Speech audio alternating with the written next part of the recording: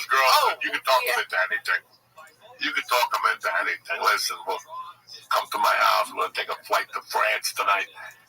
But they're like freaky. They have like leather stuff. They like. Oh yeah, they're fucking bona fide freaks. Runaways. They ran away from somewhere. You know what I'm saying? They don't think they're running a lot. The Chinese, the House, the Russians. They ran away. Dude, you should have gone because it was. I wouldn't fucking go.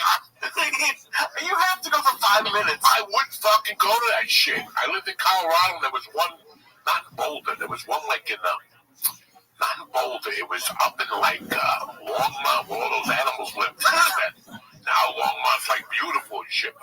30 years ago, it was like animals and people with warrants. People wouldn't be allowed in Florida.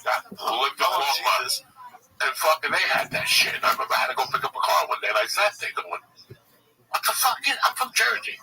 Who comes to this shit? They're out there, yay, with swords. Oh, they said huzzah a lot. They have the sticks, and they fucking that was cool. They had jousting. I did see jousting. With the horses, that was the best part, is they had jousting. The rest of it, like, I did archery, too. I shot a bow and arrow. I did actually pretty good. Oh, yeah. Oh, no, I didn't. I shot a target, but dude, there were some fucking like just people with like masks. Like there was basically like furry. It wasn't just they're crazy. Yeah, and they're all but they're having a great time. And I felt bad making fun of them because they're not messing with anybody. No, they don't mess with nobody. They're nice people. You know, it's 80 degrees and you're dressed up with a fucking joust suit. Something ain't right on a Sunday. And they take it real serious. Maybe your kids don't love you. I don't know. Who goes there? If you got a family, who goes there? There were a lot of families there. I know. Participate, but not people like... It's like a flying circus to dirty white people. Right. Okay? You ever go like a circus and there's always a chick with the missing hand and the guy with the one eye who can see through the wall. It's like the bearded woman and the fat man. I would love to see yours sounds like a much better circus. Yeah, the person with the missing hand. Yeah, but they always got some freak show. Yeah, they were, and like they were just going away. Like, oh, this is one that I thought you would have killed people. People paid to go in and do a pub crawl there. So they were just walking around in a line of like 30 people, and they took a bathroom break.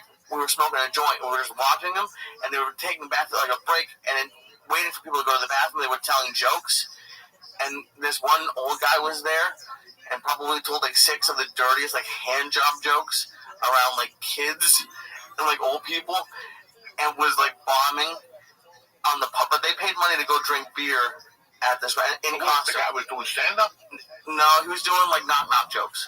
On a microphone? No, just out in a group of people, like 5 or 6 people, like, hey, pub crawl, hey, pub crawl, hey, pub crawl, and then they go, and then they take turns doing jokes. And this one guy, I could just, because I see it at open mics all the time, but I can just tell that he wants to do stand-up, but just basically. You should have gone over and gave him a lesson. I did think about Bavarian. You could have gone to the Bavarian tour and done all the festivals. So you put a turkey leg in your hand. And a VD cure in the other, you know what I'm saying? I got the woman there, even if I was single, the women, like, they're the kind of women that, like, they're kind of tough. Like, they'll probably beat me up. Tough, just define tough. Because they're like, them out of the car. Huh? You can I don't I don't know about throwing anybody out of the car before. Up, you kick them out of the car. Is the car moving? No, you're talking to them on the block. Yeah, it's moving. Why kick somebody out of the car if the car's sitting there? Oh, but they were just I don't know. Remember, do you ever meet Milkshake? Oh yeah, I just told you about Milkshake.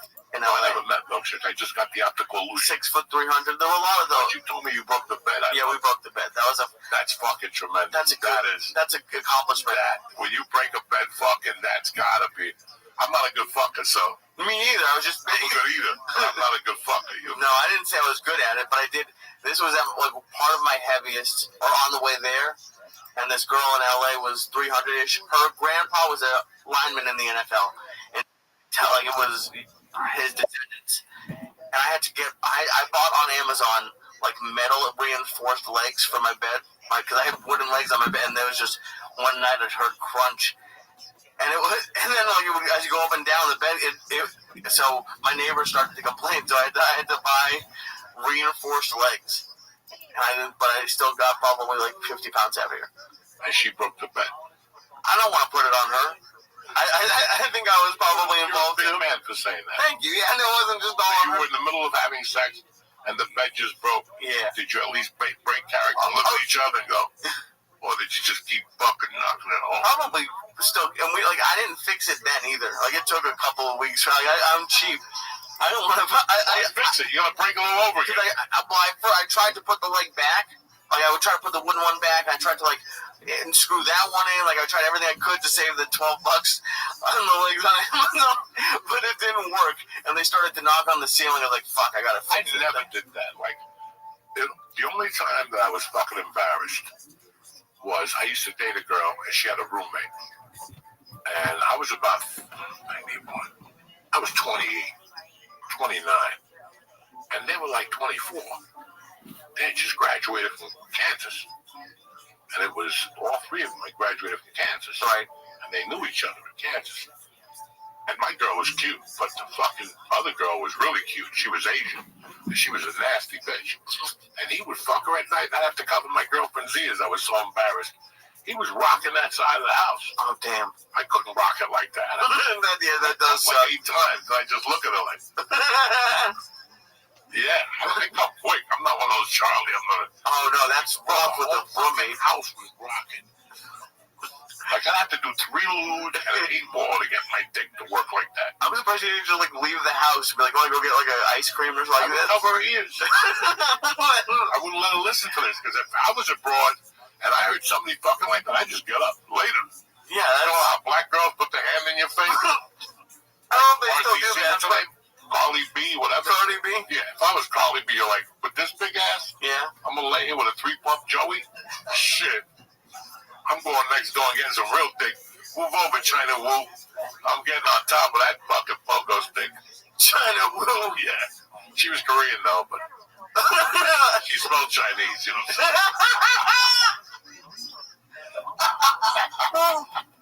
Oh my She's God. a good egg. They were good eggs, man.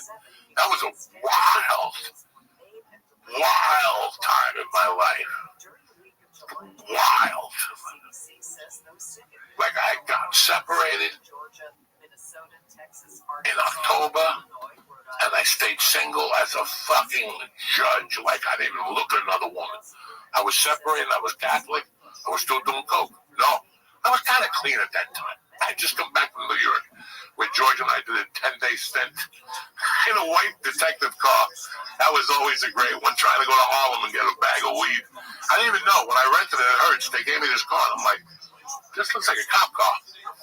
So I went to the fucking city, and I'm driving around the city. Hey, what do you got? Nothing for you. What the fuck? Did it have the light and everything on the front? No, it was just, it was a white. You're going to get undercover? Yeah. Oh, no. And I'm going to take George, please help me out. I can't buy nothing. I'm flashing $300 bills. I'm fucking, I got gold watch. Nobody wants to help me. That's hysterical. I had to book my Yankee Stadium. I had to go to Yankee Stadium. How long did it take you to realize that was the car? Honestly? Yeah. Like 2 days. I was so fucked up. I didn't even know. I went hard those weeks. Because I remember I stayed out of North Bergen for like 6 nights. I was here for 10 days, probably September 10th, like the 20th. And I had tons of credit cards that I had never used. And my wife said, take a credit card, go have some fun. And I was like, fun? And I'm like, I only got like 3 cash. And I discovered cash advances. And they, they're like worse than a loan shark. But I didn't give a fuck. I was taking 100 out there a day, buying coke in the daytime, and then taking another 100 at night, charging meals. I got back. I lasted about a month, and that's when she said she wanted to get separate. I didn't do shit for 2 months. December 18th was when she told me I'm dating. I go, you're dating, motherfucker? That's all I need. That same night, I went and won a contest and got a package and started working this fucking waitress. I worked her for like 3 days before Christmas. She's like, I got a boyfriend. After breakfast, after I took her to breakfast, I said, I got a boyfriend. Like, what the fuck? How did it fuck? I went back to the club that night, and I met another girl. And we started talking, and she goes, I'm going home for Kansas. When I get back, I'll call you. And I'm like, this chick ain't going to call me. She fucking called like the 3rd of January. Nice. And it was that girl. And and she went back. Her father owned the fucking hotel. Oh, he owned 4 of them. And I did comedy at the one. I'm going. And she was living at the hotel, like Zsa Zsa Gabor at the time. And her girlfriend was living at the hotel. And at first, I hadn't dated nobody in 6 years. I didn't even know. Yo. What up, Louie? So we would do comedy on Tuesdays, and her and I would. Can you hear me, big dog?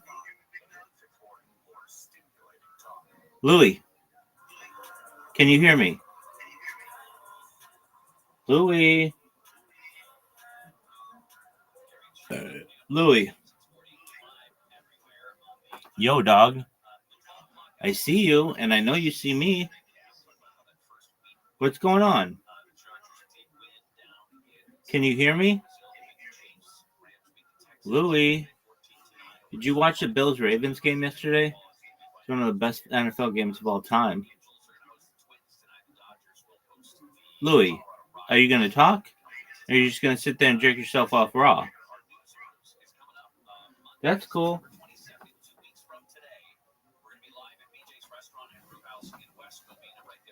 I'm going to watch Dafyomi. You want to watch that? Like probably nap time. Yo, dog, are you going to talk to me?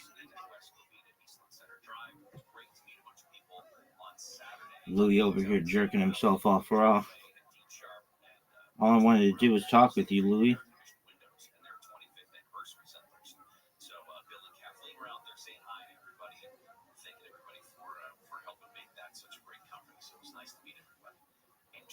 Dog.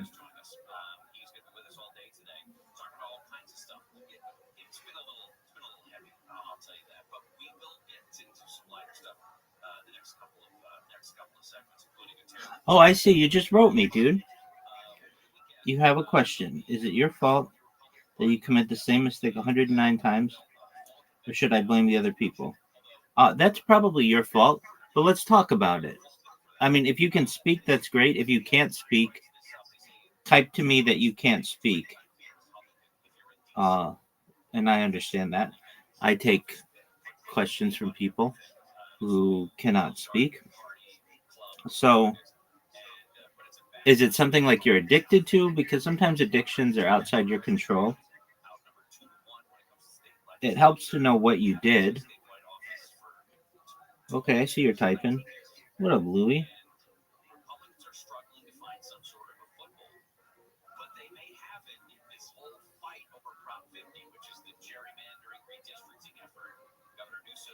Your mic is not working somehow. So sorry for that. No problem at all. All right, so Louie, just type to me. What did you do? What's wrong? Come to Rabbi. What happened?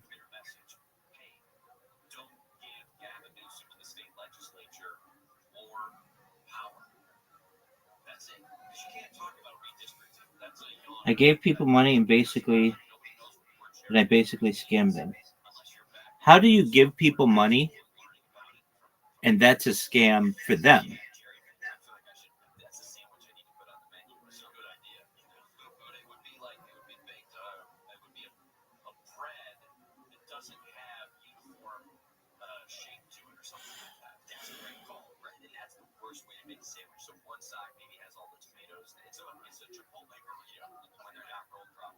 You gave people money and basically scammed them.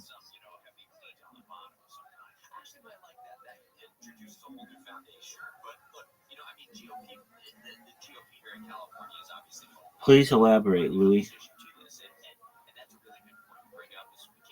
And Louie, how did you find out about me? Can you tell me how you found out about me?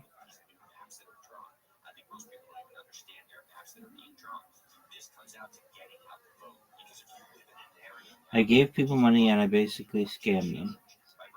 I don't understand. Okay, I loaned them money and they had to pay high interest and all their businesses are insolvent. Okay. Well,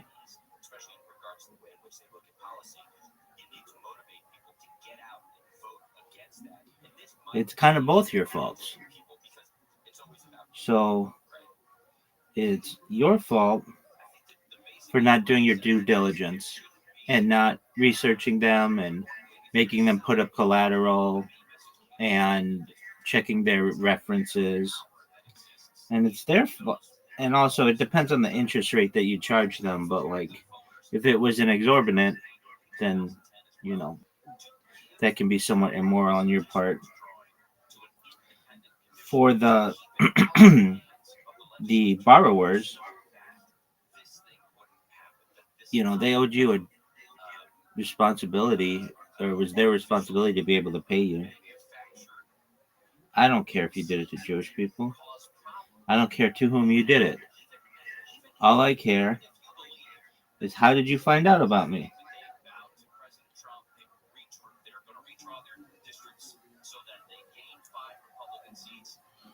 Yeah, you're not allowed to loan to Jews if you're Jewish, so. Okay, cool. So, if you're a Jew, you're not allowed to loan to other Jews at an interest rate. So, but since they weren't Jews, then that's not an issue. And yeah, fuck yeah, I'm Jewish. I'm like the most Jewish person on earth. All right, so you basically charge an exorbitant amount of interest, and their businesses went under. All right. So it's both your fault. You didn't do your due diligence. You didn't collect collateral. You didn't seek references. So that's on you. You think I will end up in hell? We as Jews don't believe in quote unquote hell. So, no, I think there's still a spot for you in the world to come.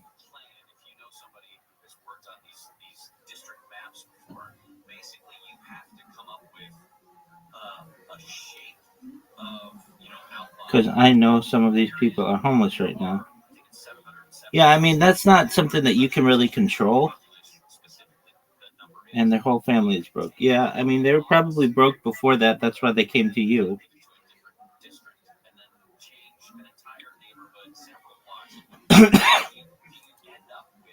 So is it your fault that they're homeless? No. No, I mean, I gave them money and they went broke because of the interest. What interest rate did you charge these people?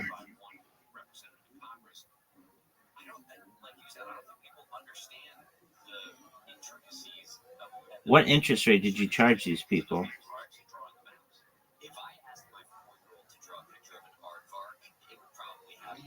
What interest rate did you charge these people?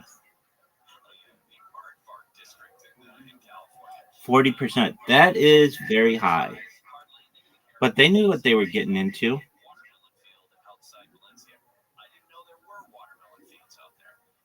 But it got higher depending on their circumstances. How fucking desperate were these people? I mean, I understand they were desperate, but like, on you can get in trouble for that. You can get in trouble for charging that much. Let me look up the law in most states. I thought it was like 33%, but what is the maximum? What is the maximum interest rate that a person can loan at in the United States?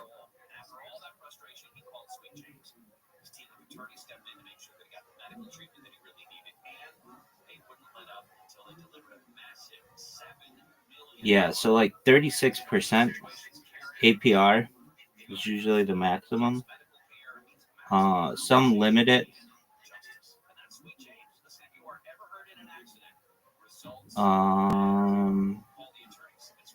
Payday loans can be like 300 to 600%.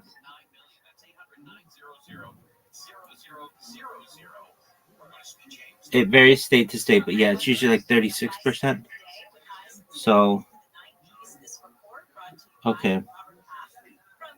Well, I'm in Israel now, so I'm pretty safe. I escaped the charges. Okay, well then you don't really have anything to worry about. And on Kol Nidre, you just ask God for forgiveness, and then you'll be washed of your sins. And on Yom on so basically you have like a month or so to repent, and you still feel bad. Well, after Kol Nidre, you shouldn't. That's what Kol Nidre is for on Yom Kippur.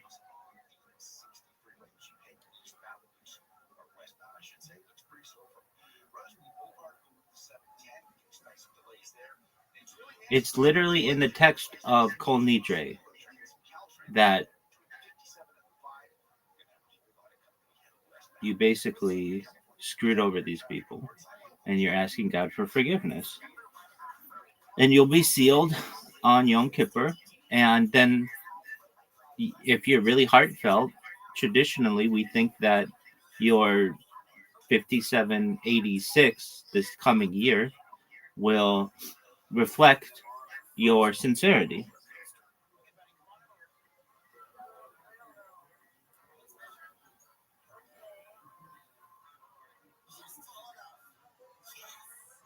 So it's the month of Elul now, which is the time to, as they say, get right with God, basically to repent, teshuva.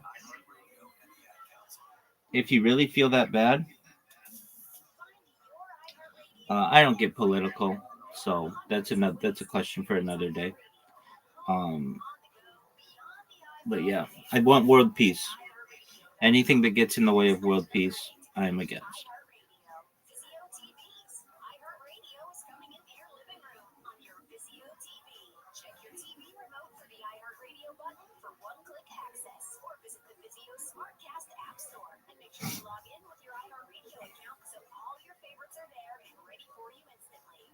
Yeah, no, I understand you being safe in Israel. I think you should support world peace. So if anybody ever asks you, do you support Likud? Do you support Netanyahu? Are you a Kahanist? You just say, I support world peace. Nobody's going to attack you over that. And people may say, well, what about the hostages? I support world peace. I want them to live.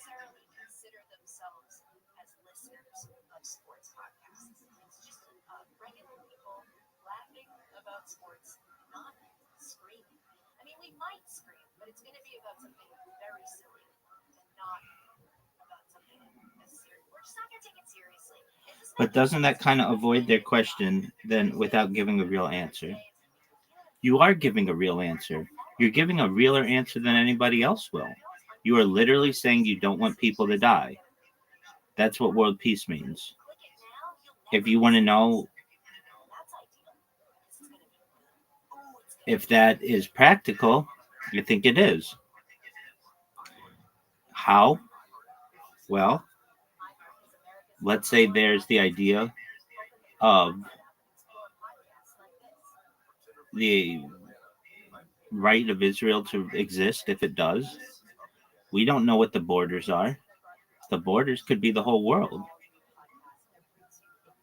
Meaning, in the Bible, in Torah, it never says that Israel is from the Mediterranean Sea to the Sea of Galilee or to the Jordan River or to the Sinai Peninsula. It doesn't say that. It doesn't give a map. There is no map. There are no coordinates. Could be anything. I could be in Israel right now. In fact, there are many poskim, many traditional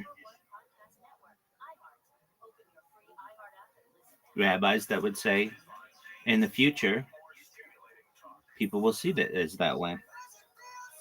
But doesn't that kind of avoid the question not giving a real answer? It does give a real answer. It gives a very real answer. So what's their question? Do you support what Israel's doing? I want world peace. That's an answer. What more do you want? Well, do you support taking a gun and sticking it in a child's mouth and pulling the trigger? Does that sound like world peace to you? I want world peace. I don't want anybody to die. What's so simple? I mean, it's simple. I don't want anybody to die. I'm not yelling at you. I'm yelling at the questions that you're going to get.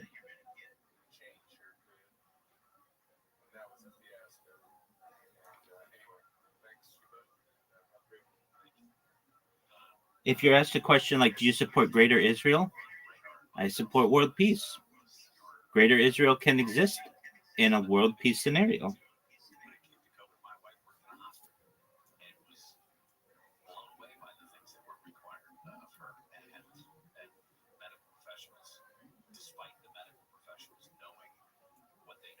Yeah, I get it. So you don't say who is right and wrong. That's exactly right. That's exactly right. It's a neutral answer, but it's how you really feel in your heart. And if you ask Benjamin Netanyahu, he would say he wants world peace. It's just how does he want to get there? If you ask Likud, they would say we want world peace. Nobody's going to fight you on that. That's like that's what everybody wants. And it's just what means does it take to get there? Some people may say, well, we need robots to go in and clear out all the undesirables. Okay. Some people may say we should bribe people and let them go live somewhere else. You just feel that Netanyahu doesn't want world peace. He probably, I would say, does. But his idea of world peace is likely somewhat similar to Greater Israel. And then eventually an Israeli globe, not just as an Israeli state. Now, you can say, well, how does that happen if there are only 16 million Jews on earth and 8 billion people? Conversion. No one says that people can't convert to Judaism, specifically Orthodox Judaism. So you say to a people, you either convert, you take a bribe to move, or we'll destroy you. We're giving you options.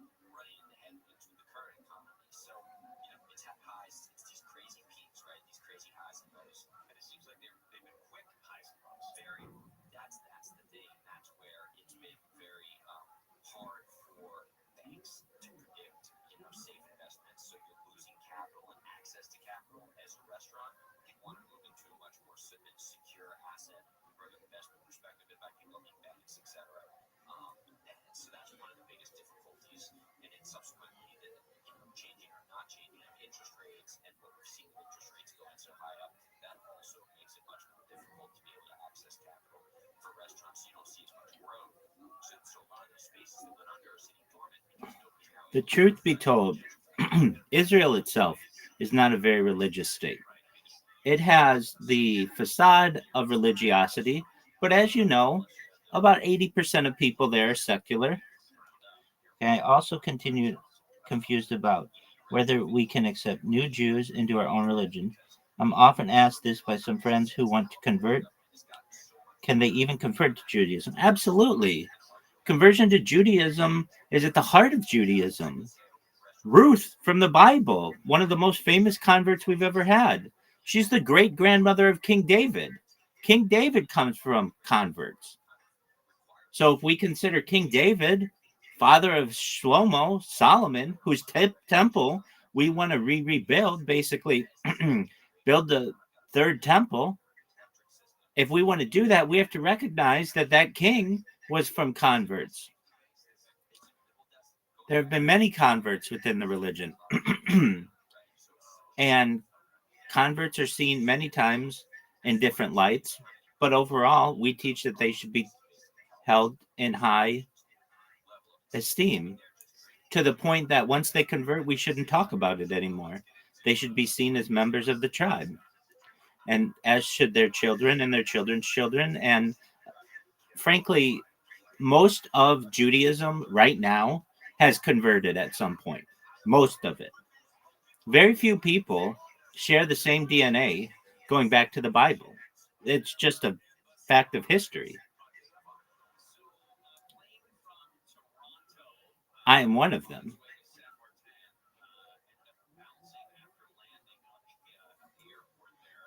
But we really are we really openly committed to bringing new people into Judaism? No, no, no, no, no. We don't proselytize. We don't proselytize, meaning we don't have missionaries. We don't go out of our way. In fact, we reject people multiple times if they want to convert.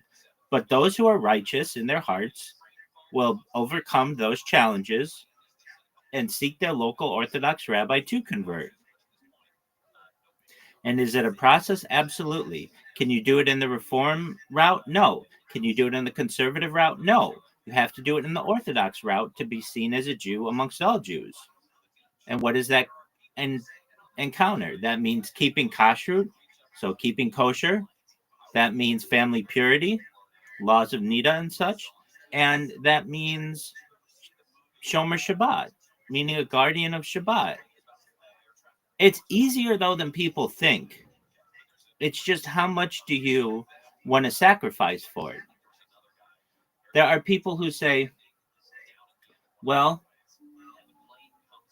I don't know if I can keep kosher, when they don't know what kosher is.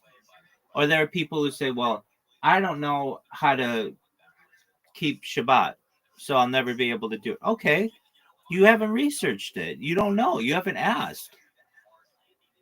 For any person who wants to join Judaism, there's still an open door for the righteous. Now, does it get political? Absolutely. It gets very political, where you convert under some Orthodox rabbi and it's not seen by the state of Israel as a legitimate conversion. These things happen. But there are workarounds. You can go and convert under a different based in. There are options for every person out there, anybody in the world who has who has righteousness to be able to convert to Judaism. And those who don't can live a life as a Noahide and following the 7 laws of Noah.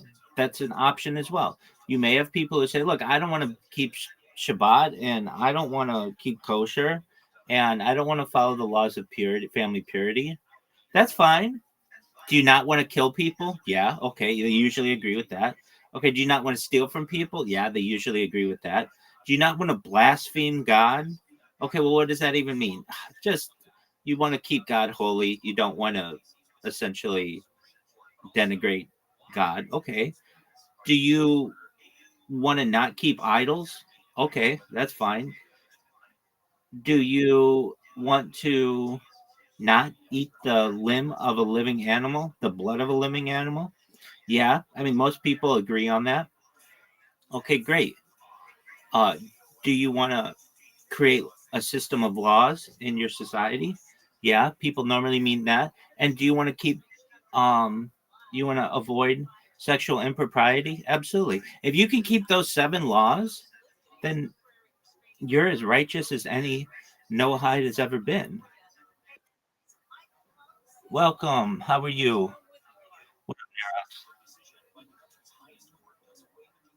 So there are multiple options.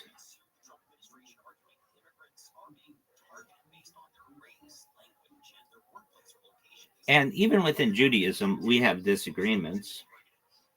In fact, there are many Jews who don't consider Reform Judaism or conservative Judaism to even be Judaism.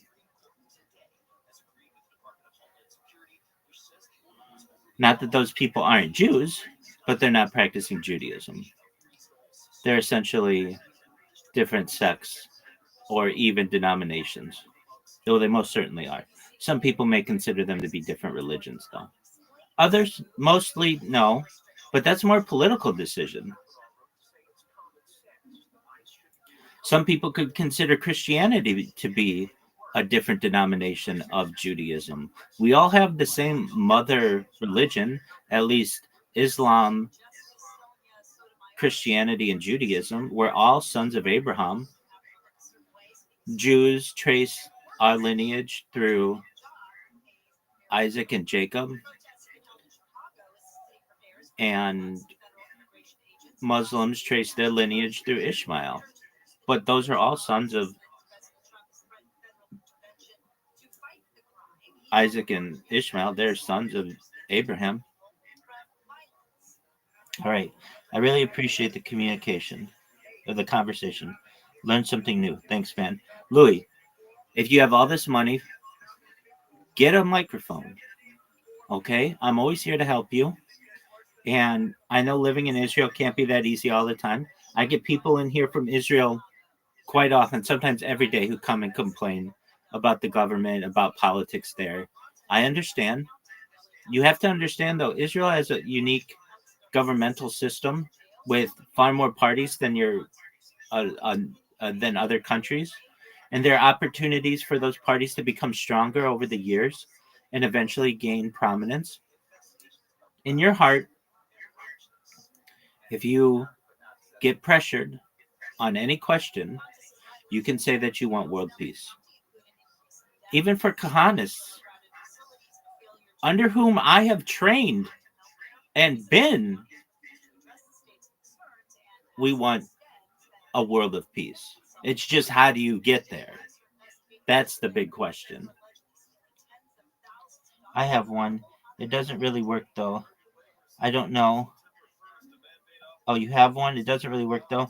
I don't know how to fix it. Dog, if you can travel all the way to Israel, you can just go on Amazon and buy a new microphone. And if you're like, well, it's too expensive, dog, you just were charging 40% interest rates on people. You definitely can afford a microphone.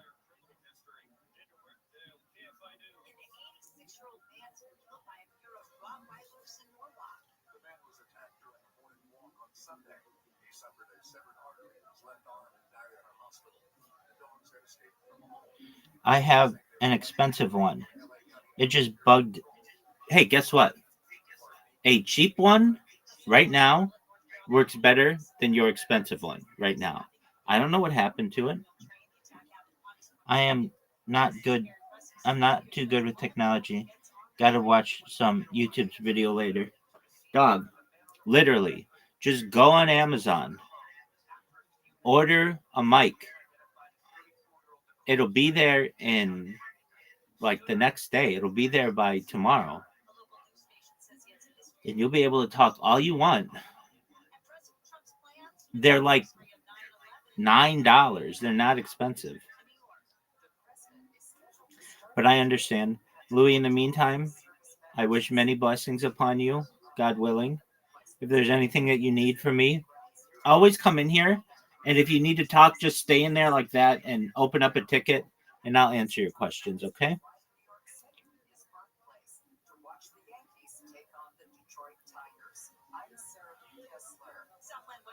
I got a meeting now.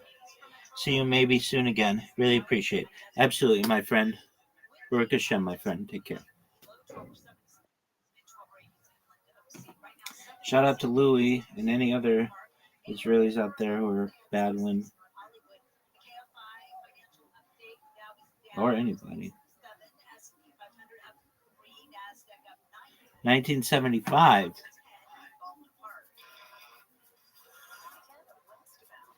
Look at this athleticism.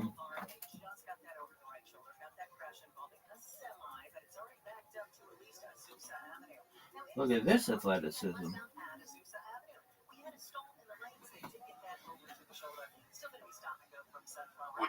And plenty waiters. This is why I love comedy. This is the thing about comedy you love. It wasn't a comedy club, but at that time it was run by like one. Right. Just Tuesday nights. And we would all go there. We'd do comedy. We'd close that bar, which closed at 12. And then we'd go out in Boulder. And we'd go to a karaoke place over by the other side of Boulder. I'll never forget going in there and listening to Michael Jackson with them. And some of them were just regular drinking. Half of us were doing coke. Like the other half was doing coke already. What half were you? And I started dating this girl like in January. Like just taking her out to dinners. And everything was going well at the time. All the credit cards were in full effect. So I'm out every fucking night with this chick.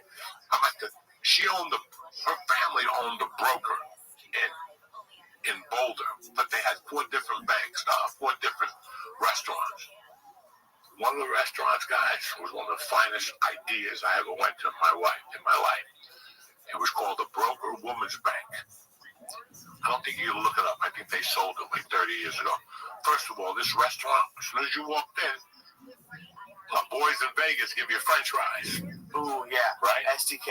SDK, whatever, the steakhouse. Yeah. They give you French fries. Mm-hmm. Chinese people give you the noodles to dip. Okay? This place gave you a big bowl of peel and eat shrimp. What? Listen, now I don't want it. Like now, I know I'm gonna shit blood and get Katrina germs. But 30 years ago, when you're dating a chick and you're trying to impress and they show up with a fucking shrimp bowl, so any of the 4 restaurants you went to, as soon as you got there, what are you drinking? Whiskey tonic, whatever, soda. Boom, they come right back with bread and a fucking bowl of shrimp. I've never even seen that before. Fucking floating Cocktail sauce? Cocktail sauce. It was nice setup. All the restaurants were cool. Let me talk to you about the Women's Bank. The Women's Bank was a bank. So you ate in the fucking rooms where you take the money out in the vaults. Oh, shit. Dog, talk to me. That's so badass. it was a curtain. This is 1991 and 92. Let's take it down. And there was already a curtain, so the guy would knock. Oh, I'm bringing in the steaks. Okay, open.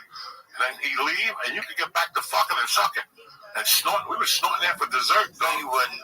Yes, I would. I went there till about 1995. Why did you say that? Because I fell in love with that restaurant. The concept of going to a restaurant, eating a steak, guy closes the curtain, you take a gram of blowout, you do 3 fucking for desserts, and an espresso and a Heineken, and you're hot to try. You're in fucking, it wasn't downtown Denver. It was like, because he had them all over. He had like downtown, South Denver.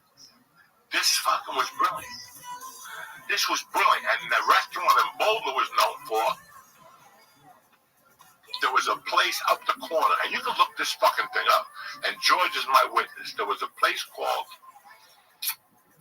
it was on Arapahoe Boulevard, and it was called, what was it, Friday, FAC.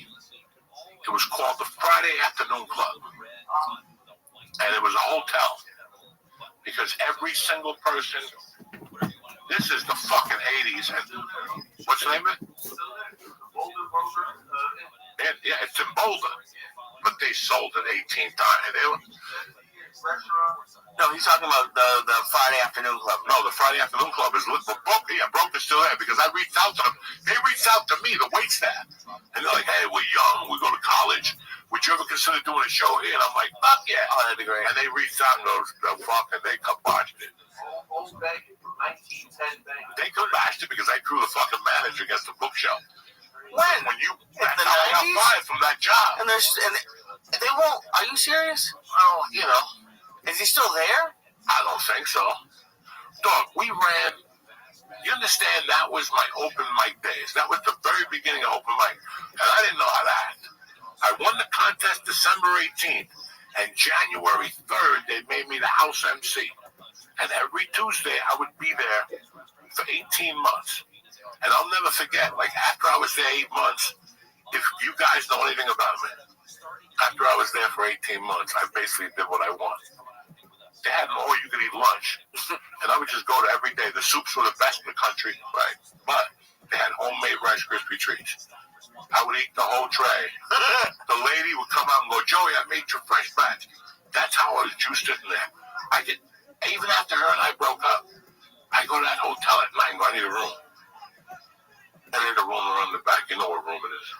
Clean up the sheet, leave a 50 for the wait staff, for the thing. I can go back to that store cook. Nobody would know. By myself. I had that fucking place wired. I knew the chefs. I knew the wait staff. I knew the whole time. So think of the last 8 months. I was just doing. I still remember New Year's Eve. There was a band, and I talked them into paying me like $300. Like I was a big shot. $300 on New Year's Eve after doing comedy 2 years, and I talked them into. They paid me $300 to bomb. And I still remember people were trying to get on the elevator, and me and my buddies were on the 4th floor with the alarm on, snorting coke, and people were banging on the elevator for 30 minutes. We came down to the 1st floor, and everybody was there. The fire department, and we come out with powder all over our face. It was insane what we were doing there. So the last 3 months, they really wanted me out. They just were looking for an excuse. And the elevator wasn't it? The elevator was still there, but I was... No, but that seems like an excuse to kick you out. I did the craziest things in there. I was swapping spit with a chick one night, fucked up by the ice cube machine, and something made me look at the ice cube machine, and I popped my head up, and I took an ice cube, and I just opened her pants, and put the ice cube in her pussy, and then took it out and popped it in my mouth and started swapping spit with that chick. Almost fainted, you know what I'm saying? And I was only 20. I was only 30. I was doing crazy shit like that. That woman almost fainted. She's like, I never did something like that before. I did some crazy stuff in that hotel. And forgive me, because was this the hotel that your ex-girlfriend lived at too? At the time, all right, she lived in there from December, January, and then February, and maybe March. Then she found an apartment. And when did you guys break up? We didn't. I kept dating her in that apartment. Okay. This is going to take you deep. So this is 92. And she's living upstairs with the Korean girl. And they're living in this apartment. And I'm dating the brunette. And look, this is a crazy story. And the other kid's dating the Korean girl. And we double date. They're coming to my comedy shows. And I'm falling in love with this girl. I was after my divorce. She was the only sanity I had. I was just getting yelled at every time I talked to my ex-wife. This girl, and she didn't know I did drugs, guys. And when I got too gacked up, I would just cancel on her. If I went out while she was waitressing, because her father made a waitress. Boy, she was no manager. Her father made a waitress. So I would go out while she was waitressing to do comedy and other things. If I got too fucked up, she would have to call me at home, and I'd tell her I'm too tired. I'd be fucked up with a chick in the house. But I knew she was a drink, so she wouldn't come over. Like, I lived in Arvada then, 40 minutes away from Boulder. I was living with my cousin, George Coelho. Right? You guys never met. His name is Al Coelho. I grew up with him as a kid. He had a bad pill problem. I would sit in the living room. I would sit, sorry. This poor guy, let you live with him. I would sit in the living room in the daytime, at night, watching Goodfellas or something, and he'd wait for his wife to go to sleep, then he'd look for the pills he'd hide, and he'd forget where he put them, and I'd move them around. I needed somebody else to torture. Once I didn't see George anymore, and he would come down the stairs, Nick. He would come down the stairs fucked up, and he would wait for his wife to fall asleep. And he'd come down the stairs, and his wife put little vases, like little candle things, but the candles would run out, and he would hide the pills in them. And he would come down every step and go, he had like 9 steps. Why was he hiding the pills? Because his wife was a pillhead. Oh, they were hiding pills from each other. You cannot believe this shit what I got into. So my only sanity was this girl until I could finally fucking own an apartment or something. I was divorced. My wife took my fucking silverware and everything. So I didn't know. I'm lying to you guys. I wasn't living with Al yet. I was still in my apartment with nothing. A TV on a milk crate, and I sat on a milk crate. And there was a VCR. And I had a bed with no box spring. No box spring. It was just a mattress thrown on the floor with a sheet that I never washed. Oh. And a sheet on top of me and a pillow that I just flipped over every other month. Come on, dog. I'm 30. I'm single. You want me to tell you I'm Michael Jordan, that my house was immaculate? I never cooked in that house. I never did nothing. Thank God. So I never brought anybody over there. I would just go to this girl's house. So I got into comedy. I was doing well at the club, meeting people, and fucking at a wedding in August. This girl says to me, I'm moving back to fucking New York. Like after a year and a half. Just out of nowhere? Out of nowhere. She goes, I took a job with a PR company in New York City. And I'm like, what? But in the back of my head, I'm happy. What? In the meantime, me and the Korean girl have become tied to the motherfucker friends. The girl she was into comedy, so she'd go to my comedy shows with me. We went to see Seinfeld, went to see somebody else, and then she needed a job. And I'm like, come work with me selling cars. That bitch was, me and her were banging out in that place, 14 cars a month. She would sell 14 cars a month. So we kind of got tight. So this nice girl at this wedding tells me she's leaving like September 8th of 92. She's moving to New York. And I'm like, what the fuck am I going to do with that? But you ain't going to believe it. China Wu's boyfriend, he decides he wants to go into master's. He got his master's degree, but at Washington State. And China Wu told him, I ain't going to Washington State. I don't like fucking Seattle. So I'm like, da-da-da-da, da-da-da-da. Look, they both left in September to go back to their prospective things. And her and I stayed tight friends, like friends. And then like 2 months later, I went to do comedy with her one night. And she was Korean. When she drank, she lost her fucking mind. And to top it off, she was a fucking 12. And one night in the car, she goes, rip off my shirt. I'm like, dog, she's like, rip off every sheet of clothes on me. And fuck me. And I did it. And then I go, how are you going to go into the club with me? She goes, I won't. I'm going to wait. And she put my winter jacket on and just took a nap in the Acura. And I came back out, though. It was crazy. And when I brought her home, her gay brother was living with her. And I didn't know that the brother was coming from Kansas. I'll never forget walking up with her. Her shirt was ripped. Beautiful, brand new shirt. And he looked at me and goes, you're up to that again, aren't you? And I'm like, woo! I thought this chick was great. And she had the white boy confused. But she knew I was crazy. So she took me into the deep waters of the underworld. And then she's like, I want to do this cocaine shit with you. And that was, I don't have to say what happened after that, though. We went on like a 3-month tab. Dog, she would pick up. It would be me and her, and we'd pick up my daughter. Like, I wouldn't bring her to see my wife. Like, that's how much I was in. The white girl was done. I didn't want to see her. I only talked to her out of, like, I don't even know why I'm talking to you. You're in New York, you know. Why are you still here? Right. Because I got the Korean girl. We're doing shit that you never even dreamed of doing. The Korean girl was crazy. And she just moved into my house. It was fucking Yo, there he is. Now, or your old house? Now I was... Shavuot, pimp, what's up? Let me guess, you got a fucking microphone. That's okay. Reopen another thread. We'll talk.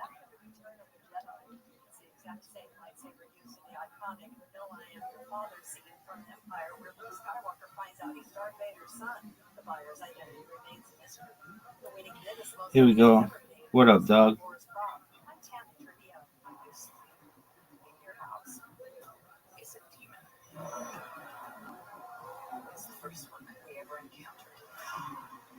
Conjuring last ride scared up $83 million at the domestic box office and $187 million globally over the weekend. Last Rides is the 8th #1 opening for Warner Brothers this year. That's entertainment. I'm Jacqueline Carl. The free iHeartRadio app is #1 for music, radio, and podcast. Yo, dog, I'm doing well. How you living, pimp? Library of over 350,000 titles. Here's an iHeartRadio podcast preview. I'm just chilling, updating all my streams. I'm down to Dobbin, down to fill-in, say Shema.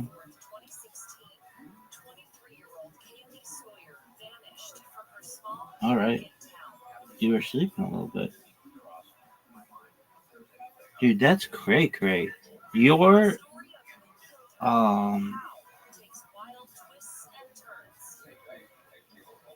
wow. Okay, you're different than this guy. But you guys look a lot alike. Okay, normal day. Okay. Cool, dog. What's good? How many remote jobs did you apply to today? How many remote jobs did you apply to today? I know the answer is 0. I was looking for content moderating job. Okay, that's fine. How many did you apply to? You can look all you want.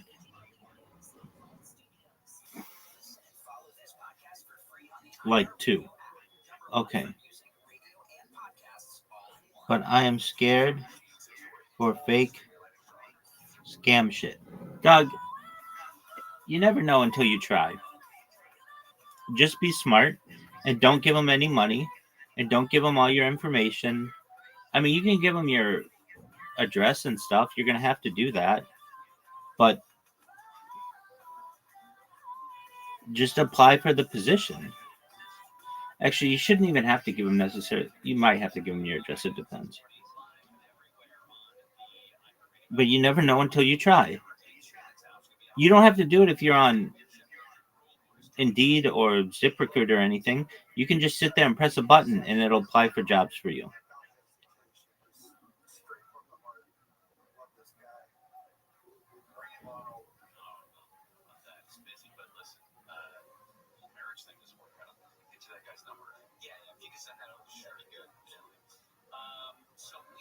What do you think? Is content moderator job easy? Dog, nobody's going to really pay you for that. At least not a living wage. They might say, I'll give you $1 an hour to moderate my stream. But that's not realistic. If you're like, they're going to give me $25 an hour to moderate their stream, I don't even know if the biggest streamers in the world pay that well. So I would be very hesitant at believing any of that. It's not that hard. And there are people who will volunteer their time as moderators. How? They just like you as a streamer. And then they just are like, okay, well, whenever I'm watching your stream, I'll just keep an eye on the chat. And if anybody says anything out of line, I'll time them out or I'll ban them or whatever. They do it for free. So why do they want to pay you to do it? That's my question for you. Any small-time streamer doesn't need a moderator. I have a Discord of 1,900 people, and I have no moderators, basically, and it works fine. Now, you may say, well, you don't have channels to speak in, to type in, which is true. So if you want that kind of moderation, they make bots that moderate it. I don't have places where you can type because there are ways you can get your account, your server banned if you allow that, and I want to avoid that. What do you think do you think a content moderator job is easy? Yeah, if you can get one, I think it's easy. But I don't really think it's a real job. At least not long term.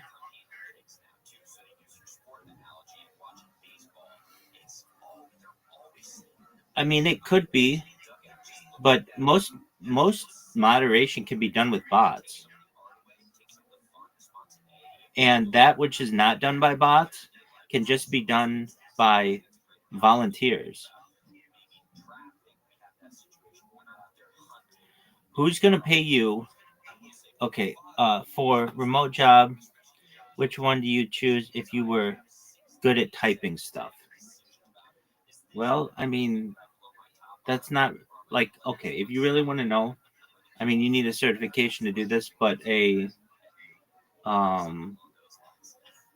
court reporter, someone who types in a court, that's traditionally been that route, or an administrative assistant.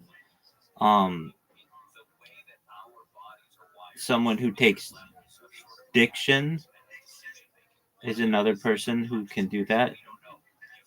I actually wanted to do that. Okay, well, why don't you go do that? But yeah, you need a certification. Well, why don't you get the certification?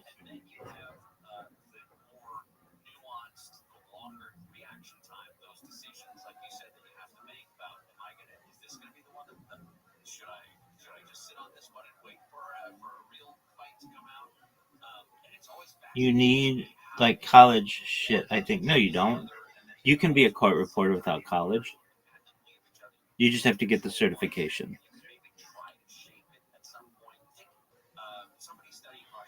I don't think that that's a good long-term position, though, because it's very easy for AI to be able to do that better than a human can do it very soon.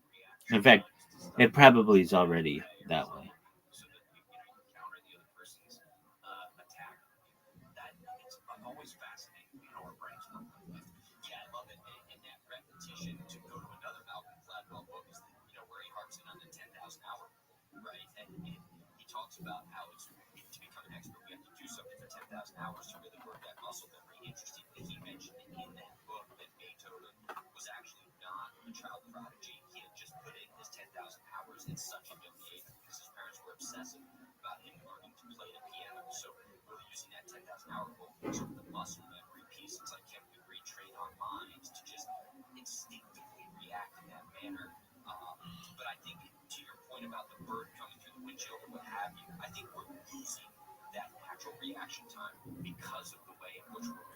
You need like college shit, I think. You don't.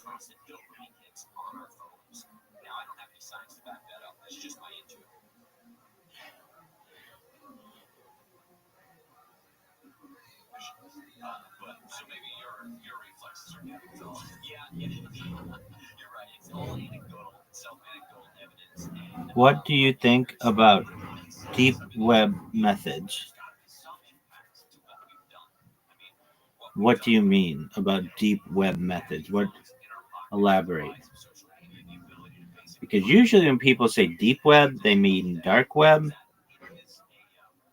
Yeah, do you mean dark web? Yes. Okay, so deep web is different. Dark web is a way to make money. It's risky,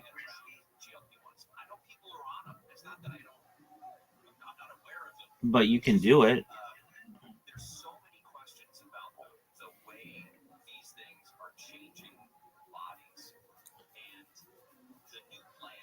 If I were going to do it, I would set up a site where, I mean, I've seen these before on the dark web. It's like a marketplace where you can buy all kinds of stuff like Netflix subscriptions and drugs and that kind of stuff.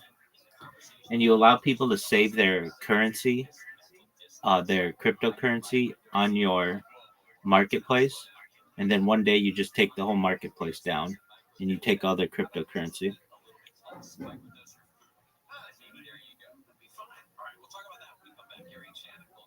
Yeah, that's smart. Well, I wouldn't be telling you about it if it wasn't, baby. The U.S. Supreme Court has lifted a temporary restraining order on voting immigration controls. Southern California KFI's Michael Loves is live with more. The 6-3 decision by the court does away with a lower court's ruling and appeals court decision holding it. The ACLU, along with local governments like the city of LA, LA County, argued successfully previously that agents were using race, language, and workplaces to stop people. They say that's against the law. National Border Patrol Council President Paul Perez tells Fox News that's not true. A number of factors to determine where we're going to go and we're going to go after. And many of these people, they run as soon as our agents and officers get there. So that as well is an articulable fact that can be used.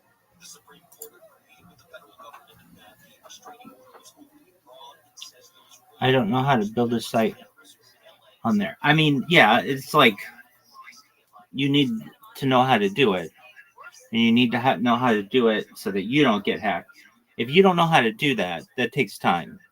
And it would take a lot of time to learn how to do that generally. So,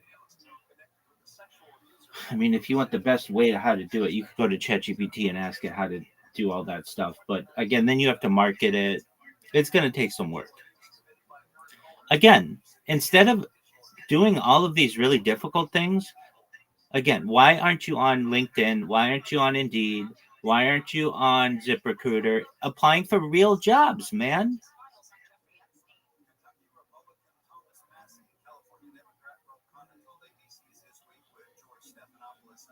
Literally, instead of figuring out how to build an entire site infrastructure and payment system and making it secure, which can take weeks, months, years, you literally could just get on ZipRecruiter and get the job in a matter of days.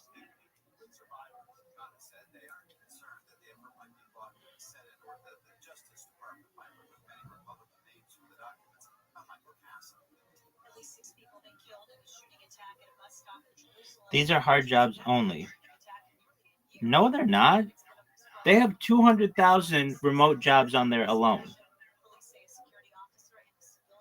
When you put in location, type in remote. and you'll get 200,000 options. Responders and others diagnosed with cancer linked to 9/11 has increased to more than 48,000. Most of those responders are now in their late 50s and 60s.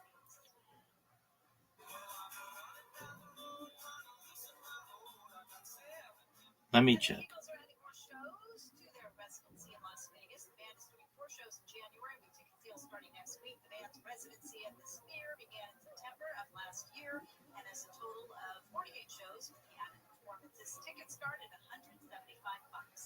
We're going to go to the 101 next. So my wife and I had these conversations about retirement accounts, and we know that we've got to prepare for retirement at some point. We just don't know what the roadmap looks like, or the timing, or what risk analysis we should be looking at. And the fiduciary advisors at Trajan Wealth helped us understand no two retirement plans are going to be the same. And they offered us guidance on a bunch of different financial objectives, including ways to earn some of the higher potential returns, tax concern questions. They answered those for us. So call the Titan. But there are jobs that require interviews and other stuff, video calls. Yeah, dog, you're going to have to do that. Sorry, 310-340-2200. That's 310-340-2200. That's a big part of working remotely. Retirement looks like. Feel confident in that plan. Trajan Wealth, TRAJAN, TrajanWealth.com. Advisory services offered through Trajan Wealth LLC is SEC registered investment advisory and advertisement. Southland weather for KFI: sunny, highs upper 70s and 80s for Metro LA, upper 80s, 90s in the valleys, the high desert and the high E. It's windy in the high desert and the high E. Low to upper 70s in the beaches, mid to upper 80s inland and Lucille. Right now, 88 in Laguna Woods, it's 84 in Rancho Santa Margarita. We're going to a crash on the 101 in downtown LA. Yeah, if you're afraid to be on a video call, then remote work is not for you.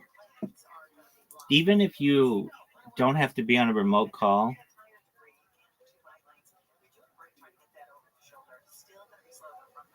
constantly, you're going to have some type of oversight.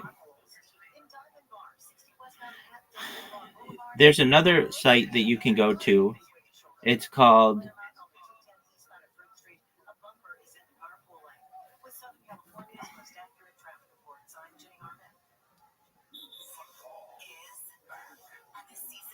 Data Annotation.tech. You can get a job programming AI and you never have to have a video interview.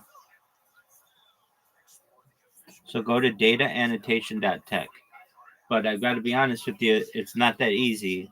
You got to pass some tests. But if you can pass their tests, you make $20 an hour.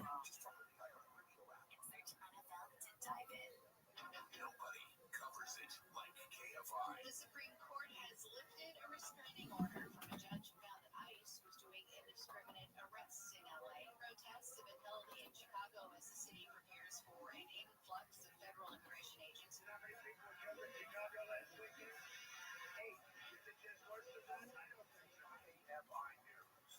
Two people have struck lotto gold, matching all 6 winning numbers. The tickets, unfortunately, not sold here, but in Missouri and Texas. KFI AM 640, your number one preset for breaking news in Southern California. KFI AM 640 for stimulating talk. Let me apply. Did you try it? I know people who have tried it.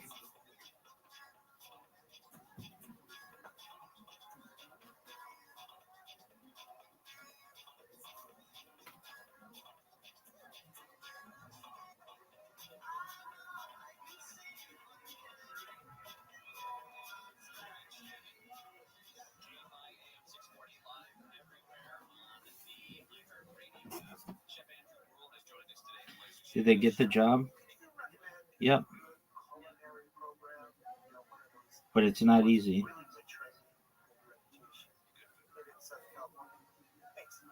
there a lot of good schools around here? A lot of the culinary schools have closed, and it's due to costs and just kind of demand and shift in the industry. But I will tell you this: I think the best culinary program is to get the new professional chef, which is the CIA, which is the Culinary Institute of America. It's their big textbook. I mean, it's updated frequently, and then go on YouTube and just start going through the textbook, learning the fundamentals and the foundations, and then get a job in a diner. Start working a few hours, short order go and get that muscle memory going. That is all you need. I was going to say, I don't remember which context it was in one of the earlier conversations about. I guess it was about the attention span. I forgot already. Was that the art of cooking, the world of cooking, can be such a you get such quick feedback on what it is that you're trying to do, right? If you're trying to make a dish that tastes great, or you know what you want it to taste like, you can immediately determine, are you on course or are you completely off base? Yes, and I think there are other, whatever endeavor somebody was in professionally or just, as a habit or a hobby, those don't come as quickly. The cooking is one of those that you can learn very, very quickly. It's a beta test, right? And you immediately get your return on whatever that test is. That's a great point that you make. So when people develop and build apps, right? Like, oh, well, our beta's coming out, and we're going to see what the user interface looks like, what people like, and it takes 6 months and $15 million. I'll do it for $1.92 and a few onions and maybe a cut of smoked steak. And then if it's great, you got a whole new thing, a whole new art that just produced. GLP ones. There's a Washington Post article that came out last week about GLP ones and What do you do on here, dog? I can't hold your hand through it. You go to apply. You take tests, programming AI. If you pass the first round of tests, then they have a second round of tests. If you pass that, then you can start programming AI for $20 an hour. You've got to read for yourself. Nobody is going to do this for you. You need to be self-sufficient. You need to be able to say, okay, if Rabbi wasn't here right now, what would I do? I guess I would read the site, read the instructions. It literally says on the site what to do. Like, I'm going to go to the site right now, and I'm going to tell you how a reasonable person would go at this. There's a big fucking button that says get started. I'd go to that. Help build the future of AI. I would read through the page, 100% remote, flexible schedule, start right away, guaranteed pay. I would put my information in. All you need is an email and start moving from there.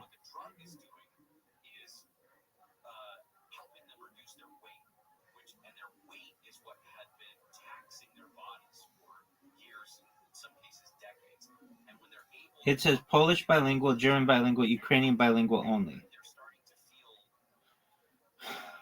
Dog, it's not bilingual. You train the AI. If you're not able to figure this one out, then I don't know what to tell you. You've got to be able to read what it says. It doesn't just say bilingual. There are positions just to program AI.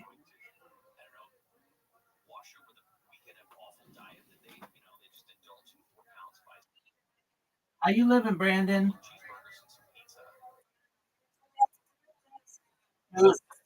Dude, that was the best football game, regular season, I think I've ever seen. It was amazing.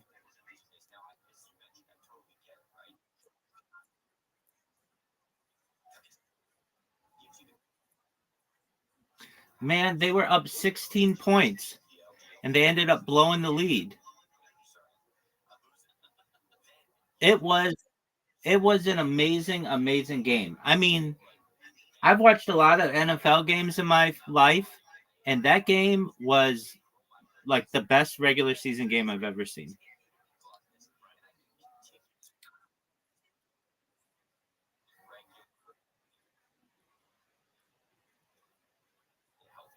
Right. That was it was phenomenal. It looked like the Ravens were just going to cruise. They looked like the best football team that's ever been assembled. And then Josh Allen in the fourth quarter. What'd you say?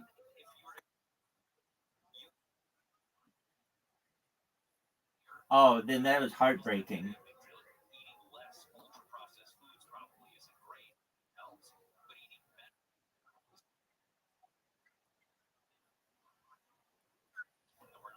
There you go. Well, they're a popular team. Yeah, he's on my fantasy team. I like him a lot too.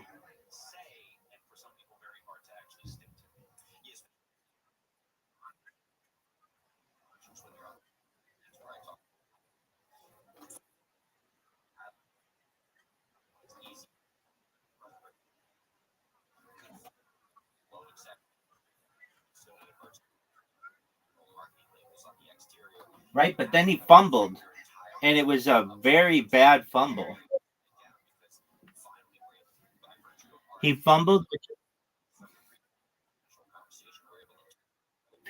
which allowed the Bills to take over and score.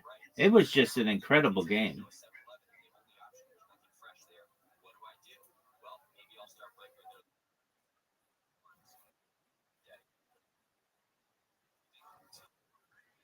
Oh, dude, absolutely. I would be heartbroken.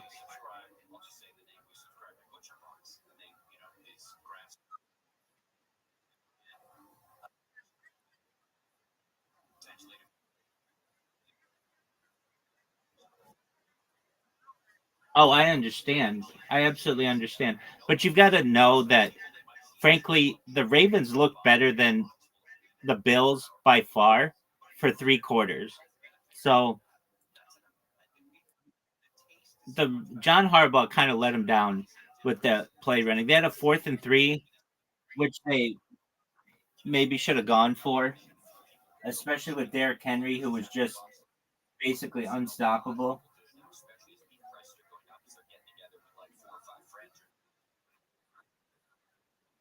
Oh yeah, the opening day game in Buffalo, definitely.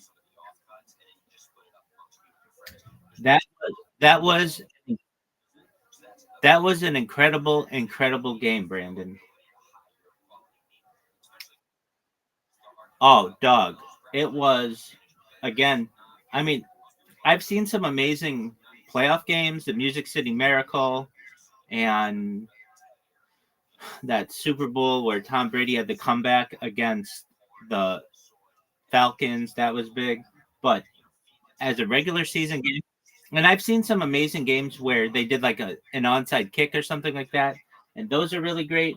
But this one was one of the best comebacks that I've ever seen. Where I was watching it with somebody else, and I was just like, is there any way the Bills come back? And he's basically like, no, there's no way the Bills come back. They're down 16. This game is over. And then it was like, no way they came back.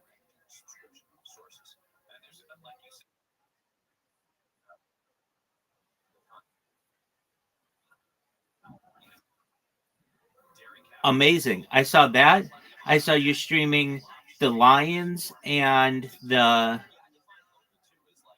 Packers. That's the one I watched on your stream a lot. That was amazing. You know that the Bears play the Vikings tonight?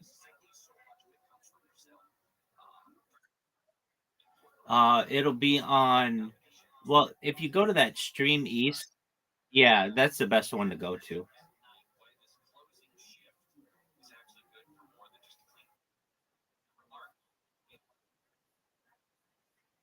Yeah, with Justin Jefferson. He is very good. So we have JJ McCarthy's first start as a quarterback, and it could be. I don't know. I think that Minnesota's probably going to win, but you never know. It might be a really close game.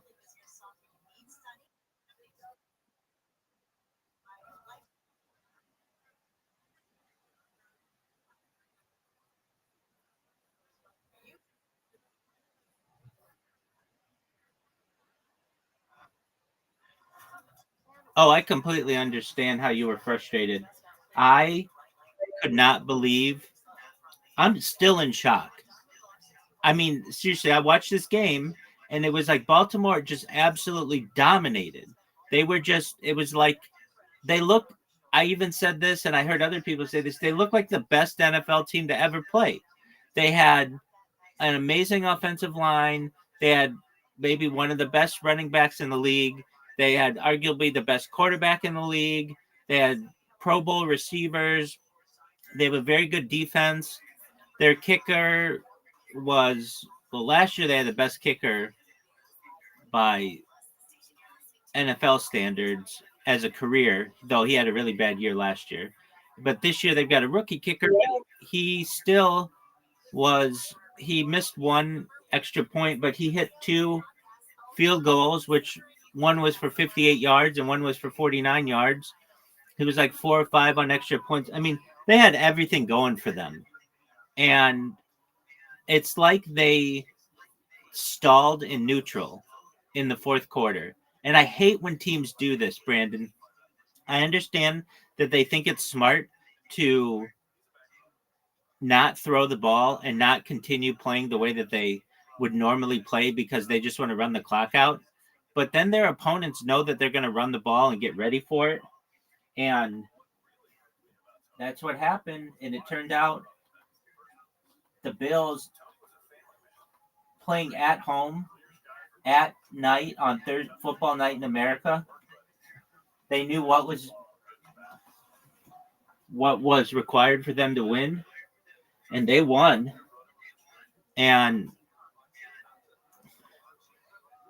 I read people were saying that coaching let down Lamar Jackson, and it kind of did.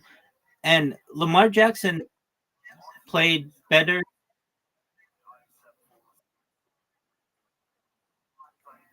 You're fine. I wouldn't be talking either. I would be really sad.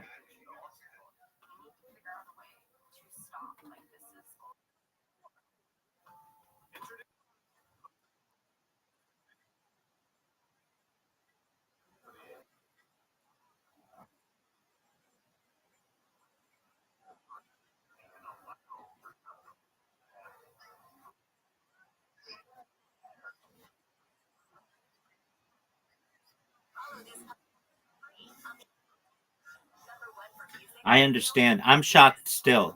I don't know if I'll ever think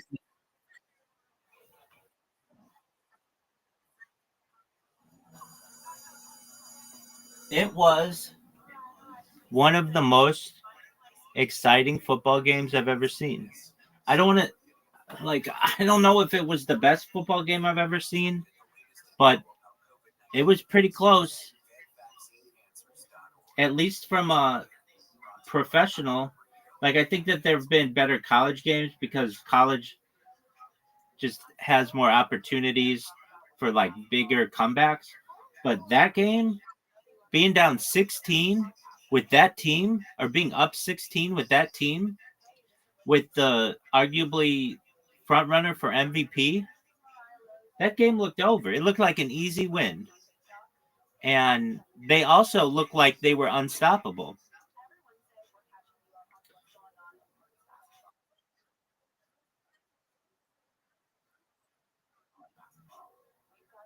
I still would not be too sad about it. And if you were to ask me who's a better team, the Ravens or the Bills, I would say the Ravens, and by a lot. They just had a bad fourth quarter. But aside from that, they played just amazingly well, and they didn't even have to try.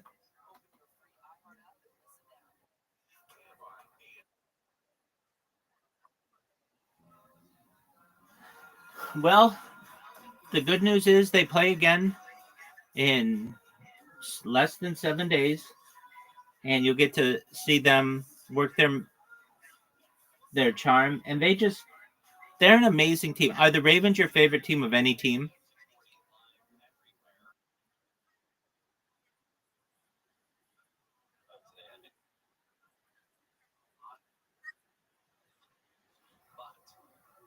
So the Ravens are your favorite team of any NFL team?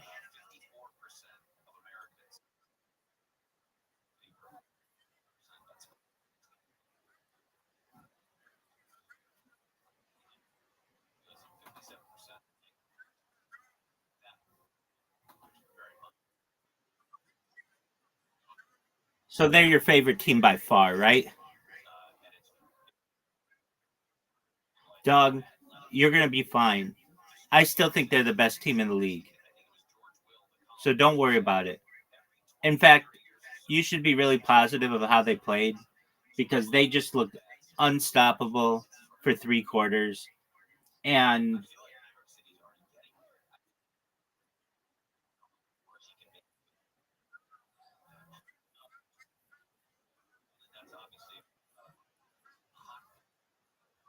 11:54 a.m.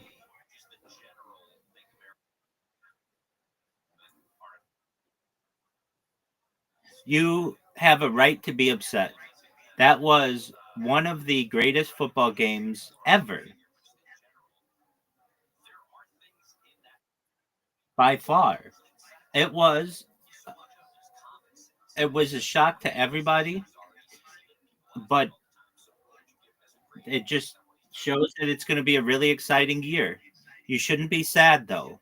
You should be sad if, like, let's say Lamar Jackson was hurt or the Ravens got blown out, then there's reason to be sad. But there isn't reason to be sad. They played great.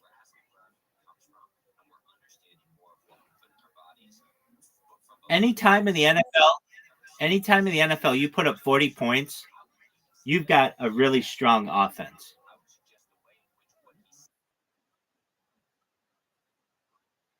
Yeah, that's true.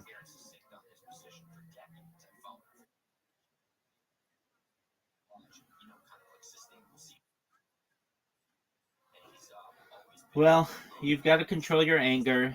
It's just a game. There's always next week.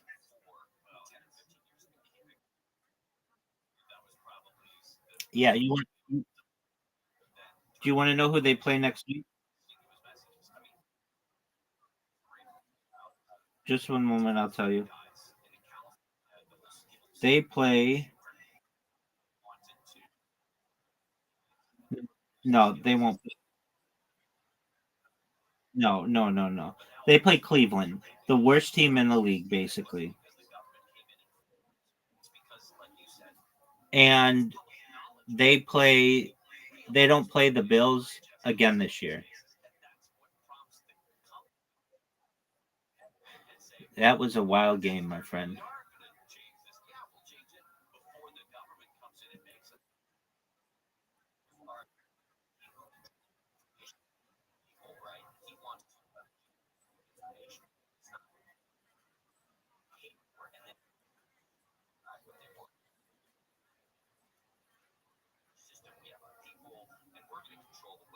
Well, it was, I think, more a coaching issue, but it's just the Bills played really well. You're good, big dog. No need to apologize.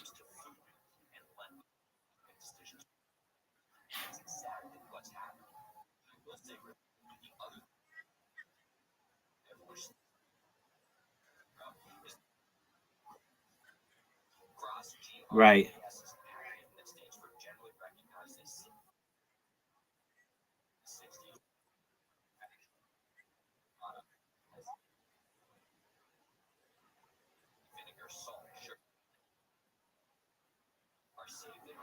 You'll be okay.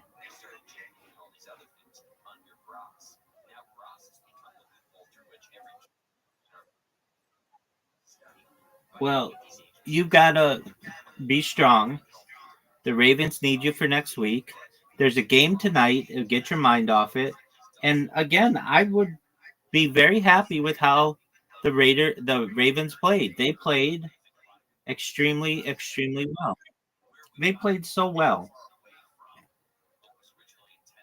And if you still ask me who's the best team in the NFL right now, I watched every game of the NFL thus far, every single game, and it's the Ravens. The Ravens played better than anybody, even including the Bills. You're absolutely in the right Discord, my friend.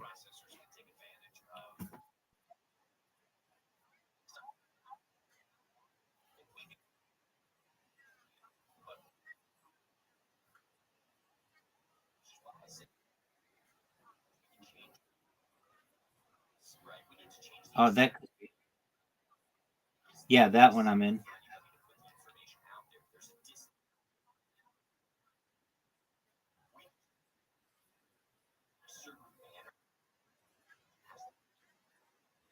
And we've been friends every day since.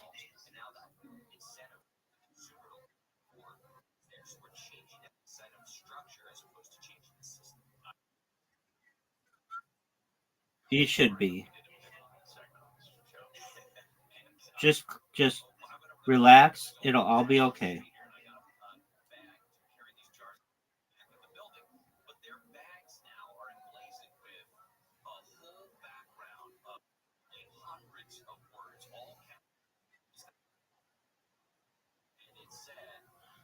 It was an amazing game.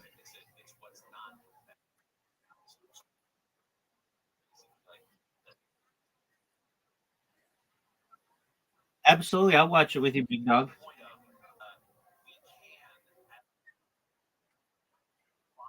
Okay.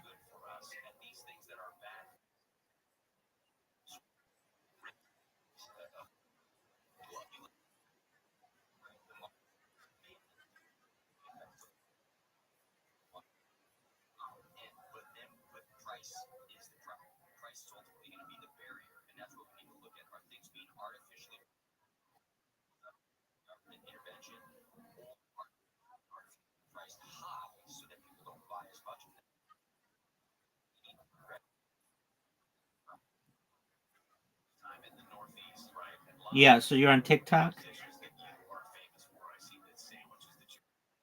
What's your what's your handle?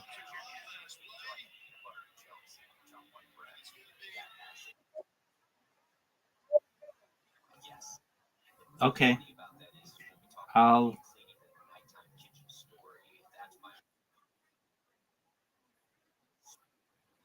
yeah, I'll send you you're good.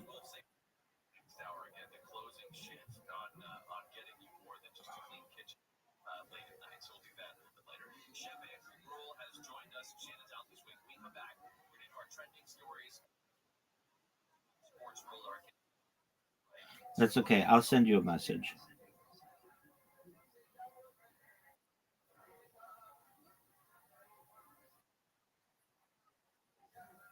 Oh, I can't um it says that you're only accepting requests from friends. So I'll send you a friend. I just sent you a friend request. Yo, what's going on? How are you, Rasai? It's somebody else. What's up, Rasai?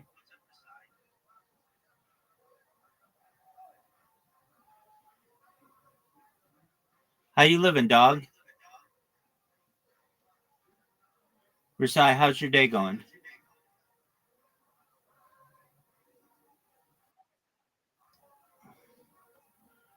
Brandon, I sent you a message or like a wave. So send me your TikTok.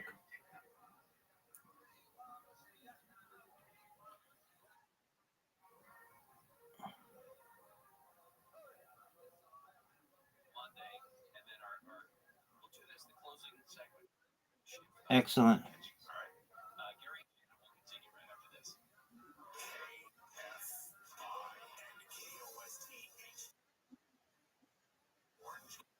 Hey, what up, Rasai? Rasai, how old are you?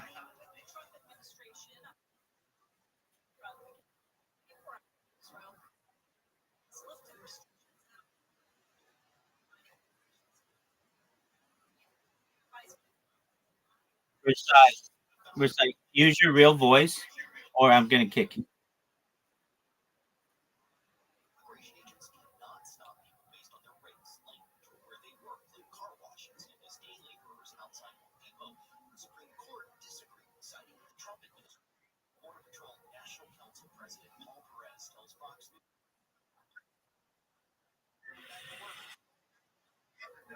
I know you're not.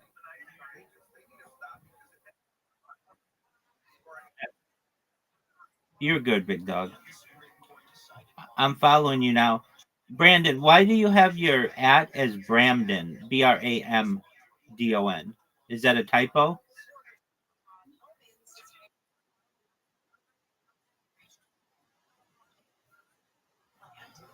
I gotcha. All right, I followed you.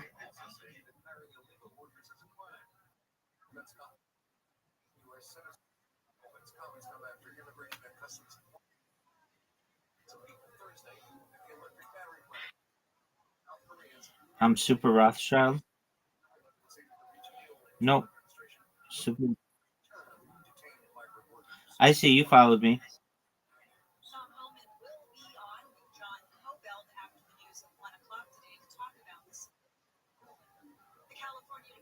Justice has filed suit against LA County and LA County Sheriff's Department over what it calls unconstitutional and inhumane conditions at the county's jails. Attorney General Bontas says the problems have made the jails uninhabitable. Spoiled, moldy meals. They don't know access to these, including soil, clothing, and bedding. The state started an investigation 4 years ago and has found inmate deaths have gone up despite a drop in the jail population. Bontas Oh, he won't for long. as the changes. An Amber Alert for a toddler taken at knife point in the city of Industry. The 1-year-old boy was reported. Absolutely. You're good, big dog. He won't bother you. I know. He won't bother. No, don't you worry. He won't bother you anymore. Suspects were identified as the grandparents. Soon go its own way on vaccination appointments while working the summer.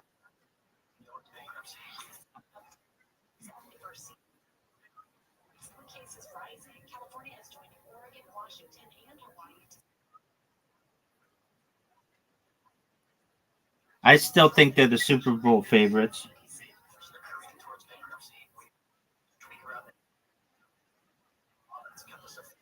feel like it's really just We have no idea what that sound is. We'll just ignore that. President Trump says Israel has terms. I understand. ABC's Allison. Really hostages or Put on whatever.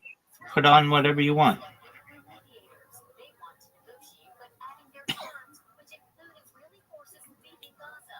An outside committee to govern the area and a permanent Yeah, yeah, it is. If you want a sports, I can get you a link for that. All right. Yeah, just one moment. when my country is under missiles, under attacks each day. I can't go to this capital of these terrorists. Yeah. It's just gonna be Jewish history lectures or Jewish lectures. Let me see if I can find a link for you. Southland weather from KFI. Sunny highs for 70s and 80s. Metro LA and rain 90s and valleys. I'll find it. Yeah, I found it. Just one moment. Right now, 75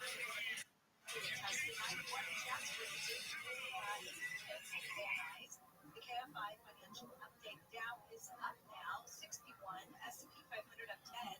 Nasdaq up 103. We're going to a stall on the 10 downtown LA.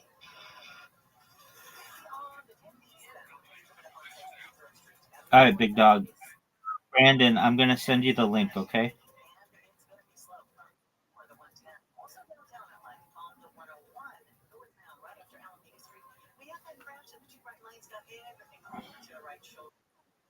You're welcome, big man.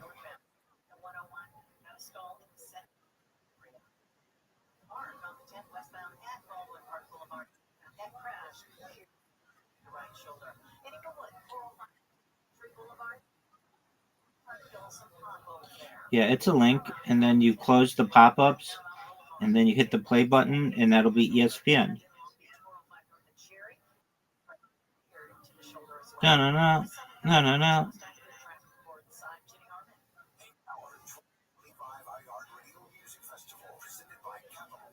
September 19th and 20th at T-Mobile Live, only on Hulu. Get yours while you still can. Capital One is the proud presenting partner of iHeartRadio Music Festival, bringing great and services to its customers. What's in your wallet? What is dedication? The thing that drives me every day is that Okay. Okay, so you put that link in, and then Okay. Okay. I'll tell you what to do. That's dedication. Find out more at fatherhood.gov. Brought to you by the U.S. Department of Health and Human Services and the Ad Council. Okay. So do you see? Move your mouse lower. Do you see that banner? Close it. Yeah. It says continue or something. Click it. That one, yeah. Click it. Did you click it?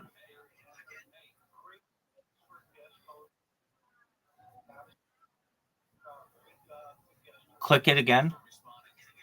Okay, now close that. Yep. Go back. Click it again. Close that. Yep. Click it again. Close that. Close it. Okay. Do you have Mozilla Firefox? Close that. Do you have Mozilla Firefox? Yeah, Mozilla Firefox.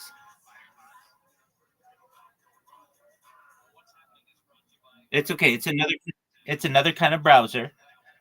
Open up Google and type in Mozilla Firefox. No, Mozilla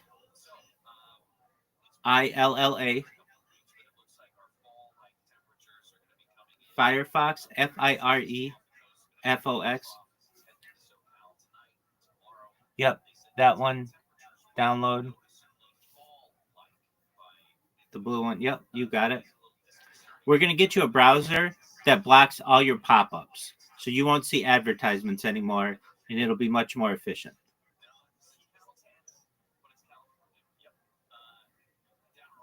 All right. How much more percentage does it have to download?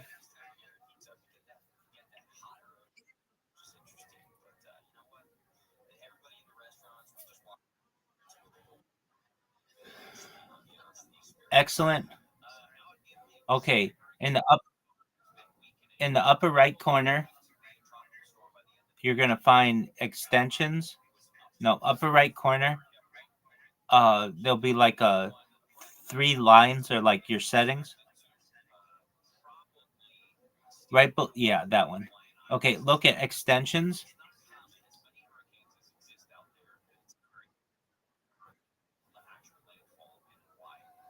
And then type in the search, type U block, the letter U, the letter BLOCK, origin, ORIGIN.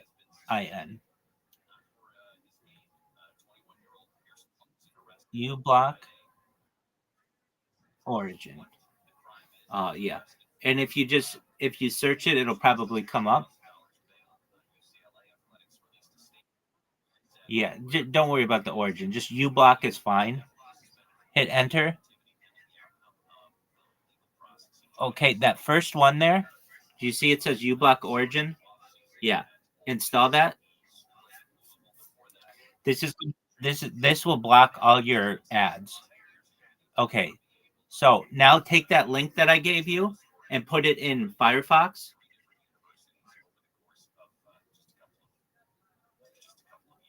You should just be able to paste it. Yeah. That one.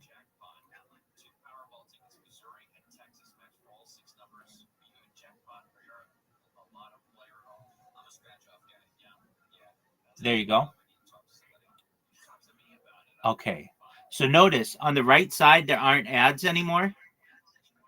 Do you see that? Okay. Now what's it say in front of the start button, the play button?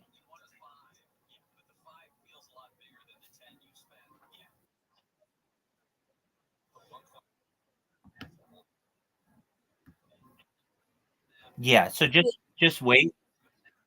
3, 2, 1, and then now hit that. Yep. Now hit the play button. There you go. Now you got ESPN, my friend. It's just muted, so you can unmute it.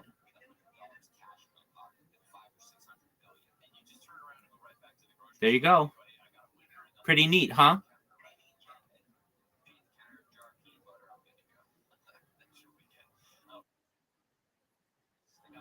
Okay, so you want NFL Network? Okay. I'll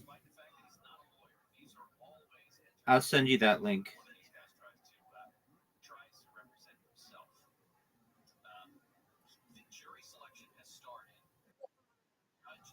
No, you don't want NBA. No, you don't want that. I'll send you the NFL link.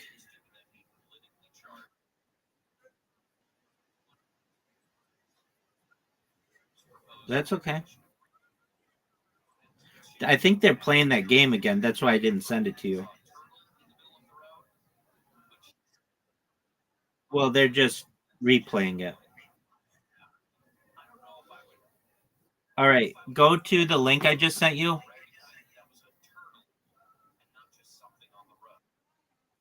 I sent it.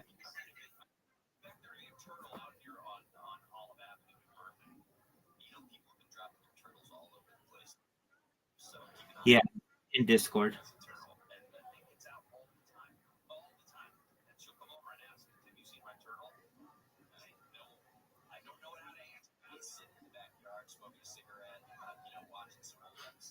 It's already in your Discord. You're already logged in on Discord. Yeah, there you go.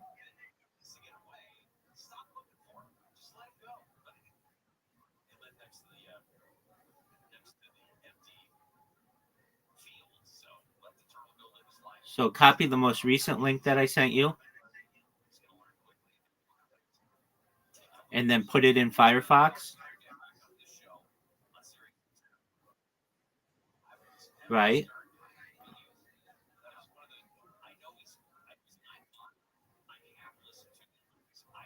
Paste it in the browser. And then just wait till the timer goes out. And then hit the. Yeah, just wait till the timer goes out. How much time's left on that clock? Okay, so wait 8 seconds. And then it should go away. Okay, now hit play. There you go. But that's just going to be a replay from last night, and I don't want you to be sad.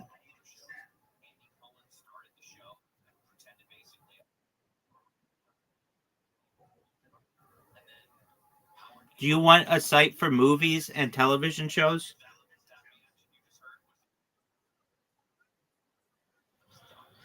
It's not like no, it's not like that. Well, you can get that. I'll get you that. Just one moment.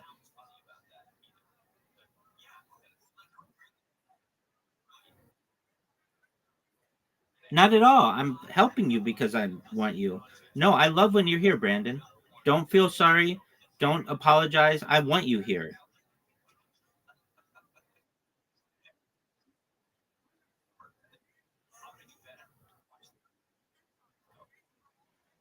No, that happens. Just don't even pay it any attention. Okay, I just sent you another link.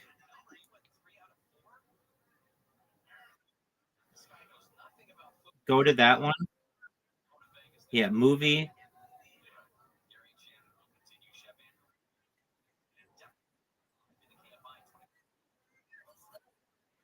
Excellent.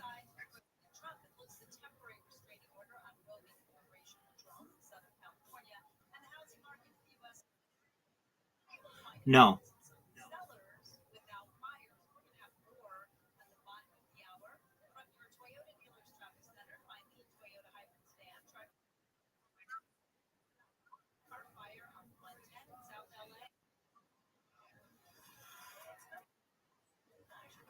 Yeah, so like what's a TV show you like?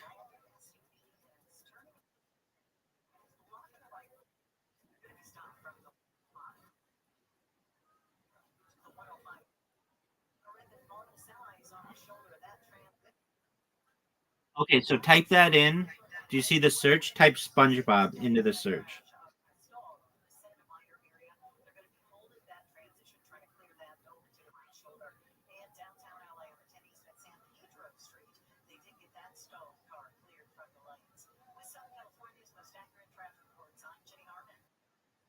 There you go. Now click it.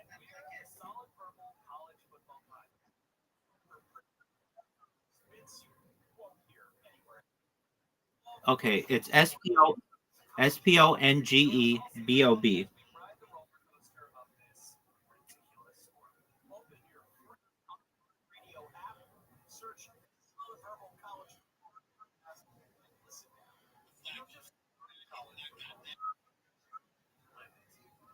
Restream cinema.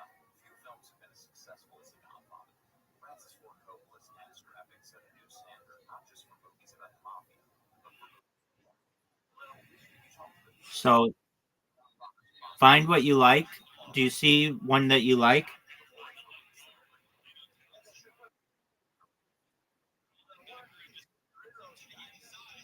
Like the cartoon, right? Okay. So you clicked it and um yeah, pick one of those. There you go. There you go. And you might have to click a couple of them, but you'll be able to find whatever you need.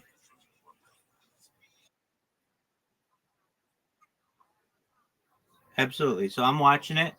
So hit go back.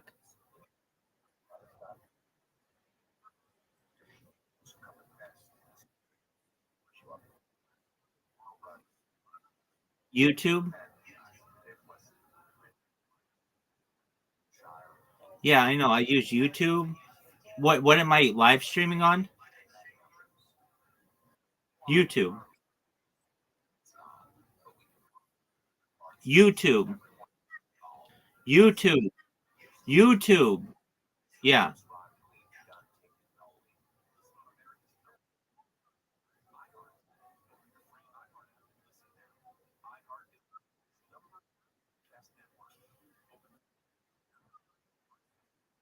No, you don't have to sign in. Just go to the search. You don't have to sign in. Just go to the search and type my name, Rabbi Rothschild, RABBI space ROTHSCHILD, just like it's spelled in here. There were black artists serving extremely long felony sentences, only to get caught up in America's prison boom during the 20s. Yeah, the best way to do it is, do you see in the upper left part of this Discord, it says the red circle 24/7 YouTube streams? That one. Copy that link.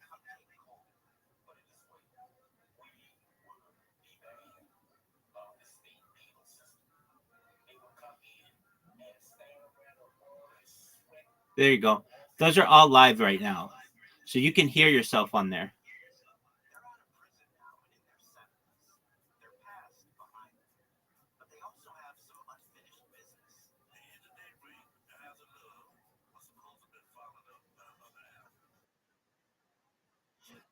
All of them.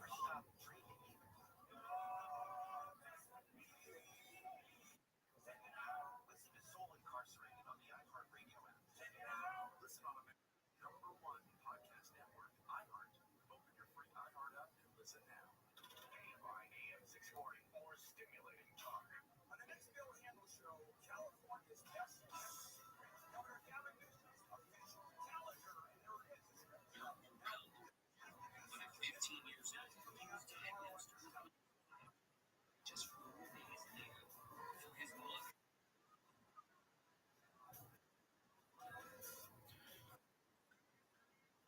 Okay.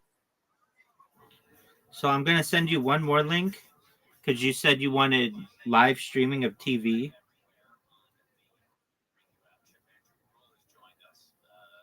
Okay. Go to that one that I just sent.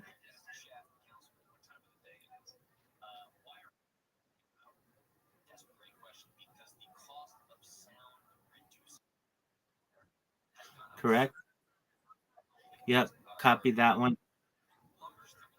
Yeah. Put it in Firefox.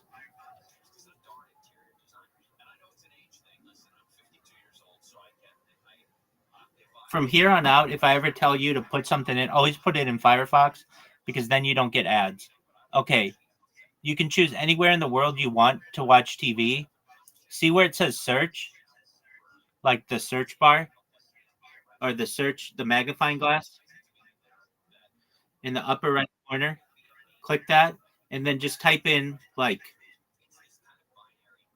ESPN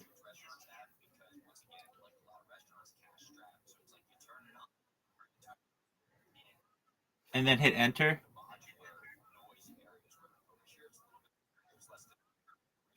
Yeah, there you go. And so it's got two of them and you click it and then it's ESPN.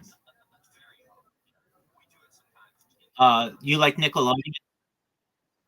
There you go.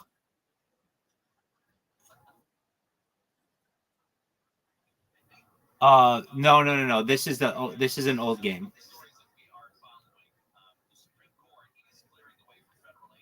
This happened this past weekend. But if you didn't get a chance to see it and you don't know who won, feel free to watch it like it's brand new.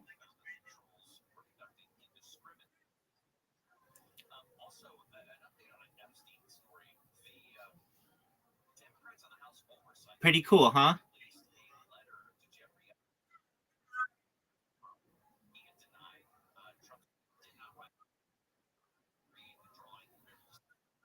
Yep. There you go. Pretty cool, huh?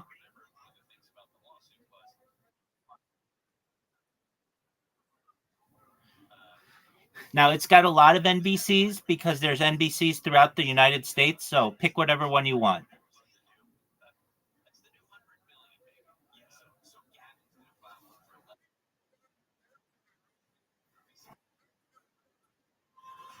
They may not have that one. It might be like Washington D.C. or something. Yeah, I mean, just pick the one that says NBC. Oh, it does have Raven stuff. Do you see the Ravens? There you go. Pretty neat, huh? You're welcome, my friend. I'm always here to help you.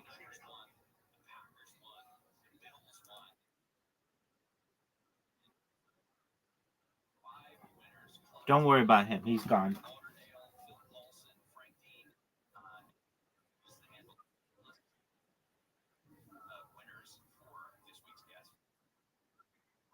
It was amazing, my friend.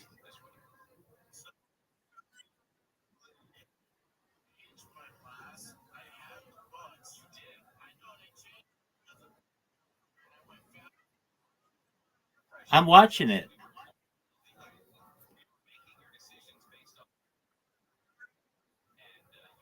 You don't want to stream that going live because if you do, you it's a copyright infringement and you'll lose your account.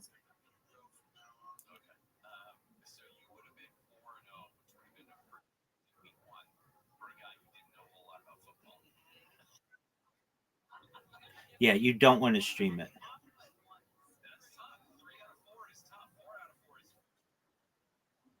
Well, you can stream them in here, but you just don't want to like stream them on YouTube.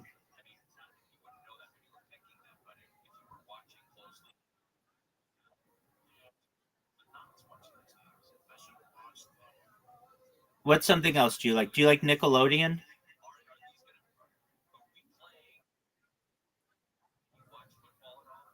No. You'll lose your Twitch account. You don't want to stream this on Twitch.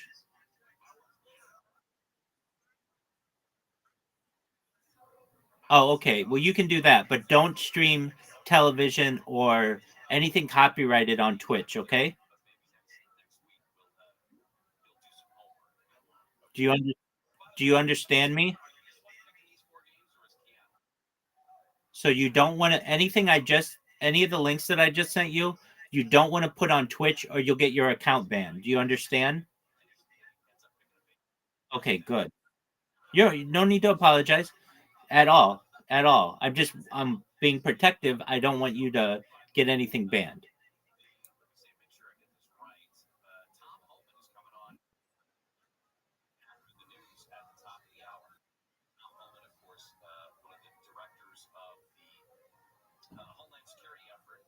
No, Brandon, what are you doing?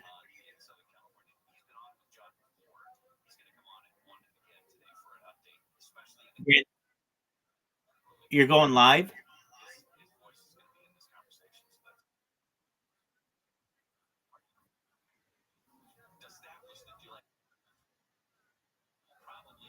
Okay, don't stream those links. You understand that, right?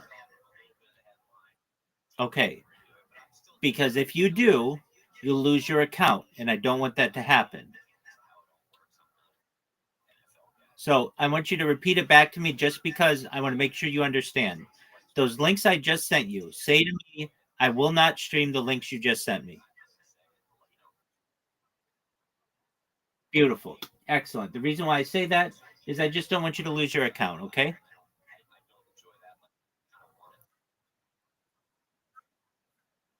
Exactly. Now you can stream those things in here, but you can't on Twitch. Exactly. Excellent.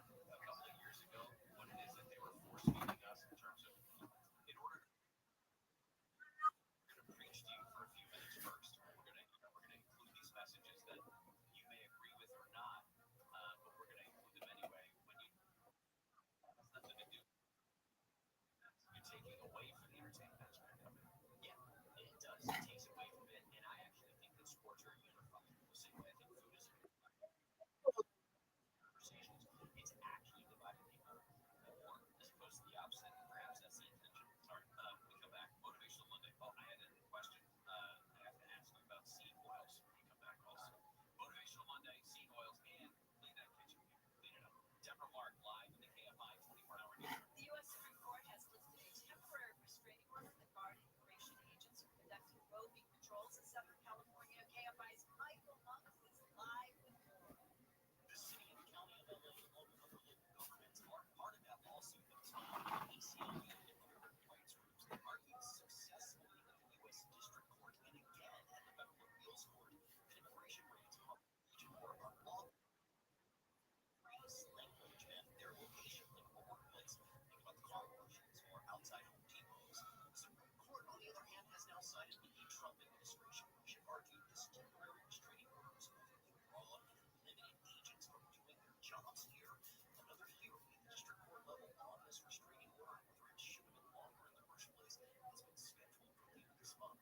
Reporting live, Michael Monks, KFI News. Some homes in Norwalk have been evacuated for the LA County Sheriff's Department's Special Enforcement Bureau has responded. The department has got a report of someone barricaded with a firearm inside a home on Cedarvale Street. A crisis negotiation team has been working to make contact with the person inside. The sheriff's nearby homes were evacuated for residents' safety. A 21-year-old Bruins backup quarterback has been suspended over a felony arrest. Redshirt sophomore Pierce Clarkson was arrested Friday in LA. He posted $30,000 bond and was released. Fox 11 reported he may have been arrested for assault with a deadly weapon, possibly involving domestic violence. The pilot and two passengers of a small plane have walked away from the crash field near Six Flags Magic Mountain, Valencia. The pilot says the engine started to lose power in midair yesterday.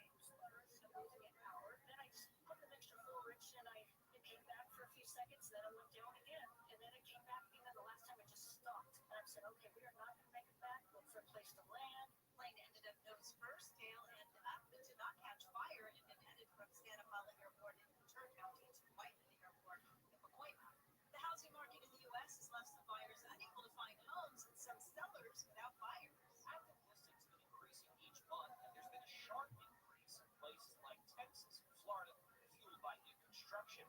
Median prices have fallen by nearly 5% over the last year in Austin and in Miami.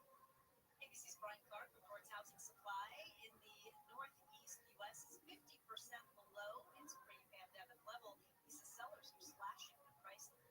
Prince Harry has returned to the UK, where ABC News' correspondent James Longman says many are hoping for a reunion between the prince and his royal family. King Charles has not seen his second son since February last year. We do know that people from Harry's team met with the King's spokesman back in July. That was widely viewed as a step towards possible reconciliation. Harry has said he wants to mend the relationship, especially since his father's cancer diagnosis. Reports indicate a similar conversation between Prince Harry and his brother Prince William is unlikely. We're going to go to the 60 next. Well, I had a great Saturday afternoon out at American Vision Windows, their newly remodeled Simi Valley showroom out there to celebrate 25 years in business with American Vision Windows. Bill and Kathleen were out there. All of the employees were out there, the employees who also are owners.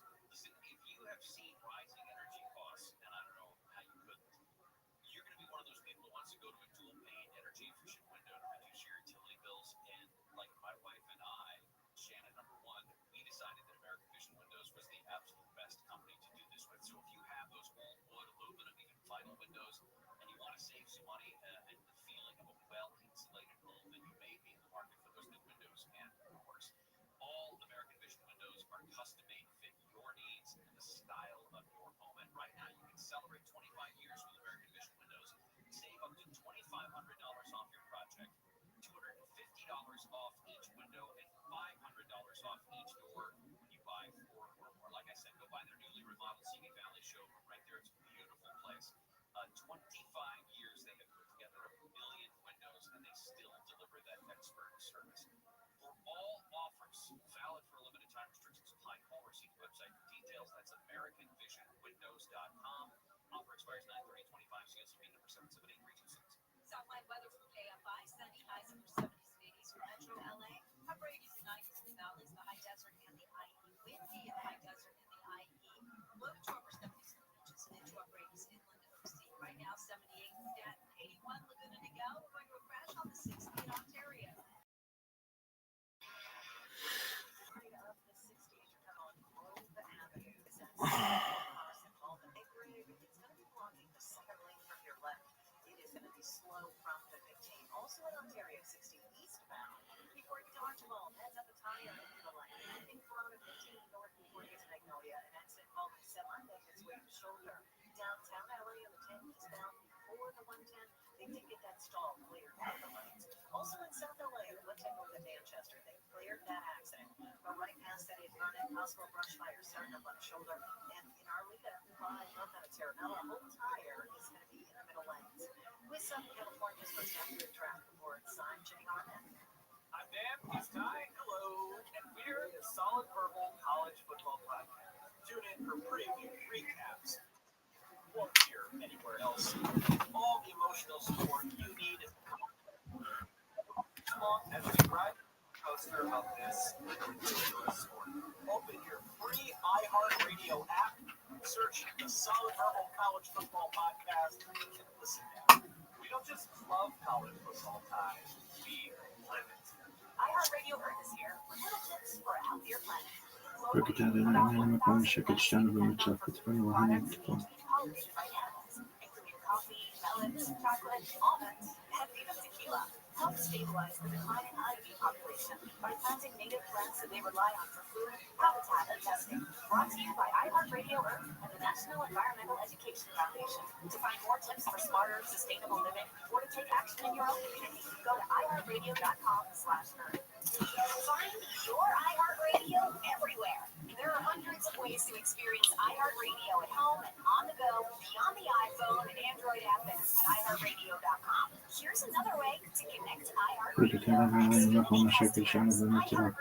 available free on Xfinity X1 or on Xfinity Flex. The easiest way to access iHeartRadio, just press and hold the microphone button on your Xfinity remote and say iHeartRadio, and you'll be taken directly to the iHeartRadio app to listen to all your favorite music, radio stations, and podcasts right on your TV. Plus, check out Xfinity Ambient Moods to set your screen to beautiful photos and videos paired with hand-curated playlists from iHeartRadio to set the right mood. The screen you watch the most in your home and you never knew that it was one of the most popular places is iHeartRadio. Check it out for free at home. iHeartRadio.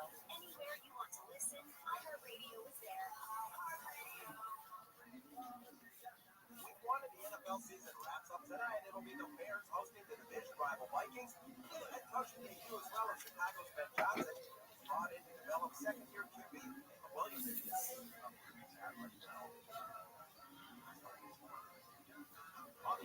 Brigadier Makona Shirkatishana, the next stop at Savannah, Helmets vote to film. 49ers and right tackle Colby Gibbons have agreed today. It's a 3-year, $45 million extension. The deal includes $27 million in guarantees. That's Coach Mike Rabel. He says ex-boss Bill Berkshire Belichick will is to a real bed. despite what the North Carolina coach said. His practices. Shema Yisrael, Adonai Eloheinu, Adonai Echad. Berkshire Kavod to a real bed. Shema Yisrael, Adonai Eloheinu, Adonai Echad. Berkshire Kavod to a real bed.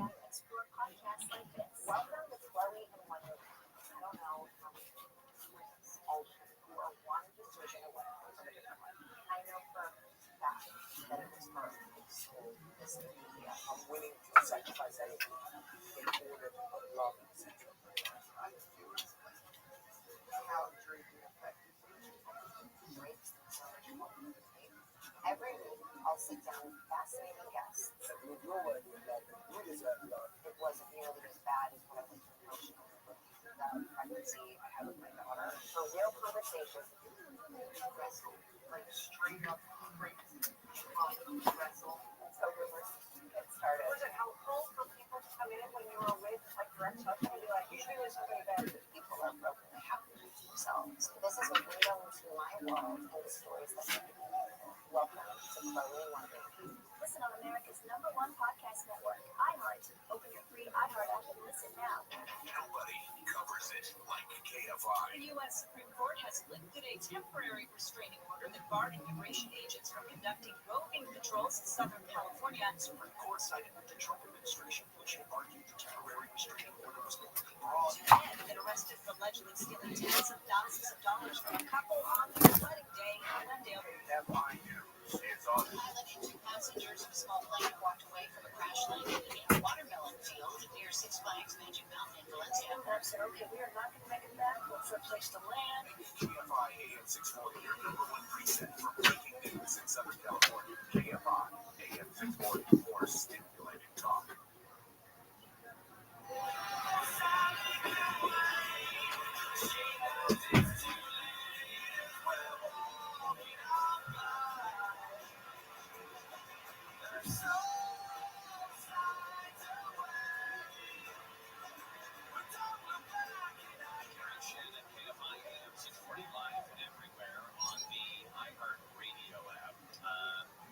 Supreme Court and the Trump administration. Another thing that's going on there is the Trump administration is asking the court for an emergency order to keep billions of dollars in foreign aid frozen. This was filed just today. This legal fight is over about almost $5 billion in congressionally approved aid that President Trump last month said that he would not spend. That would invoke the authority that was last used by a president about 50 years ago. But last week, the district judge, or a district judge, ruled the administration's decision to withhold the funding was likely illegal. And then he called the ruling, the Trump administration did, an unlawful injunction, urged the Supreme Court to block it. Lawyers for some of the nonprofit organizations that sued the government said the funding freeze could violate federal law. Chef Andrew Brule has joined us. Shannon is out this week. She'll be back next week. She's taking care of mom. Mom's going through some health stuff, so thinking about her. But a couple questions for you, Chef. I was wondering if the chef like crunchy peanut butter or creamy peanut butter. Thank you. Wow, that's a good one. Crunchy peanut butter during the day, creamy peanut butter at night. Why? What? Yeah. So I don't know. I like texture during the day, and at night I want it to be a little smoother, like smooth jazz, right? Above the mouth. And that was bad one. And jazz of the mouth. I'll remark that. We'll have to pull that later this week. Okay. So there's your answer. And we talked, it was off the air, we were talking about the peanut butter aspect of, we just like a good natural peanut butter. Yeah, so I hate the flavor of seed oils. Let's put the health aspect aside. I can taste it. It leaves an acrid, bitter taste on my palate. It coats it for a long period of time. So peanut butter, which I love, is just So I go with that peanut butter that's like naturally brown, leaves a little bit. Got a little excited. That's all right. Leaves a little bit of that oil on the top, and then I take the oil and I dump it off into like vanilla ice cream to give it that peanut butter essence or perfume. I whip that together, then I just go right into the straight peanut part of the butter. Okay, but the original question that led us down the peanut butter path was peanut butter and jelly. Is that a thing for you? Is that a? I can't eat peanut butter and jelly. Well, some might our friendship ends here. I know some might call me a communist because of that. I cannot know what it is. My kids, I made one for my kids the other day, and I took a bite of dry meat while you were doing it. It wasn't a hard dry meat, but it was I was angry at the sandwich. You know? And I eat some weird things, but that one just doesn't work. Okay, well then, based on what I've seen online, maybe peanut butter and jelly lobster roll. Is that a possibility? I'm thinking it through. I'm trying to be like a culinary intellectual here. I would make a salad with lobsters, maybe some toasted honey nut roasted peanuts. I would do peeled and sliced red grapes in the salad with arugula, a grapefruit vinaigrette, and some lobster. That I would do. I have an unrefined palate, so I go with Skippy, preferably creamy, a really soft, completely chemically infused white bread that kind of dissolves in your mouth. And then my father passed away, but he used to make homemade blackberry jelly, which was all sugar and hardening blackberries. That is my absolute favorite food ever. That sounds delicious. And my son grew up on a peanut butter and jelly sandwich, so he probably ate 5,000 peanut butter and jelly sandwiches in his lifetime. So I'll quickly counterpoint. I would do the white bread, right? Bologna, love bologna. All right. American cheese and a handful of Doritos crushed onto the sandwich. Okay, we're friends. Hey, Gary and Shannon Joe. Hey, let's ask Chef Andrew. Well, we have a chef in the house. What's his take on washing the chicken before you cook it? Let's go. I'm assuming that's not a euphemism, so I'm going to wash it, not chicken. So don't wash your chicken. There's no reason to wash your chicken. First of all, you're not going to get anything off the chicken that might be on there that's of an issue. And when you wash it, you're just spraying salmonella all over the place. So, it's just unnecessary. Don't wash your chicken. And don't use soap on your chicken. I've seen those videos going viral where they're literally washing it with like Dawn or Tide dish soap. Well, they get what they deserve then. Yeah, that's true. But a turkey would be the same way, right? Yeah, in terms of, no reason, absolutely no reason to wash it. Does nothing for it. All right. And then one more. Hey, Gary, great show today. Hey, listen, I just want to mention how much appreciation I got for Andrew being on the show. It's great to have a different voice on there. It's great to have a chef of all people and listen to his perspectives and stuff. It's just pretty awesome, dude. I'd love to get his thoughts on what he thinks the LA food scene is going to look like in the coming years with restaurants and costs. I had a question. I thought about that. When we've got big international events coming into town, like World Cup, we've got the Olympics in a couple of years. Do events like that bring attention from around the world impact the restaurant industry? No, not at all. And they'll say that, right? You're always going to have the tourist reports. They're like, well, bringing this event in Israel, it has the potential to bring $100 billion in revenue. And then you look at their formulas and you're like, that makes absolutely no sense because nobody's going to open a restaurant because of a 2-week or 3-week event, right? You're not going to stimulate economic activity in areas in which people aren't going to go, which we know is the majority of LA proper. And you'll see pop-ups. That's what you'll start to see. Is you'll see pop-ups where brands will come in, capture the eyes of the people that are there for a short period of time, and then they'll be out as quick as they came in. Okay. We'll wrap up the show by talking about the closing shift in your own kitchen, how you tidy up before bed, and how you can think about it might change the way you do it in the first place. Gary and Shannon will continue. Chef Andrew Gruel has joined us today. Deborah Mark live in the KFI 24-hour newsroom. Here is the latest. The U.S. Supreme Court is lifting a lower court's restraining order against some immigration operations in L.A. The LAPD is no longer providing security for former Vice President Harris. More at the top of the hour. Sunland weather, KFI sunny, high 70s to the 90s. This report brought to you by Lowe's. Avoid the crash on 15 in Corona. Good It's on the 15 northbound. Before you get to that, got an accident in Palmer, semi making its way over to the right shoulder. Also in Ontario, 60 westbound before you get Grove Avenue. Had that accident in the second lane from your left. It did break, got everything over the shoulder. You still got some delays from the 15. In Monrovia, 210 west after Buena Vista Street. I see everybody stopping right there. A lot of slowing, but nothing is reported yet. So if you do see something, let us know. Pound 250, keyword KFI traffic. And in Arleta, 5 north of Tirabella, that tire still in the middle lanes there. With Southern California's most accurate traffic reports, I'm Jenny Harmon. America's #1 app for radio is iHeart. Live radio, trusted DJs, breaking news, live play-by-play, plus the station you're listening to right now, anytime, anywhere. Join the millions who already have it. Open the free iHeart Radio app today. The #1 app for radio. The free iHeart Radio app is #1 for music, radio, and podcasts all in one. Discover a new podcast from our library of hundreds of thousands of titles. Here's an iHeart Radio podcast preview. Cavalry Audio, the studio that brought you The Devil Within and The Shadow. It's a new true crime podcast. The local sheriff believes there may be more than one killer. It's been 4 days since those bodies were found, and there's no arrests as of this morning. They were afraid to stay down in that area. Join host David Ratter as he explores one fateful night when he will descend into a small town. Killed 8 members of an Ohio family in a pre-planned execution. It was a night of horror that shocked the country with its brutality and its mystery. Who could commit such horrible crimes and why? The family was targeted, most of them targeted while they were sleeping. Whoever done it, know the family. No, they would do nothing. They would eat. Did they have secrets that could lead someone to find them dead? Were they innocent victims or something in between? Ultimately, this is a story about family and loss and hope for redemption under the big one. Big Room Murders is available on the iHeartRadio app or wherever you get your podcasts. The iHeart Radio app, #1 for music, radio, and podcasts, all in one app. KFI, AM 640, more stimulating talk.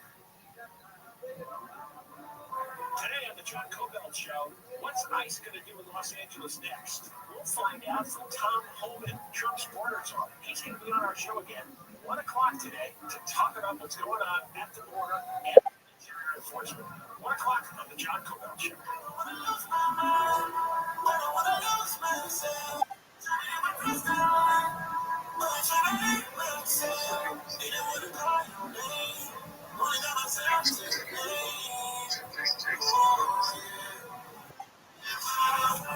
Hearing Shannon, KFI AM 640 live everywhere on the iHeartRadio app. American Gravy. Tell us what American Gravy is, Chef. So American Gravy, the vernacular itself, for ketchup. That's why I used to call ketchup, was American Gravy. And then ultimately, using it so much, it kind of became the name of our parent company, our restaurant group. My wife and I, and our show, which is also, which we've got like 100. We stream that on Brand Plus, YouTube, all the different outlets, and it also is what we hold all of our restaurants under. And food comes, AmericanGravy.com, by the way, is where people can check out more information. And they have all the restaurants, etc. Seed oil. So I'll talk about that just for a second before we get to the clean kitchen thing. Somebody left a message for me blasting me for saying that it's full of seed oils. Now, like I said, I don't have it put out, so it doesn't bother me. It's not good for me, and I'm not eating every day. I was living with a roommate of mine, Maddie, and she was always there at night. She would just come over and put a shirt on and walk around naked. I'm like, oh my God. And I'm 29. How long after the divorce? A year, and nobody knew. I kept on the hush-hush. But to have a hot girlfriend is like, you're like, oh my God. God is answering my prayers. She comes to me in December and says, I got bad news. Oh no. I go, tell me you're pregnant, because I'll marry you right now. Fuck. I need a baby mama like you to keep me on my toes. She goes, no. I got a job in Korea. Translating for $20,000 a month. That's a pretty good job. Bro, I was fucking heartbroken. Yeah. Heartbroken. And in the meantime, I'm calling him for support. And he's never home. Where's George? We don't know. Fuck is George? Call tonight. I'm calling him for 4 or 5 weeks. He's never fucking home. And I left him. Grandma, come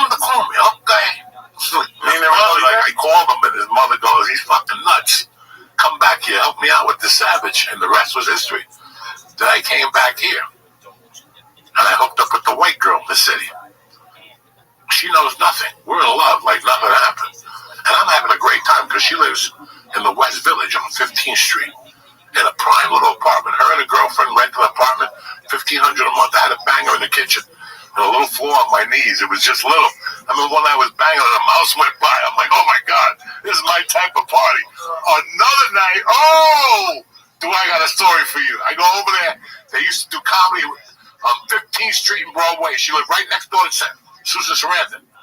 Susan Sarandon and the actor lived right next door. And it was Manhattan Honda was on the corner, and down the corner was 15th Street. There was Goodfellas Pizza, and there was a bar across the street that did comedy. So I would go to her house, eat pizza, and then we'd go do comedy. It was buck wild. One night, I decided to take my friends from North Bergen over there. You know the one. God damn it. The one that make you feel all right. You know what I'm saying? I take him over there.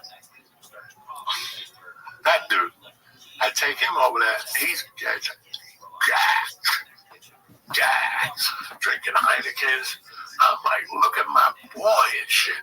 And next thing you know, he's making out with a girl. She had a thing, you know, little girls put the thing on their head and they have long hair. He came out of the backstage wearing it and gave a zero fucks. Politician in our hometown. That's how fucked that. He's like, this place is fun. And I'll never forget that there was a hot black chick. This is 1990. This is 1993, and there's a black dude, and he's working this chick. And the girl kept saying, "I'm telling you, I'm a comedian. I want to be single." And he would be like, "What's your man got to do with me?" And he kept saying it to her. Like, listen, I mean, he was. And what would she say? Like, she's like, God damn it, I can't get away from these guys because we love you, sister. What's your man got to do with me? And then she finally said, I got a man. I'm engaged. What's your man got to do with me? That's a crazy thing to say. I think you got to go get pizza with him and shit. But that was the best night. I just remembered that. But in this whole scheme of things, this girl's in Korea. Oh, Jesus. And now I'm in love with the white girl. I'm living in Cliffside. I'm taking the bus over there. I'll never forget I was broke. That's why I robbed the chick with the barbecue because I was going over there to take her out. So everything was getting along. I would go over there once a week, take her to get pizza. We'd do comedy. Maybe 2 nights a week I'd give her a stab. She had a roommate. I didn't have a place to take her. Yo, what up, Mira? One day. It's going great. I'm driving a limo. I'm doing spots in the city. At least I got a little income, guys. Yo, how you guys? Coke. I'm having the time of my. What's new? What's good? What's good? Kicking ass, taking names. Every day's a holiday. Every meal's a feast. What's good in your neck of the woods, son? How are you? Excellent. We just had a big game, NFL game last night, and Brandon and I were talking. Yeah, and then there's another game tonight, which would be good. So we're excited for that. Just living life. How about you?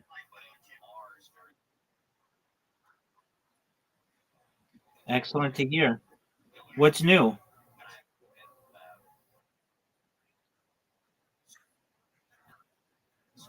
Yeah, what'd you say, Big Dog?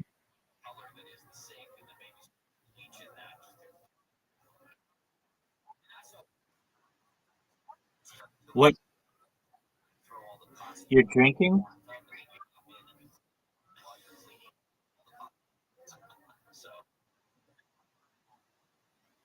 Well, yeah, I don't know.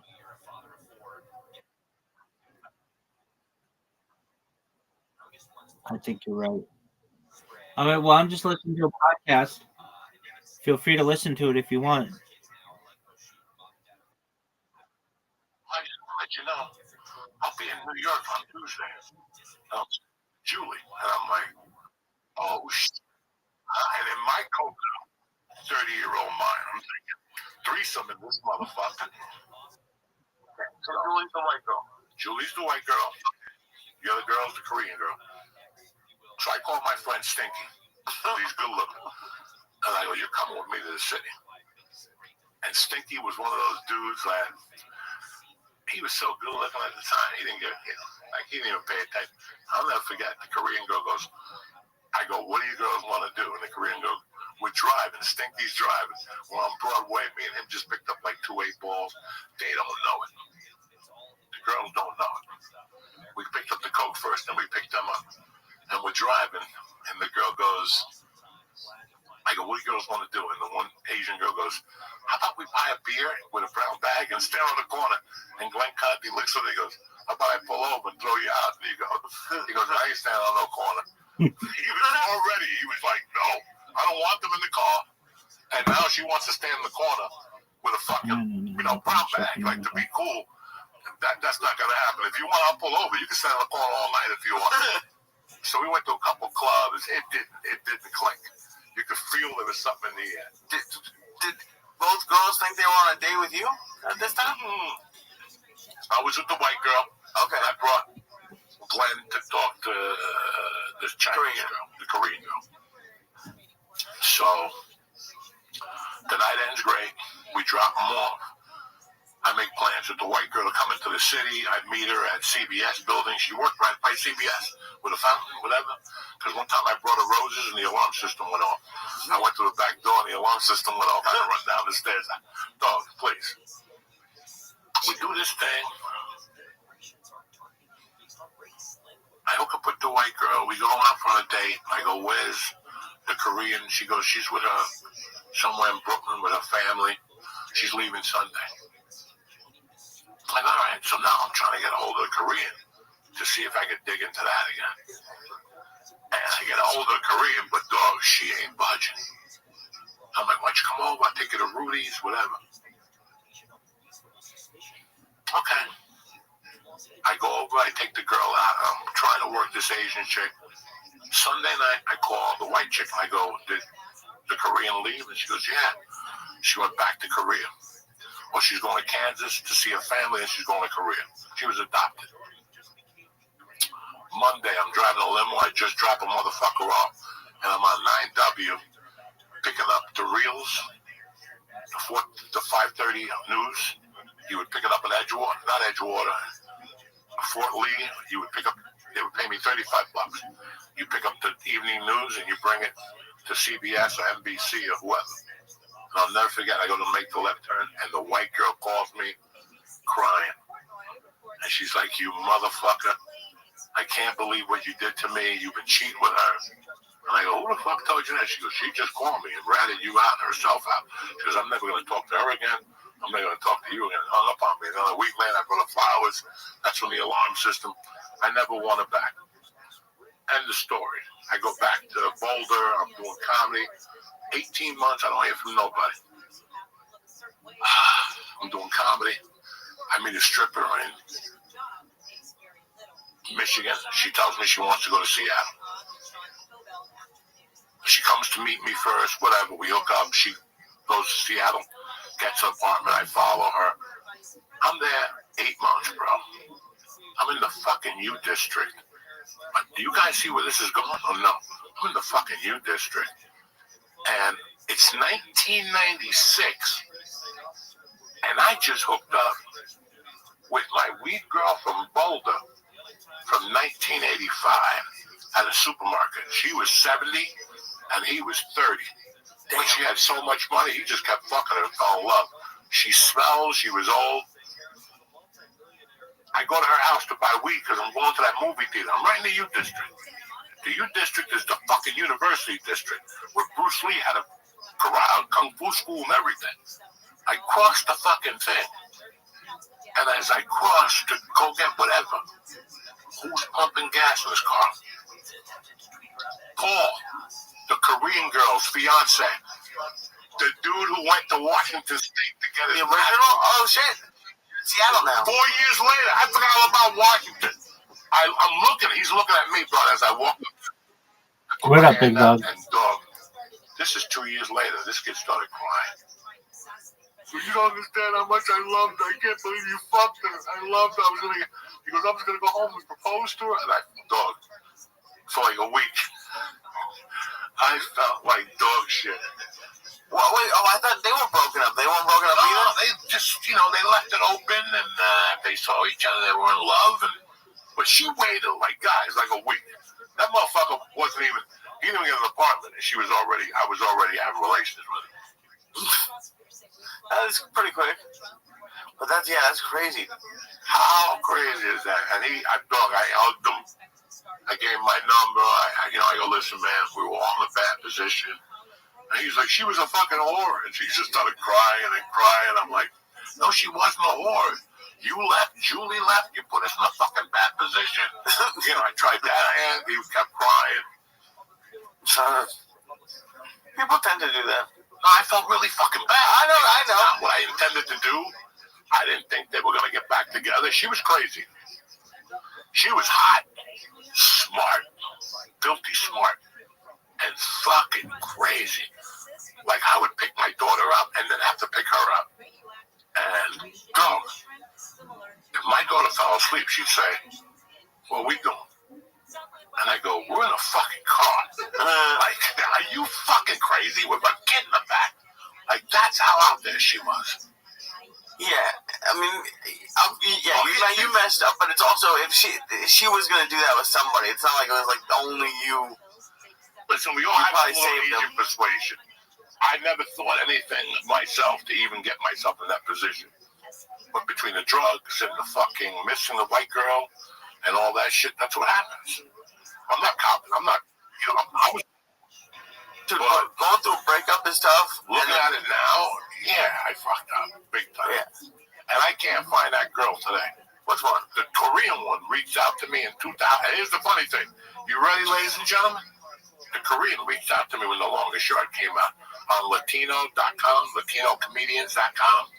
There was a private messaging. Yeah, it was Gabriel Iglesias and the kid Jimmy from El Paso's website. And she left me a message going, ready? How you doing? Congratulations. I always knew this is what you wanted. Please don't email me back. Nothing disgusting. Because, we were crazy. When we spoke, it was crazy shit.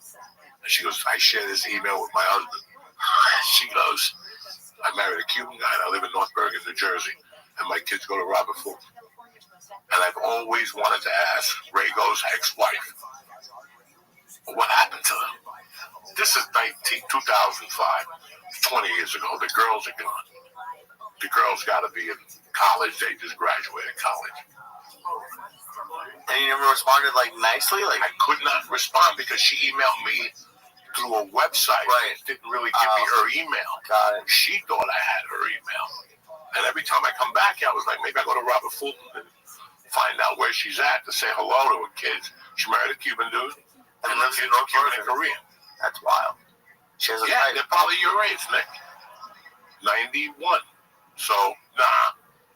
Because this is 2005. So, we're Robert Fulton. That's crazy, guys.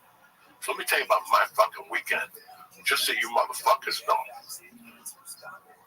I love you guys, and I love people. But there's a line in Goodfellas that I heard when I first went to see that movie, and my head blew up, because that's exactly who I am. And since then, so it's 1991, and I was always like that before that. And the line was, we always hung out, but there was never no outsiders. Never no outsiders. People do what the fuck they want to do. When I was 20, I'd tell you to send your cousin home, you go home with him. I was one of those guys. There's somebody in North Bergen I love dearly, but I could not hang out with him because he always brought his younger cousin. Well, we weren't involved in. I didn't want that kid to see. You know what I'm saying? Like, what if the cops come, he's going to talk. Okay? I would say it differently, I wanted to protect the kid. But I knew. And from a team living what's going on, big dog? He would bring the 16-year-old kid and the kid in there. And the kid back, come on, give me a bump. Don't bring him around no more. Okay, there was a fucking reason.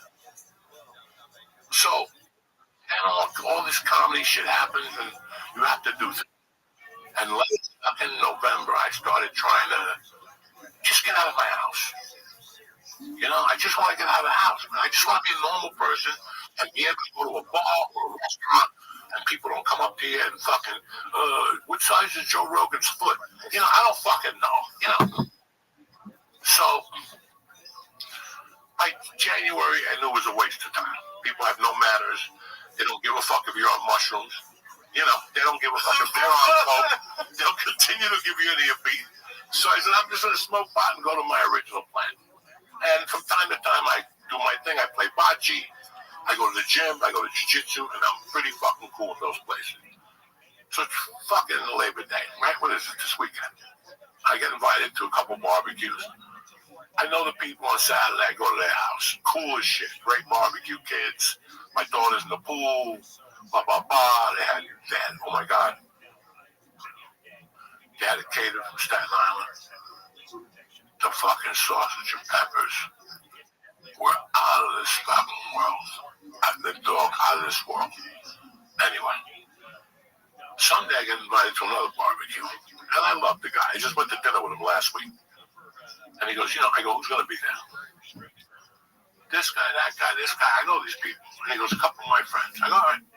You know what? At least as I have cover, I'll be okay.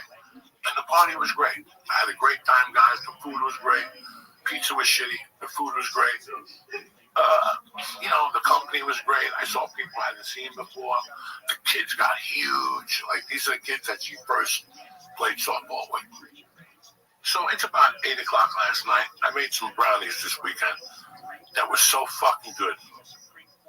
They were so fucking good. It was 5-year-old. It was 4-year-old weed mixed in different levels. In fact, when I went into it, you could see the different colors.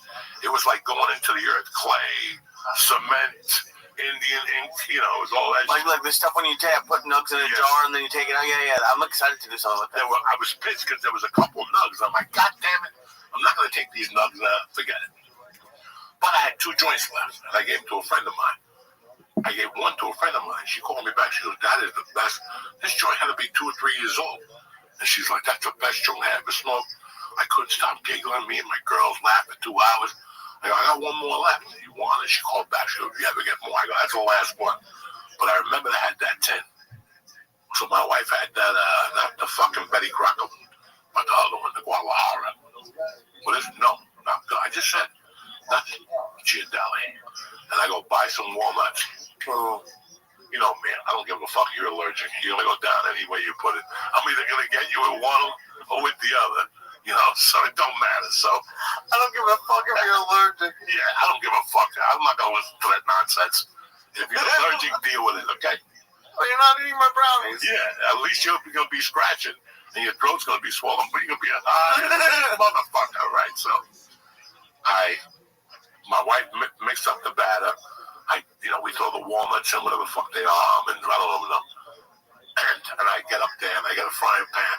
I spray it down with the olive oil spray. I keep it down to a small thing, and I just start throwing weed in there. And a little butter, and it's slow, and also I see it start, and I start hitting that motherfucker. And right from there, I'm tipping it right into the batter, and she's over there staring at it, and I'm throwing more on, like an Italian pizza maker when he throws the he throws the powder on it, and I'm cooking this motherfucker. Butter, olive oil, flames are coming everywhere. I'm like fucking the Cuban chef, right? And all of a sudden, I looked at the tub. I took the top hand off just to make sure. I don't like shit like that. I don't like freezer burn. So I took the top, threw in the garbage, and the rest was just, and it was down to maybe a half inch. And I said, that's it. And man, I started licking that thing. Ooh, before those brownies came out, I was already on it. So finally, the brownies came out on Saturday, right? Was it Saturday? So Saturday night, I ate them. Oh my God. You don't think my tolerance is off the batter, like soft the chain. Like I felt something, but I kept smoking weed, and I went to bed Saturday night because the honeymoon was going on because it was college football, and it wasn't even a white. And I got up at 2 a.m. to pee.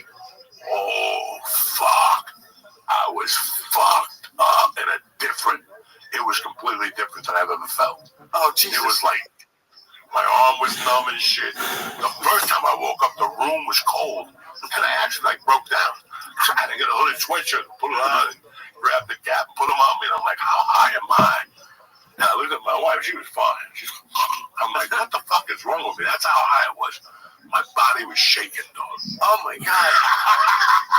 And you have no idea how many milligrams at all or anything, because you just...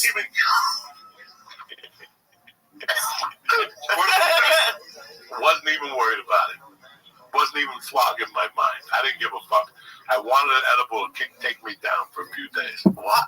So, Sunday, I told the barbecue people that I had made these edibles, and there's two lunatics there. There's a woman and a guy. The guy's like, bring me a little piece.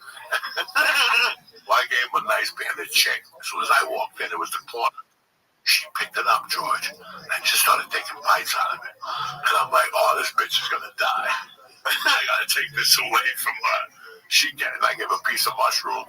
So she was 3/4 in, and then he ate a little piece, and I took another big bite. And that was the end of that.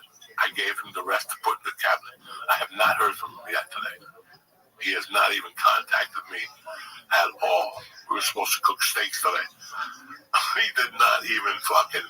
He's in no shape for cooking. A lady. And she said that she got home, and thank God she was in bed because she didn't feel her legs. That she had water by her, and just hilarious.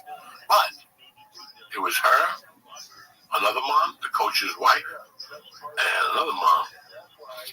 And we're sitting there talking about, when do you get in trouble? When you get in trouble as a kid when you come home at 3 and your parents aren't home till 5, and you start searching through shit, and you find stupid shit that belongs to your parents.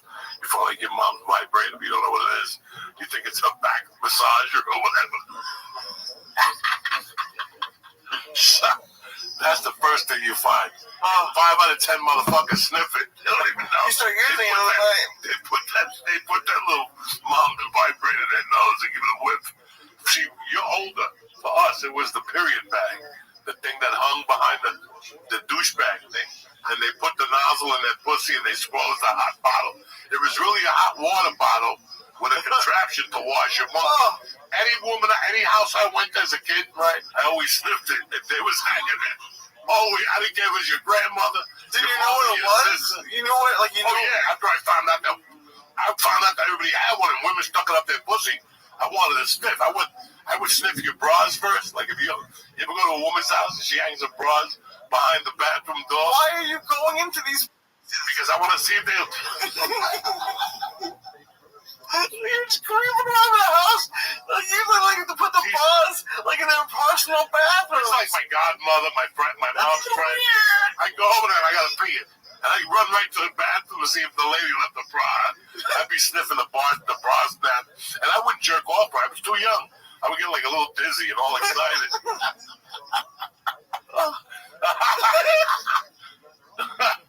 But I had a particular godmother, aunt. She was an aunt. And she was hot since the time I met her. My mom even knew. My mom goes, you like her? Oh, fuck yeah. Her hair was more. She didn't put her hair down. She's a Cuban professor. Out of all my mother's friends, she was married to a gangster, but she knew nothing of that world. She was the best mom you ever saw. I miss her to death, and she died, and her and I weren't on good terms. So I never felt good about that. But, bro, when I was a kid, you saw her as a mom. But one night she did something in my house, and I saw her putting her hair up. Dog, I went into my whole body was hard. And I remember telling my mom, she's like, you like women with long hair? I'm like, did you see her fucking hair? When she was bundling it up, I was like, fuck it. So I always liked her. So anytime I went to her house, I always sniffed her bra for a couple of years. And then, a year later, I found out what that tube was for. And I would sniff that motherfucker like I was one of those hounds looking for Rambo. And you weren't even jerking off, you were just sniffing it? I was just sniffing it like when you sniff you ever got a chocolate egg kind from the Good Human Bar? Sure. You want to sniff it to make sure you pay 35 cents. You don't want you don't want a fucking artificial. You don't want a fugazi, right? You want the real deal, so you sniff it. Right, of course she doesn't. You sniff a lot of shit, dude. What are you talking about? Are you sniffing ice cream bars? Is that what you're saying? And they're coming for you. They're coming for you. Why me? You're talking about sniffing too. Dude, the worst word you used was nozzle. We called it a nozzle that you were sniffing. Oh. It's skinny up on top. Listen how it is. It's skinny up on top. And then it goes out. So they can put in their monkey and it shrinks, but the end has like 19 tubes, so water comes out into all the part of the monkey. I would sniff each individual tube one by one. I would get the toothpick and clean it out. You ever do that? You clean it out with a toothpick and sniff the other side. You get like the condensed pubic hair. Where would you get toothpicks from? I don't know. You brought toothpicks from I get it from fucking Chicken Delight. When they come over, they fucking give you two. I don't fucking know, Lee. Holy shit. How is it? Did you ever get caught? No, nobody ever knew. I forgot for years until I was like 16 and I did it again. I'm like, no, dog. I can't even say this. I dated a girl that her monkey was so good when she'd take a shower. I get her underwear, sniff and bang one out when she was in the shower and come with her panties. That's how sick I get.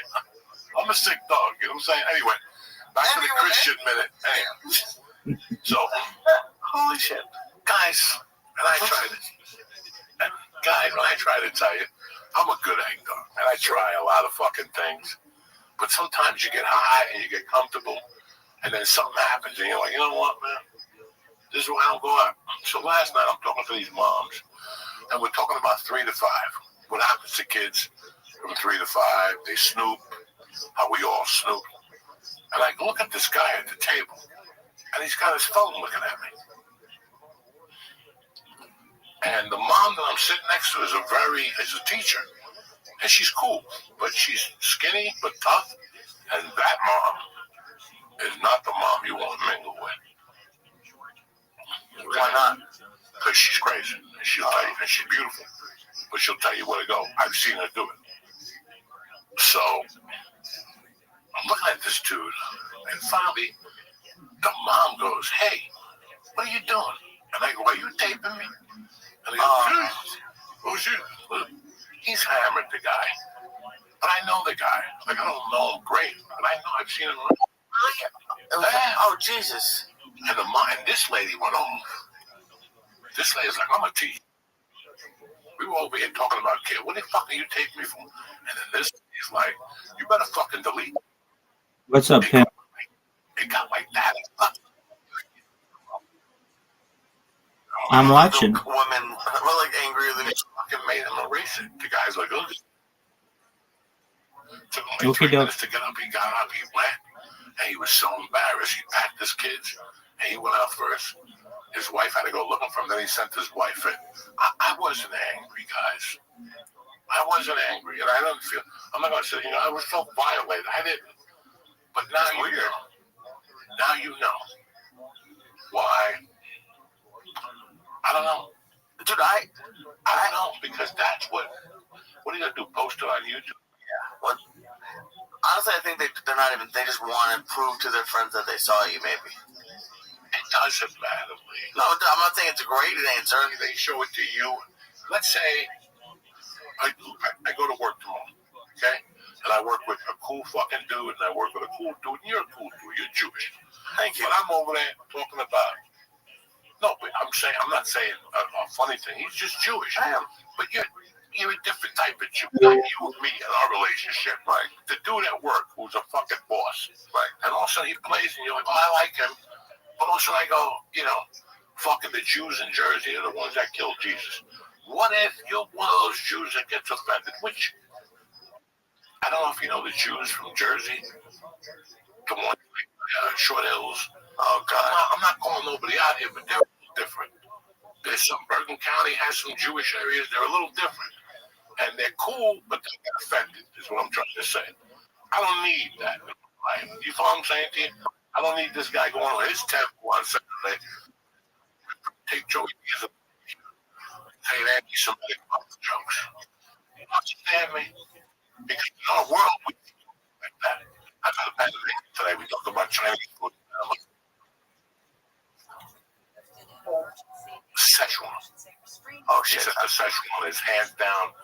It's as authentic as can be. Anyway, sorry.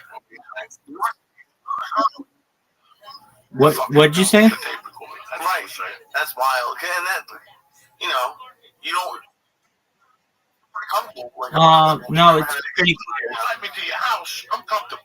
Right. Don't come to me late and go, that dude was a reporter for the New York Times. Like, by the way, that girl is a reporter from the New York Times. You were talking about Epstein and the list and trying to be funny. Well, why didn't you? Right. When you invite me to your home, it's because cool. If I get out and spark it, if there's children there, I would never do something like that. And if there's children next door, I would do it. But you know what I'm saying. Dude, I had someone do it once, and he's a comic that I know, but he was just audio recording, like, earlier, you know, and he was like, just sometimes, Okay. and I don't know what it's about, to be honest. And today, listen, 10 years ago, we sell the tapes. 10 years ago, this is Lunch with Uncle Joey. You get $10 on fucking iTunes. We go to Rudy's, we talk shit, we go to Chinese. Hey, Chino, where's the spare ribs? You know.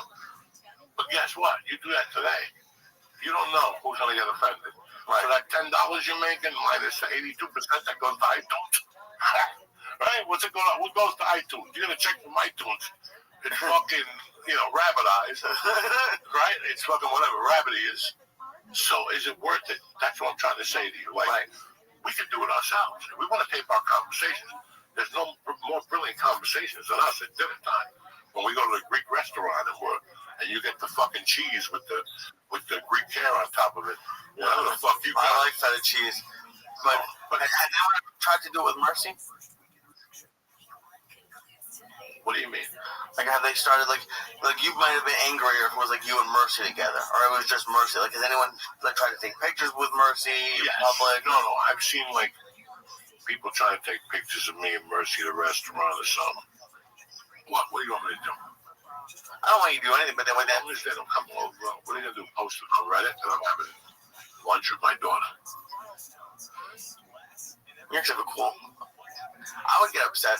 No, like, I'm not. If he approaches me, right, and starts talking stupidity, yeah, I'm going to get upset, like any other parent would. You're with your child. This doesn't mean, I would never go up to fucking Doug Jeter when he's with his kids. I don't even know if he's got kids. But, I wouldn't go up to Derek Jeter if he's eating with his two daughters and say, what? Derek, 1994, I was there. Leave the guy alone. And his daughters are popping up. And he's looking at you like, yeah, you fucking idiot. Because that's what they're looking at. He's thinking. They have. You're with your fucking family. They probably can't go out to eat. Like, you probably, those people that, like, celebrity. Derek Jeter goes out to eat. But where does he go? There's 3 motherfuckers in the room. Oh, they just take the whole There's a guy sitting on the table next to him with a woman. There's a guy over there. There's a guy over there in the restaurant's on high alert. Because if I'm eating at your restaurant, that means you got to kind of protect me. Right. It's the same thing. I need to know my clientele. I need to know that George doesn't work for TMZ. Right. I know that Lisa Ayat's coming in that night. So I'm going to double cover the table. First, I'm not going to let a lot of people know about specials. I'm going to keep that Tuesday light. And then you have situations where, hey, we went to a Knick game. We're hungry. I can't clear the house then. No. Right. I don't know who's in there now at 10:30 at night. You'd be not coming with 8 guys. And it definitely happens. Because all you need is, you don't need to be doing coke. But one of your friends doing coke, and that's it. I'm not ruined because I'm not doing coke. But think about that. Like, your friends or what people say, the people you hang with or you whatever. You are who you hang out with. So these are things you have to clear also. Right.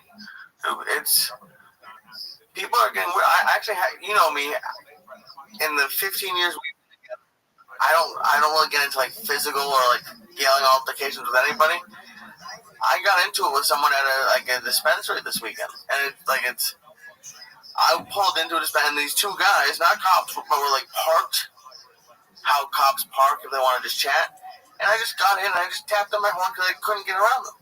They went and I parked, and the dude started yelling at me and saying, like, hey, you should have more patience. and I just said, hey, dude, I didn't go on my run and yell at them, but I have shit, like, they don't know what, like, I'm getting medicine for my mom, like there's, right, the moment before. Exactly, I was thinking, that's why I wanted to bring it up, and, like, he was actually a worker at the dispensary, and he got so in my face that this other customer, like, hey, are you okay? And I was okay. I'm never gonna like punch anybody, but like I felt like I've never had someone come at me for something like that, and it's especially when you work at the place. And I was like, so worked there? Yeah, he worked there. So I even talked to the manager, like, hey man, I'm sorry, I don't want him to get him fired, but like he shouldn't. He shouldn't be yelling at me for when he's blocking the driveway. Like there was no way to get. It's not like there was tons of room to get around him. I couldn't get around anybody. And like they felt bad. They gave me a bunch of money off. It's a good dispenser, but it was like I just like think we're talking about like what's going on with people, and I think just like it's more on edge or something. I'm having a conversation with Joyce, so fuck leave behind me. Right. And fuck the day he's having. Right. As soon as I pull up, I got about 10 seconds grace period, okay? As soon as I pull up to you, you're talking to me, going, yeah, I just meet you at the studio. Yeah, if you stop, you get batteries. That's it. There's no other conversation. Right. And there's people who acknowledge you, and they'll keep talking. And what are you going to do? Those are the same people that when you bang them with the car, they're going to down 911. Right. Oh, of course. Now you got 2 against 1. We were only here for a second, and he came yelling, and now you look like a fucking idiot. They got to get an attorney and private investigator to get the cameras from all the businesses before they do. Right. And even, like, there were tons of parking spaces. They were just blocking the entire entrance. This is welcome to the fucking city. Welcome to Burger Line Avenue. I don't know what Jersey City and what Hoboken's like and what the rest of the other counties are like, but this is it. People would just pull over. How about the people who just pull over? Look, I've had people cut me off and stop for a yellow coat. Like, not even, like, give it a try. Like, just pull over and stop. And you're like, dog, you're lucky I'm not that guy. Because you would have gone through the windshield. Oh, absolutely. I would have killed you. And I have, you cannot, but, dog, you got to drive with higher relevance now. Like, you got to know what's around you. The days of 800 milligrams and going for a drive. Because you don't know where they're going to come out of. Dude, I did do something a little childish, and I wanted to do more. But as I was leaving the dispensary, behind the entrance, they had like 6 parking cones, like big ones, like as tall as me. So I looked around and it wasn't there. I took one, I put it behind his car. It would have taken him 3 seconds to put it back. But like, I wanted to take them all, like surround his car with them. But I was like, I'll get caught doing that. But one cone, I just wanted to like. For 1 second, piss him off that it was me. But I've never, you know me, dude. I don't fucking fight with anybody. No, it's a different world out there. And once you leave the house, you got to be prepared for anything. People pull over, they cut you off, they just stop. They will stop there. Every once in a while. And we double park. I watched it yesterday, my friend. You're not around. Oh yeah, they gotta wait. Their fucking uncle Yes. Across the street. I mean, it's the same shit. So, like here we are. I'm not saying I work with people but hypocrites. Hypocrites. I mean, I'm still watching, keeping my eye on it, but I know what happened. And people just kind of scoop around and and get pissed off. Sometimes you'll just fucking, I gotta go, and when it's you doing it, it's okay. But when it's everyone else, they're fucking assholes. Do it all the time. Oh yeah, I don't think you ever stopped. I never stopped. You just want to wait till the very end. Oh, and that's what we're fucking hypocrites. But I don't listen. One thing I'll never forget. Lee, on the day we were going somewhere, the cop that was on a Monday. We're going to the doctor. Yeah. No, we were going somewhere 8 in the morning. Yeah, I think Monday fucking morning, you and I were going somewhere in Burbank, and it's bumper to bumper traffic. Like, are you fucking kidding me? And we get to the thing, it's a cop, and the guy couldn't park this way. He parked like this to be an asshole. So now cars had to go around. This is California. Get scared. No, you go. No, you go. No, you go. No, you go. No, you go. Fucking Hugo is never coming back. And they fucking sat there.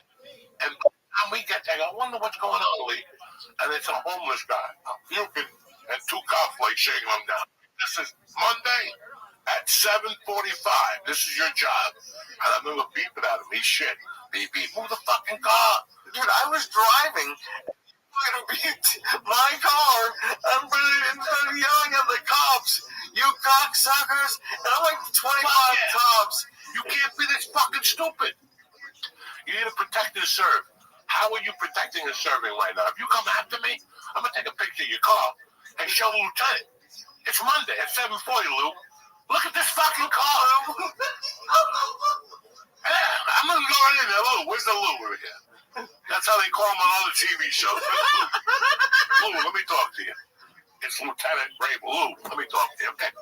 Cut this shit because I'll fall over your head, too. I'll get the fucking Puerto Ricans the public on safety, and me and him start hoblowing. You won't be looking too fucking good, okay? And don't let me mention Joe Rogan podcast and shit. I got fired up. I'm sorry. I got home. Anyway, I'm fired up because something's happened. Listen, I don't know if you guys know, this is my time of the year. My dick gets hard right now. That's it. It's over. The stupid shit is over. Think about it. That's it. You jumped around. Yo, what's going on, Hydra? I'm going to get that tooth fixed. Hydra, can you hear me? Hydra. Hydra. Excellent. How's your day going?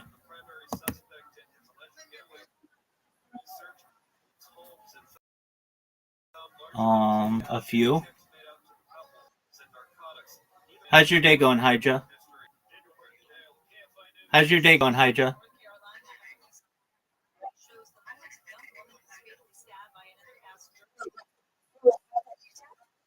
Calm down.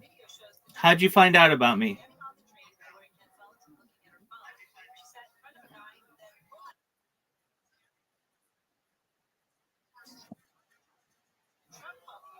You can see what you can see. If you want to see the other ones, I have other streams you can watch. Okay, in the upper left corner of this server, you will see a red circle that says 24/7 YouTube streams. Put that in there and you can see all my different angles.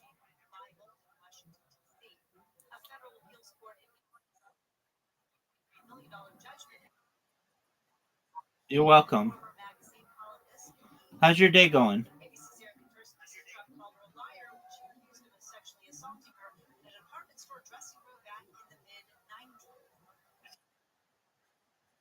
Excellent.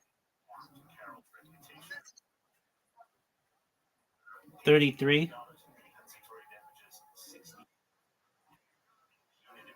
Second Circuit Court of Appeals found the awards were on the high end, but were fair despite Trump's appeal.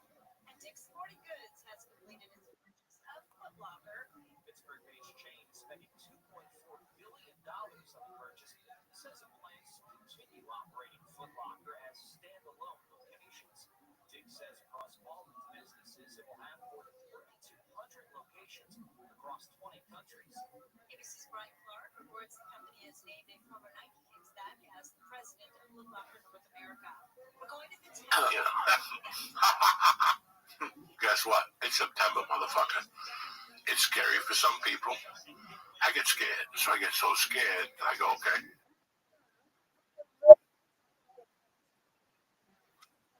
Months. What happened?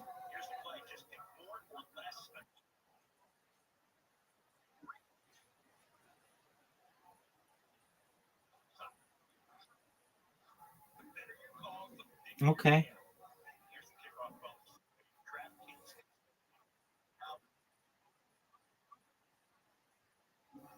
Okay.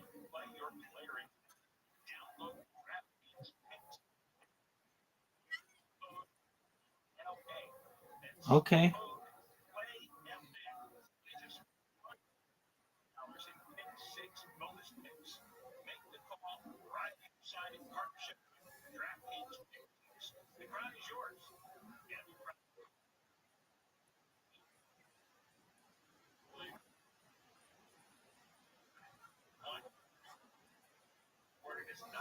Okay. Bonus picks that expire in 14 days. Limited time offer. And see terms at pick6.draftkings.com/pro. Weather for KFI, sunny, highs upper 70s in LA. Links the high desert and the high E. In the high desert and the high E. Low to upper 70s for the beaches. Right now,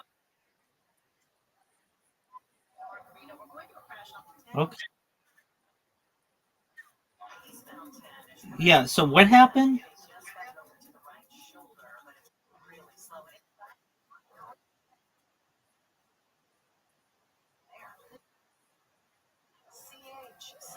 A Ravens fan has been banned where?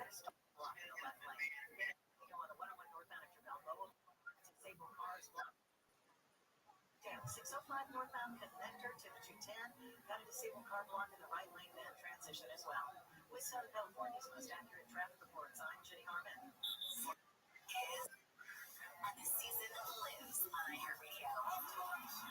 After a wild first weekend of action, Week 1 concludes tonight with Minnesota at Chicago on Monday Night Football.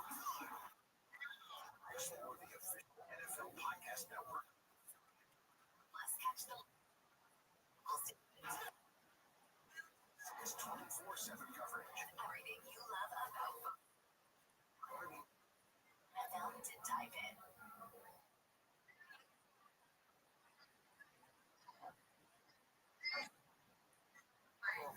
Okay. Using it faster than nature can replenish it. Reduce the amount of water you use in the bathroom by taking shorter showers, turning the water off while you brush your teeth. Brought to you by iHeart.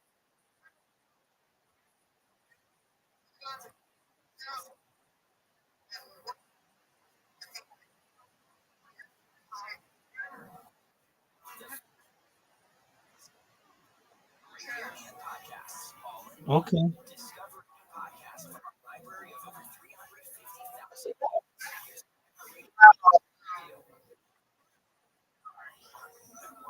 It happens.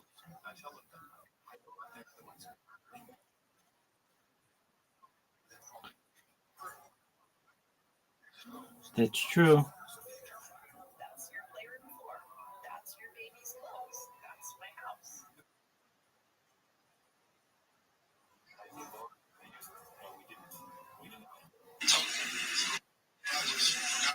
I seen him slap. He slapped me.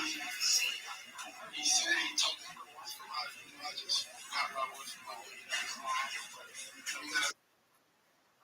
we got a security out there. The security out there. Hopefully it happened. I seen him slap. He slapped me. He said he told me. I agree. Just one second. I need to reset my browser.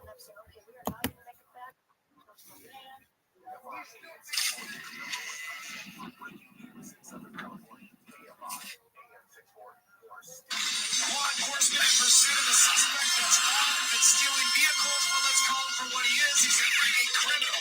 Obviously, if he wasn't a criminal, he wouldn't be running away like the little bitch he is, trying to hang on for dear life. Hanging onto that car, steals $2 on the inside, but that driver's like, screw this, man. You can hang on like the freaking cockroach you are. As he continues to hold on with his kung fu grip, it becomes a short trip and takes the spine, and he's still.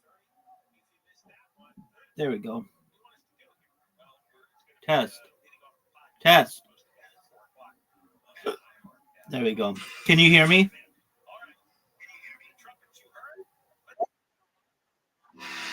Excellent. Thanks, Mark. 3, 2. This is one of the stupidest things that Karen Bass has ever done in a long career. I take it you're in Washington State. It's a long career of stupid decisions, especially since she's become the owner there. I kept bringing this one up because I thought it was funny to people I know, and it got a 0. My own private poll, nobody was in favor of this thing. And then I would tell them, you know, that she is worth $8 million she'd be worth $8 million. That's been an entertainment attorney. That's oh, and you know her publisher, Simon and Schuster, it brings in $1 billion a year in revenue, and nobody can cough up the money for security. So Karen Bass gives her 14 LAPD officers to give her 24 round-the-clock protection in front of her house. And this was part on a freaking book tour. 15 cities, including London. We have to spend tax money to send officers to London so that she can hawk her book to whatever idiots show up. I told you last week, one of those Excellent. How are you, big dog?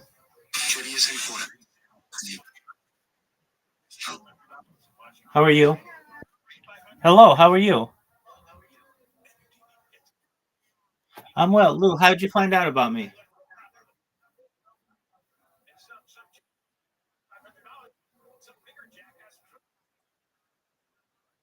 Excellent. Just checking. Are you an adult, at least 18? Excellent. I just don't want any children in here. Lou, do you mind if I tell you about myself?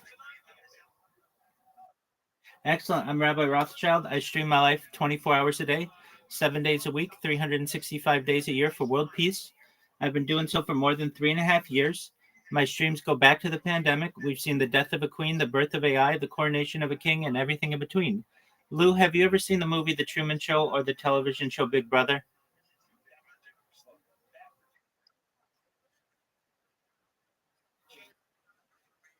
Totally understand. Essentially, there's the tales of people's lives 24/7, and that's what I do. In 2018, The Economist magazine stated that data, specifically human data, was Earth's #1 resource, and I have more human data archived on the internet than any person ever, which may make me an. Go ahead, Lou. I want world peace. I have more human data archived on the internet than any person ever, which may make me an influential person someday. And if that happens, I want to make you, your friends, your family, all independently wealthy if you're not already. I want to make sure that you have generational wealth. And I want you to be able to start charities or philanthropic organizations of your own. How does that sound? Excellent, Lou. I talk about some other things to improve the world, like ending world hunger through the use of technology such as agricultural drones, floating greenhouses, saltwater greenhouses, hydroponics, vertical farming, cloud seeding. I want to help end world thirst. I'm sponsored by a cryptocurrency that's worth about $100 million. That's what all my merch is. And one of the things that we do is we build wells in developing nations like Nigeria for the betterment of the less fortunate.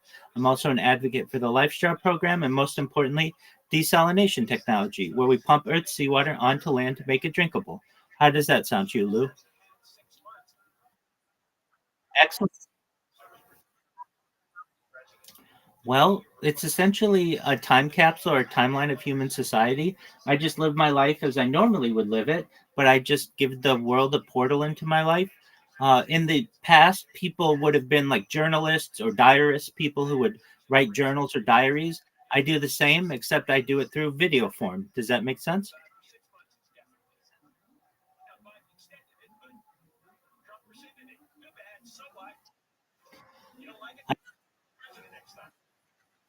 Yeah, I'm old enough, my friend. I talk about some. Okay, I don't have to. I talk about some other things that are important to the world. Things like anti-gravity, antimatter, faster than light travel, faster than light communication, things like artificial general intelligence, artificial superintelligence, space tourism.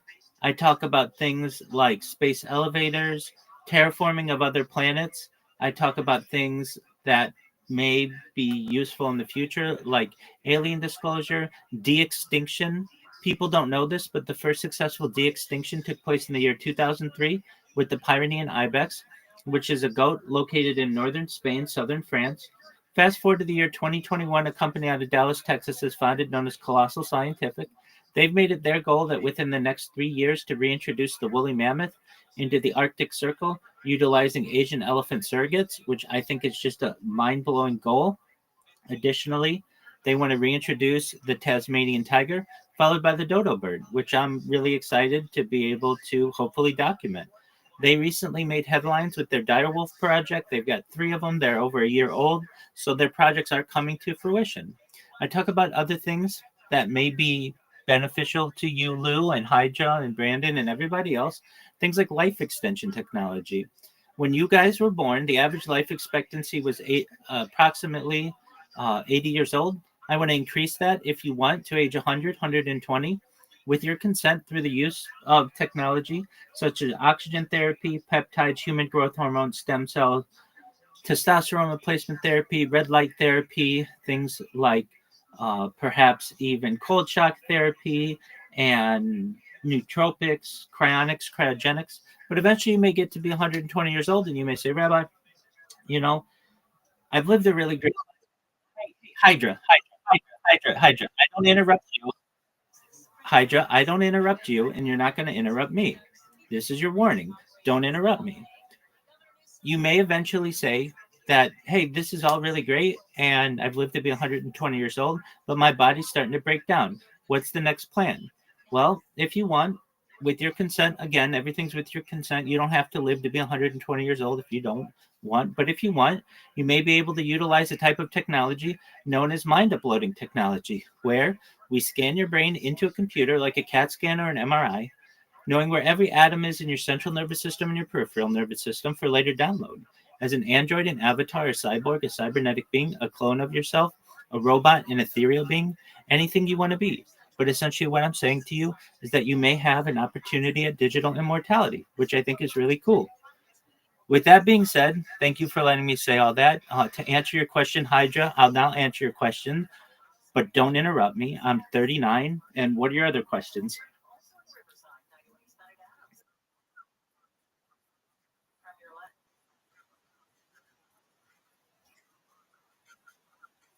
Oh yeah, I mean we all utilize certain types of life extension technology to some extent. So vitamins, certainly, red light therapy, certainly, cold shock therapy, definitely. Those are some things that I utilize. Some of the other ones are pretty expensive. Testosterone replacement therapy. I've had my testosterone levels measured, and I'm in a normal, healthy level, so I don't necessarily need them increased at this point. I talk about, certainly healthy living are important aspects of society. Things like cryonics, cryogenics, I don't necessarily need those right now, though I have utilized some aspects of cryonics. So there's cool sculpting, which works very well. Um, Red light therapy I've utilized. Those are just some.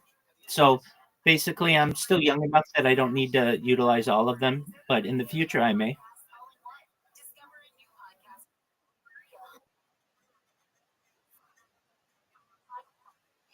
Oh, I'm all about it. I know a lot about it. You want to talk about it? Excellent. Well, it's located in the Nevada desert. It's about 90 miles north of Las Vegas. The nearest town is Rachel, Nevada. It's located on what has been renamed the extraterrestrial highway, or just off of that. It was established after the Second World War and specifically gained traction in the United States with defense contractors such as Lockheed Martin and Boeing to develop types of aircraft, specifically during the Cold War. Additionally, now the more secretive parts of what we think of when we talk about Area 51, if you want to get into that, is an area called S4. It's known as Site 4. Lou, do you know who Bob Lazar is? Okay, that's absolutely fine. So, um, let me just ask, do you want to talk about the alien parts of it, or do you want to talk about the aircraft parts of it? Okay, okay, very well. Okay, so basically, we have the Roswell incident, if you're familiar with that. If you're not, essentially, there was allegedly a crashed UFO, a crash disk that crashed in July of 1947, and it was found by a farmer named Mac Brazel. Allegedly, he called the local sheriff, explaining that the material that had crashed on his farm was unbendable, some of it, and he couldn't burn it. And it seemed like it wasn't from this world. The sheriff called the local Air Force base, and which was in Roswell. Even though it's called the Roswell incident, it happened in an area of New Mexico that's closer to a place called Corona. So a lot of times it's referred to as the crash at Corona. This this debris was taken and eventually shipped to Wright-Patterson Air Force Base in Ohio. Much of this alien wreckage was needed a place for it to be reverse engineered so that scientists could figure out how it worked.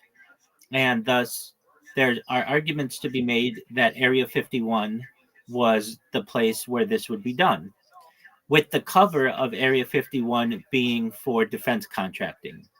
So, starting around the early 1950s, we have uh, Area 51 start to get traction.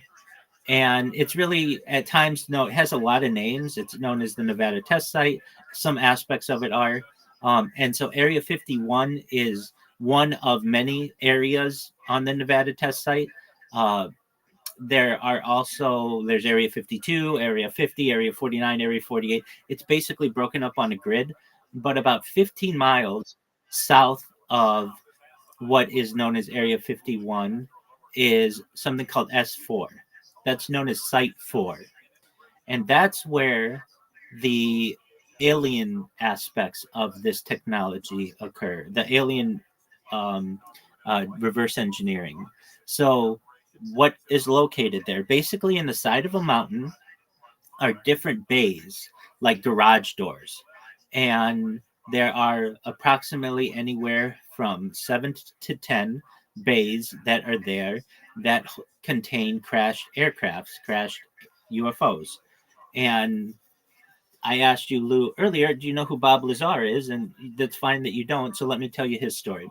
So Bob Lazar was an engineer at a place called Los Alamos, which is located in New Mexico. And he was a very interesting engineer and physicist. That's okay, Lou. You don't have to go. You don't have to listen to it. Look it up yourself, kid.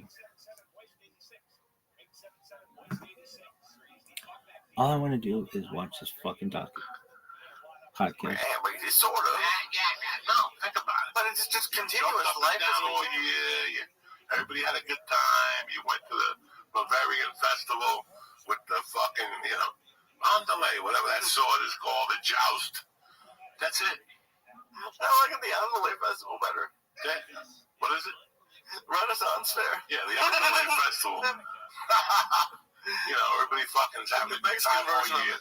And now you look at yourself and you go, that's it. Either my kids aren't going to school, but Halloween's next month. And before you put your mask in the oven, fucking it's Thanksgiving.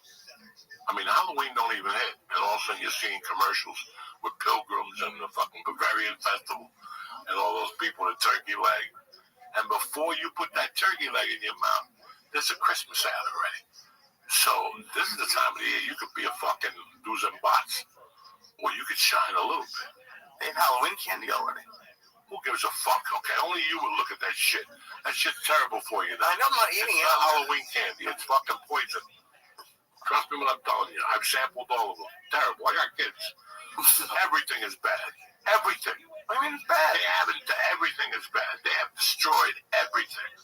They make a sugar-free licorice that I was really into until my eyeball almost came out. I started regular heartbeats and shit. All that shit. It's just, even chocolate. Like, I love Almond Joy like a motherfucker. You understand? When you go to CVS to get a prescription, right? They always got that double pack Almond Joy. It's a Ghana. That's your bar? Oh, I like the caramel clusters too. Those are good. And they come in a 4-pack too. Oh, shit. Yeah, CVS gives you diabetes. They care nothing about you. Dude. Sell me a single, like, remember the single peanut butter? Right. For years, they had a double. But you could always buy a single if you were a fat fuck and you wanted just to make peace with yourself. They don't have that no more for the fat fuck. They don't even give you that. Now they sell you 4. 4 cups. 4 cups. That's great. No, it's not great, Lee. You're trying to fucking live up, shoot yourself in the stomach every day with a needle. That's what you're trying to do. I don't eat candy. Well, that's why I'm getting. No. That's when I'm getting bad. That's when I'm getting bad. I swear to God, I don't go to like CVS and buy shit anymore. But on the way home from the dojo, we stopped at the pharmacy and we split the 2-pack of the new Oreo Reese's. The Reese's cup with an Oreo in it. Dude, it was so good. What are you, 10? What do you mean, you love both of those things. Well, I wouldn't put them together. Yes, you would. No, I would not. Why? I just told you what I do. Because that's what you're doing. You're the type of guy that goes into a pizza place and there's a slice of cheese, or there's a slice of cheese with ziti and a lizard eye and chicken, and you'll get that. Something that you wouldn't even eat separately. I've seen you. I've been around you 15 fucking. I would eat Reese's cups and Oreos separately. Lee, you don't need that shit. I don't need it. That's why we split it. Anyway, stupid. Let me tell you what's going on in 2 days. Okay. You know what's going on? I don't know. Nobody has COVID. Nobody's had COVID in the last 3 years. Only test positive, so they have flu for a few days. But there's no COVID outbreak going on. Stop it. Did you see the other guys trying to whip up a COVID frenzy all week? Last week, every day on the front page. You may need to wear your mask again, John. That's what I saw. Dig it up. On one headline was suggesting some of these idiot health directors. I still see you all the time wearing masks. Oh, I know. I saw one on the plane last night. I walked out to the plane, and first row, first class. There's a woman with a mask on. I'm looking at her, and I'm thinking, oh, she's gonna read my mind. Speaking of, I didn't see first class. I know. You're not there. No, because I don't respect money. But I went to row 12, which is economy. Remember we were talking about people who should buy 2 seats when they're overfed? God, you're still sick. You're so PC. Well, it's wrong to call them fat. Yeah. Since when do you care? All right. This huge belly. I was actually at the bar. And it's one of those bellies you can't. Well, I'd sit next to him. And half his belly was lopping over to my seat. Move it over. In fact, I was walking down the aisle and I passed up a seat. And I stopped and go, why'd I pass up the seat? Oh, because it looks like it's occupied. That's why. I thought somebody else was in it. His belly was in it. So what'd you do? He was in it. I picked up his belly. Yeah, that's right. You melted in, so it didn't knock over. And as soon as I sit down, he starts talking to me. It's like, no, buddy, I'm not talking. I was rubbing up against his belly in a way that made me uncomfortable. And I was already aggravated, I told you, off the air. Just 5 gates. And it was plane, I don't know, first plane that was supposed to take us out of the plane. And this was the second plane, 5 different gates. We were hourly boarding. I finally board, and I see this guy and his belt taking up my seat. But I was really tired. Just stuck on the plane for 2 hours. Oh, that's good. It's pretty rare. I just put my hand down his belt. You did? Yeah. How did he pat your head? Yeah, he did. And I started burning. I mean, and I started. Let me get up this. Okay. I don't know. Let's get out of it. It's you. All right. You've got more coming up.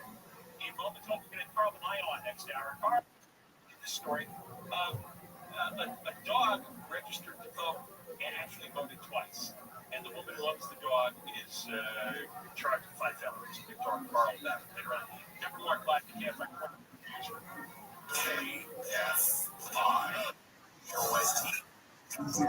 Angeles, Orange County, more stimulating talk. Win for the Trump administration. I'm Deborah Hart, live from the KFI 24-hour newsroom. The U.S. Supreme Court has agreed with the Trump administration and ended a temporary restraining order on some immigration enforcement actions in Southern California. White House orders are it was on with John Cobell just about an hour ago, and he said that federal agents ramp up enforcement here and in other sanctuary cities.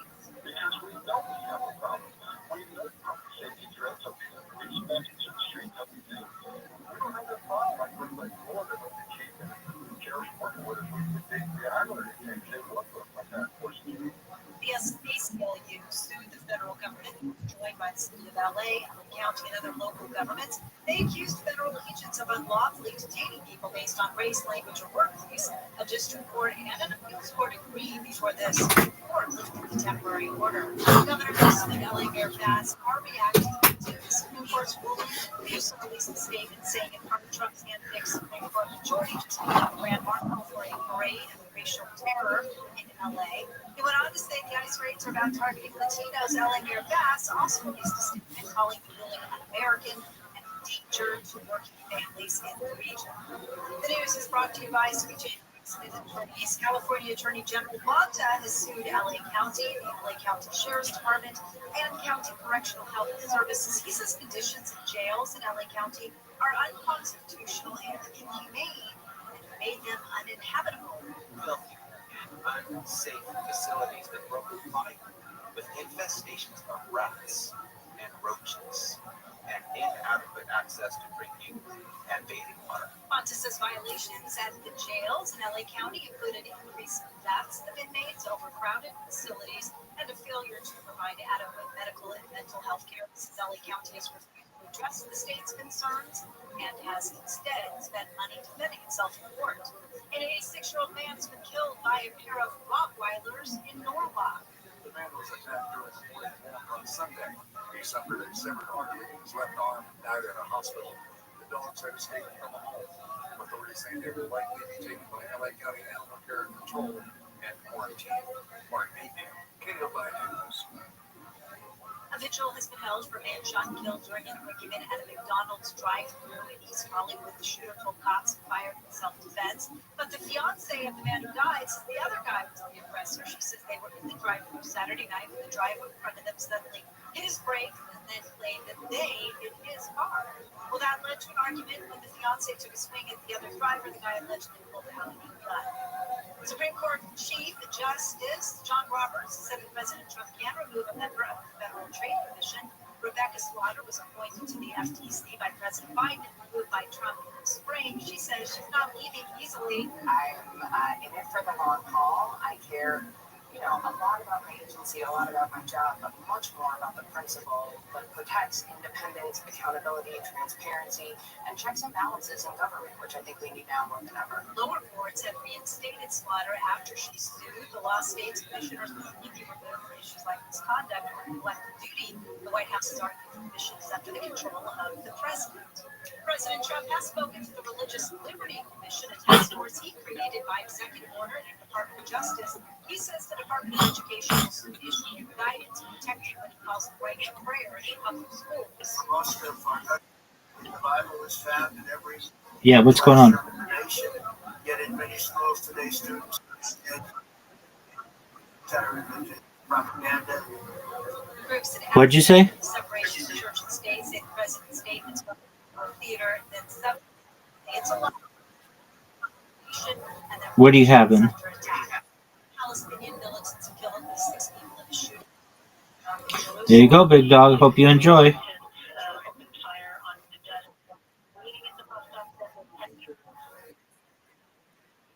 Sister Dana Miller told Okie doke. wake-up call earlier this morning. A dozen people were hurt before an Israeli was arrested. That's what happens.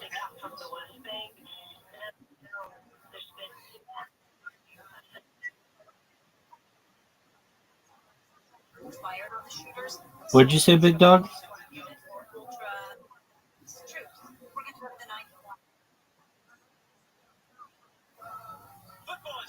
You can talk to me whenever you want. If I can talk to you, I will. I can't always talk to you, but when I can, I will.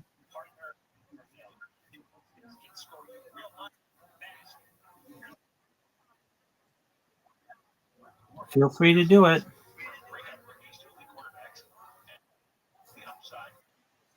Excellent, big man. I see that. Sounds great.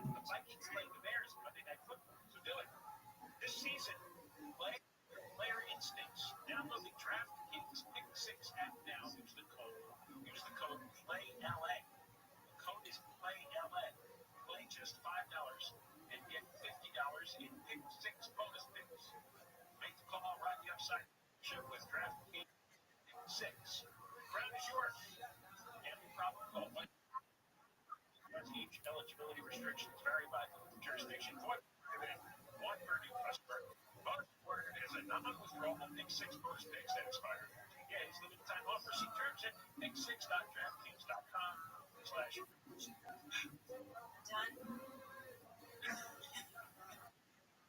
I think so. I know you. Southland weather, KFI setting cooler starting tomorrow. Highs mid-70s, around 80 conventional. This is what I'm talking about.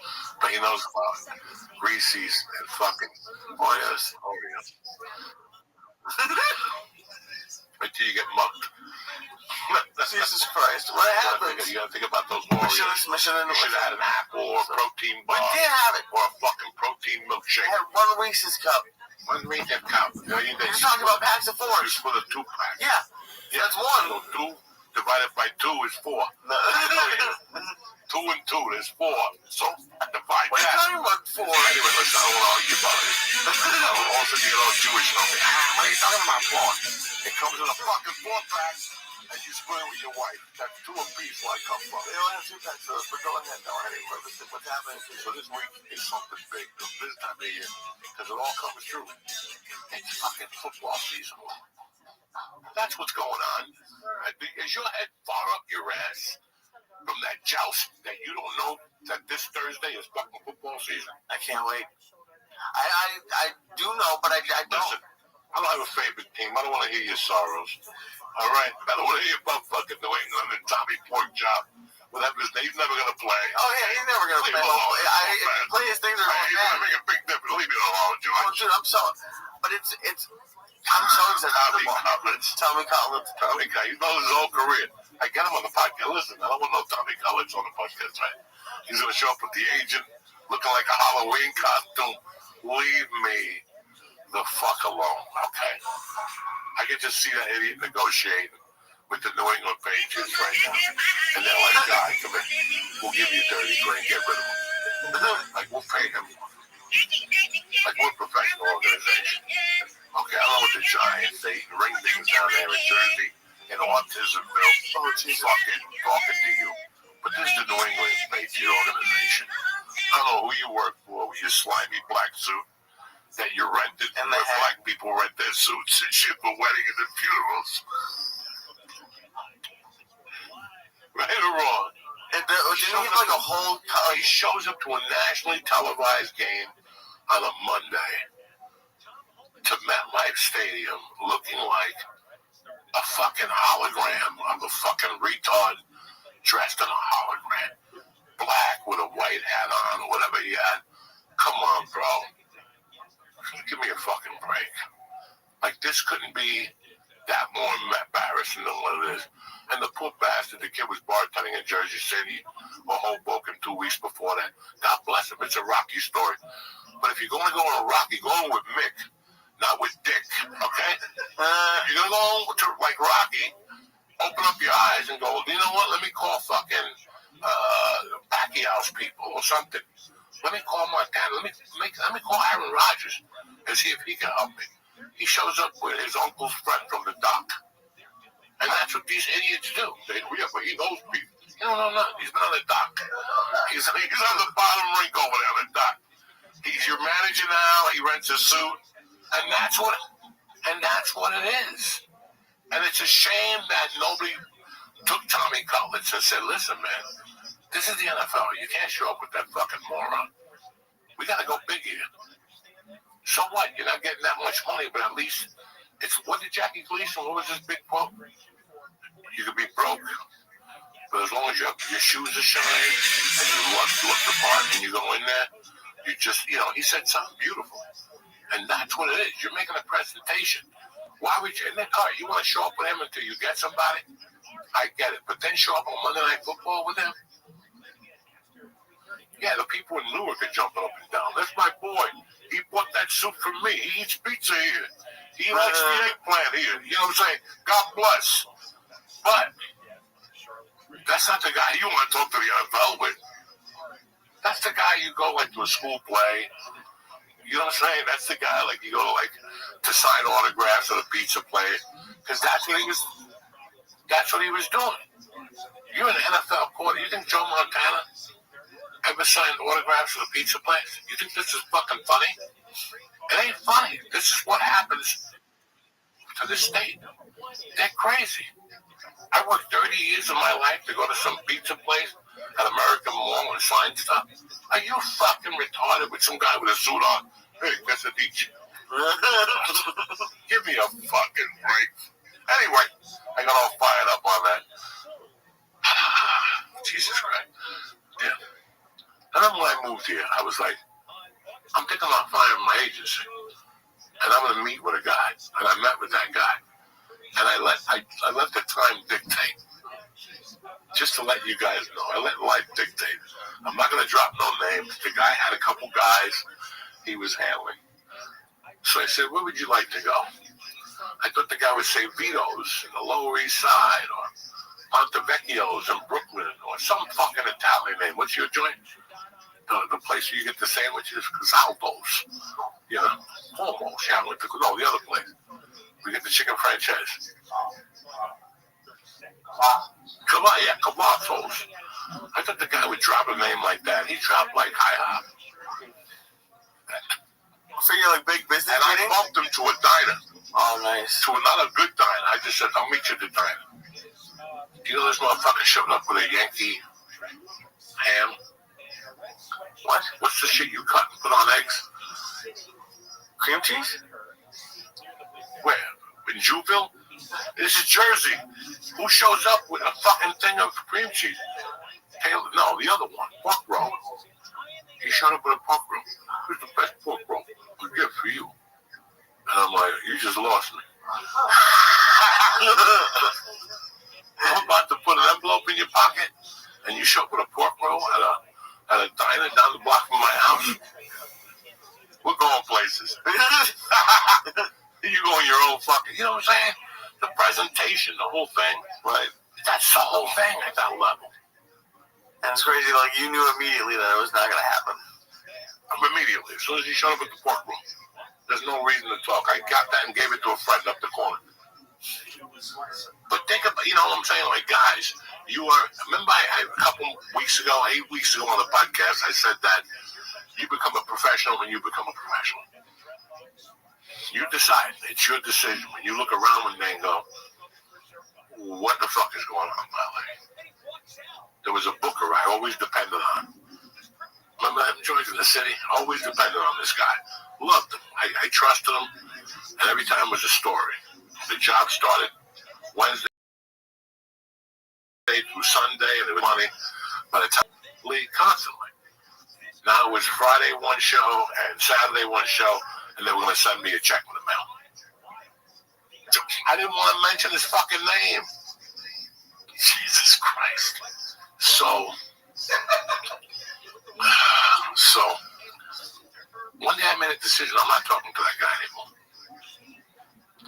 And everything changed. He called me for like a year. Once a year, he still calls me and texts me. I got a gig for you.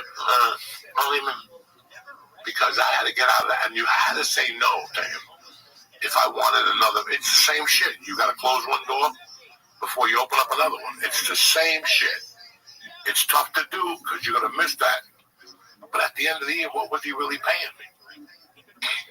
Right? What was he paying me? Every time I came here, it was a story. My money for the plane ticket. There was always a problem with the hotel. They're going to pay half. Then you find out they gave him everything. Right? He stole it right from me. And what are you going to do? Go down there and throw him out the window? You knew better. You fucking knew better. This is what you get for being a gabon. Because in your mind, you're playing in the city, but you're really not.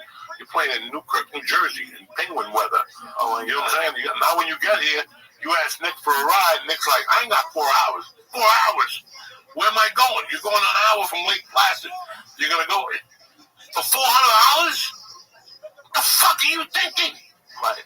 Shoot yourself. But you get caught up in, well, I'm going to come back and stay on Nick's balcony because I stayed on your uncle's balcony, so I know.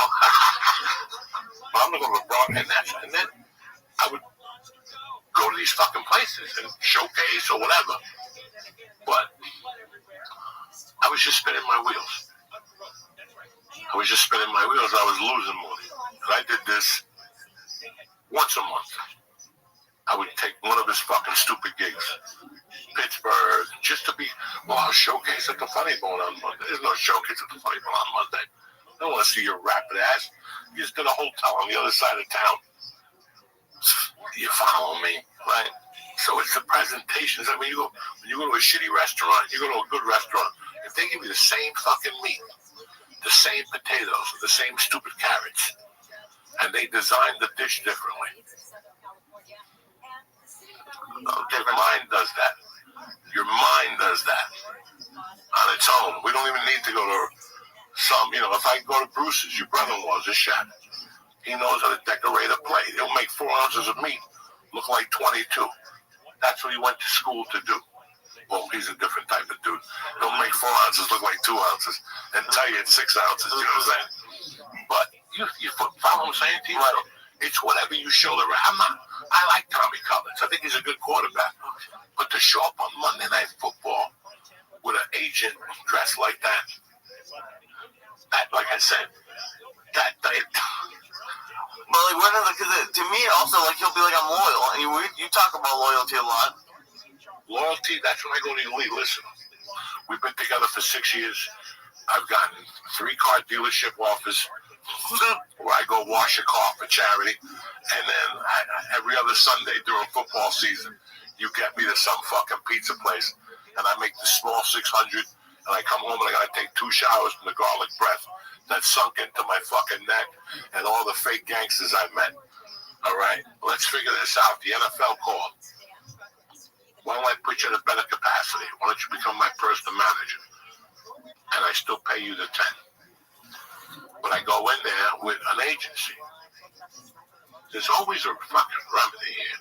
If you're that tight with the guy, he'll understand. Right? I can't show up with you. We robbed somebody in the 8th grade. God rest his soul. I love Darren Rago. I always think about it. What happened if he would be alive right now? Because I would have called him to L.A. After the fucking mishap in Colorado, when he didn't help me kidnap Bella, I wasn't going to ever let that happen again. I wanted him around all the time in case I had a sudden urge to throw somebody out a window. And that dude, as long as I gave him coke and some sniffing glue, that's my dog. We were dogs together. So I can't imagine me getting along as yard and flying Rago out to throw, because he would have thrown everybody on that set off the wall. He would have fought everybody hand-to-hand combat. Fuck your mother, I'll come back with a roast beef sandwich. That type of shit. But anyway, we got to take a quick breather here and talk to you about DraftKings. I've been with them. I've been working with them for 5 years. But I've been with them for how long? Maybe 7 years. I've been a customer of theirs. I love everything they do. Every morning listen. In the morning I get up, I get coffee. I sit and look at the fucking trees. I thank God for giving me another day. And as soon as I get down there, I open up my notebook and I go right on DraftKings, because every morning I risk getting anywhere from $1 to $2 in bonus bets to $300 in casino credits, because they have a thing that you just spin the wheel, and every morning you wake up to good news. It's like going to Kohl's. Every time you go there, they give you a coupon to go. You know what I'm saying? So I love DraftKings for that. They take care of me. They're loyal. Anyway, let DraftKings do new customers. We got an offer for you. Hit it. Hey, it's fall. It's game on, kids. Pro Football Week 1 starts right now. And every touchdown gets you closer to a payout.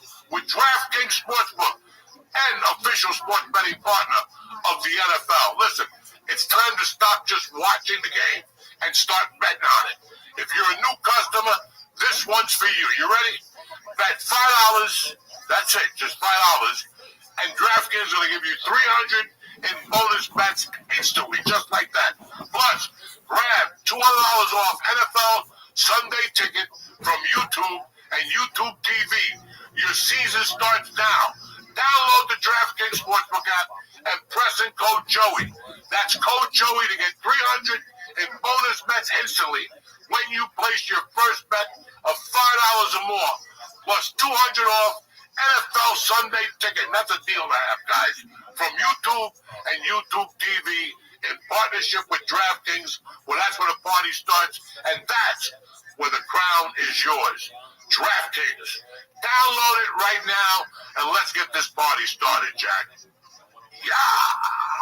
Gambling problem? Call 1-800-GAMBLER. In New York, call 877-8-HOPE-NY or text HOPE-NY 467-369. In Connecticut, help is available for problem gambling. Call 888-789-7777 or visit ccpg.org. Please play responsibly. On behalf of Boot Hill Casino and Resort in Kansas, fees may apply in Illinois. 21 and over. Age and eligibility varies by jurisdiction. Void in Ontario. Bonus bets expire 7 days after issuance. See sportsbook.draftkings.com/promos. NFL Sunday ticket offer for new subscribers only and auto renews until canceled. Digital games and commercial use excluded. Restrictions apply. Additional NFL Sunday ticket terms at youtube.com/go/NFL Sunday ticket/terms. Limited time offer. We're back, Jack. So don't forget, if you're a new customer, give DraftKings a shot.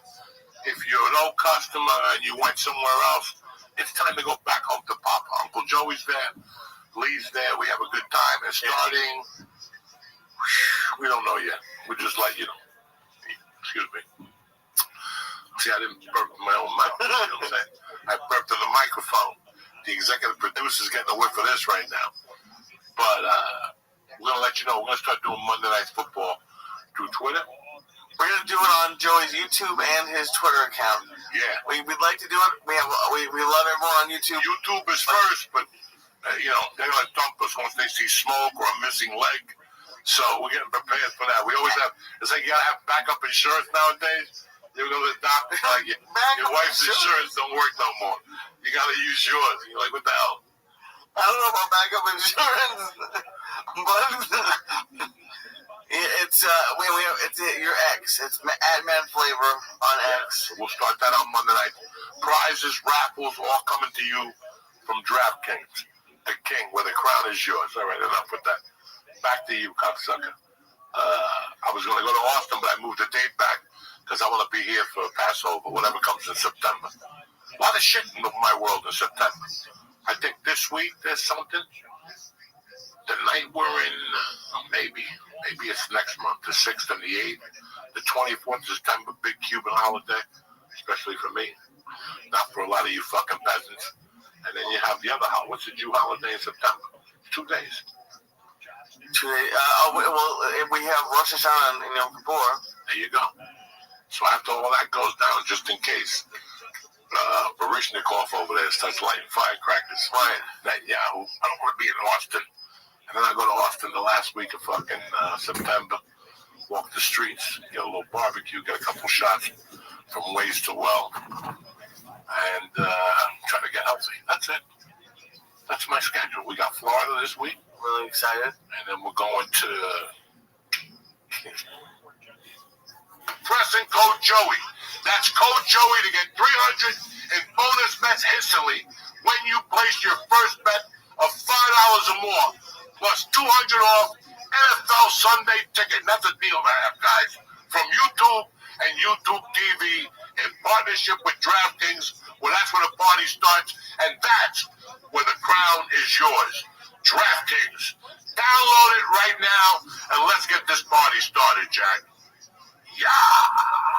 Gambling problem? Call 1-800-GAMBLER. In New York, call 877-8-HOPE-NY or text HOPE-NY 467-369. In Connecticut, help is available for problem gambling. Call 888-789-7777 or visit ccpg.org. Please play responsibly. On behalf of Boot Hill Casino and Resort in Kansas, fees may apply in Illinois. 21 and over. Age and eligibility varies by jurisdiction. Void in Ontario. Bonus bets expire 7 days after issuance. See sportsbook.draftkings.com/promos. NFL Sunday ticket offer for new subscribers only and auto renews until canceled. Digital Theatrical games and commercial use excluded. Restrictions apply. Additional NFL Sunday ticket terms at youtube.com/go/NFL Sunday ticket/terms. Limited time offer. We're back, Jack. So don't forget, if you're a new customer, give DraftKings a shot. If you're an old customer and you went somewhere else, it's time to go back home to Papa. Uncle Joey's there. Lee's there. We have a good time. And starting, we don't know yet. We'll just let you know. Excuse me. See, I didn't burp in my own mic. You know what I'm saying? I burped in the microphone. The executive producer's getting a whiff of this right now. But we're going to let you know. We're going to start doing Monday Night Football through Twitter. We're going to do it on Joey's YouTube and his Twitter account. Yeah. We'd like to do it. We love everyone on YouTube. YouTube is first, but, they're going to dump us once they see smoke or a missing leg. So we're getting prepared for that. We always have, it's like you got to have backup insurance nowadays. You go to the doctor, like your wife's insurance don't work no more. You got to use yours. You're like, what the hell? I don't know about backup insurance, but it's your ex. It's at Mad Flavor on X. We'll start that on Monday night. Prizes, raffles, all coming to you from DraftKings. The king, where the crown is yours. All right, enough with that. Back to you, cocksucker. I was going to go to Austin, but I moved the date back because I want to be here for Passover, whatever comes in September. A lot of shit in my world in September. I think this week there's something. The night we're in, maybe it's next month, the 6th and the 8th. The 24th of September, big Cuban holiday, especially for me. Not for a lot of you fucking peasants. And then you have the other holiday. What's the Jew holiday in September? It's 2 days. 2 days. We have Rosh Hashanah and Yom Kippur. There you go. So after all that goes down, just in case, Barishnikov over there starts lighting firecrackers. Right. Netanyahu. I don't want to be in Austin. And then I go to Austin the last week of fucking September. Walk the streets, get a little barbecue, get a couple shots from Ways to Well. And try to get healthy. That's it. That's my schedule. We got Florida this week. Really excited. And then we're going to... we have Virginia. And Maryland. No. We're going to the casino in Maryland. Then we're going back to Philadelphia. Back to my tickets are on sale for that. And then we go to December 6th. We go to Virginia, Caesar's Palace in Virginia. What are you doing about, cocksucker? It's 8 hours away, and you're the only one that's got a license. But we're not driving in the car. Forget about it. You're not taking me down there in the Taurus, in the fucking whatever he's got, the Twitter machine. We were going to stream there, but we're just not going to drive there. No, we're not going to drive in the Twitter machine. But besides that, I'm excited about it. Dog, this is my time of the year. I told you. My dick excels. I got up this morning. This morning was one of the best mornings of my life. Why? Because a lot of people understand. I got up about 5:30 and I went to pee. And I sat back down. I still had an hour and a half left in me. I could still go till 7. I went to bed at 10. I put the sleep apnea mask on. I laid on my side. And I feel something on my back like a needle. And I pop open. And I look. And it's my cat's paw. I don't see her. I'm like, what the fuck? And all of a sudden, I just see her little nose come out from the blanket, and the blanket just happened to cover her little eyes like this. And she's like, what the fuck are you doing? And I'm like, nothing. I'm trying to sleep, But once I looked at her, I'm like, Jesus Christ. I had to take the mask off and hug her and play with her. She was all excited. I had to scratch her nose and shit out the corner of the stick. I'm like, I'm up already. So, where the fuck was I going with this? I don't even know. Oh, I got up, I had some coffee, sat outside. It was a bit on the chill side, but the sun was coming out. I could tell it was going to be a beautiful day to be alive. And I just went downstairs and started writing like what I wanted from now till December. I did. It's the final quarter. We got to get serious. We got to wrap up the sleeves. I tried to talk, I thought about the football thing we're doing on Monday Night Footballs or Thursday, depending on the game. I mean, why waste a shitty game? If they're 2-12, I'm not going to watch that. 2 teams. When they're both going for the number 1 draft pick, I might as well leave it home to watch YouPorn or something. Except in Texas, you got to mimic something, whatever the fuck goes on. You gotta fucking make believe you're at that Snappies. What's the name of the supermarket you go to that sells gasoline? Whippies. Flippies, whatever the fuck. I have to go. Oh, Buc-ee's. Buc-ee's, yeah. You know, Buc-ee's. How do you describe it? A gas station that sells Flippies? Is that what you said? Oh. What? What? Flippies or whatever the fuck you. But yeah, this is my time of the year because I know it goes fast. I know it goes fast. And for working Americans, I mean, the interest rate's going to go down a little bit in September.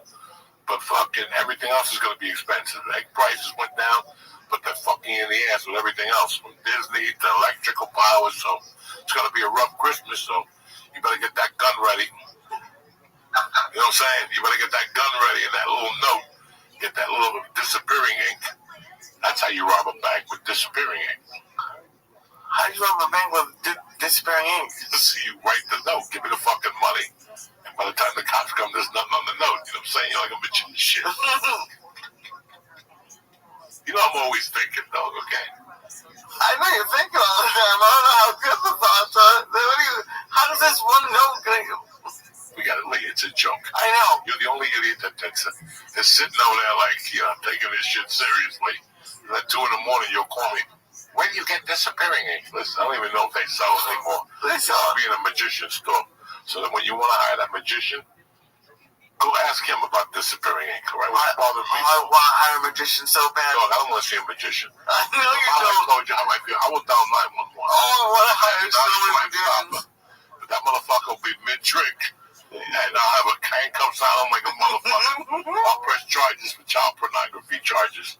He showed me his dick. You press charges? What happened? How are you gonna press charges? You don't decide the charges. Do you have handcuffs? English. What do you mean Why are you English? telling me in Yiddish? English. Oh my God. What happened? Because you can't decide the charges people are getting. You don't get to go to the cops like, well, I'm charging them with child pornography. I'm charging him myself. Yeah, I know what the charges are. He showed me a picture of a kid with a rain jacket on. I need that shit.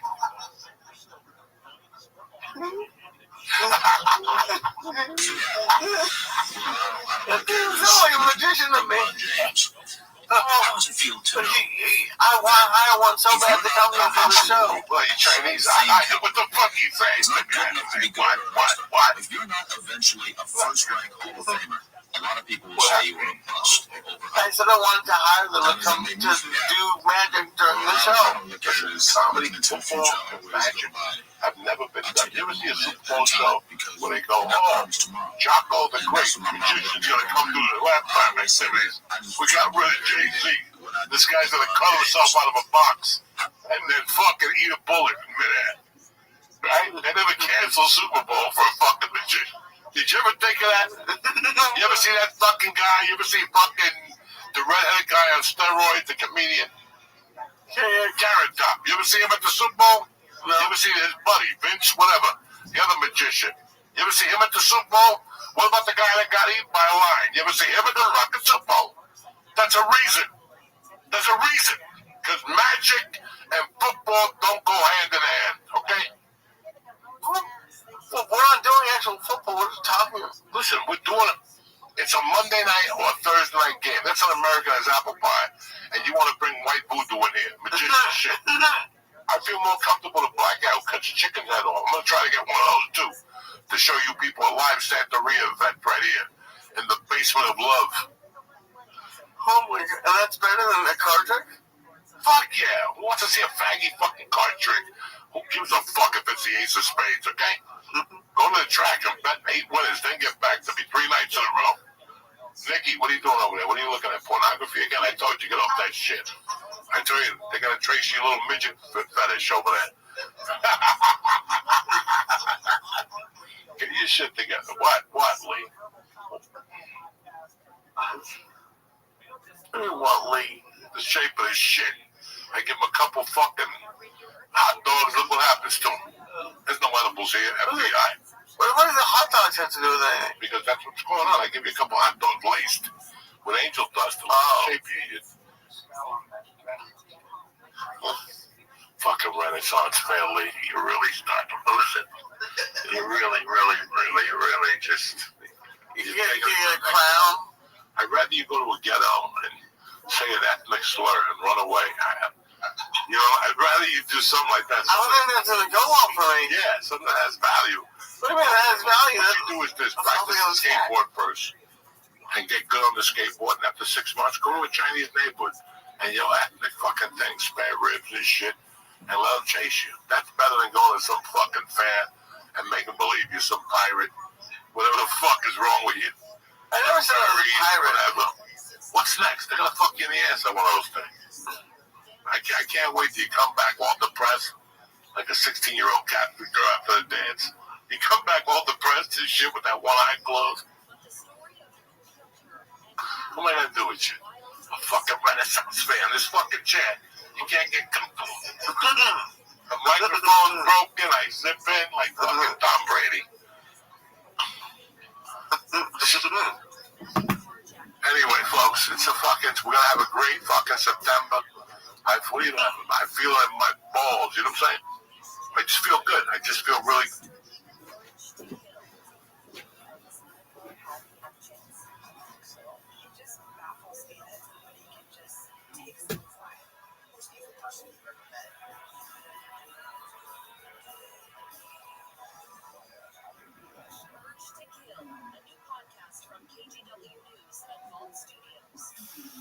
Follow this podcast for free on the iHeartRadio app. #1 for music, radio, and podcasts all in one.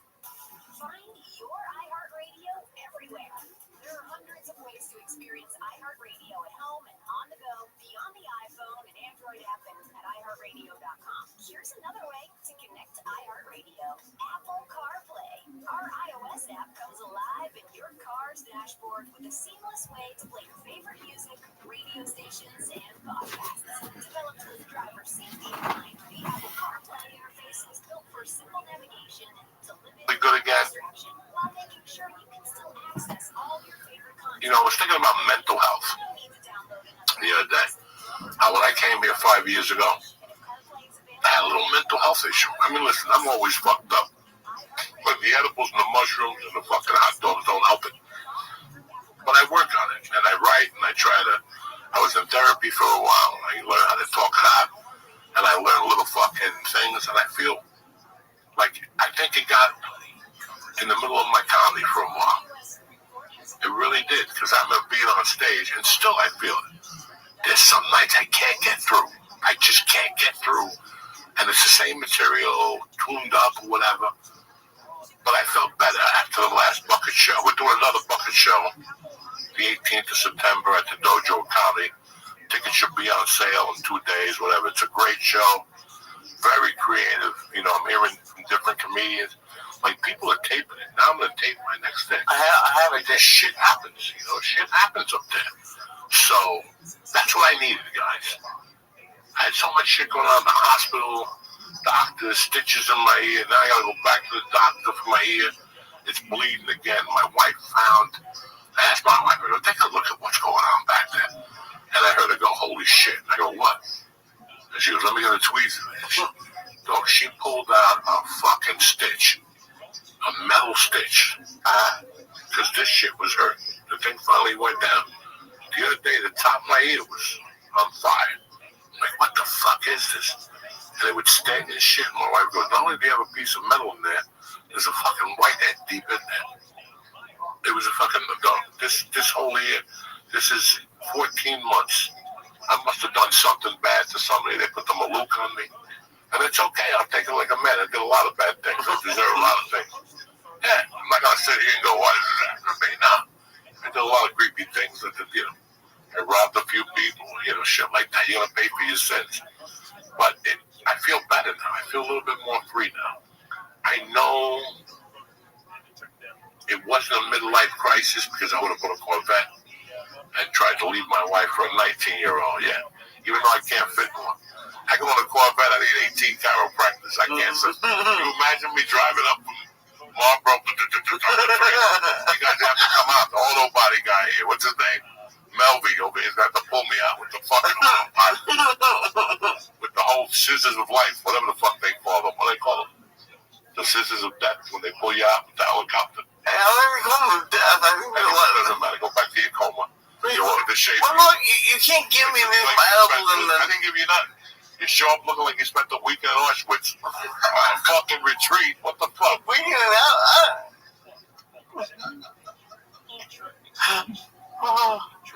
I don't know how to respond to all fucked up with no suntan. That's a week in Auschwitz. You want to go hang out with pale people? I am pale. No, but that's the reason why. You should hang out with black people up in the Bronx and jumped around and played sword. That's what you do next week. Bring a sword up to one of the black neighborhoods. What? Bedford style. One of those. Go up there and say Biggie sucks and just swat your sword down the street and see how long you last. Where am I going to get a sword? Look at you. Huh? Where should I get this sword? At a pawn shop. A pawn shop? When they bring your computer, bring that fucking keyboard. Took 8 hours to start the show. I got here at 3 in the afternoon. You over there electrocute yourself and shit, cocksucker. It never ends here at the Church of What's Happening Now, the new edition. What do you got cooking in the Mac next couple of weeks? What do you got? This week coming up on Thursday, I'm opening for Josh Wolf in Newtown, Connecticut. And on September... Buy tickets now. Mm-hmm. And then on September 20th... No, don't worry about December 20th. You're living for Thursday night. Get on there. Where's the show at? It's Edmond Town Hall. Edmond Town Hall. Where is it? In Newtown, Connecticut. Newtown, Connecticut. What's the link? How much are the tickets? What's next door to eat? What's down the corner they can park their car? These all you know what I did see, actually? I did look at... When you come see me Saturday in fucking Florida, park the car in the garage. Give it to a Cuban guy.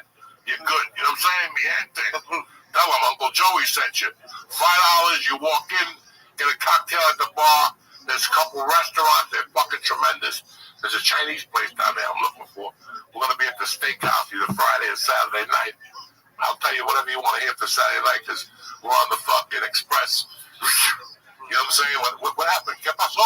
Where'd they go? What happened? What happened? We're in Teterboro. Anyway, tickets are on sale for Philadelphia Park Casino for the night before Thanksgiving. We also have December 6th at Caesars Casino. And then I think, the Pantheon. That's it, man. The Pantheon. November 8th, MGM Grand Ware in Maryland.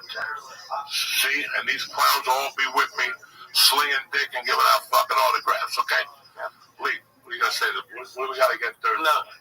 Wait from scratch. And Thursday night with Josh Wolf. Compose yourself. I'm composed. Look at me. Look at the fire camp. Are you ready? Go. On Thursday night, I'm opening for Josh Wolf at Edmond Town Hall, Newtown, Connecticut, 8 p.m. September 26th, I'm headlining. September 26th. Oh, that's right. Okay. Yeah. September 26th, I'm very excited. I'm headlining the dojo in Morris Plains, New Jersey for the first time. A lot of great comics are opening for me. It's going to be a good time. Pedro Garcia is going to feature for me. Got a lot of great people. So it's going to be a great night. Who else is going to be there? Everyone's going to be there. Every comic. Sheba Mason's going to be on the show. What chicks are going to be there sucking dick? The hottest. Sell it. All the hottest chicks hang out at Tiff's. All the freaks go to Lisa at show. I promise you the food's good. I've been working really really hard. Be there. Bruce Springsteen will be there. I get fucked up one night. Everybody will be there. You know what I'm saying? It's fucking awesome. The sheriff will be there. I love you motherfuckers. Where's the date? September 26th. September 26th. Oh, yeah, I'm fucking. Yeah. Don't show me shit. In Morristown, New Jersey, man. So, headlining and shit. There he goes. He goes from Morris Plains to fucking Harvard Plains in fucking Iowa next week. From that, after that, that's his career. He goes from Morris Plains to fucking the Plains. That's a What's nice going on, big dog? There. You need to get the horse to get up there, so. But I'm proud of you.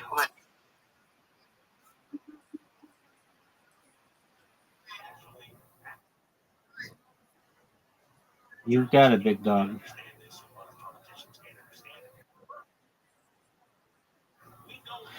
Excellent.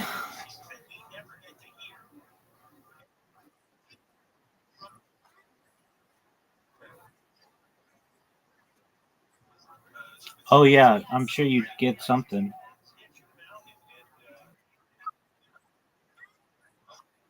Ex- Excellent, dude. You're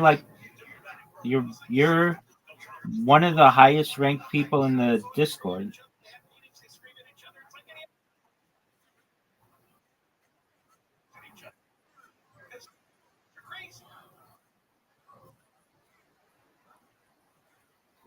There you go, big man.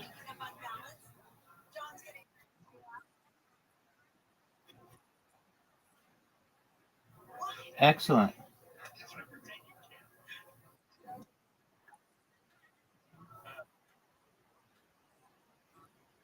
I did. I did. You're welcome, big man. Well, thank you, my friend. God willing, he does.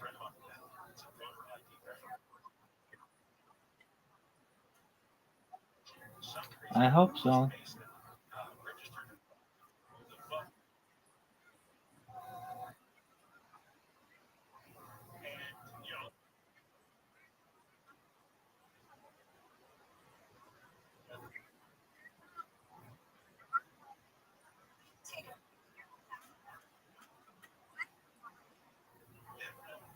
Cool, man.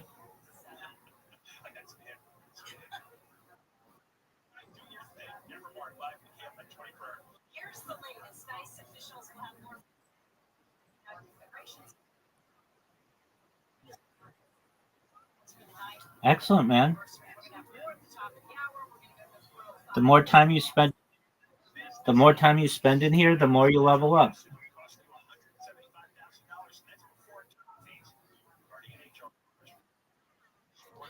Yeah, Miss Aquarius is like number 2. So you be up there. 70s and 80s. This report brought to you by Rocket Mortgage. From your Toyota dealer's traffic center, find the Toyota hybrid sedan tracker SUV that's right for you at Toyota.com. We're going to the 405. Let it pass. Katy Center Drive down to Sunset Boulevard. All outbound lanes are going to be shut down. Everybody's taking some home. The boulevard as an alternate, so that is going to be stacked up as well. And 210 Western Faro, reported that crash with those line lights. That the car ran down. They didn't go fast. 15 south before the 138. Got to check. It is up there. With Southern California's most accurate traffic reports, I'm Jenny Harvey. America's #1 app for radio is iHeartRadio. Trusted DJs, breaking news, live play-by-play, plus the station right now, anytime, anywhere. Join the millions who already have it. Open the free iHeartRadio app today. The #1 app for radio.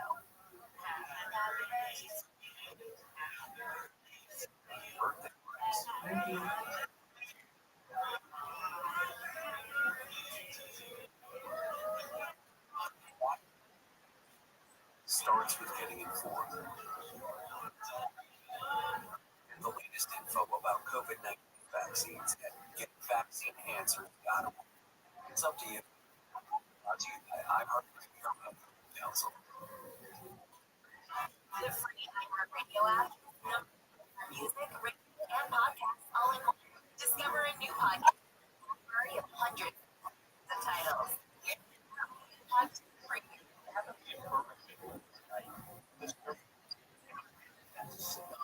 Birmingham, but it was not get national attention.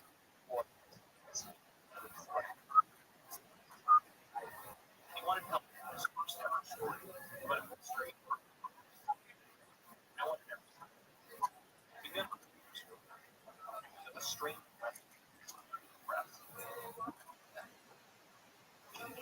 between Islamic extremists who've been infiltrating city schools in a supposed plot called Operation Trojan Horse. The letter was bizarre, unscientific and coherent, badly xeroxed, yet still, it sparked one of the biggest school scandals in British history. Government investigators descended on Birmingham, the country picked up its counter-terror policy. By the time the war died down, schools and rebounds, teachers lost their jobs. But what I always found suspicious about this whole affair is that this dodgy letter suggesting extremists were taking over our schools. Nobody could find out who wrote it or why. Remarkably, none of the investigators tried. So I convinced my reader again that we should go for it. Is this about to be the first radio interview you've ever done? Not tonight, so you can usually instead. I'll give you a clue. Who is the letter defending? It's the question you have to answer. Figuring out who wrote the Trojan horse letter, that was only the first mystery we were up against. It started to seem like officials knew more than what they were letting on. And then Hans and I were poking at something that people did not want to talk about. Can you give us a bit of details about the situation? It's particularly important like that. From Serial Productions and the New York Times, I'm Brian. And I have to say it. It's the Trojan horse affair, a mystery in 8 parts that a lot of people don't know. Listen and follow this podcast for free on the iHeartRadio app. #1 for music, radio, and podcasts, all in one app. Find your iHeartRadio everywhere. There are hundreds of ways to experience iHeartRadio at home and on the go, beyond the iPhone and Android app and at iHeartRadio.com. Here's another way to connect to iHeartRadio. If you've got a Roku TV, then you've got iHeartRadio right there in your living room or bedroom. iHeartRadio is available on every Roku TV, Roku smart soundbar speaker, or Roku players. And with Roku's voice search, you can easily access your favorite artists or radio stations with simple voice request. Your iHeartRadio music, radio stations, and podcasts now on your big screen TV with Roku. Check it out for free now. iHeartRadio. Anywhere you want to listen, iHeartRadio is there. iHeartRadio. KFI, AM 640, more stimulating talk. On the next Bill Handel show, California's best kept secret, Governor Gavin Newsom's official calendar for a strip club. Now, this is actively such a mystery, and that's coming out tomorrow at 7 o'clock. KFI, AM 640, more stimulating talk radio. John Cobell Show, and we're on every day from 1 until 4 o'clock. And after 4 o'clock, we hear what you missed on the podcast. In fact, today's featured segment is we interviewed Tom Holman at the start of the show, so you'll want to listen to that later on. This is a true story. Hard to believe, but maybe not. California, a woman from Costa Mesa registered her dog to vote, and the dog, named Maya Jean Crow, voted twice. We're going to talk to Carl Devine, because this is why Carl has the voter ID law that he's trying to get on the ballot, getting signatures, raising money, so we can vote on a referendum and require voter ID, and presumably. Carl, let's get him on first. How are you? I am not surprised that dogs are voting in California. Illegal dogs, people who moved away 10 years ago, a whole bunch of people are voting. So if your referendum passes, presumably this dog would have to show her ID for being allowed to vote. Yes, but my initiative is even better than that. It's not just voter ID, it's voter verification. We have 2 requirements in constitutional amendment that I've authored. Number 1, yes, you vote, you have to show an ID. But number 2, in order to get a ballot, you have to be an eligible voter. So further to the problem we have in California, which is an outdated voter law. The last election, 2024, more than 2.5 million erroneous ballots were mailed out. I call them forfeited ballots because they're mailed out to people who are dead, people who don't know, people who are immigrants, people who are not eligible. 2.5 million, or 9.6% of our voters, is erroneous and outdated. And what was required is that we have to audit the voter rolls once every 2 years in the auditor before the election, and make sure that there's sufficient verification and that voter results are properly seen. That's why laws we never have gotten the ballot in the first place, let alone having shown ID. Well, everything. The woman is Laura Lee Rowe of Costa Mesa. She's facing 5 felony charges. In October last year, she posted a photo of The dog's collar and a mailing ballot addressed the dog. And this woman, Laura, posted that Maya still got the ballot, even though she had died. That's right. And let's be very clear. A lot of Democrats are saying it's just the war. And bring that to the dog murder. No, the only reason why she got charged with the crime is that she literally went to the internet and posted a photo of the damn crime. And it still took 3 years for her to In January 22, she posted a photo of her dog wearing an I voted sticker and posed with the ballot. So here you have someone saying they're breaking the law, and it took 3 years for it. Thanks, man. Stay black. Have a great week. Get this fucking train going because it ain't stopping until the 31st. And that's it. Let's get this party ended. Have a great week. Bam! Boom! Bam!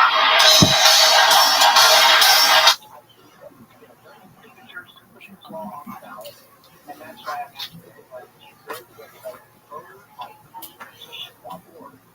voter-petition.org. Sign up with it. Let's make the universal address. I failed to petition on October 1st. Petition between now and then. I'll be there. Go online. Voter-petition.org. Right, and it's just the person. Dogs cannot sign your petition. No, dogs are not allowed to sign my petition. Politics are not accepting signatures. It's got to be registered to vote in California. I see you don't understand the needs of Klal Yisrael, the Chamen, the Misparnas.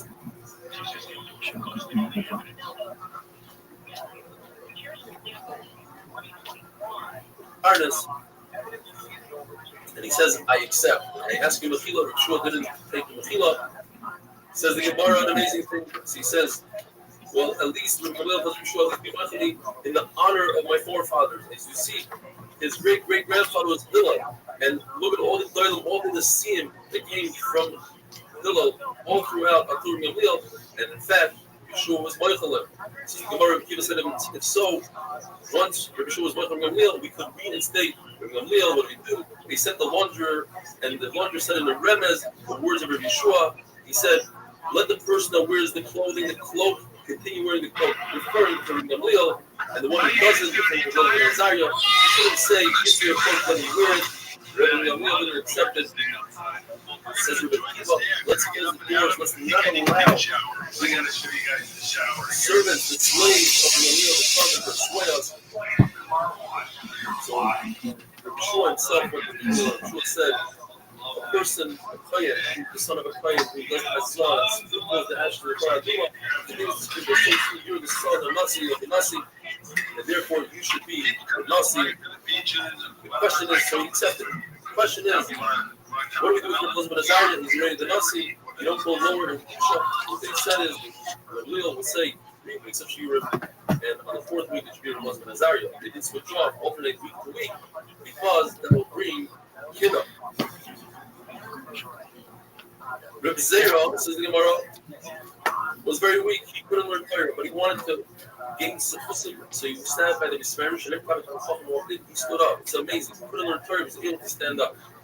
And he heard the following Allah from in the name of Rabbi Yochanan, that if somebody is late with his Musaf, the guy was Musaf after 7 hours, he's considered a Koisheh. Yet, if he has the option of davening mincha or musaf, he should daven mincha first because mincha is taboo. Rabbi Zera repeated this halacha 40 times in order not to forget that he heard it from Rabbi Yochanan and not from Shubal Levi. The taste food before musaf, we call it the Kiddush Club. According to Rabbi, it's also the halacha, it's musaf. I'm not saying the Kiddush Club is musaf. To eat before mincha, according to Shubal Levi, is also, but the halacha, it's musaf. And this brings us to Amid Beis. If a person is not even a shul with a tzibur and they're not holding by musaf yet, it's also for him to daven musaf before everybody else, but if he's keyless and the shul is holding, they could. Says the Mishnah, the Rabbi Rothschild had a special say before he walked to Medrash and before he started learning, and the Gemara says, he goes as follows, Like Pasha with ViralRabbi. I shouldn't make a mistake in halacha. Amazing. My friend shouldn't be happy that I made a mistake in halacha. Now they can make fun of me. This will be too proud. First of all, I made a mistake in halacha. Second of all, I'm causing them to make fun of me. And I shouldn't say on Tamei Tamei, and my friend shouldn't be Mishal and halacha, and I should. I'm these should say,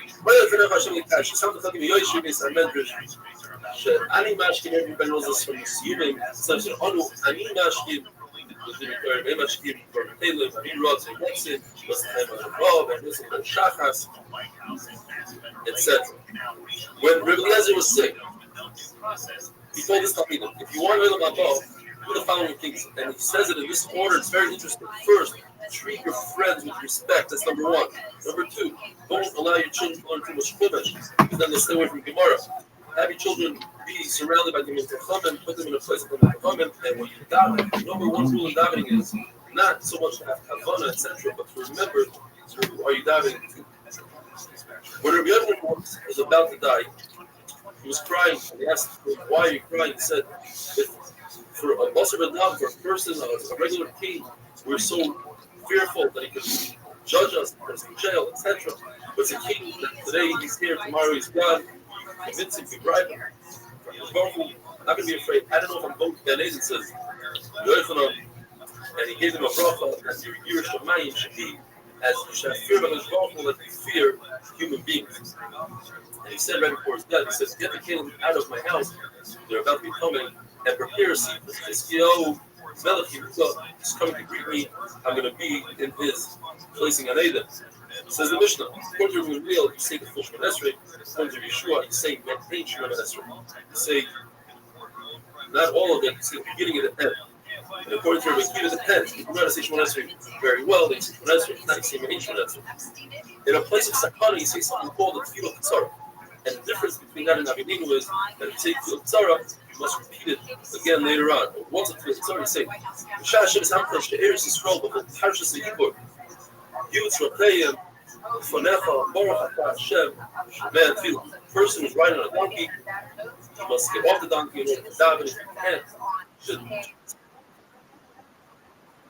he's been davening in his heart. Didn't you see Sloppy Joe's? On a boat, it's hard.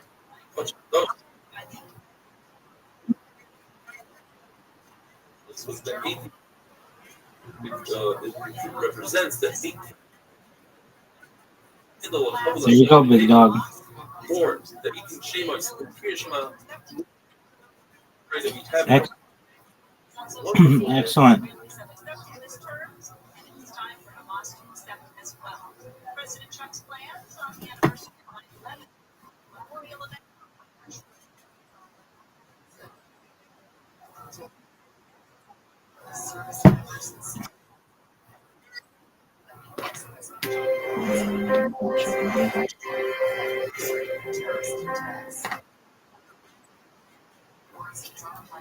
I'm fine. What are you talking about? Bracha is daf of tes, as you might have heard, is the Shalom Zachar of first. What'd you say?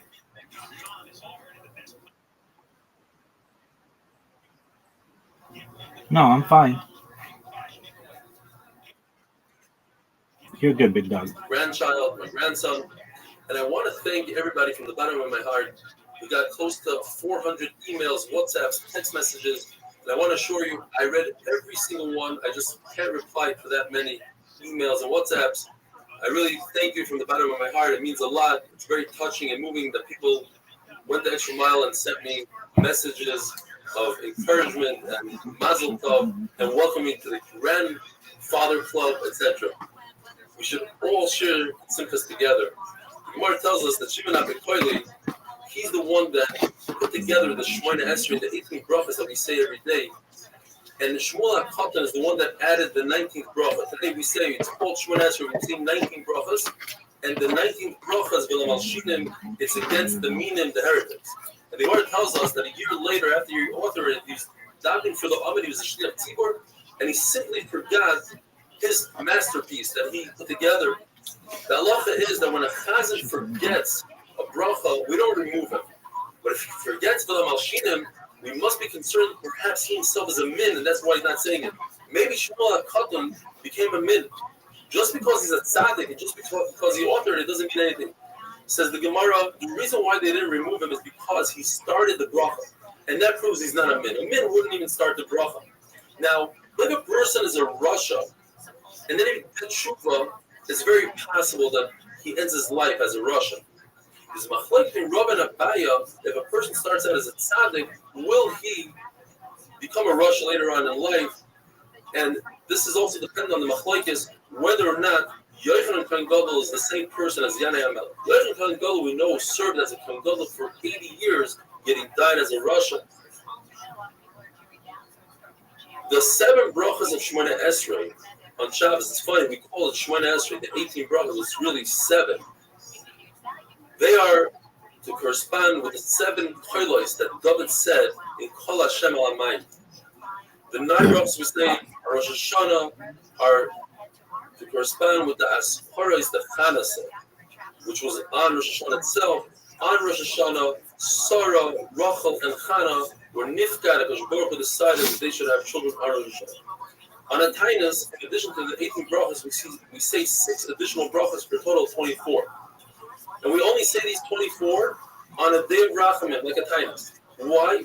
These are corresponding to 24 Rinonois, the Shkirois, the song that Shlomo HaMelech said as they brought the Aron into Kodesh HaKadoshim. Rabbi Yeshua says that you say Me'ein Shemona Esrei. You don't say a full Shemona Esrei. Everybody's supposed to say the Me'ein Shemona Esrei. What does that mean? According to everybody, at least the 3 first brachas and the 3 last brachas are the regular brachas. The question is what you put in between. According to Shmuel, you put Havineinu. As we had before, it's a kitzur of Shemona Esrei. Each bracha consists of 3-4 words. And Abaya would curse those that would use Havineinu instead of Shemona Esrei. Shmuel says you can say Havineinu every single day besides the Motzei Shabbos. Because what do you do with the Havdalah that we put it, we insert it to the Shemona Esrei by Atachayim, we put it in Atachan Antonu. And you cannot make its own bracha like Rabbi Kiva said it should be the 4th bracha, Atachan Antonu. And according to Rabbi Eliezer, it's by Moedim. The reason why we don't pass it like Rabbi Kiva and Rabbi Eliezer is because you don't insert additional brachas. Therefore, it has to be part of something. The only question that remains in the Gemara is, so then why don't we just say it, the kitzur, in Atachayim and add a couple of words for Havdalah? The Gemara says it's passion. Rabbi Bibi would not say Havineinu in the winter time because you can't insert the same talum matar into Havineinu. And you can't put it together with the bracha of Birkas Hashanim because that would be matrin him, that would throw the person off. Now, we don't say that someone will get thrown off by inserting Atachin Antonu into Atachinim because, very interesting, the beginning of Shemona Esrei, the Gemara says a person has kavanah. It's only later on that a person starts spacing it out. So when he has kavanah, Atachinim Nodin Das, then we can insert whatever we want and he's not going to get confused. But later on in Shemona Esrei, we get confused. And we don't insert it purposely by Shemona Esrei. That's only if a person made a mistake, you could insert it then. If a person doesn't say Mashav Ruach Amor Geshem, we make him repeat the entire Shemona Esrei. If a person doesn't say the same Talmud to the Bracha, you don't make him repeat the entire Shemona Esrei unless he's past Shemona Esrei, because he can always say it by Shemona Esrei. If a person doesn't say Yal V'Yochai, he goes back to Ritzei. As long as he didn't finish Shemona Esrei, he goes back to Ritzei. Now, if he takes 3 steps back by Shalom, then he has to repeat Shemona Esrei. There's some people that say that if a person is not used to saying Tachanunim, even if he didn't take 3 steps back, but he's at the end of Shemona Esrei and he doesn't say Tfilos, he must repeat Shemona Esrei. We learned in the Mishnah that you should not make your Shemona Esrei a kva, a fixed. You should make your Tfilah Shemona Esrei a fixed thing. Now, what does fixed mean? Gemara brings numerous pshat. One pshat is that you make it as a burden. Like, when are we going to get over with this? When is this davening going to be done with? Another pshat is he doesn't say it like a tachnunim. He doesn't say it softly as if he's begging for something. Another pshat is that it's a Shemona Esrei that you don't add your own words. You just read from a siddur and you're done. You're supposed to make it your own. You're supposed to show that you care and add words to it. Rabbi Zera said that's not true. I know how to add my own tefillah, but I don't because that could throw me off. Another pshat is that he doesn't daven when the sky is red. In other words, you don't daven chakras by the sikin, and you don't daven mitcha by shkia. This all the way at the last moment. And in Eretz Yisrael, they would curse those who push off mincha at the last moment because you could come to forget your daven. The Mishnah discusses tefillah k'tzara. If you're in a situation of danger, you should say tefillah k'tzara, shorten tefillah. One of the things you see in that tefillah is b'chol parshas ha'ibur. In the parsha of Ibur, the Gemara explains that it's referring to pregnancy. That just like when a woman is upset when she's pregnant, so too HaKadosh Baruch Hu, when he's upset, should have Rachmanis and Klal Yisrael. Because of the Shalom Zachar, just stick in a little vart. What does it mean? A woman is pregnant, she's upset. The pshat is that every good thing comes with pain and aggravation. As the Gemara says, Eretz Yisrael was nicknamed Yisurim. In order to come to a beautiful, healthy child, you have to go through very vigorous labor and delivery and everything else that's involved.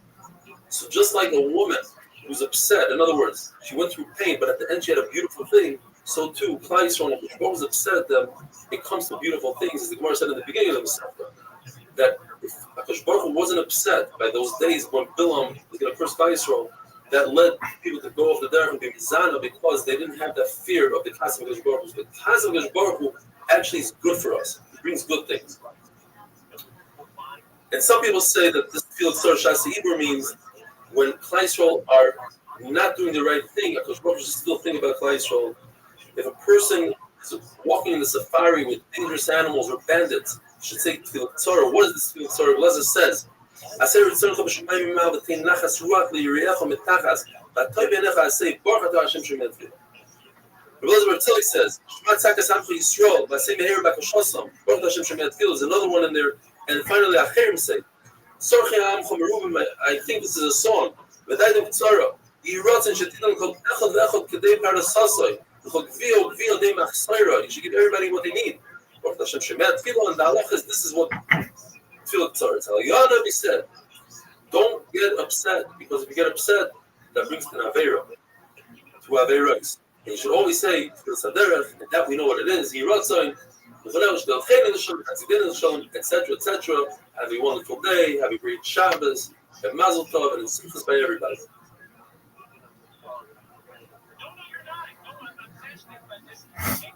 You're making such a great case. The question I had is, why are they doing it? They know this, don't they?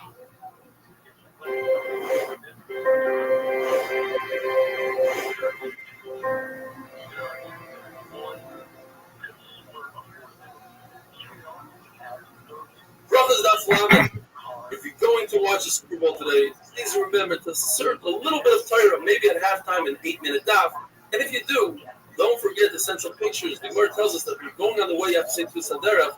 You have to wait until you come out of the city, but do not say Tefillah Saderech once you pass 8,000 amas, which is approximately 16,000 feet. Rav Sheshes holds that when you say Tefillah Saderech, you have to stand still. Rav Sheshes says you could be moving. Yet when they went together, Rav Sheshes respected Rav Chisda and he stood. He didn't want to do bad in a place of good. And in fact, the halacha is it's preferable to be in a standing position where you say Tefillah Saderech. You're riding on a donkey. It's a machlokes whether you get off the donkey, you give the donkey to somebody else. Rabbi says you don't, because that's going to take away your concentration. You're going to be thinking about your donkey. A person who's blind, who doesn't have a compass, he should think about Kodesh HaKadoshim in his heart. The point is, you always have to be facing the Pyrus, which is in the Kodesh HaKadoshim. So if you're in Chutz La'aretz, you face Eretz Yisrael, which is eventually going to get you to Kodesh HaKadoshim. If you're in Eretz Yisrael, you face Yerushalayim, you face the Hamikdash, you face Kodesh HaKadoshim. If you're in the Kodesh HaKadoshim, you face the Pyrus. If you're behind the Pyrus, turn around and face everybody else, you face the Pyrus. If you're in north, you face south. You're always facing the Pyrus. There's a machlokes. What do you do if you have an emergency situation and you won't be able to daven Shmoneser b'Kavanah? The father of Shmuel used to daven Shmoneser extremely early. According to Rashi, even before Alizah Shachar, places says that doesn't make sense because there's no such shear that's in the middle of the night. It has to be slightly after Alizah Shachar. Rishon ben Elazar is mechulek, and he says first you say Kriya Shema, then you say Shmoneser. It's better to say Shmoneser sitting down, but it's right after Shema that to say Shmoneser standing up. When the Shmuel, it's better to say Shmoneser standing b'Kavanah. The Rebbe and Razukah, before they said a shear, they would grab a minion, even though it's really early, they would grab a minion and daven. And once they gave the shear and the sun came out, was Netzachama, then the Talmidim would sneak out one by one to daven Shemona Esrei. Rabbi Ashi, very interesting. He would give his material on his announcer, to give him a lot of material to say over. And when he was saying over the material, he, in a sitting position, would say Shema Shemona Esrei. Why didn't he get up and go out and say Shemona Esrei? He says, Rashi, an amazing thing. He didn't want to be that person to cause the whole basement of Yisrael Shiva to stand up in his honor. That would be too much of a tirkut for everybody. And he didn't want to daven really early like Shmuel's father, because he never saw his Rabbeim do it. He didn't want to bring a minyan because he felt that was a tirkut, maybe he would push off the start time of the shir. Says the Mishnah, Chachamim say that you daven Musaf even be yechidus without a tzibur. Rabbi Elazar ben Azariah says no, Musaf is only the tzibur.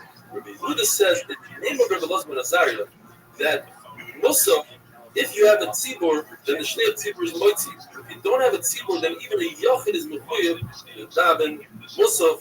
And that, in fact, is how Rav and Shmuel paskin. And Rav Ami and Rav Asi, they say Musaf even b'chidus. We had them in the beginning of the stuff that they used to daven in the exact same place by the pillars where they would learn Torah. In other words, they would daven b'chidus, Shachris, and Musaf. Rabbi Yochanan testified that he saw Rabbi Yanai davening back to back Shemona Esrei. The Gemara says it's impossible to say that he didn't have kavanah. That's why he repeated Shemona Esrei, because look, he testifies. Rabbi Yochanan, he knows what he's saying. He told us the story in order to bring out a point that you can daven Musaf even be a or there's a similar story. Rabbi Barab was davening Shemona Esrei and they repeated it. It can't be because he didn't have kavanah. Rabbi Elazar says that before you daven Shemona Esrei, you have to assess your situation, evaluate whether you can at least have kavanah or bracha according to this, and therefore it's possible your kid Barabba didn't have kavanah. Therefore, it must be that he repeated Shemona Esrei because he was Rishpaidish. Downtown LA and then back over on the 10. Also, another alternate advice that looking starting to be busy on the roofing from Alameda as you continue all the way to the 605 with Southern California's most accurate traffic reports. I'm Angel Martinez. Football is back, and this season lives on iHeartRadio. Let's go wild first week of action. Week 1 concludes tonight with Minnesota at Chicago on Monday Night Football. Everything you crave on an everything bun. Get the pepper grinder puff. Yo, no one knows what this is. This is 24/7 coverage. Everything you love about football. Just open the iHeartRadio. Search NFL to dive in. iHeart is America's #1 podcast network. Open a free iHeart app and explore podcasts like this. 3 miles, glass spires, Midtown, lies the South River Forest. In 2021 and 2022, what has become a home to activists from all over the country. I found a struggle worth fighting for. Gathered to stop the nearby destruction of massive streams and became cops.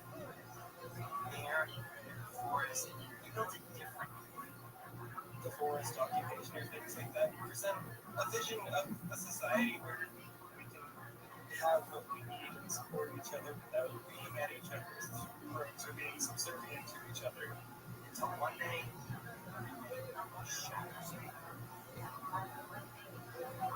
At approximately 9 o'clock this morning, as law enforcement was moving to various sectors of the property, an individual without warning shot at George Slater's range. What I heard was a full clip being unloaded. It was just like a whole mess of shots, just like blasting off. I'm wondering, inside media, Underfoot TV, this is what came to the forest. We got about 150 to 200 protesters that went to the officers now. I'm Matthew Shipper. Follow me came to the forest. They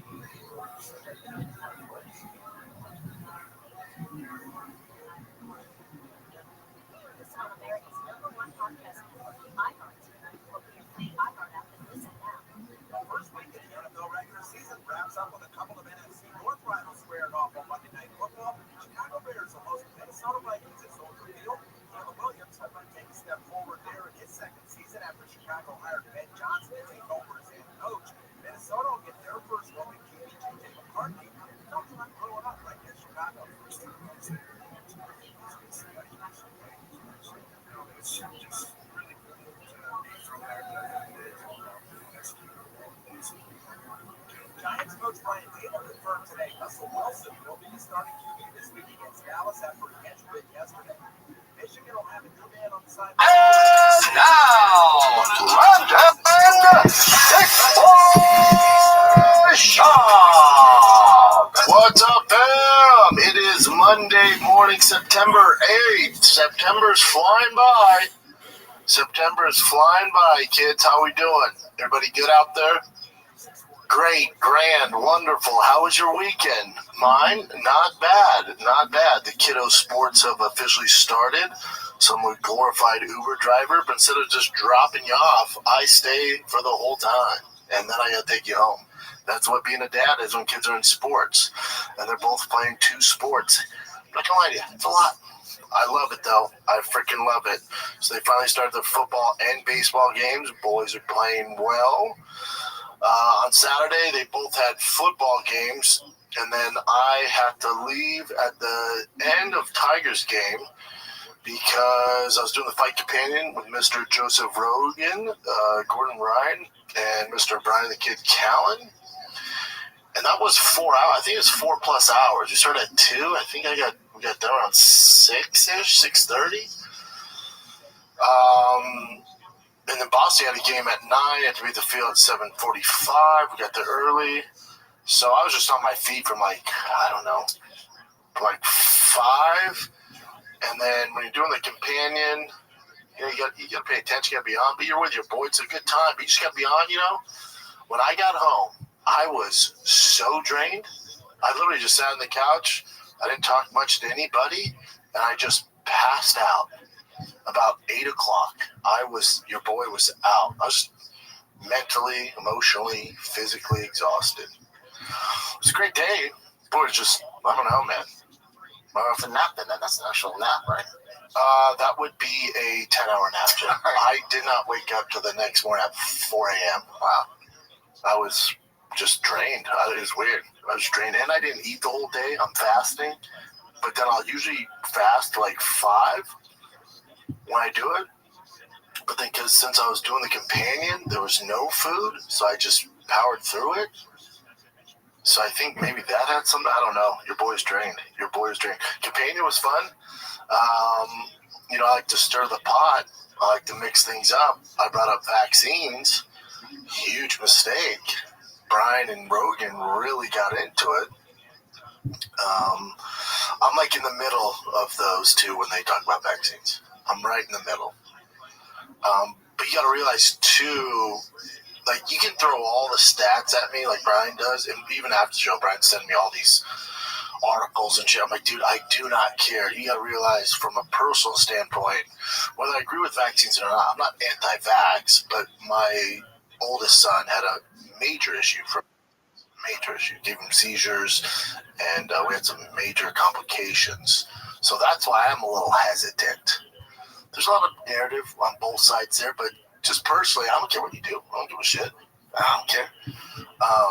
Personally, that's kind of a little hesitant about the vaccines. That's it, man.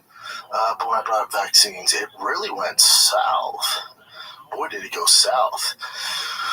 And the other thing I wasn't planning on bringing up is, I think Rogan brought it up. I don't think Gordon would. But, and it's kind of old news, but his name's Moneyberg or Moneybag? Moneyberg. So for those of you who don't know, this gentleman's name is Derek Moneyberg. He's a very successful businessman. I think they tell me he's damn near a billionaire. And he trains with Gordon Ryan, Shields, I think a few other guys, like big time dudes in the space. Like all the main guys I saw you. Big time. He trained, and they gave his black belt, I think, in 3 years. And this was a whole thing, right? I really don't care. Okay, do your thing, man. And then obviously it became a thing. And so it was brought up on Fight Companion.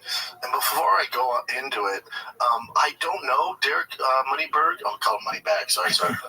Derek Moneyberg. I think Moneybag's a rapper. That's why I would say that. But Derek Moneyberg, I don't know him. I assume he's a good dude. So whenever you're talking about this, the internet is going to get super toxic and attack them. And you don't need to do that. You can go, hey, dude. Like, if you have jiu-jitsu experience, ask him a question. You don't need to hate on the guy. There's no reason to get nasty about it. I don't know him. I assume he's a good dude. I assume he's a smart guy. I have no clue. I don't know his background. I don't know how he made his money. I know Gordon speaks highly of him. Jake Shields speaks highly of him. So he's probably a cool dude.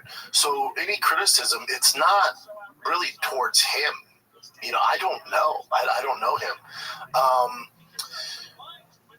But, Gordon defended it, and, Gordon's the Michael Jordan of jiu-jitsu. So what he says carries a heavy weight. He's done it at the highest of the highest levels. He's a black belt. And he was saying, people think he's going to beat a ADCC champion or something like that, and that's not true. He rolls with his guy, rolls with the guys that he basically pays private training, which is Gordon, Jake, and whoever else. I don't know who else. But he says, I would consider him a black belt. And then he goes, I don't even believe in belts, which that's a whole nother issue I don't want to get into. And I had questions about it. Again, I'm not hating on Derek Moneyberg. I just had some questions about it because I've been around jiu-jitsu a long time, trained at the highest level. When I hear a guy gets his black belt in under 10 years, who's not like a competition jiu-jitsu practitioner, it usually my jiu-jitsu spidey sense go, what's going on here? Either he's a complete freak, a la BJ Penn, and now a lot of you will reference BJ. Well, some people will, not anybody in the actual jiu-jitsu space who knows what the hell they're talking about will go, well, BJ Penn got his in 3 years. He did. And do you know how BJ got was awarded his black belt? Not by just training with other black belts. He got his black belt by winning, I think, becoming the first North American to win the ADCC, which is basically the Olympics of the jiu-jitsu. So he did that in 3 years. So that's why he was awarded his.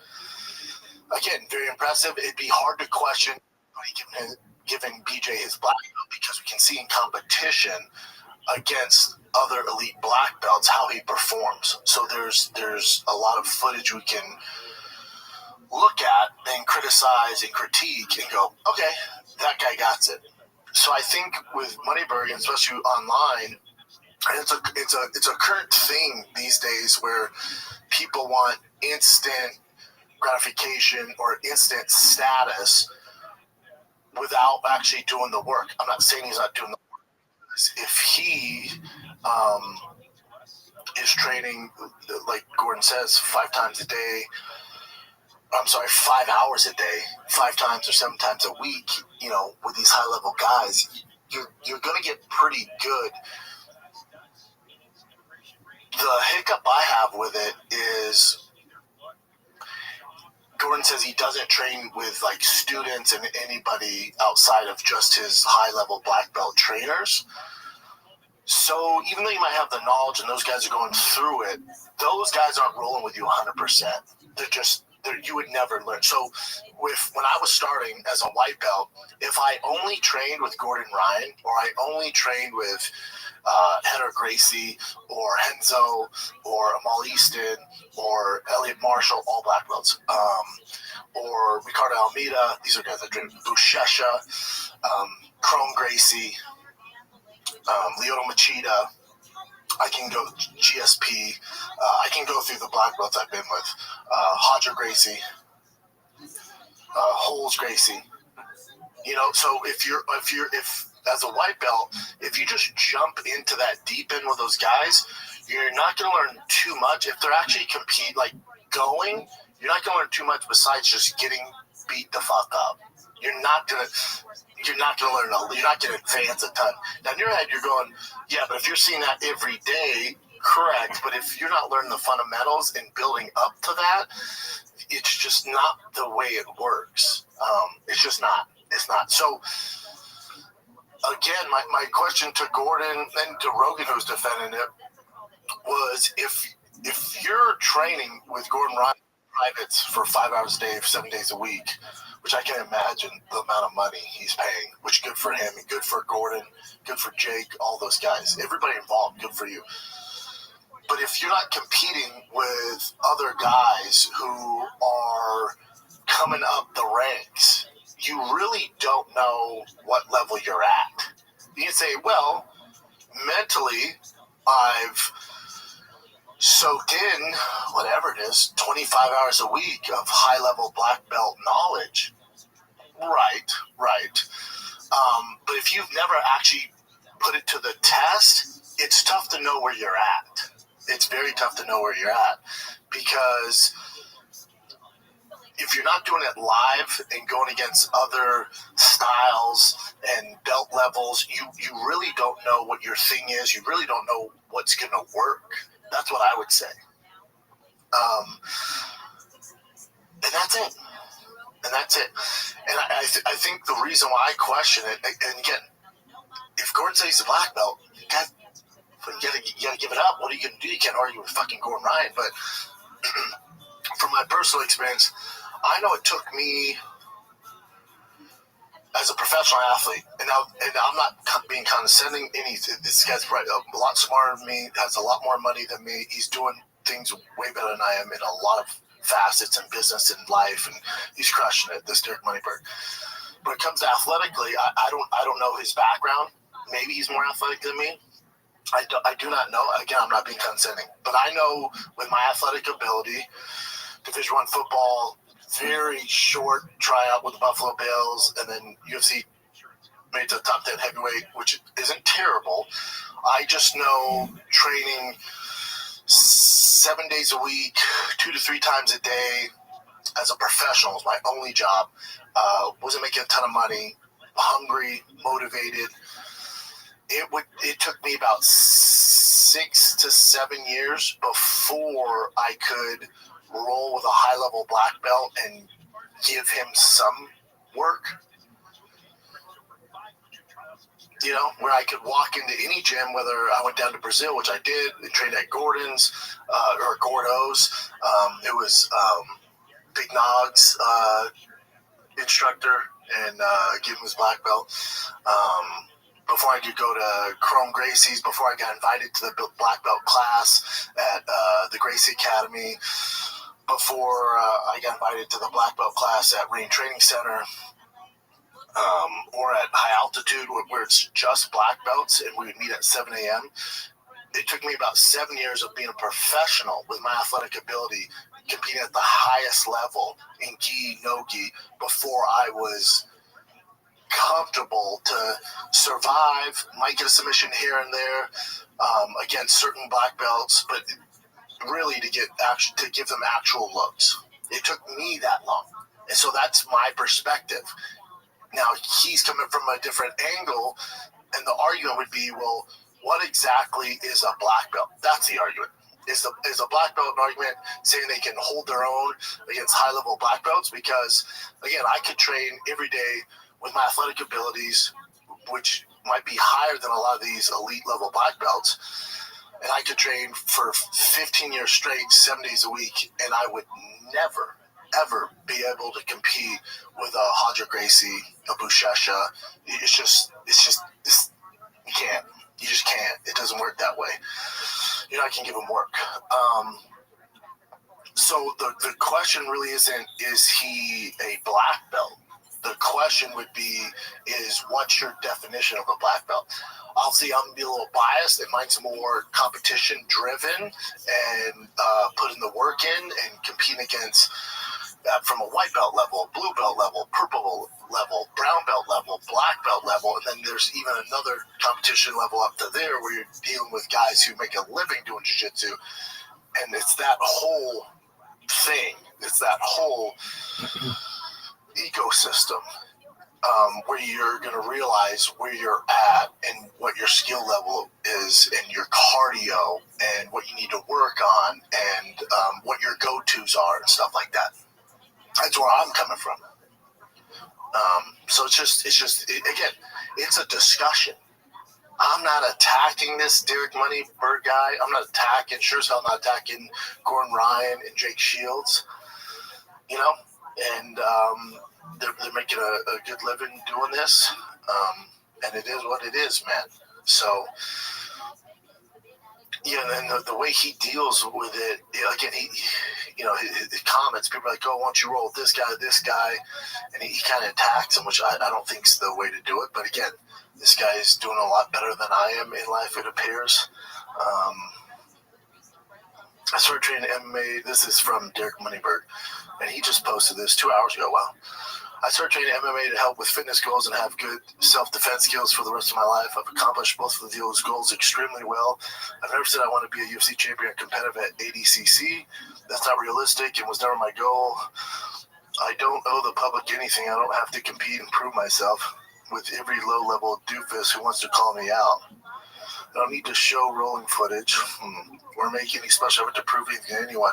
I've been a lifelong entrepreneur, investor since I was a teenager. That has nothing to do with your athletic abilities or jiu-jitsu. I'm primarily a businessman who has lifted weights and trains MMA as a hobby. I've hurt your feelings that I take my hobbies more seriously than you. Take your primary goals. Please reflect on that and escalate your level of commitment.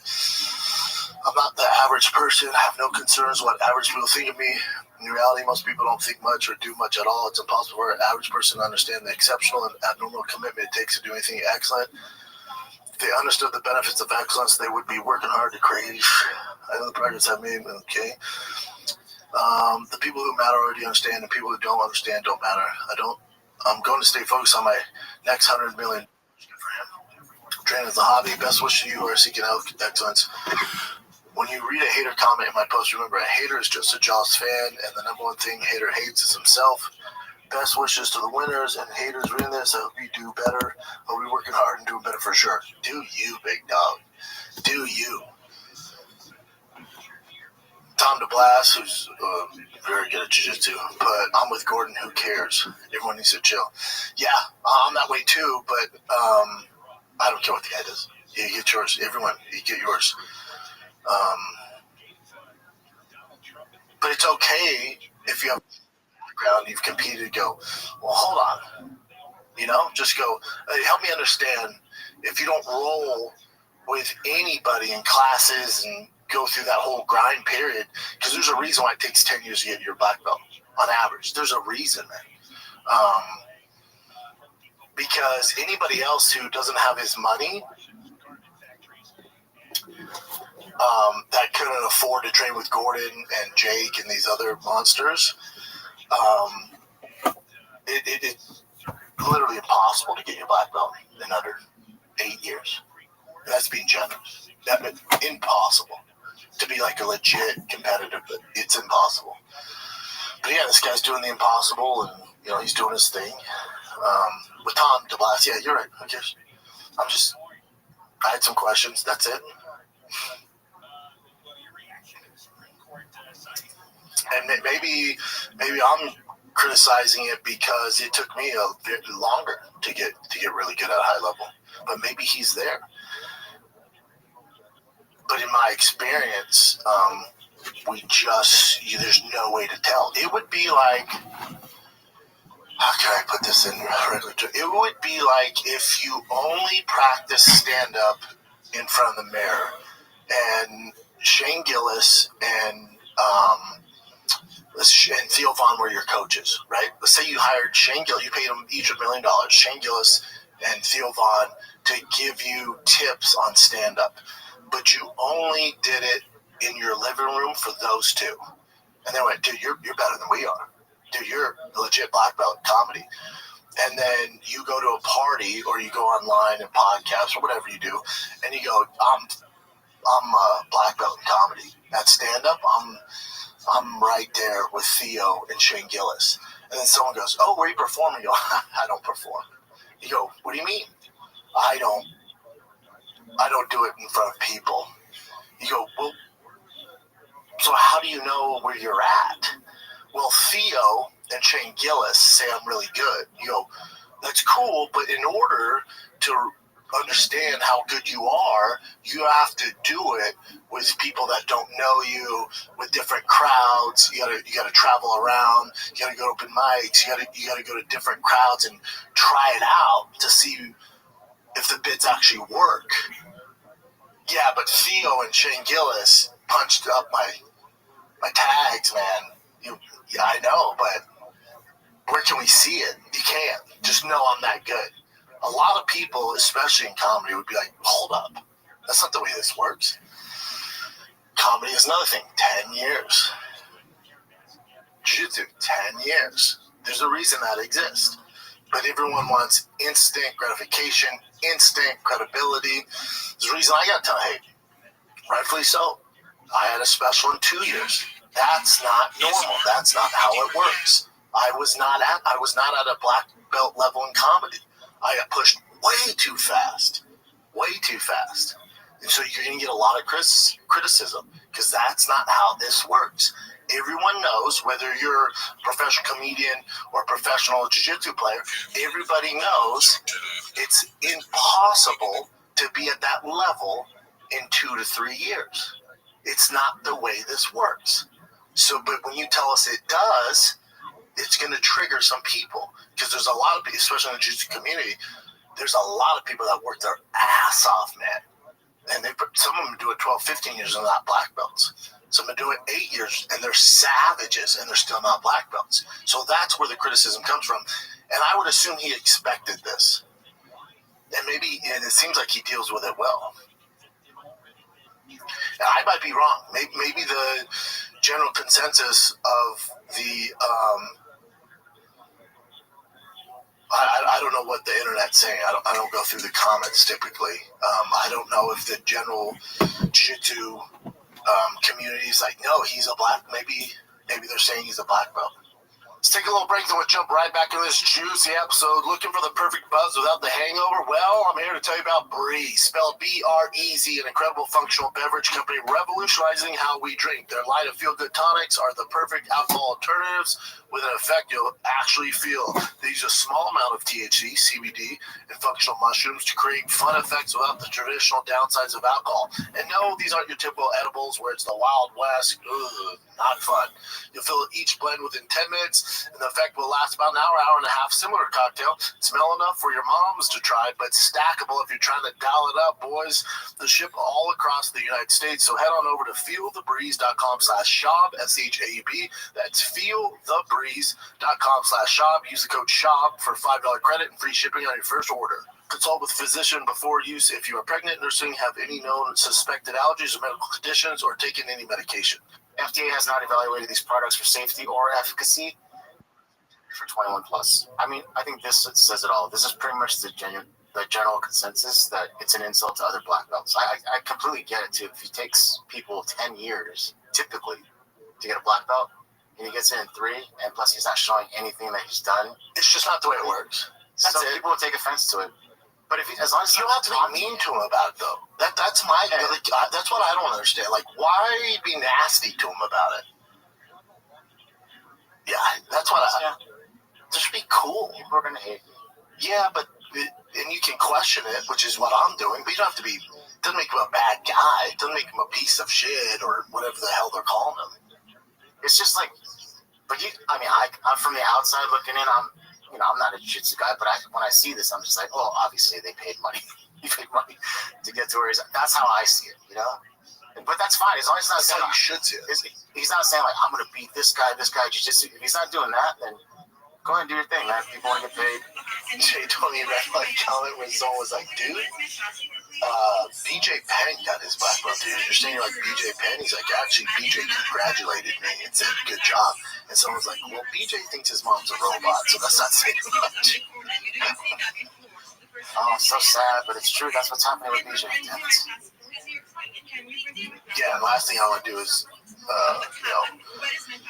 upset Gordon or Jake or this Derek Moneyberg guy. It's, they have their thing, and that's what it is. Do you know what reminds me of a lot is when celebrities get these honorary degrees from like Harvard or shit. Yeah, they've only Because you know, like, even at our level in our academic careers, like, when you have a little bit of taste of that, where it's like, Harvard? Yeah, that's kind of what I see here. Hold on. Who is it? Fucking, hold on. Ice Spice got a degree from Harvard. It's like, come on, man. If she was an Ice Spice, there's no degree from Harvard, you know? It'll take a little longer, yeah. Yeah, it's going to take you a little longer. And then me and Rogan to get into it, it's a discussion. I fucking love the guy. But he was like, no, if you train and I talked to Rogan this morning, it's like, he's like, no, if you train, the possibilities, you can get very good. Again, this all comes down to what's your definition of a black belt. I think mine's different than a lot of people's. I don't know. Maybe I assume the jiu-jitsu community is with me because most of them work their ass off. Even when Joe was like, man, there's some blue belts that can hang with black belts. Again, my definition of a blue belt, and it's just from my experience, this doesn't mean this is the end-all be-all, right? I'm some idiot.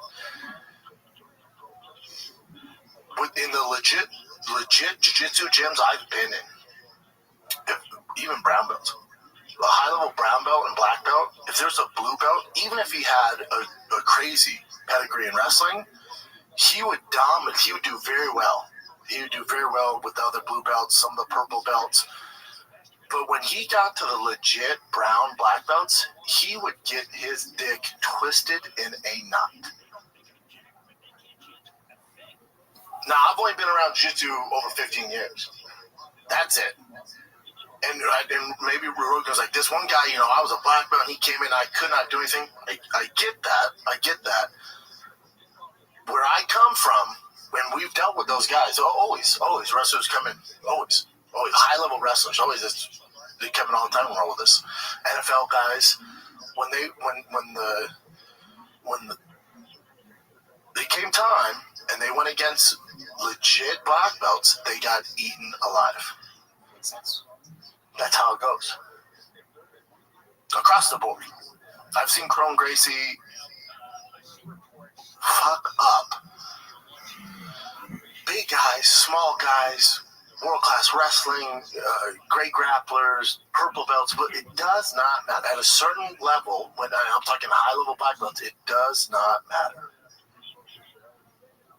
But again, that's Joe's experience, and my experience is going to be different, right? Like, he was in it, competing, going with monster, it's different. It's different. And everyone's right to their opinion. And maybe he came across the one blue belt with a wrestling background who's just that fucking guy, Keep going down. It's just fun. Land of make-believe.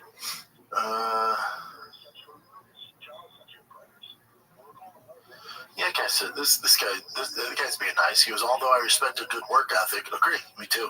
And you can do a lot with a good work ethic. You can go really far. He goes, I disagree with you in the case of BJ Penn. He got his black belt within 3 years, but he was a 17-year-old prodigy. Again, I can't emphasize enough on the reason BJ got his black belt is he won ADCC. Yeah, he's proven it. We have footage in front of people of him competing against legit the most elite black belts and winning. This guy says, I don't know who you are, and I'm sure you're a great guy and all, but there's a difference. But if you're really that good, then all the best to you. Agree. And then this guy goes, I'm a 40-year-old purple belt. Can we film a match against this? Yeah. But I mean, yeah, if he he could just, like, I think they said he was in Austin. If he saw this and so he saw me question it, most black belts, especially like if I called out a Cuts Planet black belt, a Gracie Baja black belt, insert a different school than I come from, right? And I was like, I don't think that guy's a black belt, and he was like also my weight. He'd be like, come down and roll. No, nothing mean, but like, dude, all right, come down and roll. I expected him maybe to be like, Shab, I'm in Austin, come on down. And I would have went down. Not being mean and not trying to fuck the guy up or hurt him, none of that stuff. Just get out. Heard you're a black belt, man. It's a pretty cool story. Down to roll if you want, you know? Yeah, this guy get hit on the head. I'm more impressed you train that hard, hours, days, back-to-back privates at 45. There it is. That's a good narrative. That's an achievement on its own. Forget about the belts. Yeah, there you go. I just finished today's training, 2.5 hours, 3 hours. It's only Monday. Yeah, that's one way to look at it. Again, he's not hurting anybody. That's the main thing. Yeah. He's not, and it's his own thing. It's his own hobby and his own path. But I go, well, hold on. Like you see me when Gordon goes, yeah, he's a black belt. I go, Gordon, go down. Yeah, that would answer a ton of questions. Sure, let's see you hit a regular gym and hold your own. And if that's the thing, like any black belt worth his salt can walk into any gym in the world and hold its own. That to me, that's a black belt. I don't care what gym you walk in. You can hold your. Hey, what time's the black belt class? Starts in an hour. Okay, I'll come back. And then you walk in there, and can you hold your own? Don't tell me you can. That's a key point, though. Is he flaunting that he can beat people, or is he just saying he's a black belt? Yeah, he's not flaunting. That's the thing. Yeah, so if he's not flaunting it, then why challenge him? Like, I think where the criticism comes from is this guy goes, I love how everybody steers away and makes sure everyone knows. I didn't give him his black belt. Every black belt that ever gets on the topic, yeah.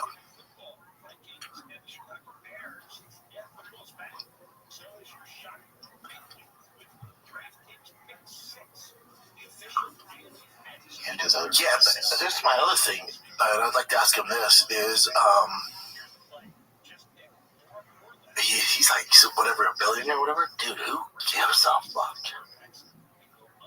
I would post me wearing a black belt, if that, have Gordon post him wearing his black belt, I wouldn't be on social. I sure as fuck wouldn't be acknowledging the hate and all this shit. I don't. Right off in the sunset with your black belt, big dog. Let the haters hate. Yeah. It seems like he might be doing that, but he did write a long essay. And he does come off a little bit, it's not, you know what, especially when everyone, all these like high-level jiu-jitsu guys, and they're all wearing his t-shirt, it's just, it comes off a little, corny. So that's why people are hating. Yeah. But he's not, like you said, he's not saying, he's not hurting anybody, and it's also a healthy thing what he's doing, and he is training, That's great. And he's doing other things to make a lot of money. He's killing it. So that's fine. As long as he's not taunting or flaunting and taunting people, then let him do his thing. Yeah. And pay me he's out. Promote a good work ethic, which is good. But even again, in my experience, even with I was notoriously known for having a crazy work ethic. It took me about 7 years before I was comfortable walking into any gym as a professional. Yeah. It pops in my head, like, if he came up to you, he's like, I'll pay you this much money. Let's do a grappling match, this much money. You'd be like, dude, he's amazing. Wearing a shirt. Don't get it twisted. If he called right now, I was like, yo, Doug, hey, I bet we can roll, I'll pay you this much. And then you just say I'm a black belt, like, say less. Yeah. I don't give a fuck. Get yours, man. Yeah, especially Gordon and Jake, get yours, dude. I'm not trying to fuck up their bag either. The whole thing is, but overall, if outside looking in, this is actually a positive movement. The guy is training really hard. He's paying guys in the field. It's a good thing. It's a positive thing. But it's not hating when you go, hold on, my experience, I have some experience in jiu-jitsu. I go, well, hold on. In my experience, I've never seen this. That's it. That's all it is. Yeah. This guy because I've seen enough feed him Tracy Cortez. Yeah, I would take Tracy, to be honest. Keep going down. High level clown shit.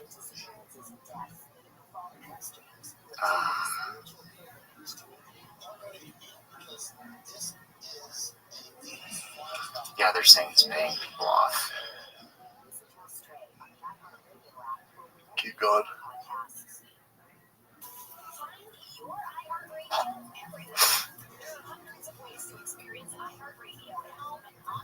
This is kind of like the trend. Yeah, that guy has a good point, but it's kind of mean.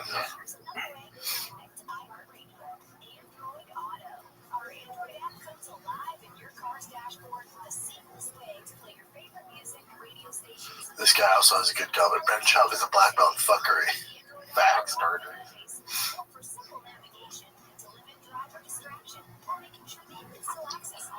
Do you want to keep going through these?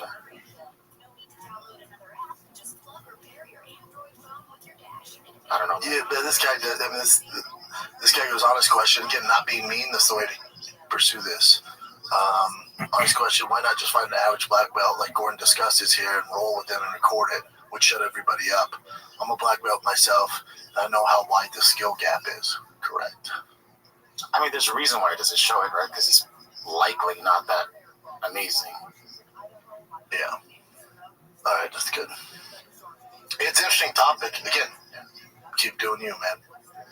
Keep doing you. And if a video does come out, then 100% it's most likely paid for the guy to lose. Just like, Yeah, but even, let's say he just went into a local, let's say he went to a 6-blade jiu-jitsu where there's really good black belts, and he's like, randomly anybody, you cool if we film it and they roll? And even if you were to get tapped out or like rolled up, anyone that has experience in jiu-jitsu, just from his body mechanics and movement, I could tell you what level he's at. I think that's the issue, is the unknown. We're like, well, just, again, I go back to the guy doing stand-up going, yeah, but Theo and Shane Gillis said I'm great. It's like, oh, were you performing? I don't perform. Well, yeah, that's not, we don't know where you're at if you're not rolling with random guys at a gym. That's it. Again, it's all positive. Did you want to play this clip, or did you already cover enough of it? You can play it. Okay. Just got one that's, so because everybody brings up that Moneyberg guy, you trade him. Yeah, everyone thinks that Derek is going to go out and beat an ADCC champion. It's just, well, that's of course. It's just not, that's not how it's going to work. But, I mean, if he trained with, like, the guy, he's 45 years old, trained with, like, a 42-year-old black belt, it's fine. That's all you need to hear. Because everybody was, like, so against like, saying that because he's rich. There's different levels of black belt. Like, if you're never going to compete, and he got in, 2 years? 3.5. That's the thing. It's tough. First thing is, it doesn't fucking matter. Like, just get better to the belts are irrelevant. Good point. It's like, explain irrelevant. Like, there's just focus on getting better at jiu-jitsu. Pause it. So if the belts are, if you pause it, so when Gordon goes, the belts are irrelevant. It doesn't matter if he's not black belt. And Rogan goes, good point. Well, if his point was just get better at jiu-jitsu, then why are you guys pushing the narrative he's a black belt? That's when I went, well, I didn't give him black belt. I agree. The journey of jiu-jitsu is just as good as you can. If you become a black belt, great.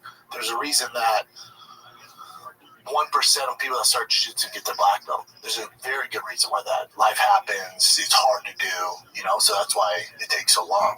So when he goes, it's irrelevant with belts. Well, I didn't say he was a black belt. I never have, And this whole thing is about black belt. That's the whole reason why people are upset. Correct. If you just posted he was training with them and he's getting good and didn't put a label on it, then there's no discussion. Agreed. I didn't come up to Mark and give him his black belt. That's what I'm saying. Yeah, I mean, listen, I didn't give him his black belt either. But Jake Shields did it. Jake Shields is very legit. And so if he said he's a black belt, I just take it at face value. I train 7 days a week. It's like 4 hours a day. Who does? Derek. That's a lot. That's legit. Yeah, man. If you've got with legitimate champions, and he has like some of the best ability to recall information that I've ever seen. Like I can teach him something. Autism. Why I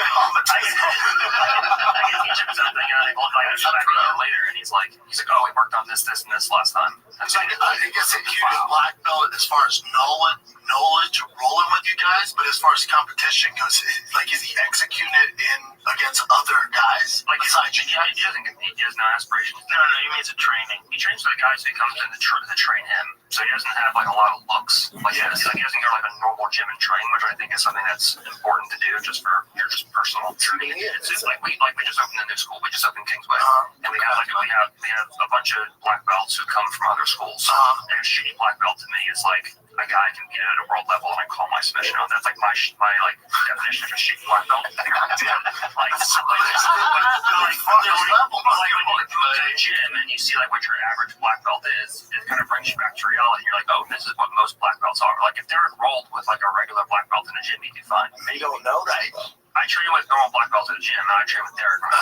Like I'm telling you, he would do fine against normal black belts. Well, that's what it is. Like you would know. Like he's not gonna go out and win worlds, but like if he had to compete against like an average black belt who's been doing jiu-jitsu for 10 years and he does it for an hour at a random gym in Kentucky, like he would hold his own. Like he would probably beat him up. To be honest, he's a 42-year-old hobbyist. Is worth $100 million and focuses on making money.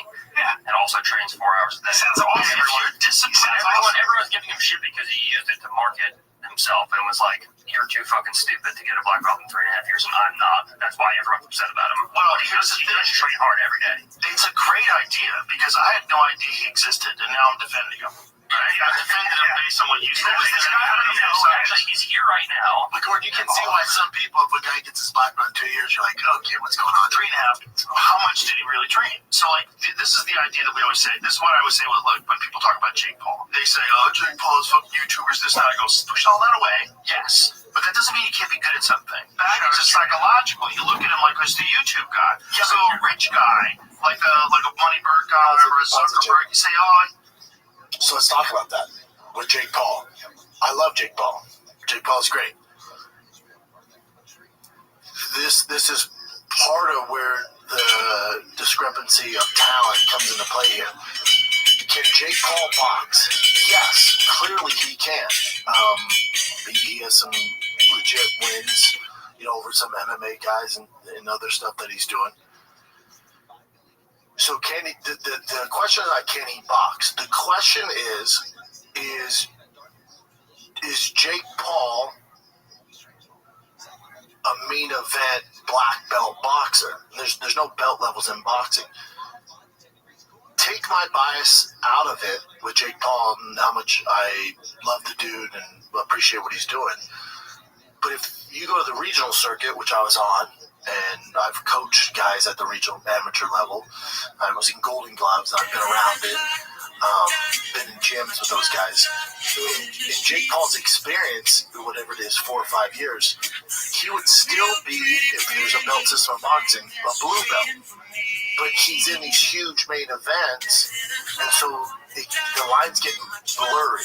So, can Jake Paul box? Yes. Is Jake Paul as talented, or does he have the skill set of a kid at the national level, his age, who's been boxing as well? Are there better kids? How old is Jake? 24? 25, 26, 27?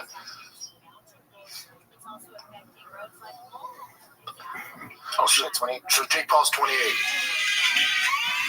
So would you say if you took another 28-year-old who came up boxing at the regional level and you compared him to Jake Paul right now, are they the same skill level? The answer is not even close.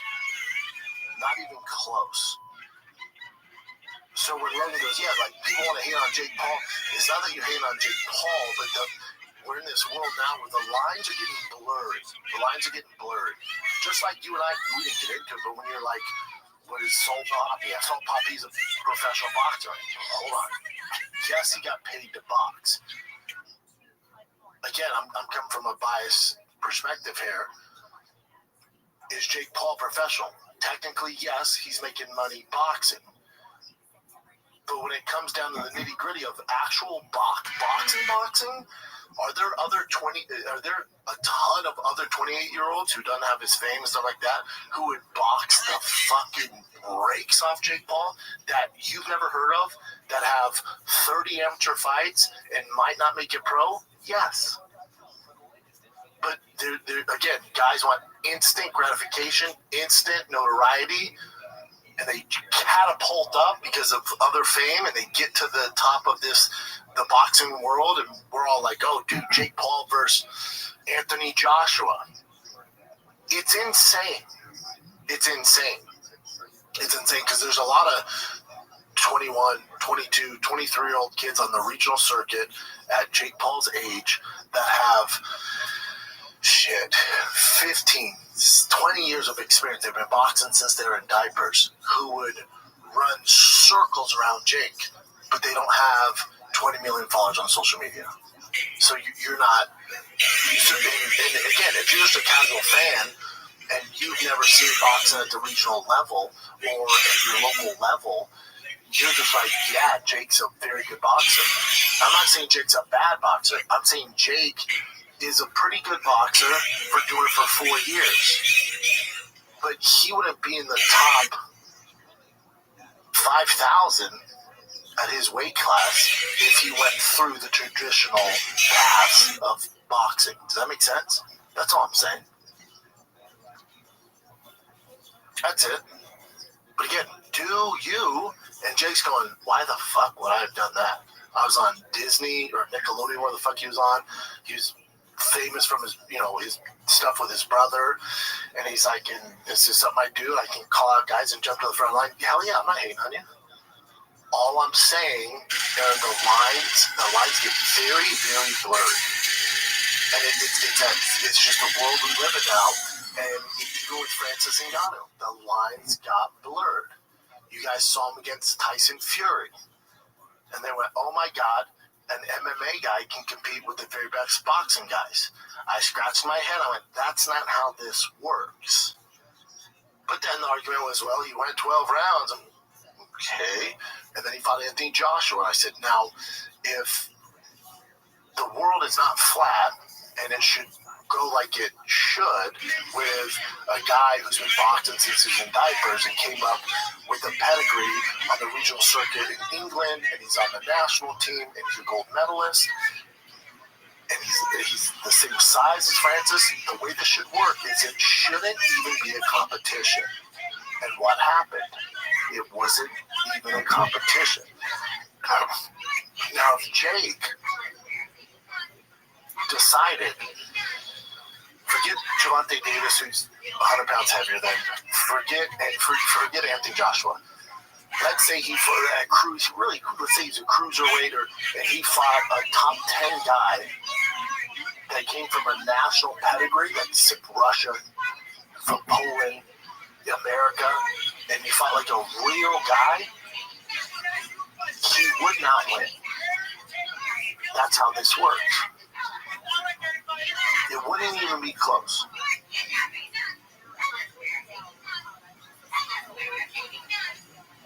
Just wait. It doesn't mean I'm hating on him, I don't like him. These are just facts.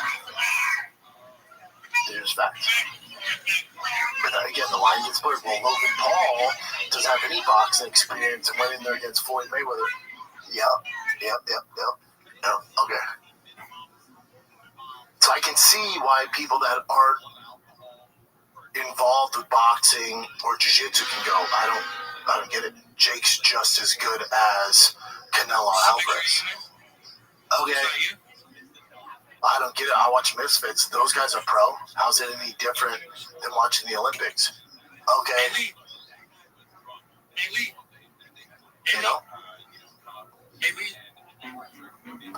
It's all interesting. It's fun to talk about. And those guys are going to keep doing their things. Derek Moneyberg's going to keep making money. Jake Paul's going to keep making fucking history. And that's what it is. That's how this goes. And it's all good. Doesn't affect you. If you're a regional guy out there right now on the boxing circuit, there's no reason to hate on Jake Paul. If you're a black belt, it's okay to question Derek Moneyberg's black belt and go, wait, hold on. It took me 15 years. How'd you do it? Well, okay, cool. Doesn't mean your black belt isn't worth what it was, you know? It's not taking anything away from you. It's all good. You don't have to be nasty. You don't have to DM some nasty shit. You don't have to write nasty comments. Just be normal. It's all good. Life keeps going. The world keeps spinning. It's all good, baby. It's all good. What else you got, Jim? Alrighty. And by the way, Jake Paul, we all doubted him in the beginning, but he's opened the doors for all of this stuff to happen. Like the He's done a lot of good things. Incredible things, yeah. But the issue I have is kind of a bit of a Puritan coming up in boxing is what he's doing. It does blur the lines for a lot of people. Yeah. And so you watch Misfits, you watch and go, that guy could do well. In what regard? But it's a different lane though, so that's fine. It is, but it blurs. But I'm just saying, for a lot of casuals, it blurs the line very dramatically. Yeah. Oh wow. Which is all good. Yeah. Everyone's gonna keep doing their thing. There's nothing wrong with it. So you made a good amount of cash from the antitrust lawsuit, UFC, and then this report from John S. Nash. You saw this, right, with Anderson Silva? Yeah, Anderson made 10.3 million. Yeah, I mean, yeah.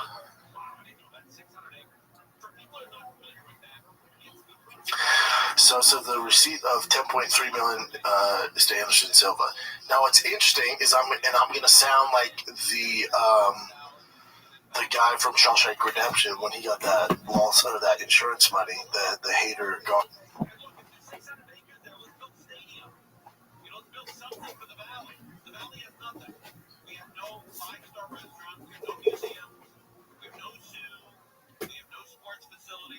No racetrack, no big, auditorium or world-class theater.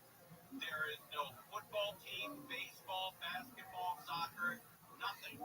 The Valley has 2.5 million people that live in the San Fernando Valley, and we got 600 buildable acres out there. Let's go. Let's build something we all can look at. Maybe Disneyland West can go out there, but there's nothing in the Valley. Nothing. 600 acres. And it takes, according to one study, about 3 weeks to clean up just 1 acre. So you guys do the... Wait. What? Study about 3 weeks to clean up just 1 acre. It takes 3 weeks for the Army Corps of Engineers to clear 1 acre?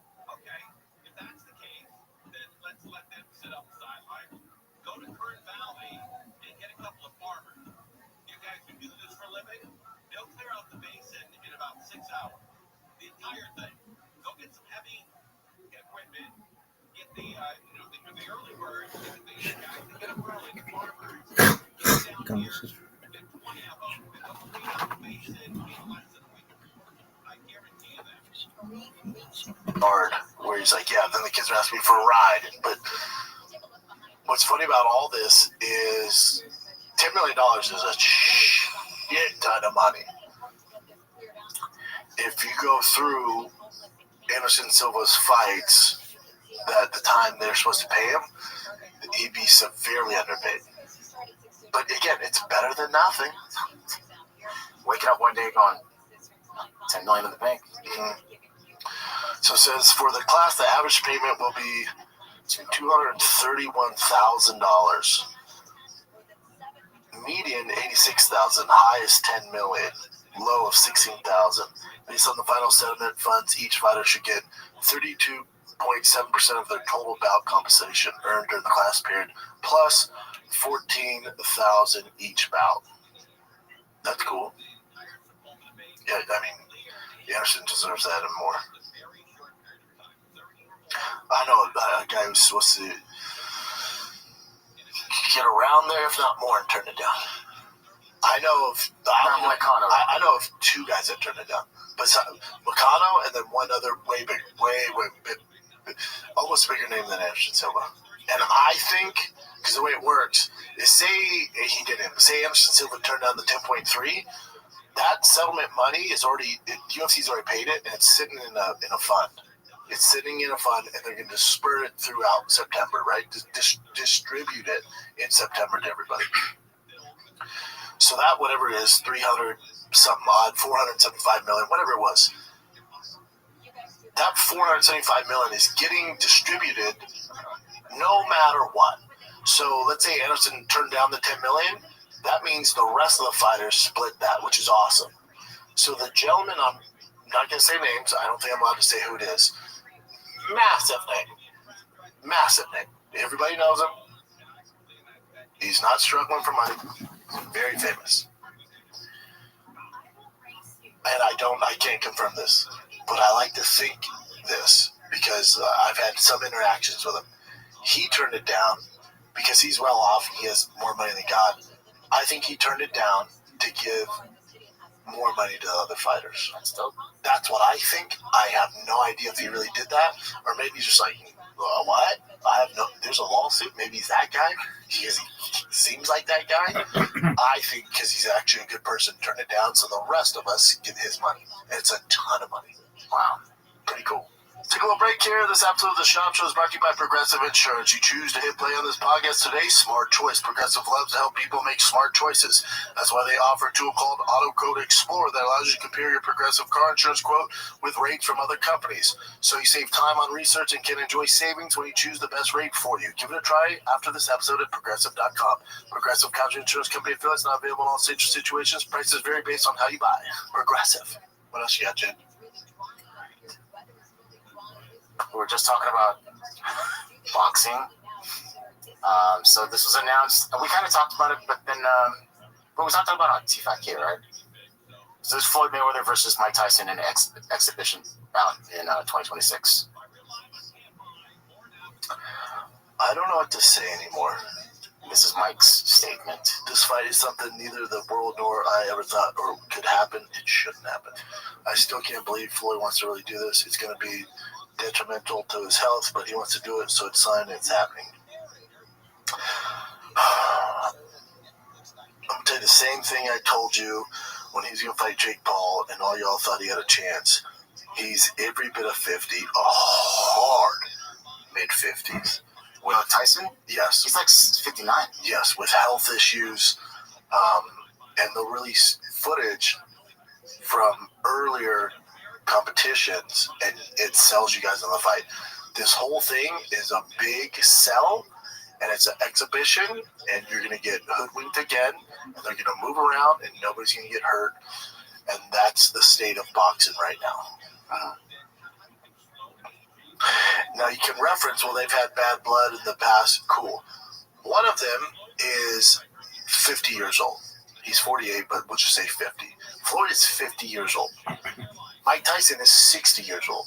This isn't your normal 50 and 60-year-old. This is a very weathered, hard miles, 50 and 60-year-old fighting for your entertainment.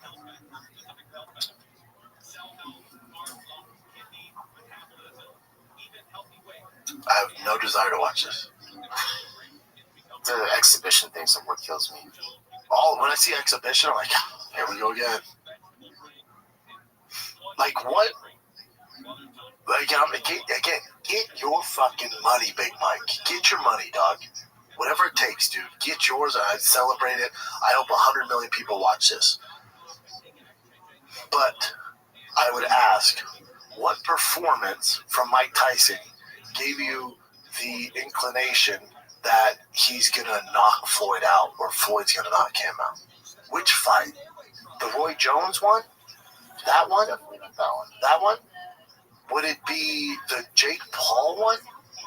How many times are they going to pull the fucking hood over your eyes and you keep going, dude, Mike Tyson's fighting? The lines are getting fucking blurred. But again, get yours, boys. Get it. Fuck yeah. You like the poster? Sure.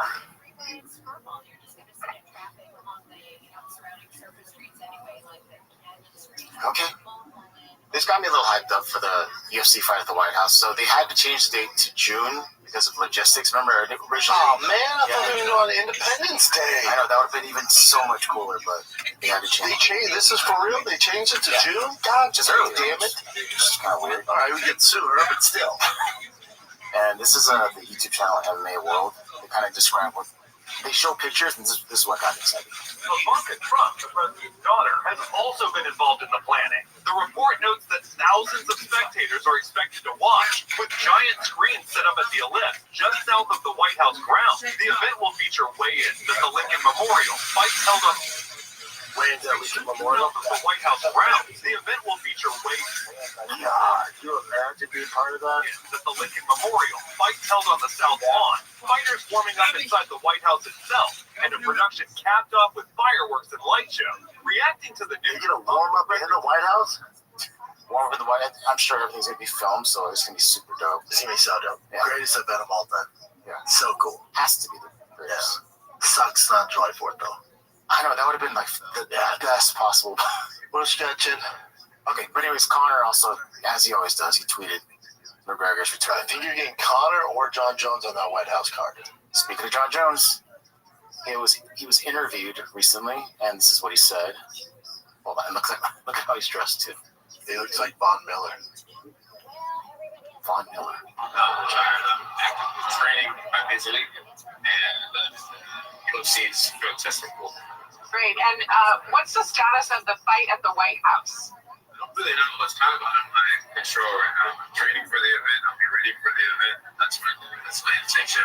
But to me, it's up to the boss.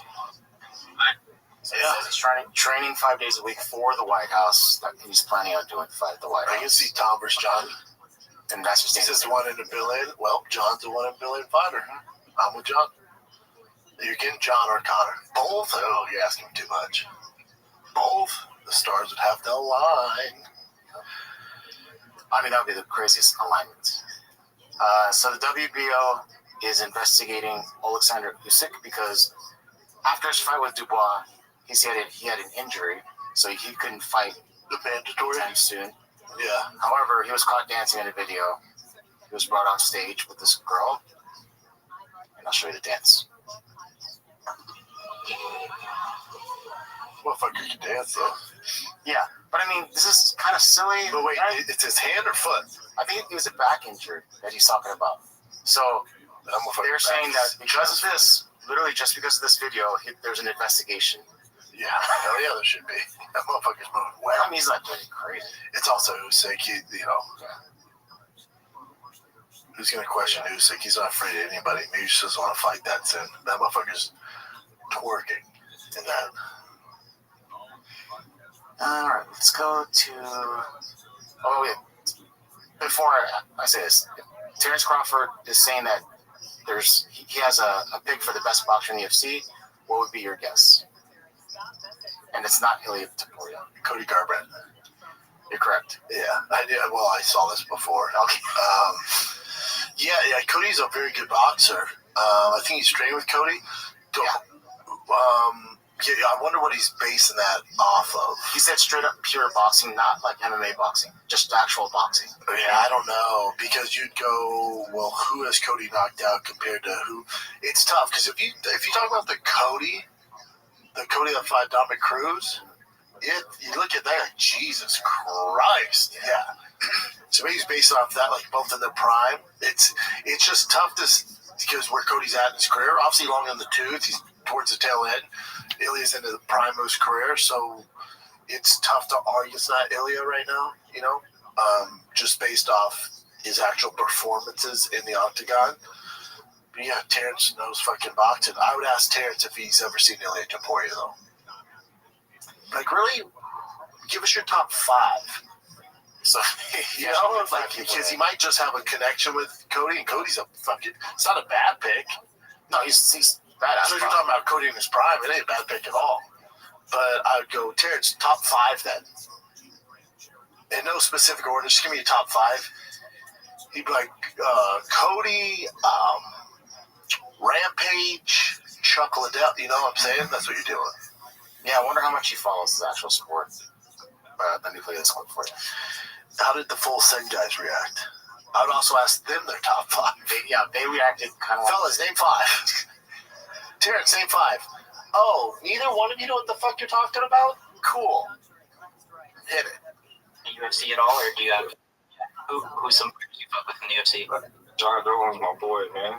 You know, I like to be my boy Mershad. He used to be in the UFC. What did he say? It's a lot of fighters, Aljo. Who do you watch in the UFC that you think has the best boxing? My God, what's his name? You see Topuria's Cody Garbrandt?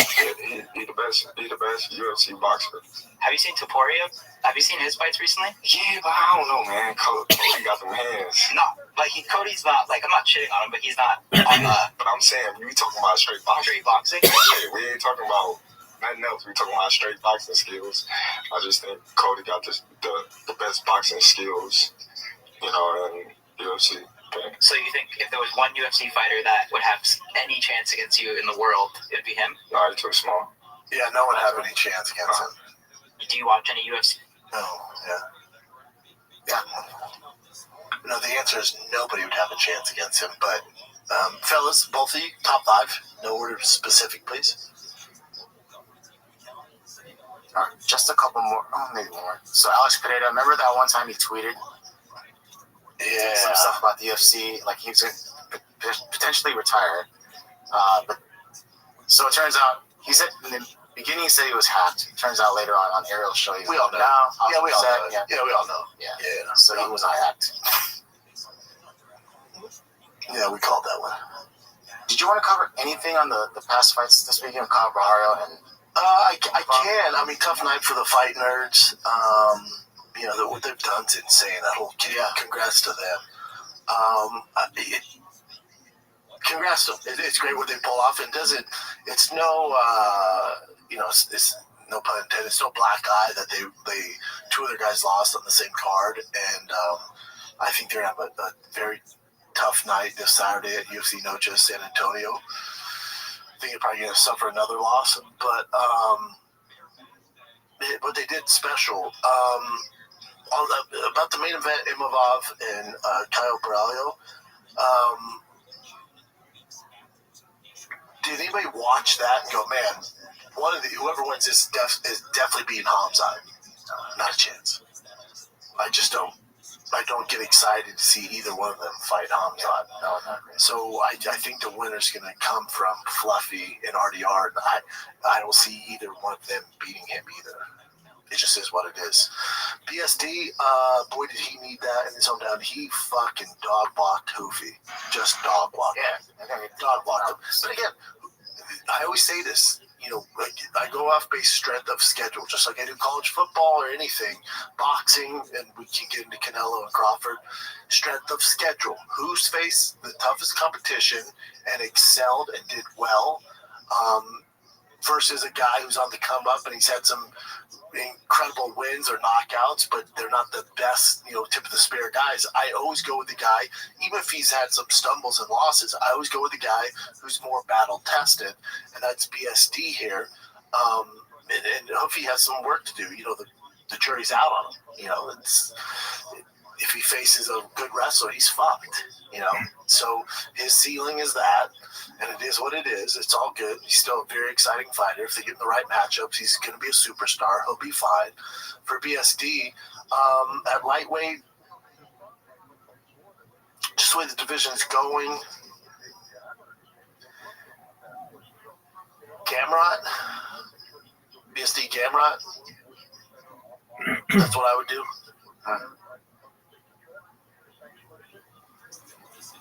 It'd be a fun fight for BSD next. See where he's at. If he had himself a grappler, go against Gamrot. Yeah, it's a good matchup. Mm-hmm. But yeah, to sum it up, in the main event, I didn't walk away and go, well, Hamzat has his work cut out for him. I predicted him of decision, you know, based off their history. But yeah, I just think Hamzat eats both of them alive. That's how good that guy is. He does look unstoppable. All right, you mentioned the boxing matches coming up. Hold on a second here.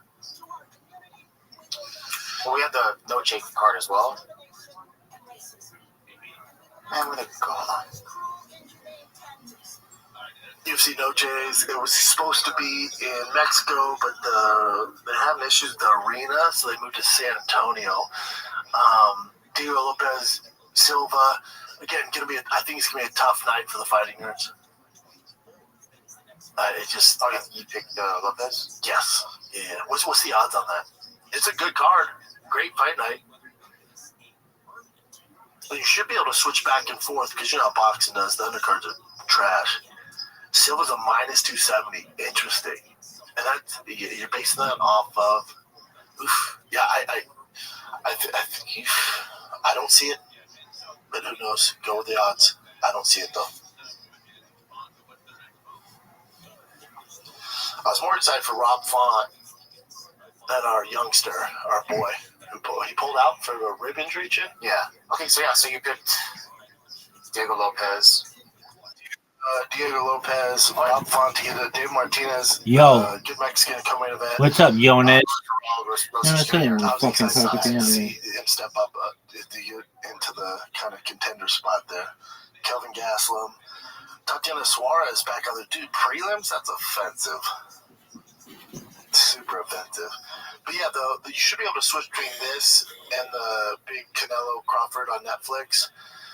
My wife's family, they're from Guadalajara. They're from the same hometown as Canelo, so they go nuts when he fights. And I'll get more in depth this week on that fight, and me and Brian, I'm sure, are going to talk about it. This is how it's going to go. The first, 3 to 4 rounds, the speed of Terrence Crawford and him on the outside, and I bet he goes southpaw for most of it, is going to give a lot of problems for Canelo. But he's not going to knock him out. Canelo's never been sat down in a fight, and he's taking some hard punches. I go back to strength of schedule. Is Terrence Crawford a better technician, a better boxer overall? Yes, but much smaller. Canelo Alvarez has a way better strength of schedule. You look at his resume. He's just been doing it at a higher level against elite competition. Terrence Crawford's best competition, you'd say, is Earl Spence. Now, remember, that's not the vintage Earl Spence. That's the Earl Spence who got thrown out of Ferrari. He was coming off a long layoff, and then he beat that Earl Spence. He beat the fuck out of him, I'll give you that. Canelo Alvarez just has a better resume, bigger fighter. Is Terrence going to knock him out? No, so probably goes to decision. My question for you is, Canelo is the darling of boxing. Nobody beats him in decisions. The boxing community, the boxing judges always side towards Canelo. So if Terrence Crawford wins the first 3 or 4, do we really think he's going to be able to keep that pace and do it for 12 rounds? Let's say he does it for even 6 to 7 rounds. Do you really think the boxing community, the judges, are going to go against Canelo Alvarez? Because he clearly lost Triple G, and they still gave him the decision. It's back in Vegas. So Terrence Crawford isn't just facing a bigger guy, more experienced guy who has a better strength of schedule, better resume. He's also facing boxing judges, which never go against Canelo. I have Canelo via decision. That's how this ends. Is that it, Jim? That is it. All right, kids. Thanks for watching. Like, subscribe. Check out the Fire Kid Patreon. Fire Kid Patreon, it's ad-free Fight of the Kids. Also, this week we're adding ad-free Shop Show as well. Price stays exactly the same. $5. Get Fight of the Kid every week, plus additional extended episodes, additional content, behind the scenes, Q&As, and the Shop Show ad-free as well for just $5 a month. Get you some. We're going to do Q&As on there this month as well. So make sure you go to patreon.com/TFATK. Shop Show's on there as well, starting this week, ad-free. Get you some. That's it. Be nice to each other. Love you. Shout out to the dads out there. Keep being great dads. I'm out.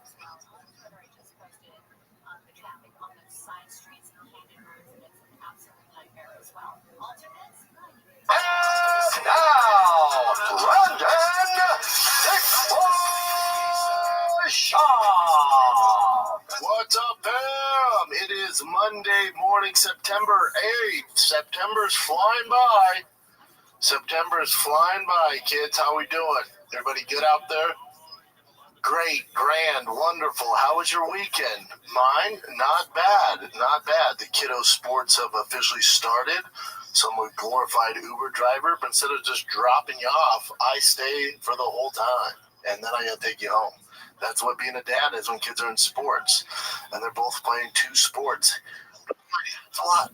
I love it, though. Yo. I freaking love it. So they finally started the football and baseball games. Boys are playing well. On Saturday, they both had football games, and then I had to leave at the end of Tigers game because I was doing the fight campaign with Mr. Gordon Ryan. It won't be on. I mean, you can put on the pre-game, but it's another 40 minutes, dog. 6:30. 40 minutes. Had a game at 9.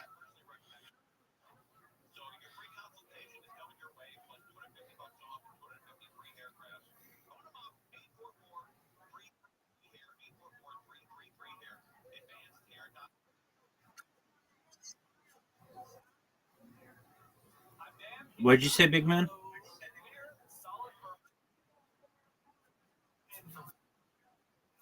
It's gonna be on. Just go to Stream East, and then it'll be listed there.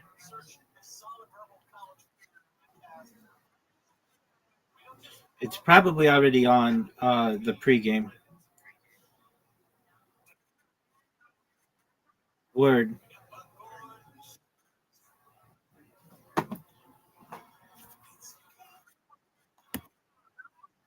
Yeah. STREAMEAST.SK.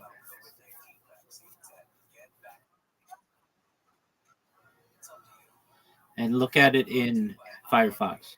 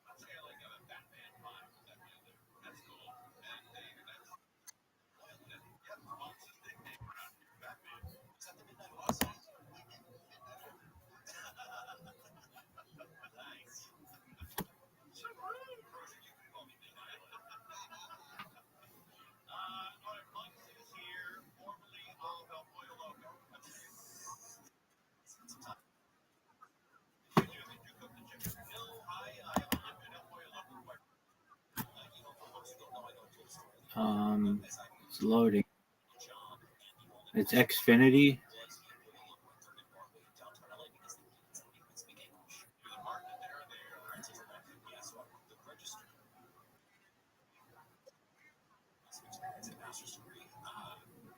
If you go to Stream East,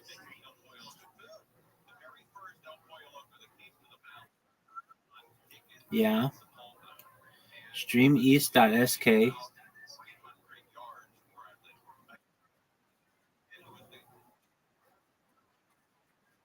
Firefox,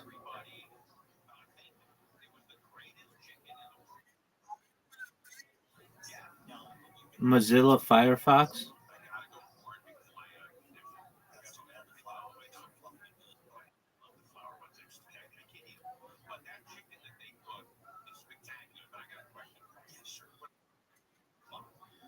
Firefox.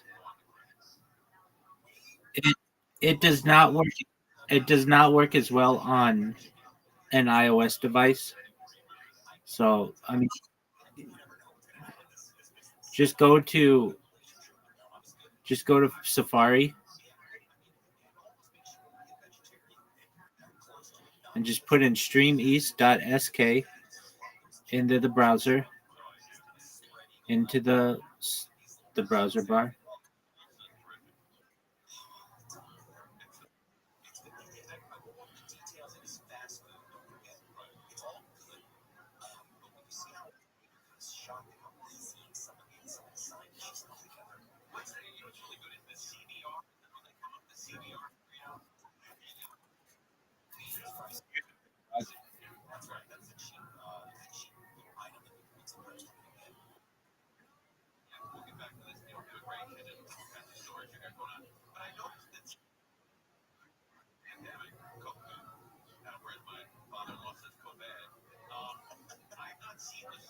Just type into the browser bar streameast.sk.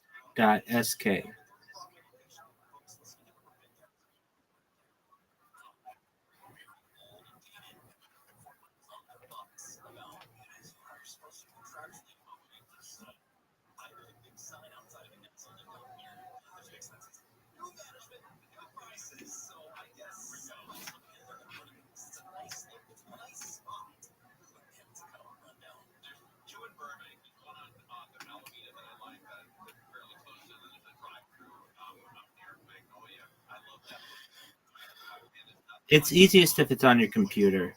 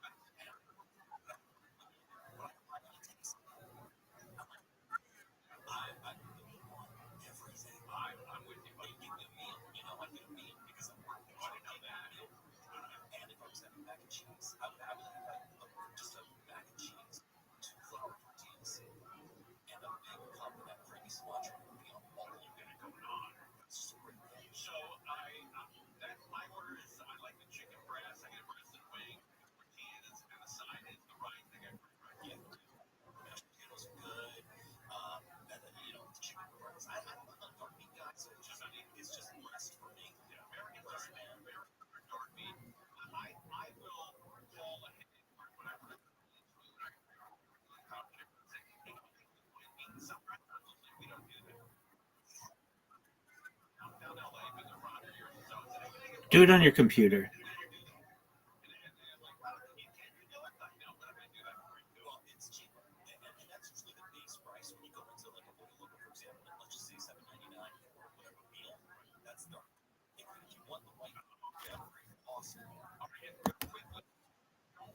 Okay, doc.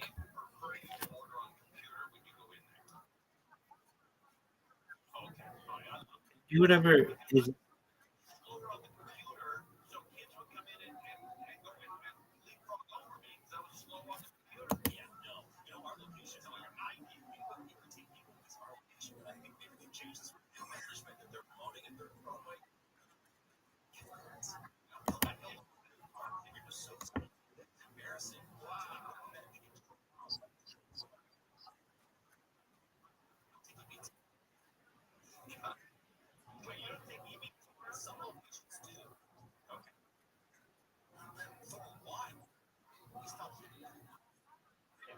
Yep. There it is.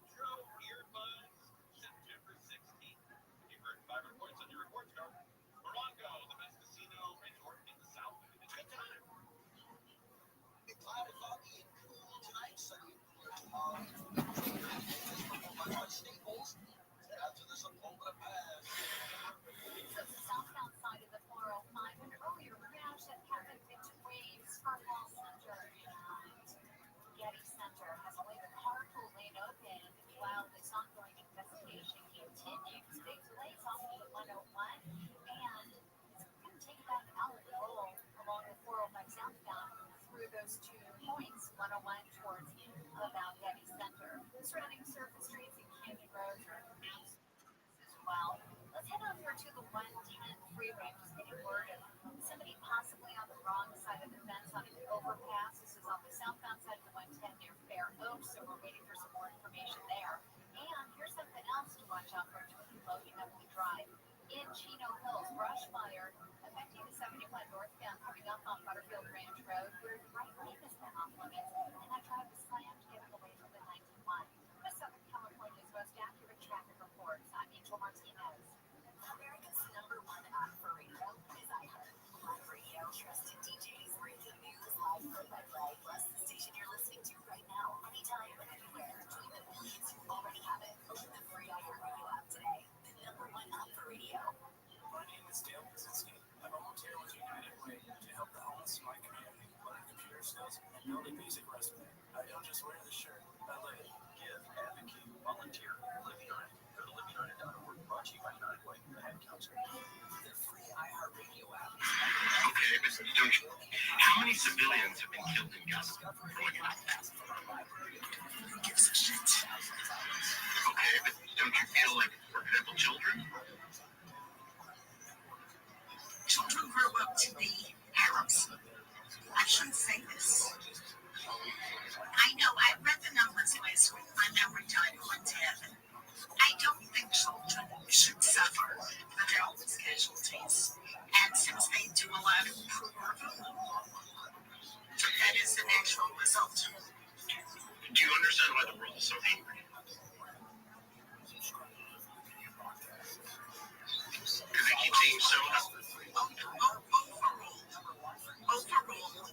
the world does not really understand what's going on here. They do not understand, grasp the concept that Israel was attacked. And Palestinians, there is no such thing as Palestinians. They're Arabs who have many countries to flee to and nobody wants them to. But if we do call them Palestinians, their parents use them as human shields to gain sympathy. The natural instinct of a Jewish mother is to protect her child. Palestinian women do not have that. How do you know that? From years of living here. Can you give an example of something you've seen? As I said, my memory died and went to heaven, but I read newspapers every single day, and I've read many different stories where the woman took her child and put her in front, and then she thought this is going to gain sympathy with her readers around the world, and it does. It is successful for them. How many civilians have been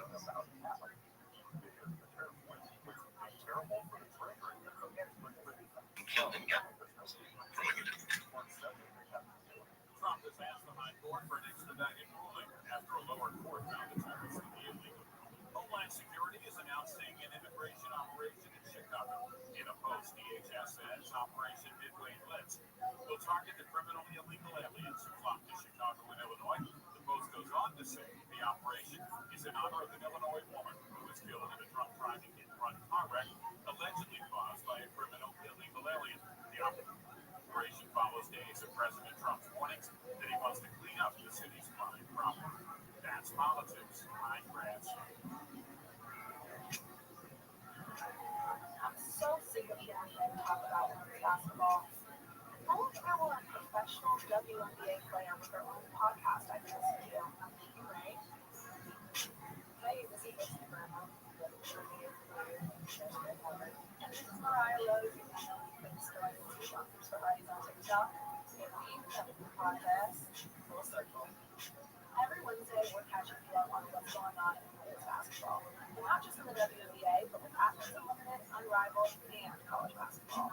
You guys are analysis, inside stories, and a really good team.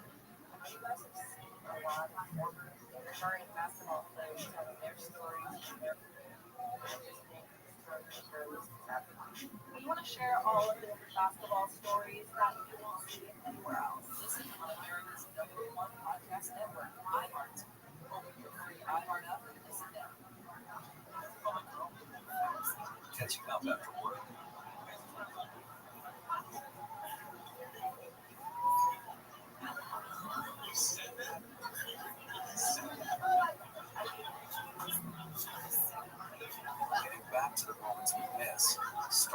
getting informed. Get the latest info about COVID-19 vaccines at getvaccineanswers.org. It's up to you. Brought to you by iHeartRadio and the Ad Council. AM 640, or stimulating talk. This bill handles California's best friends with Governor Gavin Newsom's official calendar, and there it is. Now, this is activates such a mystery, and that's coming out tomorrow after 7 o'clock on the next bill handles. KFI AM 640 Conway and Congress back together again. I mentioned we came in and talked about immigration and started to chew up the second segment talking about El Pollo Loco, but I think if you go back and look or listen to the show and find out what people are interested in, mostly it's El Pollo Loco. Even now, to just say, hey, you only talk facts and say it's your order. I think we blow up. That's right, people. We're a fast food nation. Yeah. And, when you go to, are you an In-N-Out guy? You like In-N-Out? Yeah, that's fine. If you go to In-N-Out, you will be the 40th car, and you'll be happy you're the 40th car. But if you go to Burger King, and you're the 3rd car, don't. It's about how quickly they move. And we talked about this before. Listen, in one of our fast food segments, you know the locations that are better than the others. You know which ones have it together. You know which ones are absolute nightmare. Stuff's not going to be working. They're not going to move the line fast enough. They're going to get to the window. You're going to pay, and they're going to ask you to pull up. That's the kiss of death. The key to fast food is heat. You have to have the French fries have to be hot. The burger has to be hot. Or else why eat it? It's crap if it's not hot. That's true. And I live walking distance to a McDonald's, and I'll get in the car and drive to the one 3 miles away because I know that the food is hot. It's safe. And you know which ones have it together. I drive by 3 Jack in the Boxes to get to the one in Glendale on Pacific because I know they're always hot. But In-N-Out, Chick-fil-A, they're not like it. Whichever one you land at, they've got the operation into. That's right. And the service is going to be just what you would expect at any other one. And you're going to get the food. That's right. Even if the line is long, as long as you know that line is functioning. Yeah. I'm okay to stand in the line. Yeah. If I'm at the slow McDonald's on Olympic, forget it. I'm going hungry. I was at a fast food place the other day and I said, when I drove in, I said, hey, can you make the French fries really hot? They go, you want them well done? I said, no, just hot. And then when I got to the first window to pay, I said, hey, can I get those fries hot? You got to the window cold French. You think they're talking to Germany? No, I did. And I said, I can't really think more about it. No, you have to be like, look, they're going to be like 17-year-old kids in there. What are you going to do? But see, I don't understand how people, I constantly see this at McDonald's, Jack in the Box, Carl's Jr., where you go in and there's 3 more bags of food waiting for someone to come up with Uber to take them to somebody. That they're going to take that bag of cold food. I've ordered DoorDash McDonald's before because we have a mistake. And that's not fault of the company. It's the delivery guys themselves are not equipped. You know why pizza works? Delivery. Because there's infrastructure. The cardboard box there and the other bag and put them in. If you're not into the delivery business, you're the one that can control it. Delivery's not going to be good. That's right. That's exactly right. By the way, where's your city? Clip inside. I got some couple of things to get through. The state attorney general Rabbi Rothschild came down and he's suing not Trump this time, but Los Angeles County and the Los Angeles County Sheriff's Department over implementation. He's also personally suing the sheriff. Yeah, the sheriff is named directly in this lawsuit. He says that in the comprehensive reform of the jails, he says that not only are conditions bad, he says they're inhumane, they're unconstitutional, and they're uninhabitable for acceptable. Filthy and unsafe facilities with broken fire, with infestations of rats and roaches, and inadequate access to drinking and bathing water. It includes boiled, moldy meals, little access to hygiene supplies, including soap and toilet paper, menstrual products, and unsoiled clothing and bedding, nearly constant confinement in cells, and inadequate delayed medical, dental, and mental health leading to preventable injuries, suffering, and, yes, deaths. When we're talking about feces smeared on the walls and medical care denied to those in need, we're talking about disrespect for the basic dignity of our fellow humans in a restaurant, their most fundamental constitutional rights. I think they would take for some cold McDonald's fries and those people jails. So he just, well, now, if you just talk about the Ritz Carlton, I'd say you got a case. But he's talking about logic. It's not supposed to be great. It's not supposed to be great necessarily, but what he's saying is that these folks still have constitutional rights, and that does not include living amongst rats and in covered buildings. But do the Democrats, and I'm not calling you a Democrat or Republican, I'm just saying, call themselves a Democrats, do they ever fear that every lawsuit that is coming out against the government, against Trump, or against the sheriff's department in this case, that they're always fighting for criminals? Well, regardless, I think this attorney general would say, yes, these people have been arrested. They're going through the due process phase, but there are still rights. And this is a government facility. But what Fonda better serve himself in the party if he came to LA and said, look, there's a problem in Studio City, Woodland Hills, Sherman Oaks, and Encino with burglaries. Let me do A, B, and C and see if I can tackle that. May be more popular. There are some populations that are more sympathetic, and people who are charged with crimes probably do not rank highly on that list. So that's so in a way, if you're saying Rothschild just made quite right, and coming out in favor of saying, and by the way, LA County and the city, they get super involved, and this might be going to prevent some of those if you could find a road. Yeah. Before you run me off and give you a next pass, let's get the building comes out and grab the house. You know that millions of hotel workers and airport workers in the city of Los Angeles are poised to get a raise that will go up every year until it's $30 an hour by the time you raise it up in 2028. Both businesses, hotels, and airport businesses, they want to get it on the ballot for next year. So let them do this because this will completely collapse our industry. And they turned in about 140,000 signatures. That doesn't think it's going to be the 93 folks' offices evaluated them. It's a no way. Is that right? We hit 5,000 or 6,000 short. Oh my God. Well, you know what? But that's a scam. That's like when they tried to they called the district attorney and they have 400,000. They said only 20,000 were valid. It's a scam. It's a whole weird long process. It's horrible. But why run these hotels out of business if they say they can't make money and paying people $30 an hour? Then what if they close? This debate in City Hall was very interesting because it was not a unanimous vote by the city council to approve this. The ones against it says the economics aren't there. Tourism is already down. Business is already down in LA. This is really going to hurt us. And what happens then? They're saying we need these people to make money because they're going to be serving the big crowds at the Olympics. But what happens if the big crowds at the Olympics show up? Their towns. And they're not going to get the discounted rate either. When they promised they would. And now they're not going to if this happens. So it's a mess. It's a mess. But it's Los Angeles. It's the county of LA. And there's never a shortage of stories on racism. And thank goodness for us. That's right. We can do it every day. Saturday, 7 to 9 p.m. We've got lunch. You got lunch. I'm here again Saturday. All right, we're live on KFI AM. Good morning. Thank you. KFI KOST HD2 Los Angeles, Orange County, more stimulating talk. Expected, not expected. Either way, I'm Michael Crozier, live from the KFI 24-hour news. The U.S. Supreme Court cited for the Trump administration and entered a temporary restraining order on some immigration enforcement actions in the Southland. Okie doke.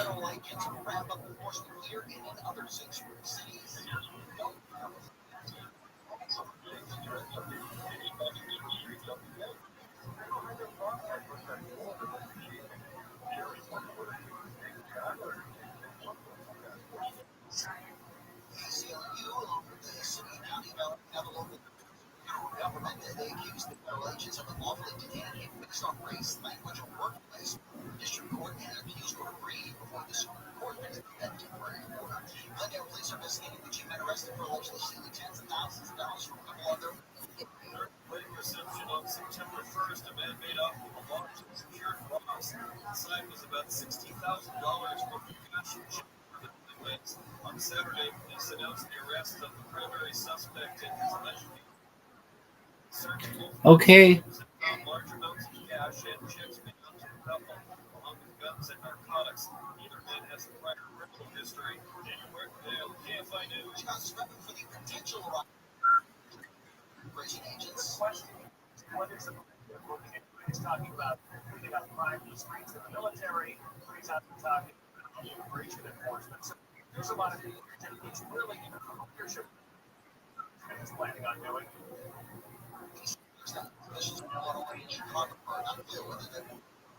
To address crime issues or illegal immigration or both.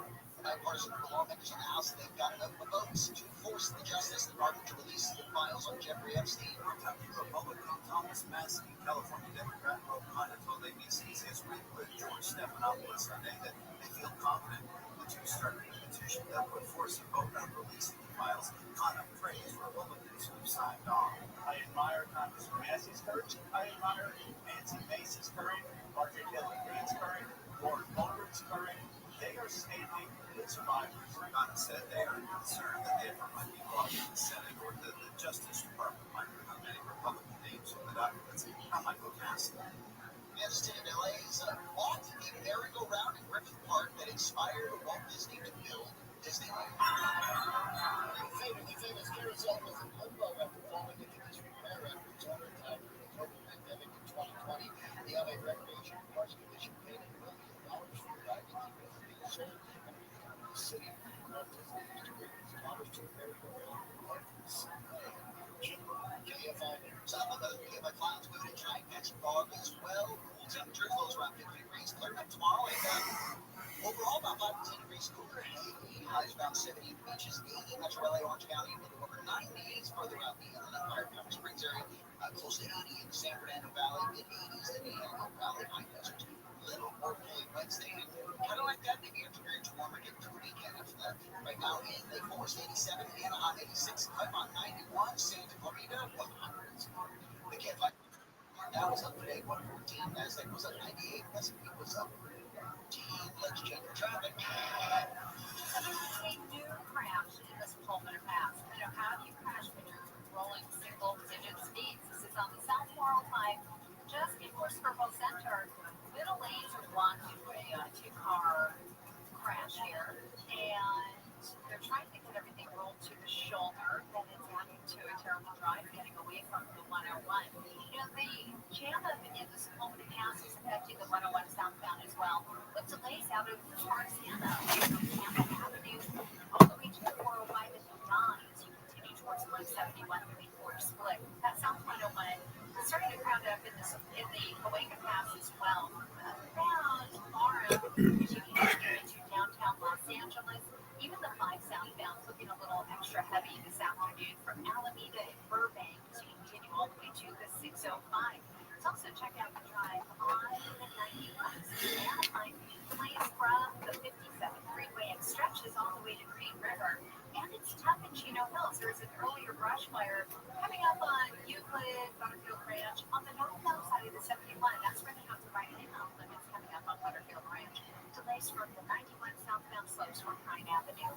With Southern California's most accurate traffic reports, I'm Rachel Martinez.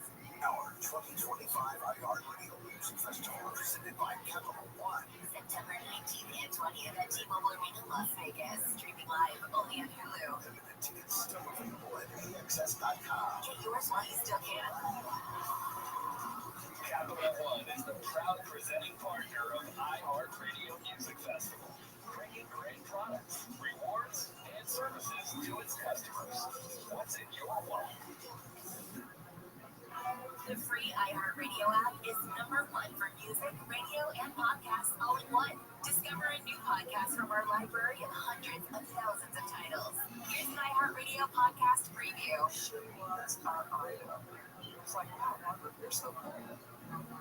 Trying to our female lawyer, stunning, tall. We want to run off the line. My 2 bosses came together and said, Walker was killed. I said, what? Oh, yeah.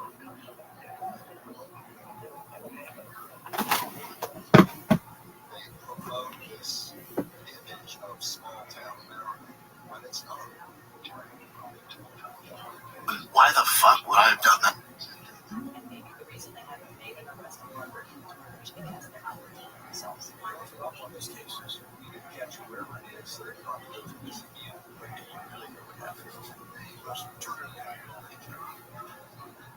This is called The South, a documentary podcast series by C13 Originals, a Cadence 13 studio, written and narrated by me, Jenny Pinsky.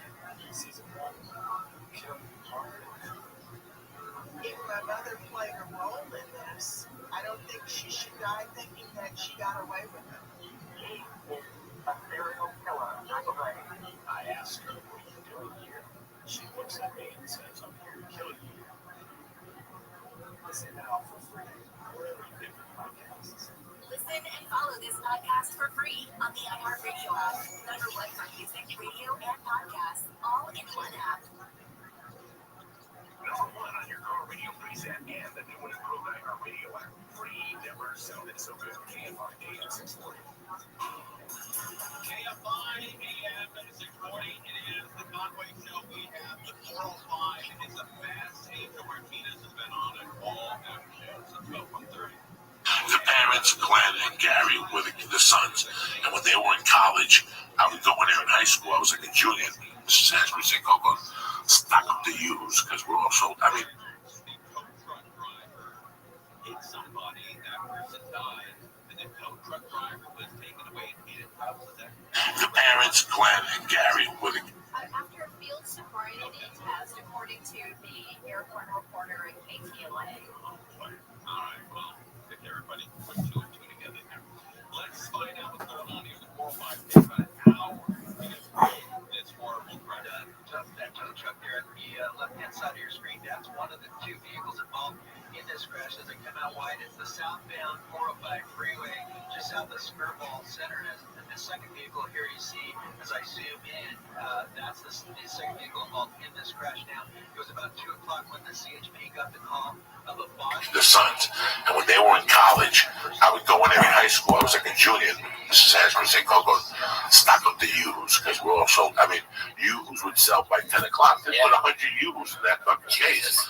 But it was all day, Lee. It was all day. The teachers busy all day, man. The school got so pissed that they told people that you weren't allowed to leave the school for lunch now. Why? Because they want the cafeteria to make money. So if they caught you at No, you have to understand. All the food distribution in North Jersey is handled by a lot of people you don't want no fucking problems with. You know what I mean? All right, so people stay and eat the goddamn food. All right, they got contracts off the ad. They would suspend. So you would suspend us, but Mr. Hash would go, fuck that, go in the back.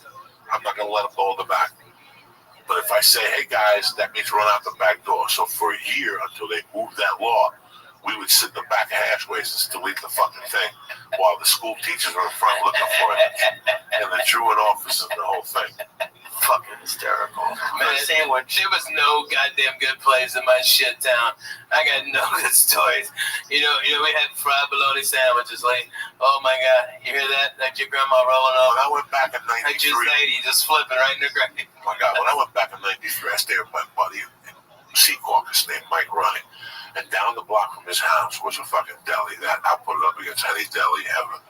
But their fucking claim to fame was they had peppers stuffed with mozzarella sauce. Oh my God, with mozzarella cheese and a little sauce. And I'd go in there in the morning. Just the green peppers? Just a fucking like a pepper. And it's a spicy pepper. It was like that peppercini, so right? You had to get 3 of them and a sandwich. So you eat the pepper while you're eating the fucking sandwich. That type of old school deli. You have different types of delis, but that was right.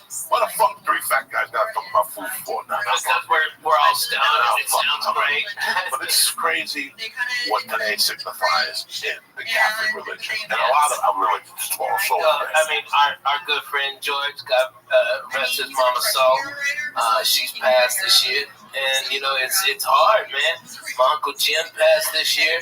It's hard. You know, you see people at the end of their life. That cancer is a miserable thing, man. I mean, it is a horrible way to pass.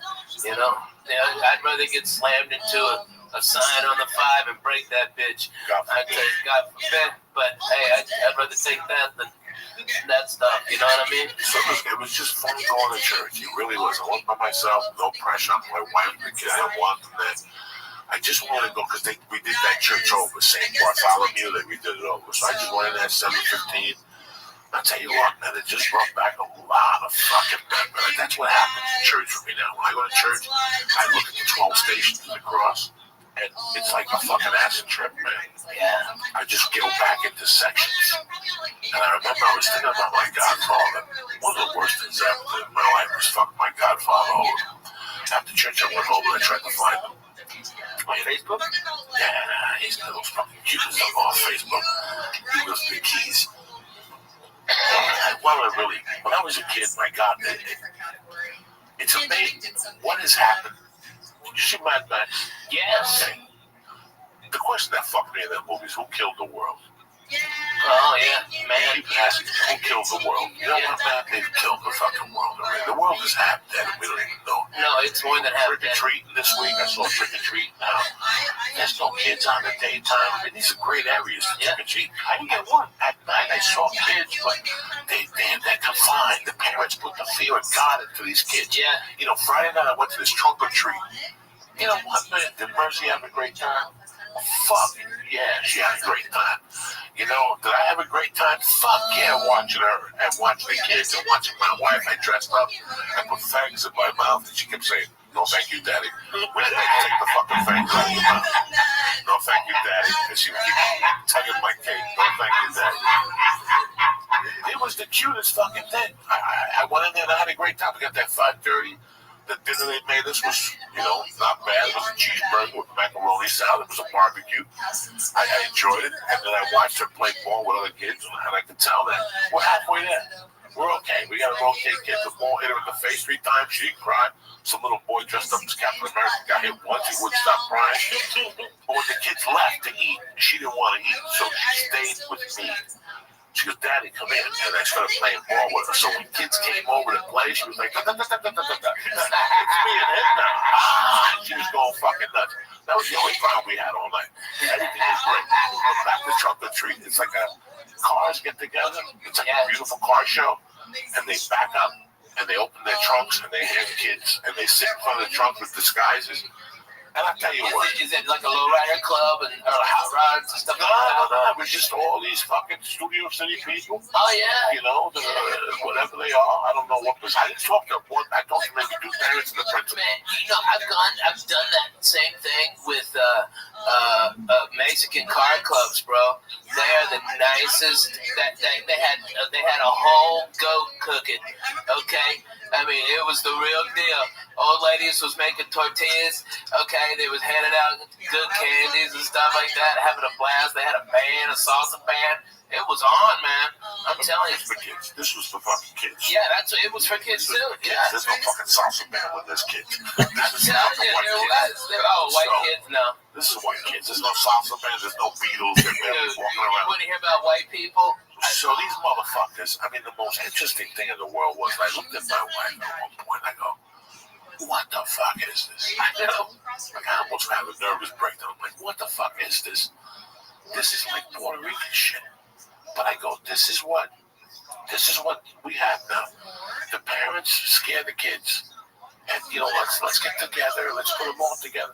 When I was a kid, one parent went out, everybody held hands, and you fucking knocked on doors, and you yelled. And, you know, Saturday night, I didn't see people till 8 o'clock at night. How much pop do I smoke on my balcony at night, people? Tons. I standing out there, and I was scared to smoke. My kids are going to walk up on me. After 30 minutes, nobody said nothing. Every once in a while, I'd see 3 kids and a parent. But the 80, 90 kids, I used to run with 80 fucking kids on that. Yeah. You ran 80 people on Thanksgiving. And bundles of 20 people. Yeah, bundles of 20. I didn't see that. And it's just what I know. And they found needles and fuck every year. Some fucking dummy in Pittsburgh sticks hypodermic needles and fucking chocolate and all this shit. Man, that's why I tell all my kids, hey, Daddy has to inspect all of your candy. I need to find out all of this shit. That's what I did on Saturday night. Friday night, dog, I got so high after Trunk or Treat. I went home and she came home with a bag of candy, and I kept sitting there, and I just started talking to me like cocaine, like 11 candies. And you have one Reese's, Oh, you're fucked. then you fuck.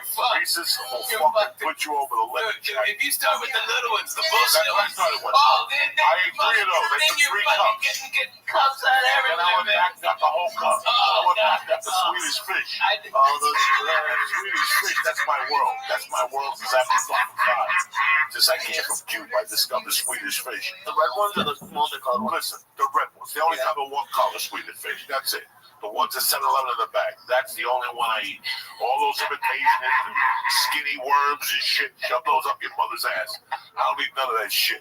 I'm a fucking Swedish fucking fish fan since day one. When I was a kid, I'd buy them by the box. And I'd get a brown bag and I'd stick my hands and put them in my pocket. That's something when I was in your pocket? In a bag, in a brown bag. You get there's a big tray of them. I bought the box from the wholesaler. Oh, really? I was 6th grade. I used to know where to buy the box. There was a fucking wholesaler for candy. I was see getting these skill positions in the middle, they bring in a new center and 2 new guards. Now, that was the area of this football team where they just had to solidify some things. They did, as you said, 68 sacks a season ago. Some of that, a lot of that on the quarterback, but that offensive line's not good either. Play action, pressure. Where's little tricky Jesse at? Ooh. Where's Tricky Jesse? Ooh. Well, live, Jack. That's right. We got a first down. We're on the 50 here, huh? That's right. Here we go. The Bears are moving. Where they going to X? We're live, baby. George, get the mic. Get in there, baby. We got Georgie checking cousins over there. We're on the 50-yard line. All right, the Bears moving the ball. It's looking good. I'm going with the Vikings. Sorry, nobody can say that. Somebody's got to win. Likes chocolate. Some people like that. You got to take it like a big boy. Somebody's got to win here. All right, so we're on the 45-yard line. The Bears moving the ball. Yeah, don't get rid of this. Linebacker's cash man. I like that. That's what that is. Let's call my Balzano. Ricky Cops. They said, shh. They found you in that house. That's crazy. Got a 2nd and 6 here. What's the story? Story is your profile. They're clicking on the post is your main page. It stays. And that's the one with the circle. Yeah, the circle is story. That post stays on your page permanently. As usual. There you go. We're learning something new every day, huh?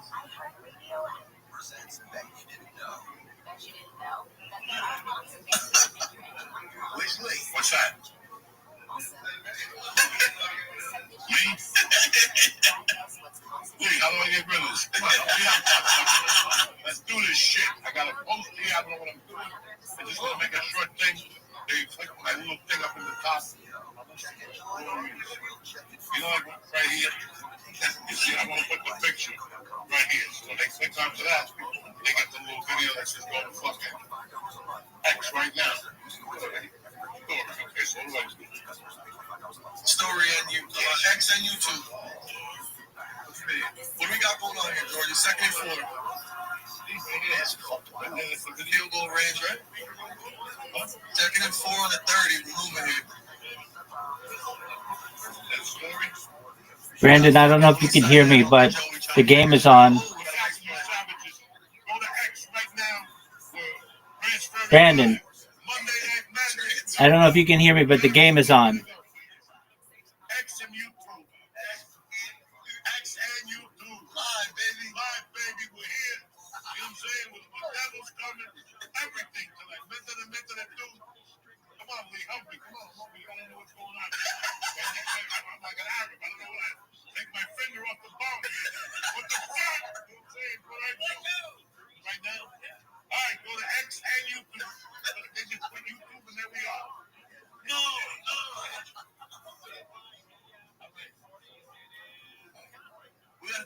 they're figuring it out. We got a 3rd and 5.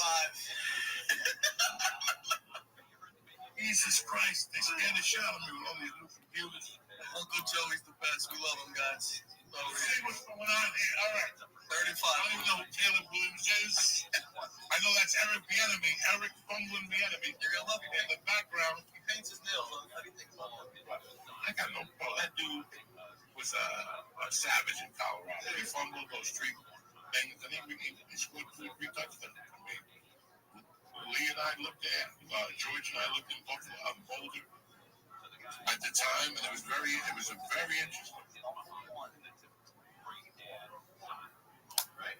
Yes, number 1. All right. We got a pump. I went also field. I stayed away from crowds in Boulder. I wasn't all right, we got 35 now. Let's do this. Oh, we got kicked. Get him. Oh, what a play there. What a play there. Beautiful. Tremendous. What a That's grab. what I'm talking about on a Monday night. Let's do this. Go. Look at him. The Indians are mad. Go. Man, look at that beautiful catch. Reminiscent of Indianapolis yesterday. Remember when he landed on the one knee? Yes. Look at you. All excited because you beat up on Miami. That poor little Indian guy. All right, we got 2nd and goal. Second and goal here on the 7-yard line. The Bears are quarterback name from Dallas. Johnny Concussion. Johnny Concussion. Zach Prescott. No, Zach Prescott. Oh, you said Dallas in Miami. Tula. Don't be knocking the cameras over, probably. Right away, he thinks he's a cameraman on the camera, see? Dennis, come on over, Dennis. Got some jokes here. Help me out. 2nd and 3rd. We're on the 7-yard line. There we go. Knocking on the door. They'll fuck it up if they get 3s. We're in the game. Punt the ball. Punt the ball. Don't touch it, motherfucker. First episode. Coming at you. Franchise brewing set tonight. Yeah, but then you dip the bread in the sauce, forget it. I'm like, wait, you got no my password? I got 2,000, look at this shit. Please, you want your notes? No, you don't need no notes. He's improvised out there.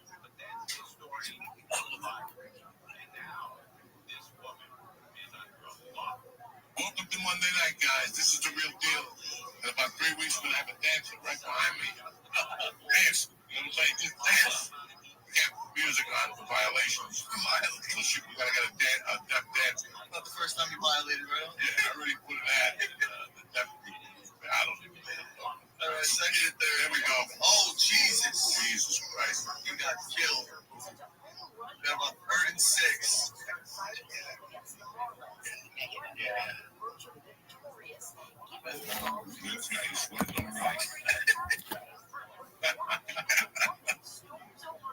Probably still like football.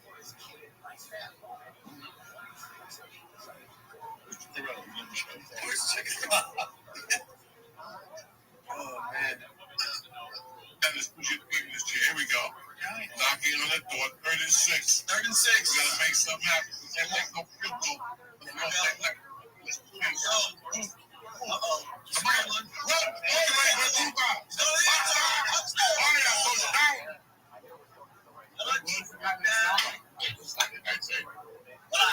No, there's a soccer guy that yelled. Yeah,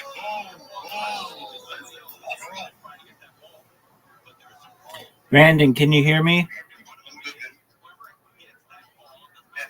So Caleb, I'm gonna rushing touchdown. I don't know who it is. No, absolutely. So we got 7 minutes from Chicago, buddy. 7 minutes into the first quarter. Looking good for Chicago. That's nice. Good job, John. No, in the box. What do you? Oh, you have the carrot cake. Carrot cake. I'm like a senior moment. I've been on that carrot cake. Jeez, caramel.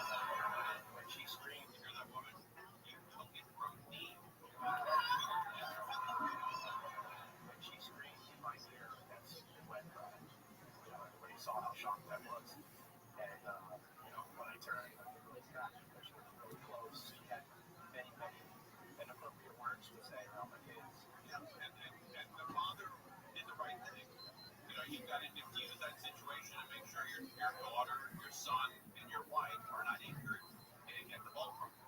And the father did the right thing. And all I could think was, make her go away. That's right. That's exactly right. This guy is a hero.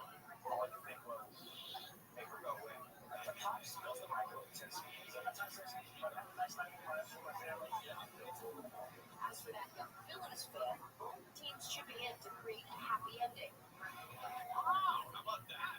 Teams chipping in to create a happy ending.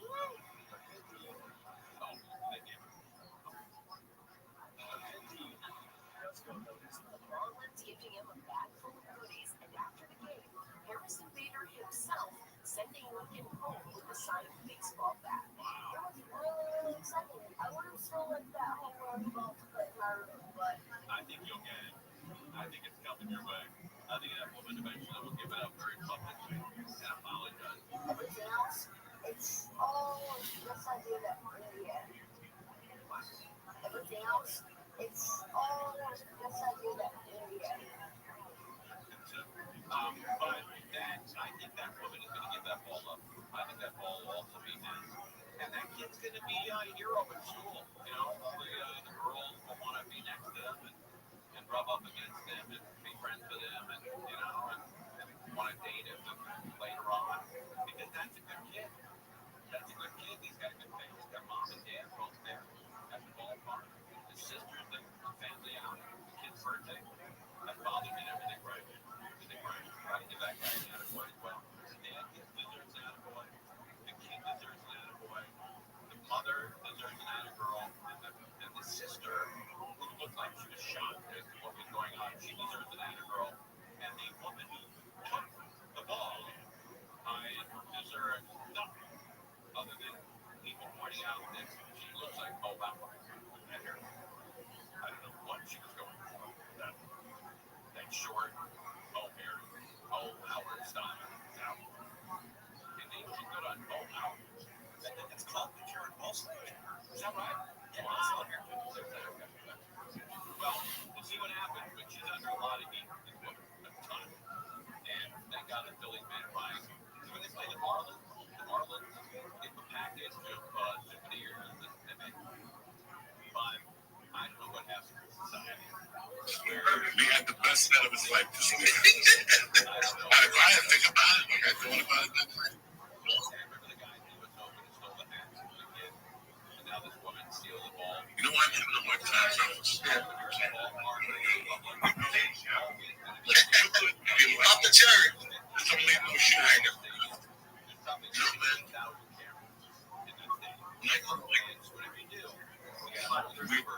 I have to get inspired. I have to know this heat in the room. Like preaching.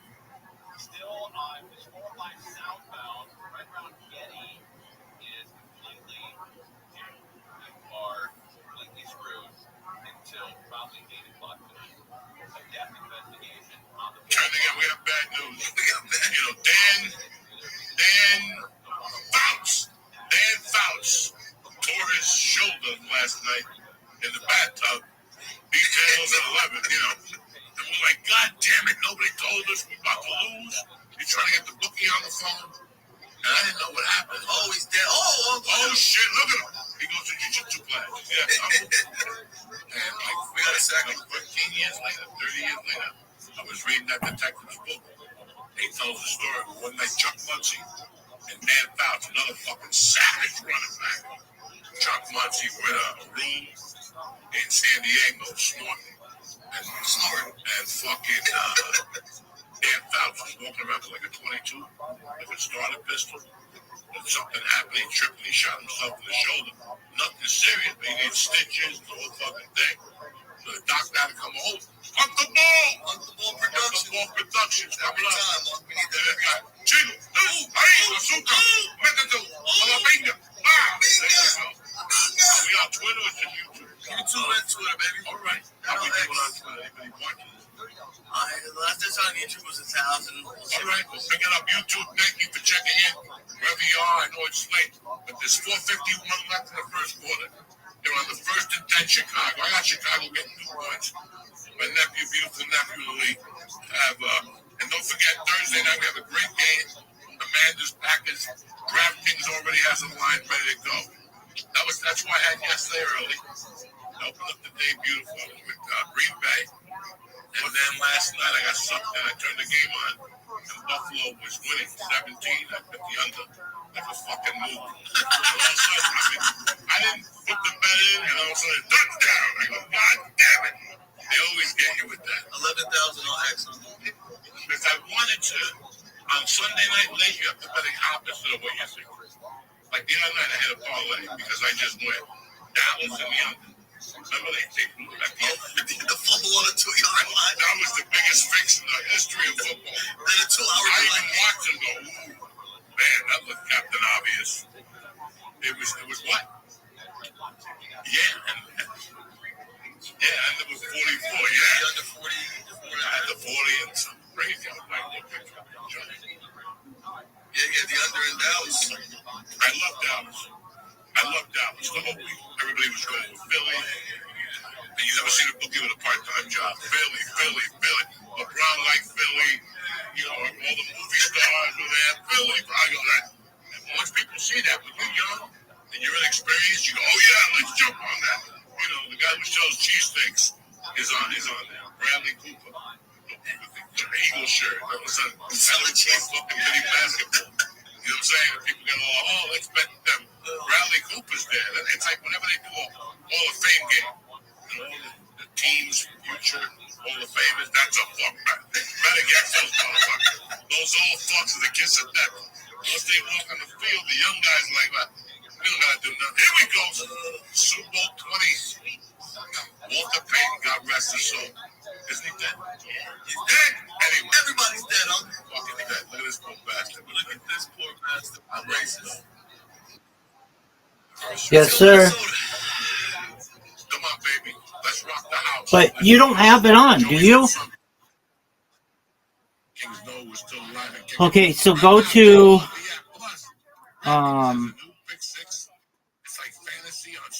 I'll give you the website. Okay, are you ready?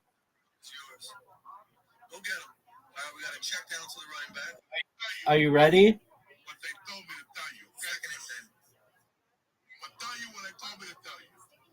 All right, put in VIP ROW.NU.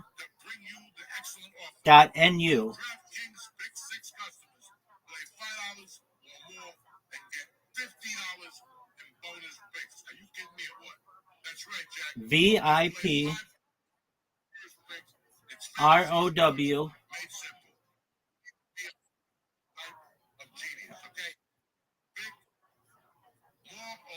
OW.NU.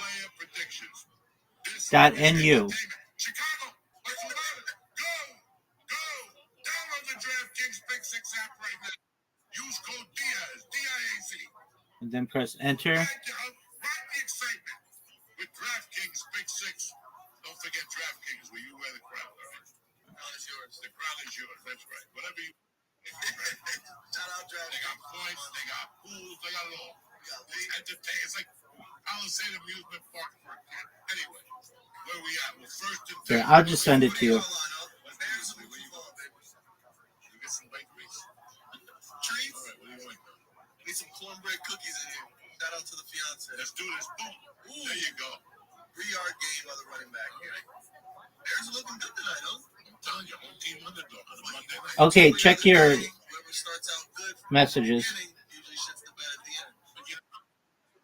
The Lord might turn the fucking clock on. Might throw you one tonight, huh? Yeah, he might throw. Even an old dog that's a fucking long part of the sidewalk. Listen. Yeah, I'll take it.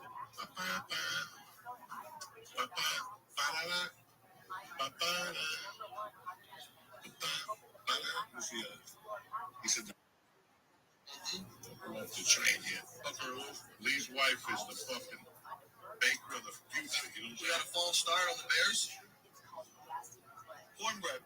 Okay, go to American football. Second and 10. We got about It's like the American football. I'll eat like 15 of these motherfuckers. You know what I'm saying? 11 teeth I got left. They got cavities.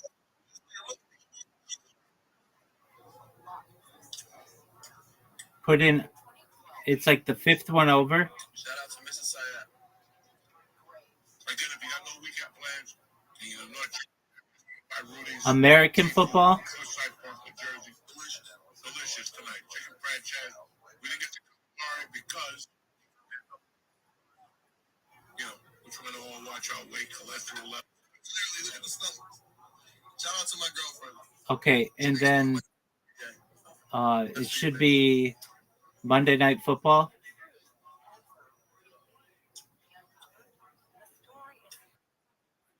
Right.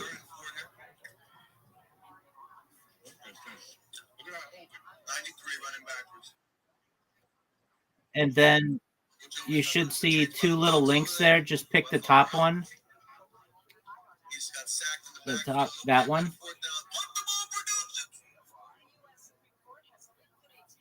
There you go.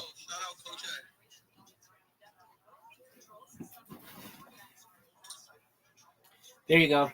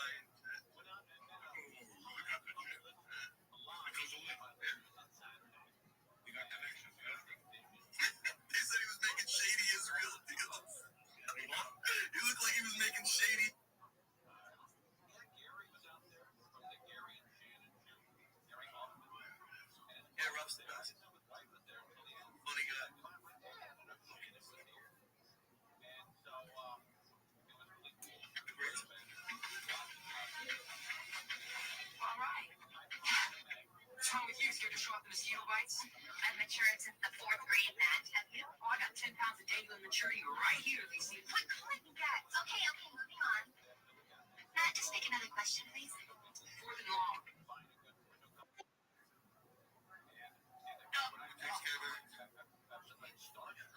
Yo, how are you?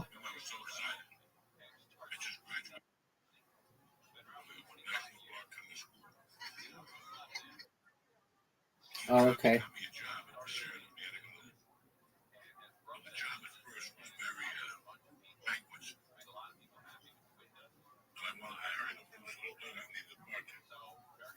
Saturday morning, afternoon, I'm like, I'm gonna make $1 million. I forgot it was fucking July. And then one day I sat all alone. It was empty. It was full.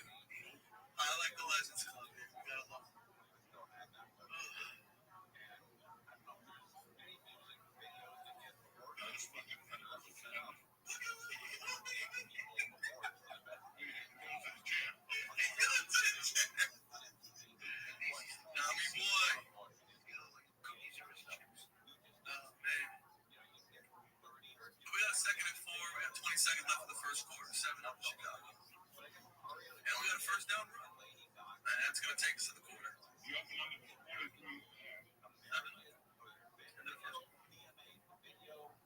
the live updates. See what we got here.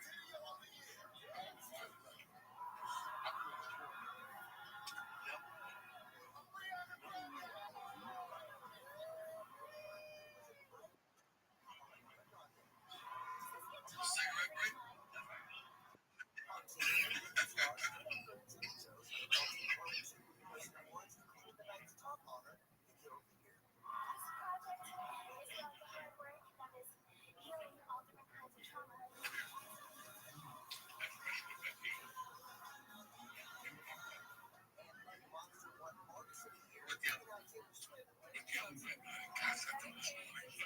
Very interesting that sometimes you go on DraftKings and I look at the lines. I love to play a money line in baseball. When a team is hot, like right now, Texas Rangers. The team hands off the wild card. They came all the way back. You believe that? It's fucking crazy. So what I'll do is I just wait to the third inning. What inning? Down 1 or 2 inning. Bet them. When they're deep, 25 inches, 62. Hey, it's a living. It's a living. It's 15 Mondays till Christmas. What do you think, Georgia? What do you say about that? Oh, Yankees. Yeah, Georgia. And I watch the Yankees too. I know, like this Friday, I like the Yankees. They got killed by Toronto.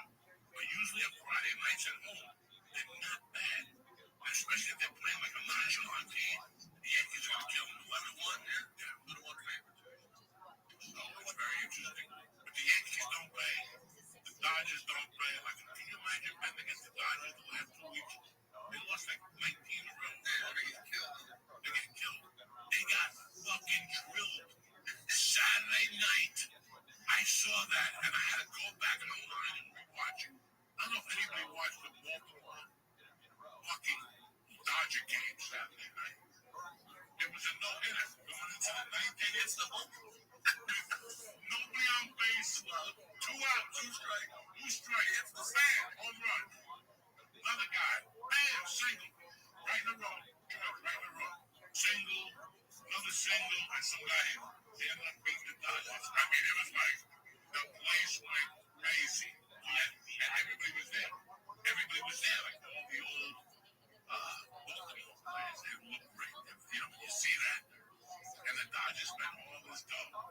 And Baltimore barely fucking eats. You know what I'm saying? Like the owners getting fucking disability checks. But, it just goes to show you, man, that heart sometimes. But hey, we're back. Minnesota, J.J. McCarthy, look at him. 1 for 1, 5 yards, 2 sacks. 1st and 10. How do you know J.J. McCarthy is? I'm just talking nonsense here. Let's do this. Let's do it, baby. Come on. 1st and 10. There we go. Get rid of it, JJ. Oh, we had a long pass here. Interception. Oh, flag.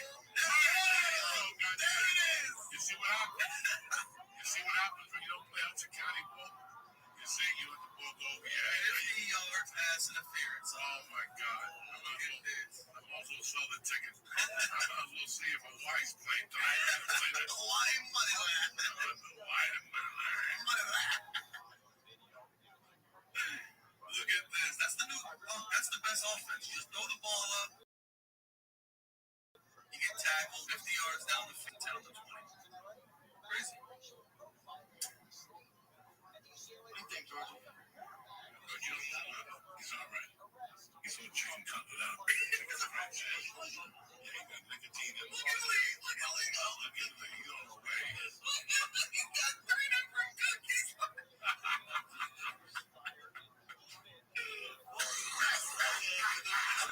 Lee's the best. Cornbread. Man, cornbread. How good is that? I don't have my glasses tonight. Here we go. Here goes the white boy. There you go. That's how a white boy runs the football, gentlemen. 1st and 10. Here we go. They got a beautiful Robbie out of a chicken. How's that? Tell them this, all right? They got a beautiful chicken scabriello with chicken sausage, peppered onions, and mushrooms, which will knock your fucking stomach off. Don't even get me started on the vodka pasta. And don't listen, the chicken marsala is tremendous. Chicken franchise, shrimp franchise, Chicken Sorrentino. All this happens at Rudy's Cliffside Park, New Jersey. Rudy's Cliffside, NJ.com. RUDYSCLIFF Cliff Side. And then put NJ and hit it with a com. And go look at that menu, Jack. We're gonna have some dreams tonight. And Anderson, the address now, 591 Anderson Avenue. Yes, I know all the just number the framing. You're F50 framing right up the corner. Everybody wants to take a walk after they eat. This is your perfect walk. Let's go up there and drop a 50. Let's do this. He's dead in the back. Got me. Look at this. I have sauteed spinach. Keep going in on the sauteed spinach. I think we should tell them the story of the first time you took me to Rudy's. Listen. Only fun. Yeah, you can tell whatever you want. Ooh, seafood salads, chili salad. I don't know why they have mozzarella sticks. I'm gonna start boycotting that shit. Take that off the menu. Yeah, take that off the menu. I like grilled shrimp with beans, white beans. Yeah, that's. They got baked clams, fried shrimp, Cajun shrimp, eggplant rollatini. They got it all at Rudy's. Play defense. First, incomplete. Incomplete. Look at this. Here comes the field goal unit. What the name? Christ's sake. Kick the ball. Look at Rudy over here. Look at this beautiful picture. It looks like John Genoese. You have black and white pictures on your menu with your mummy goddamn restaurant. Look at when it came from Italy. She was a virgin. I'm only 30 old. You beat on Tinder. Look at that white dress. It was shining. You know what I'm saying? Anyway, it's the house combination fried or sauteed. If you're not hungry, you're hungry now. That's what when you're running with Uncle Joey, you're going to eat something. Eat good. Eat good. Don't forget sparkling up, whatever you need to do. Brought to you by DraftKings. Let's get this party started, Jack. Football at Uncle Joey's, Jack. Let's see what DraftKings is offering. Tune in every Monday. You're a meeting. 7-3. We got a field goal by Minnesota. Thank you. Hey, guys, here's the updated script. Sorry for the delay. That's great. It's 8 o'clock at night. Pardon the interruption. I've teamed up with DraftKings Sportsbook for an incredible offer tonight. Listen to this. New customers bet the small bet. $5. Get 200 in bonus bets. Quick plus. I'm going to get 200 off NFL Sunday ticket for YouTube while you're watching YouTube. 200 off. That's not a bad deal for $5, guys. Get it together. Use code BLUECHEESE. BLUE cheese. CHEESE. That's blue cheese. All one word. Only at DraftKings. Where you got the crown and you got the world by the balls. That's how DraftKings does it. Let me tell you something, guys. I've been with DraftKings for 7 years. I've been working with them for 5 years. But I'm a customer. I got gold status. You're degenerate. You know what I'm saying? I'm a degenerate. I love this shit. If I'm not playing Huff and More Puff, I'm playing Huff and Puff. More Puff is a new game. It's a lot of fun. It's like the wolf and he blows. Fucking tremendous. I like Wheel of Fortune. I love, sports betting. I did well yesterday. I got a little sports betting tonight. I don't bet baskets. But, I rock the house. I'm old. It's not like, the old days. I was dressing up with a wig and going and stabbing people. Bet on Pittsburgh. Those days were. Now I got control. Oh, man, I'm wise. Anyway, what are you guys talking about? How good was that fucking steak in Florida? Steak was tremendous. What's the name of the place? Oak Hill. No, Oak was something. It was something else. Why you giving out fake information to make us look better? Either in Oakville or something like that. The same thing.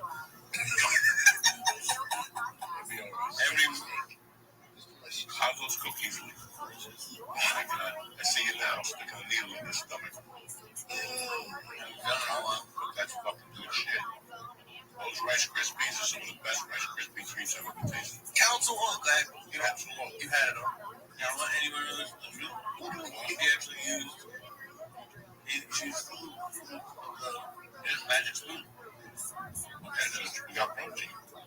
Get protein, not just sugar. Shout out to Magic. Also managed to get 12 and a half minutes, 12:48 left in the second quarter. The commentators tonight are Joe Buck, Troy Aikman, Lisa Softis, and Lori Rutledge. But you know what? Uncle Joey's right here. It's a 7-3 game. Let's do this. Run! Coach Yoshimawa and Court Lane. Oh, run to the outside. There's a flag already. You know what that means? That means, yes, I'm going to have to bring it back. Bring it back to the sack. Or the hack and sack, whatever. Hack river. Look at poor Jesse Smollett. What happened? He's dancing at a club right now. Fucking think he's got an ankle bracelet on, jumping up and down with a bullet dryer. There you go. Oh, shit, okay. Went the other way. There you go. Oh, 5 yard penalty. Oh, got a bunch of shit. 6th or 7th grade. So we were 11 years old. You get on the RTD. What do you think her job is? Coaching, training. If you need, your ankle gets twisted, you pick up the shoe. You're not going to get a great fucking job. You have to smell some feet or something. Let's do this. Put your mouthpiece in, please. This is Chicago, right? Yeah. Chicago. You don't even know your bet. No. Where they play. Oh, what a play. There you go. I know that bet, cocksucker. Totally. Jack. Don't fumble. Don't fumble. Hold on to that. Let's keep going straight, guys. Come on, it's a beautiful night in Chicago. You. Nobody's good. We got to see how. No, I can't say that. Can I say that? We got kids watching. Here we go. Beautiful catch. Beautiful throw. Beautiful catch. Isn't he a second-year quarterback? Yeah. A couple problems last year. He was a rookie last? He was a rookie? Yeah, he was a rookie. He has no more nail polish. He took that away. Here we go. There you go. Nothing. You gotta shake him like that to keep the defense on his toes. I have to tell you that your grandfather's one of the great coaches in New Jersey. You know that? On the East Coast. Top 2 wins all time in the state of New Jersey. Shout out Vinny A. There you go, right here. Hunter Ball Productions, we're here. Look at this poor bastard. He's on cover his mouth. We sent the guy there with 2 knives and fucking those poppers from the 80s. You could put them on the thing and you black out for a little while. George, you didn't leave up. I never had a pop. Yes, you did. He's a liar. We did a pop one time together on Monday night. We went to Catch and Snatch. You said the fish place. I'm sure. By the way, you have disgusting thoughts. That's where your mind lives. Yeah, that's where my mind lives. You got a false start on Chicago. I saw it. We got to rub it in. Second and 12. Where's these 2 books? They left and never came back. We'll get back in second. Oh, yeah, that's that. If I started smoking again, I'd smoke like 18 packs a day. He said you would take one big pull and just throw the cigarette. Always dead. Oh, let us play. That ball. Look at this. Hold on to that ball. Acrobatic. Look at him. All right, 3rd down, baby boy. Let's do this. He was just ran like Walter Payton. Look at him. What about 3rd and 7? We got Georgie K, Georgie Chicken Cutlets, Lee Syed, Nikki Fix, Joey Coco Diaz in the house. Uncle Joey. Pardon me, Uncle Joey. There you go.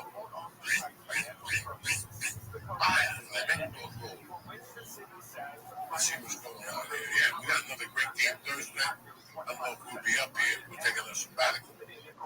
It's another false start. What are we doing here? Come on, guys. Read the fucking playbook. Come on, right? It's free. Thank you. Now, going.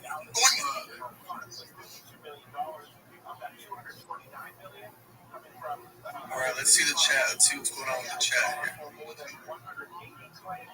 There's going to be a sticker on it. What happened? Who died? I have no idea.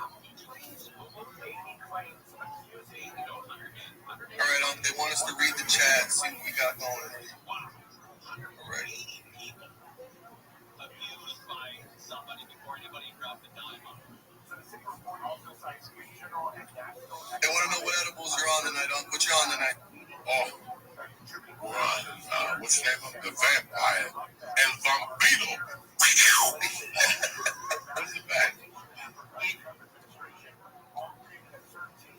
One of our sponsors in the explain something to you. You know I'm a professional when it comes to edibles and whatnot. I'm very proud of that fact. I'm a veteran of foreign wars. I'm always prepared in case we get a. But these edibles have really rocked my world. I'm still ABX is a great edible, but this has put a whole new wang into my life. Look at the shape of Lee right now. He's on his 18th cookie. He's in the pudding. Now, he's not in training. He don't want to train no more. He's in love now. But Uncle Joey still trains, but not like I used to. I only ate one of these, 250 bucks. It's 2,500 milligram THC gummies. This is beast mode gummies right here. You understand me? Indica. What you're going to do is you're going to go to the podcast and cut your special off on these, all right? But these are, these are the best. The taste, you ever eat an edible and have that alcoholic taste? You eat it because it's already in your mouth. Now you're just like this, you put it in your mouth, you actually suck on it. Like, this is good. This is sour cherry. It comes in a lot of flavor. I'm not going to tell you what's going on. I'm going to talk to you about this game right now. Let's do it, baby. Oh, incomplete. You should have kicked the field goal. Gotta take the point. Gotta punt the ball. Punt the ball production. Dennis, where you going? Look at you. Say what's up to the camera. Way back. What the hell? This is DC. Why you sneaking through? Say hello. This is DC. DC reign supreme. I want to see him. Look at me. The church when the pandemic. During the pandemic, we had him on. Where's the other guy? He said, where's the other guy? Jesus Christ. They're in the comments. Dennis is fat as fuck trying to sneak in the camera. Shout out to the chat. Shout out to the fucking chat.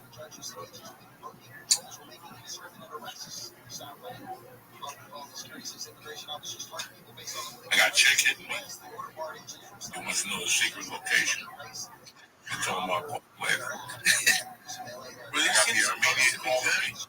My old drug dealer, I got him calling me out of California. I don't know why. They're saying they love you. They love you. They want to see more of us. All right, they'll be coming soon. Relax.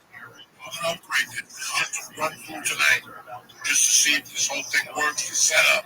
We didn't know. We just wanted to do something similar to Fight Companion with you guys.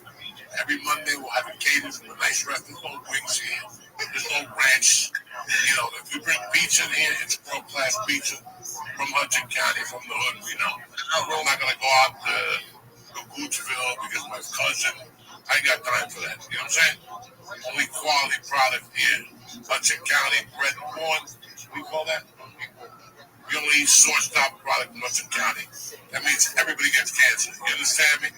Everybody walks out with an extra eye, a dead lung like I did, but who cares? This is tremendous food. I believe it then, and I believe it now. Right now, we're delving with Rudy's. They were there for us for a long time. Next week, we'll go somewhere else. The week after, we'll go to Jersey City. The week after, we'll go to Hoboken and $1 million. You can see from there. We got you covered. Delangelo, say hello to the camera. Another solid motherfucker from my past. Guy will give a fucking lung for you, you know what I'm saying? Mecca do all in company. Coming at you. Come on, stop with the commercials. Operation Smile. Let's do this. Come on. They're in the comments, a lot of comments. We want Uncle Joey and Lee to come to Toronto. Can you go to Toronto? No. You cannot go to Toronto. It's over. It's over. God damn it. Football. He seems supposed to be good. Like, why is that the first Monday Night Football? There's a very big rivalry league. Back in the day, they called us the Black and Blue Division. It's just a rivalry game, and they want to see what's going on here. All right, we got a 2nd and 9. You can see that. What did you say, Paul? They can see that. Lee's in a different planet right now, chat.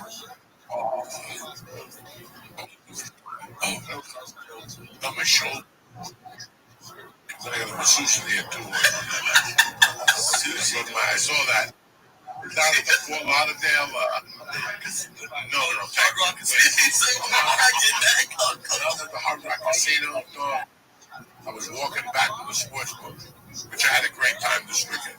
A great sports book, a great, shout out to the Seminole Hard Rock.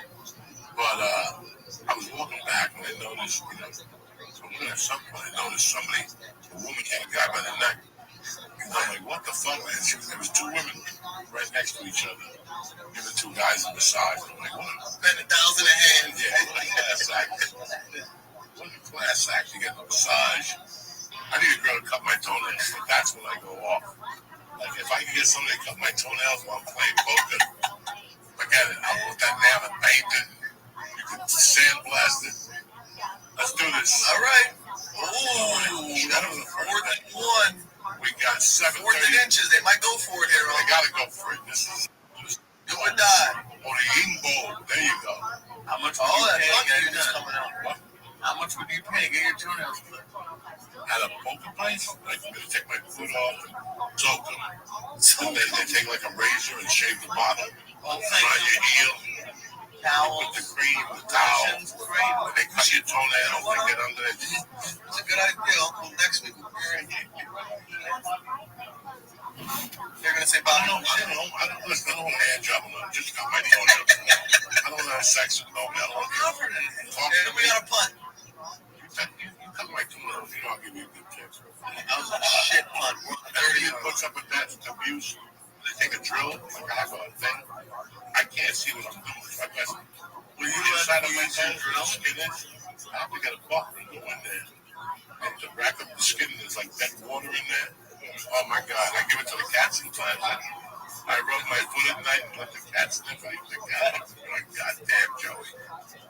So I wanted to get under the skin and take all that rot out. Put some antifungal. Oh, yeah. Every time I look between my toes, it's a surprise. Some nights it's gray, some nights it's green.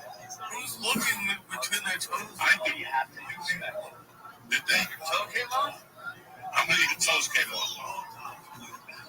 Okay. Mine won't tap out. It's like the toughest toenail in the world. That thing. I drill it. I put ammonia. I just got something that they give you every month. $25 after the shower. You put it on there.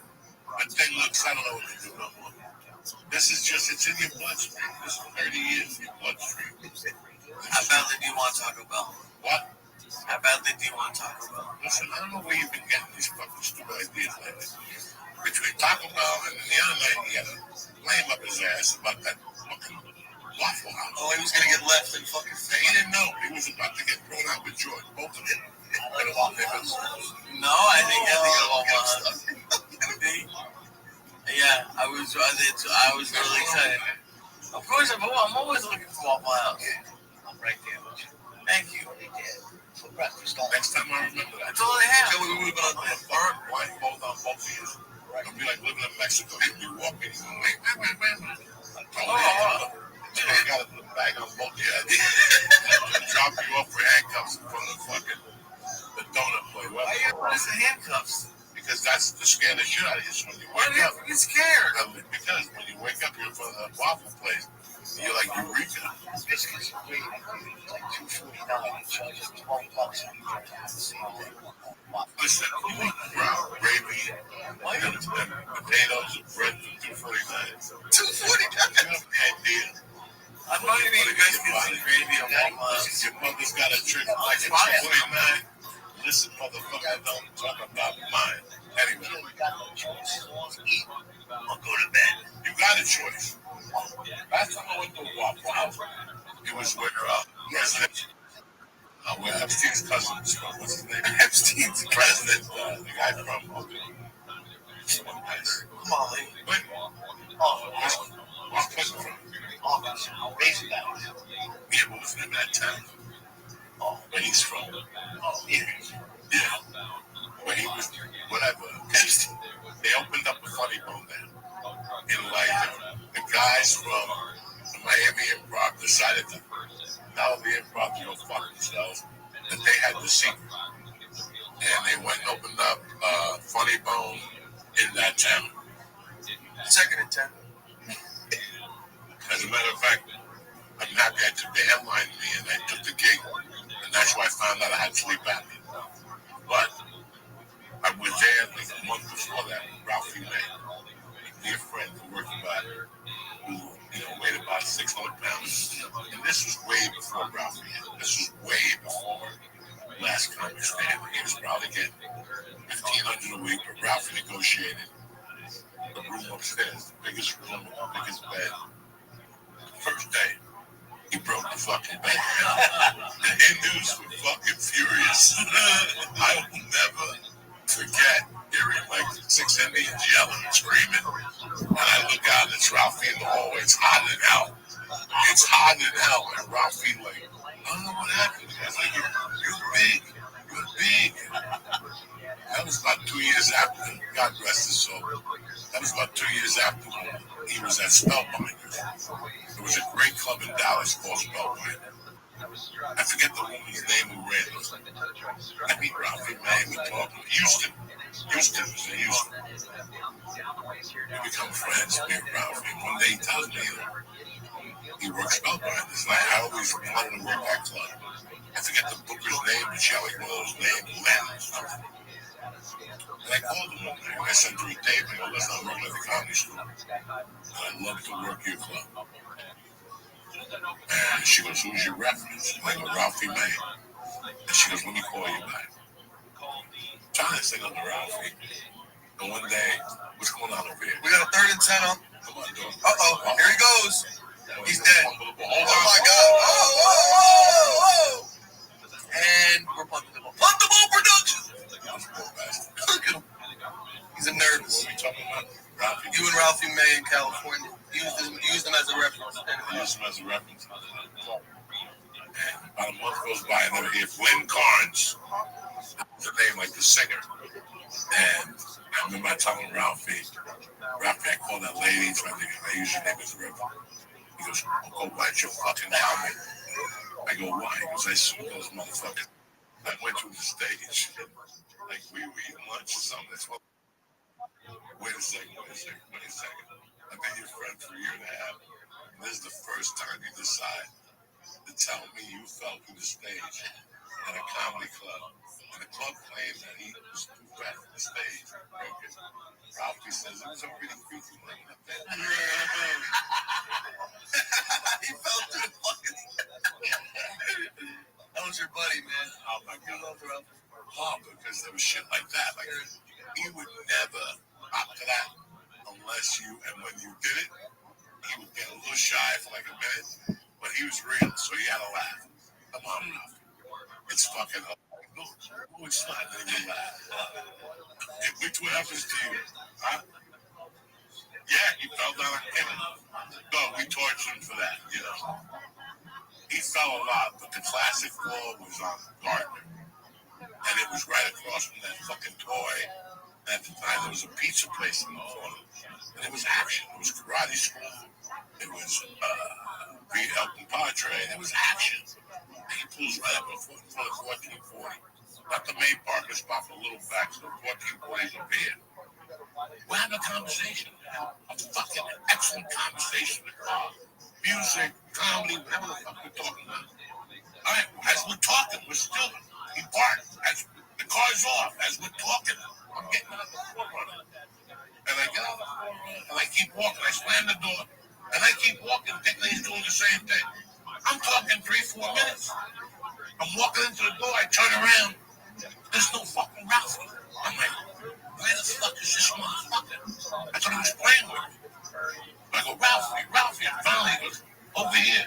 And I go into the street, and there was a metal plate on the floor, which was like an inch off. Enough to make you fucking trip. No thing, no nothing. You could probably shoot him. And he caught his foot there and went that way. And while he went that way, he twisted the land on his back. And there's a car coming. And I'm like, I can't. And I'm like, come on, you gotta get up. And I'm like, wow. And now people are stopping in the corner looking. And I'm like, Ralph, any minute they're gonna call 911. They think I'm looking. Get the finally, I pulled him. And we got up. And they, that was cool for about an hour.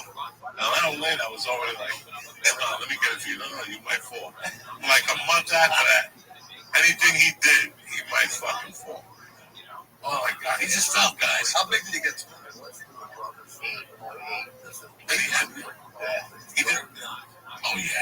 like 6 months hanging out with me.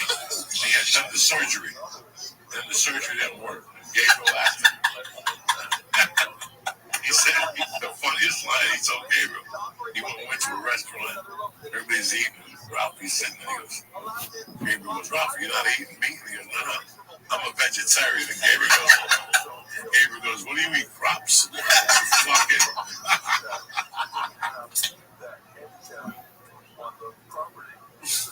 That dude. And we got a whole first 20.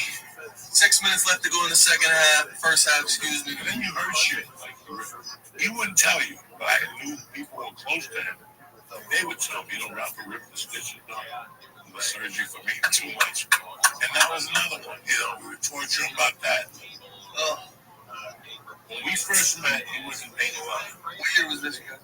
97. And every time I'd see him, I'd give him up. I was the show. I got a standing ovation when I made out with 3 chicks. Now, nobody made out with this. Nobody made out with I swear. But you fucking played with mine. 3 chicks, yeah. They won't let me finger it. Okay. This went on for about a year, and then we couldn't take it no more. And then he would come back from the show and go, don't tell me. We made out with 3 chicks and got a standing ovation. He go, fuck yourself. Go fuck yourself. So we got 5:20 here before halftime. We got a 7-3 score. It's leaning towards the under, but don't believe the hype. The game last night was leaning to the under. And what they put up, 80 points last night? 80 points, huh? 81 points. Don't believe the hype. We got 5:20 here. Second and 20. Second and 20. Vikings on their own 10. But last night they had more scoring. It's early, we say. Oh, they're deep. They gotta get out of it. What was that? For the hot dog man. Pick it up. Run. Looking like a punt the ball Productions all game long. He's embarrassing himself. This is our first Monday Night Madness with Uncle Joey and his crazy friends. We got John Crowley over there scratching his head. That's so fast. Football, Monday Night Football with Uncle Joey. If that was fucking Thursday night, if that was turkey, we'd all be asleep. We eat a lot of fucking chicken. You did? That chicken is fucking delicious. Shout out to Rudy's. Shout out to Rudy. Rudy, take that home. That's you for a week. That's yours for a week. Oh. I sold my feet. My fucking Who got a scissor? Lee, give me that pen. Give me that green pen. That was the Chef Brad hamburger. Delicious. All right, so what are we doing with Chef Brad? He comes Friday? Yeah. Thursday. He wants to go to dinner with us. We gotta see Chef Brad this weekend. Dinner with my boy. He's here from Wednesday to Sunday, so he wants to see us. Well, Thursday is the 11th. Yeah. I thought he was coming on the 12th. All right, 3rd and 25. This is deep. 3rd and 25 on this, and they throw a check down pass for 5 yards, and they will be punting the ball again.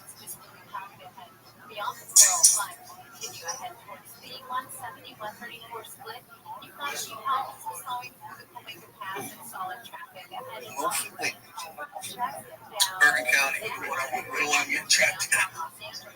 Bergen County. Right by Colstat.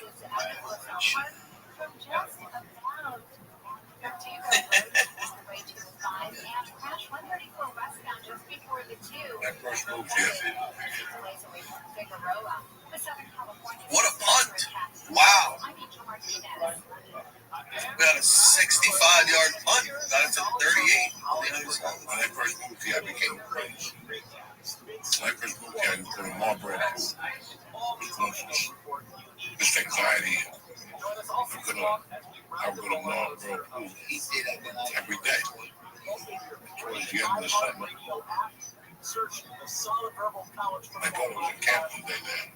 They take them that week. I went down there and ate lunch with them. Some kid came up.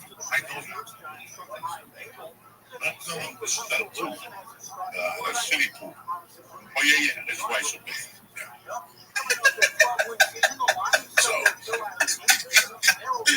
a second and 7. This kid comes over, he's like, I know you. He goes like, Emily, you don't know. Yeah.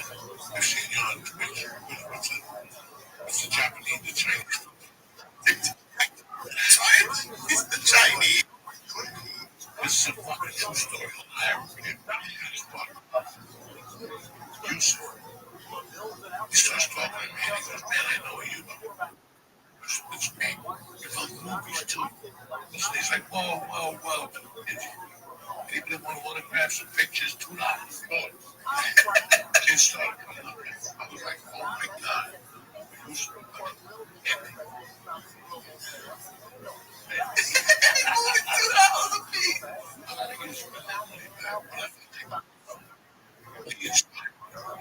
He was really fucking hell. He was like, he's like, look at that manager. Every year he hits me up with mine, just hit me up.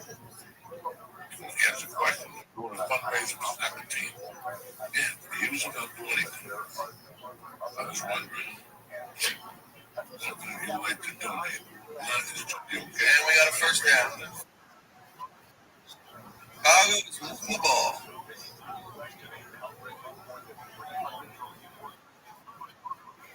The chef tomorrow. Retrograde, how you living, pimp?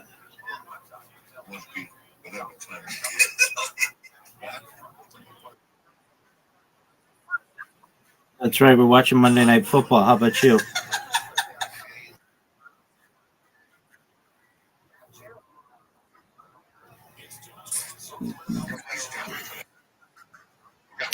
I am with Brandon.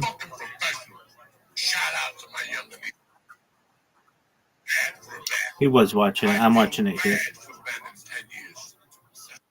He was watching it. I'm watching it here. He had a stream on it for the first half. It's about to be half. What'd you say?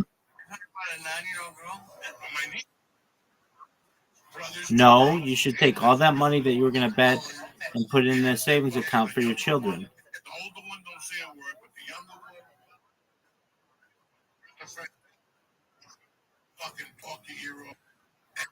How's life in the new place? Excellent. Amazing. You know, it probably would be better if you became a sports gambler as opposed to whatever the fuck other kind of gambling you do. We've talked about this.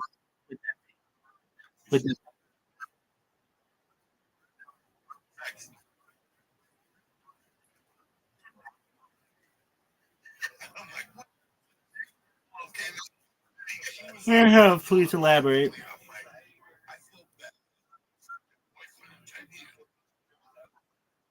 I have, but please elaborate.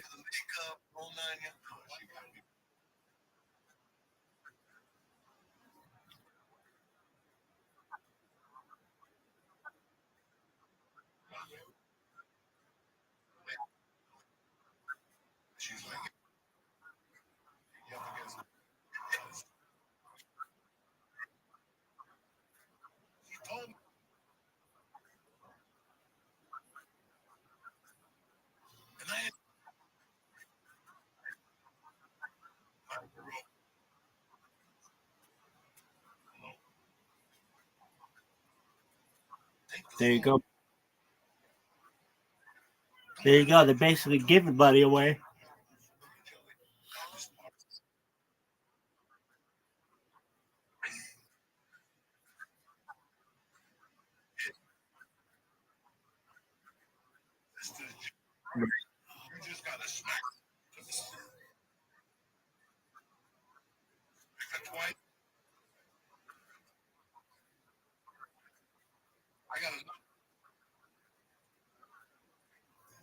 We're dog.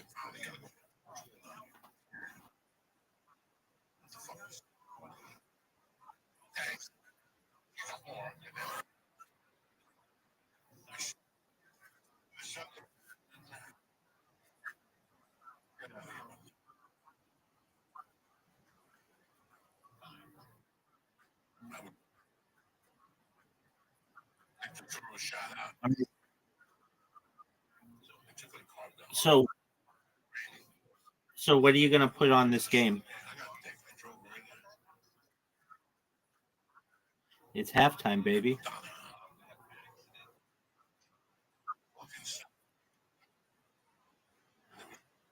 Excellent. Actually, it's a 2-minute warning, so there's 2 minutes left in the second.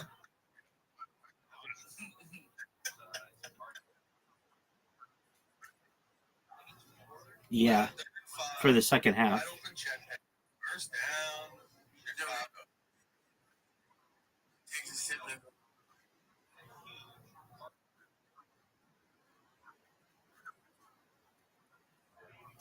Monday Night Football.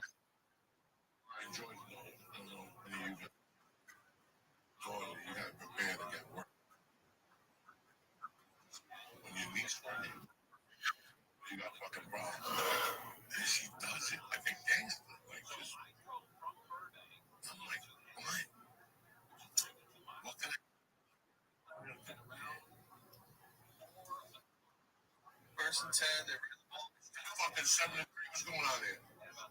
Oh, Jesus Christ. The game under 43 and a half at the time. Yeah, we went off. Responders, stats, DraftKings.com. Download the app right now. DIAZ, a $5 bet gets you 200 in bonus bets instantly.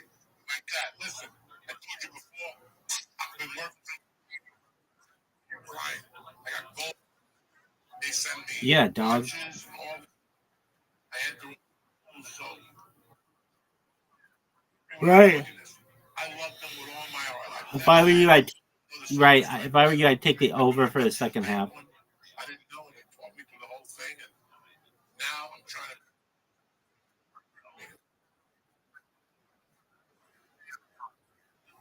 to. What kind of bullshit thing are you betting with? 54 seconds, 53, 50.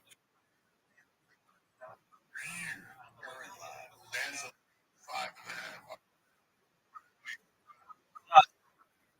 Doug, go to DraftKings. Go to DraftKings.com and bet.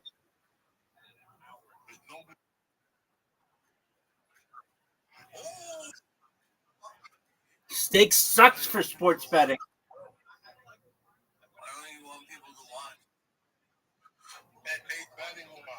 If you can't do it a second half over, it sucks.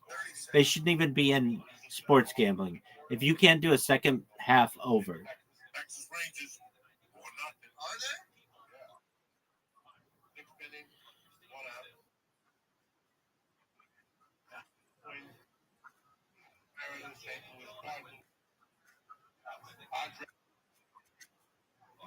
Get out of that garbage. You don't know anything about those teams.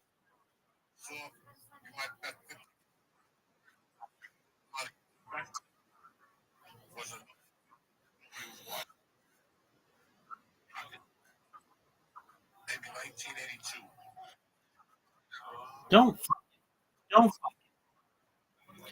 Don't do that.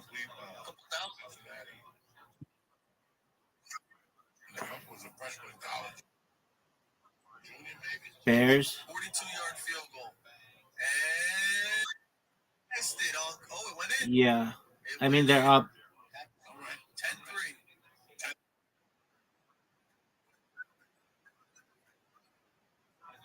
Yeah, dog.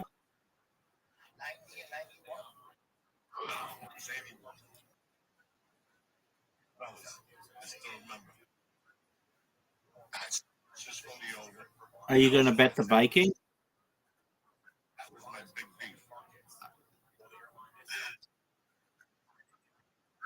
I would not do that. All right. I mean, if you want to, that's fine. I would not do that, though.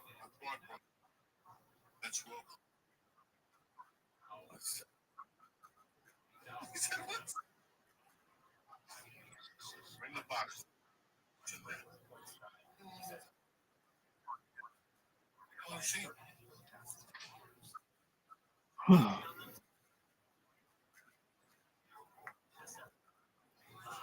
All right, I'll be right back.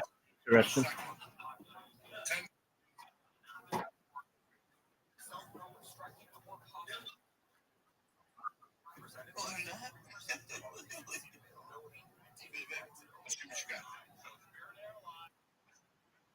Main man behind the scene.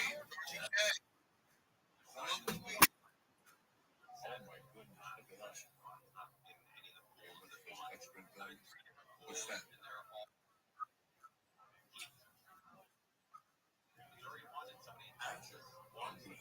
That chocolate thing was good. I might take that to go. That'll fucking give me a joke for the Cubans. That gasoline. What happened to Detroit? Lost by 30, young. I mean, fucking Green Bay came out firing. I watched Miami yesterday. That was sad. Go Colts. See, George, out of all the fucking stories, you should tell fucking my main nephew what you know about the Colts. Let me know about the Colts. Tell him about the Colts. Look at this, Unc. 40 pass with 5 seconds to go. Tell him how deep your Jimmy goes with the Colts. Tell him. You go back with the Colts, 1986.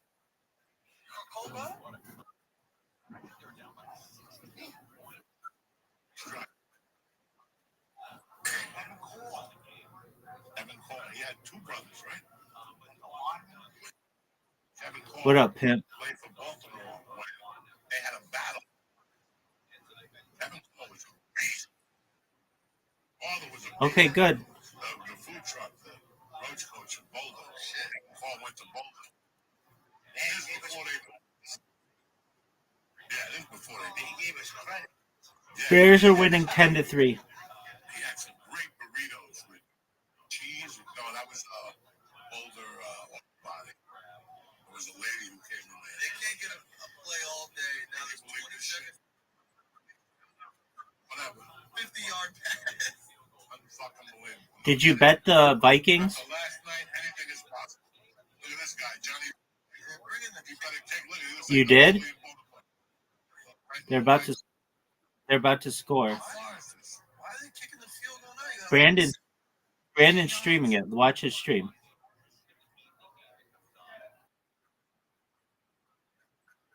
Dog, you are a degenerate, dog.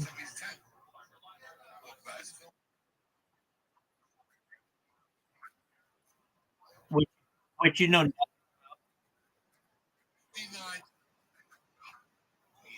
All right, your Vikings just scored. Your Vikings just scored. Yeah.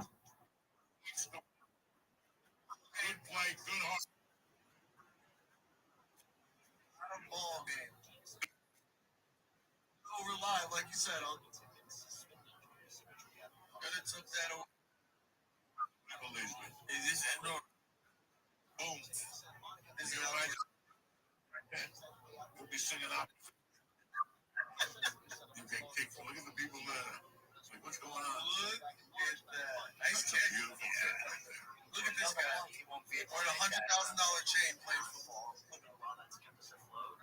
Those diamonds are flaring unless they're fugazi. Nah, those are the real deal. Oh my God. That guy's making $200 million. That's the real deal right there.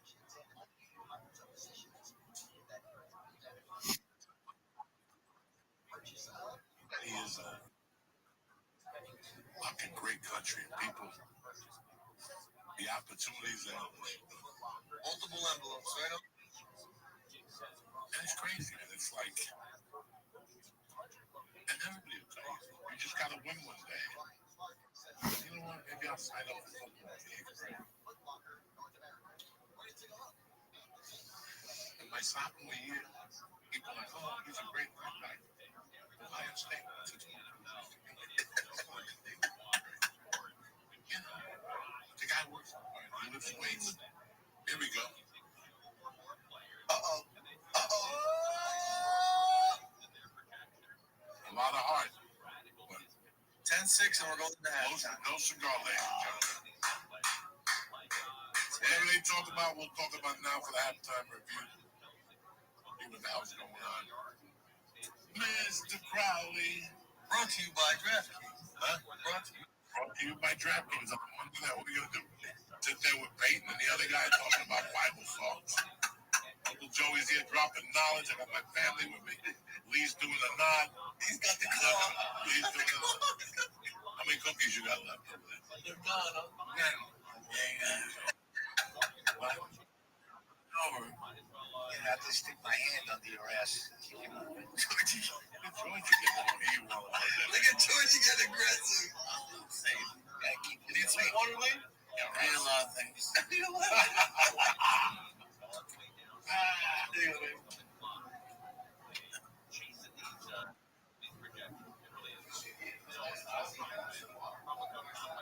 Me?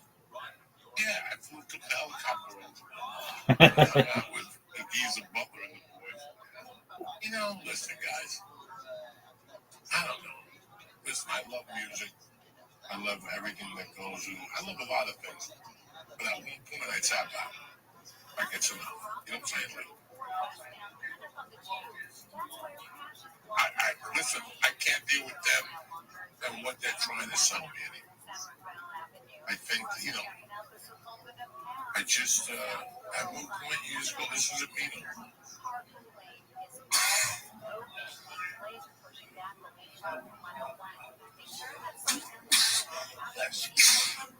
God bless you, Lee. Somebody.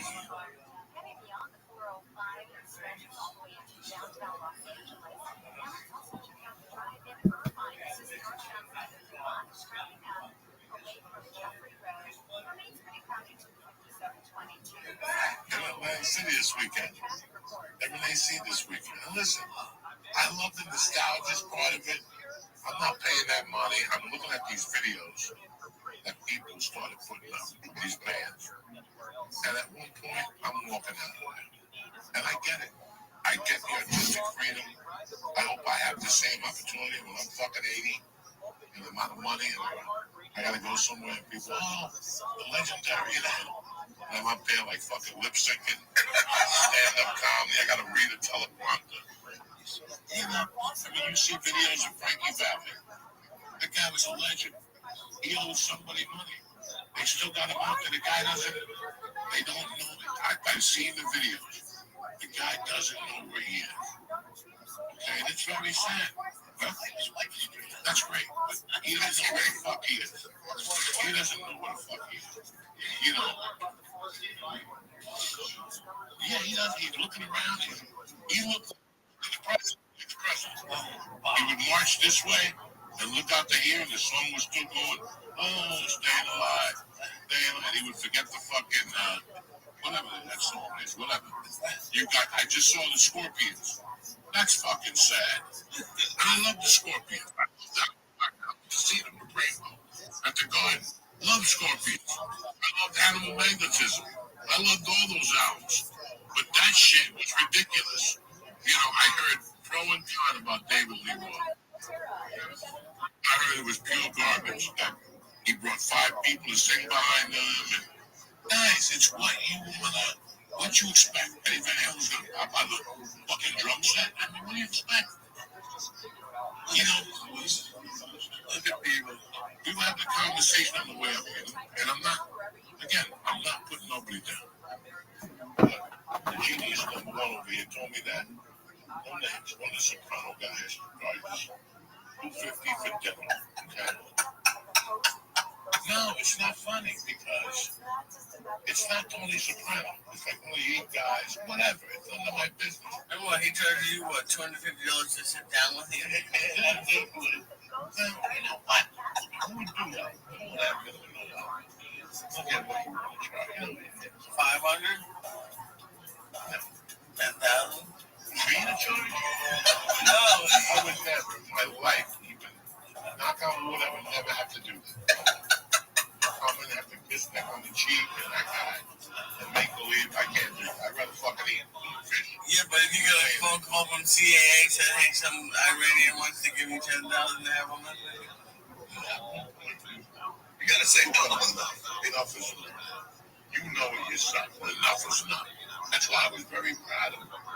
I got out the last year. life again.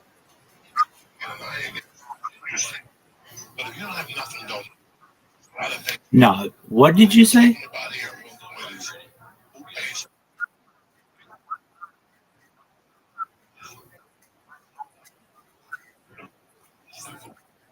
And guess what?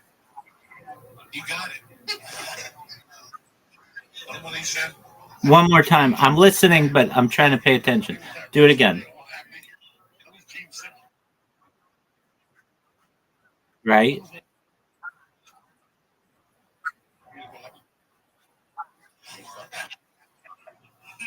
All right. So that means if your team is up by more than 7 after the third quarter, but still loses the game, you still get paid out. Basically, like if the other team makes a really great comeback, you still get paid out.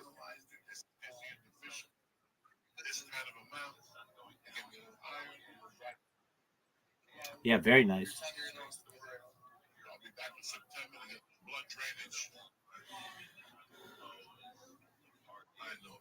I'm so sorry. Listen, Are you streaming on Kick? I'm 62 years old. I can just remember. And like I said, it was in the refrigerator. When I bring stuff, it's because it's been laid out all day. Because at one point I go, let me go get that right now.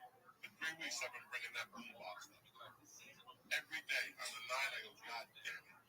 What happened on my desk? Put a garage in there. I put it right on my desk. That's the only reason why it's here. That's the house. And in the garage, you think it's fucking bold speak.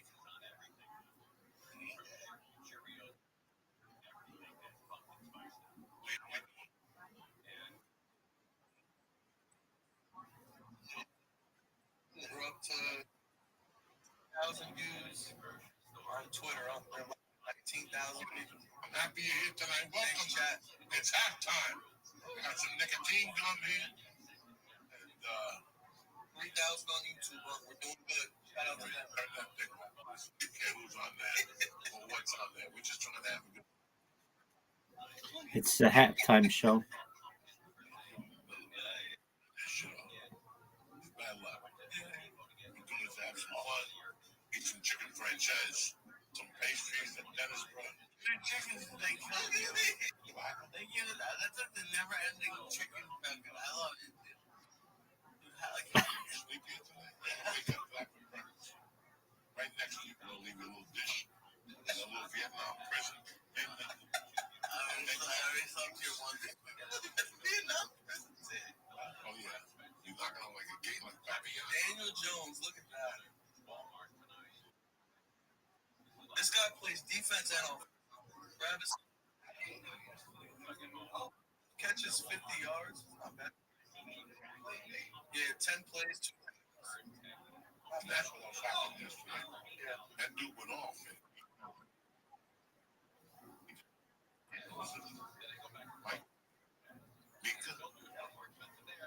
220 million guaranteed 4-year deal.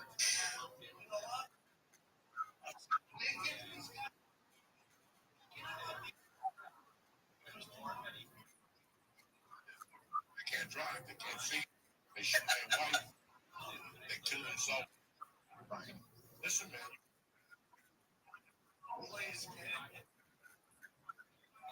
I don't know.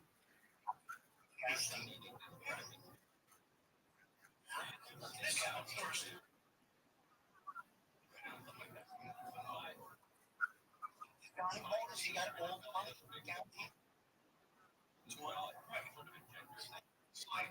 Another 20%. I thought they just give you sign. It really is.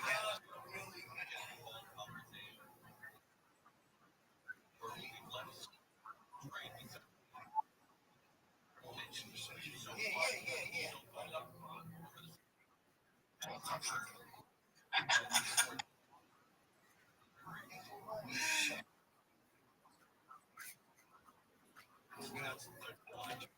Brandon, don't do that.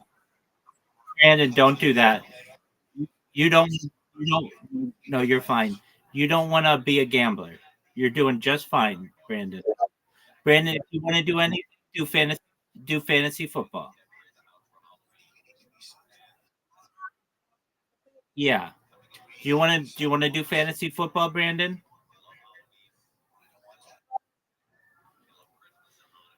Okay, do you know how to do it?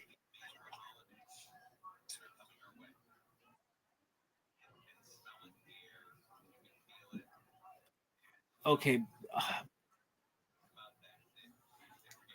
Okay, let's see if I can do this. I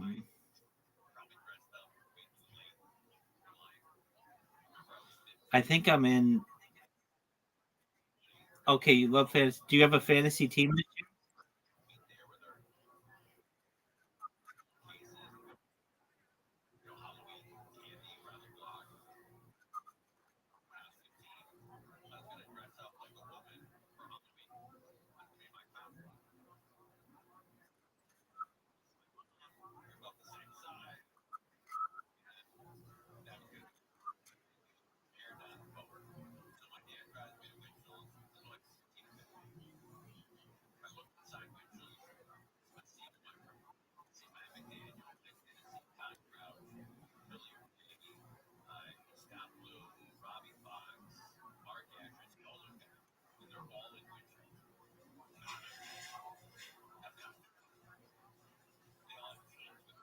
And the kickoff will be in about 2 minutes, everybody. Thanks.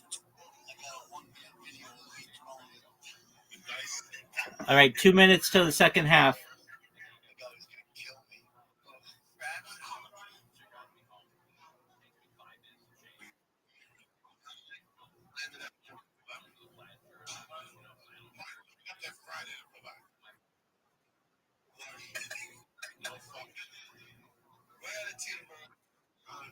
Two minutes till the second half. He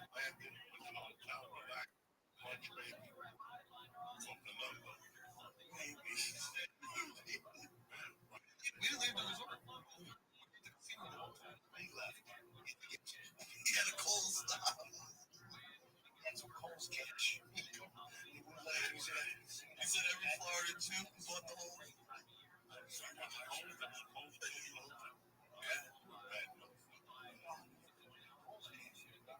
No, I had no calls here. Check this up as a bonus question commercial. Let's go, Lee. Television land. Ready, Lee? You know what I'm talking about. Hold on, we can collect some of those out.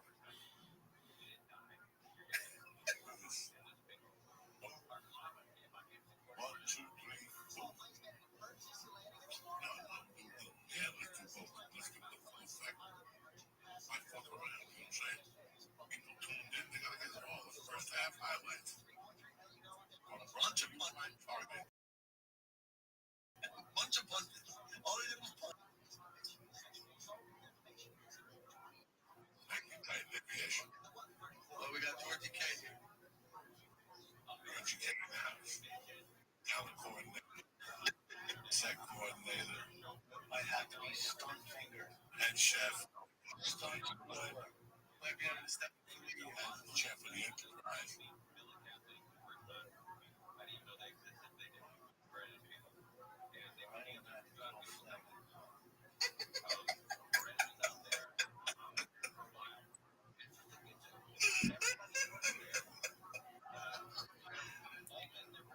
Talk your shit, Lee. I know, motherfuckers from the mess with the east side. They don't know he's from the tough side of Israel. The tough side? These motherfuckers. Like, do this shit. Alright, here's how we shoot it at. So the teleprompter, exactly, you can tell. I'm not gonna lie to you motherfuckers. Tell you I got play vision. And I eat carrots, I eat vitamin D. Listen. Now, so it's on the teleprompter, the director of Israel. He controls the whole fucking setup here. And we do it right. We got Chicago, it's first and 14:54 left. Third quarter, game, halftime just ended. We're here. Come on, do something. First play. If it was a pocketbook, we would have clipped it. Let's do this shit. Let's do it. Ready, Tarzan? Lee, let's do this. Hit it.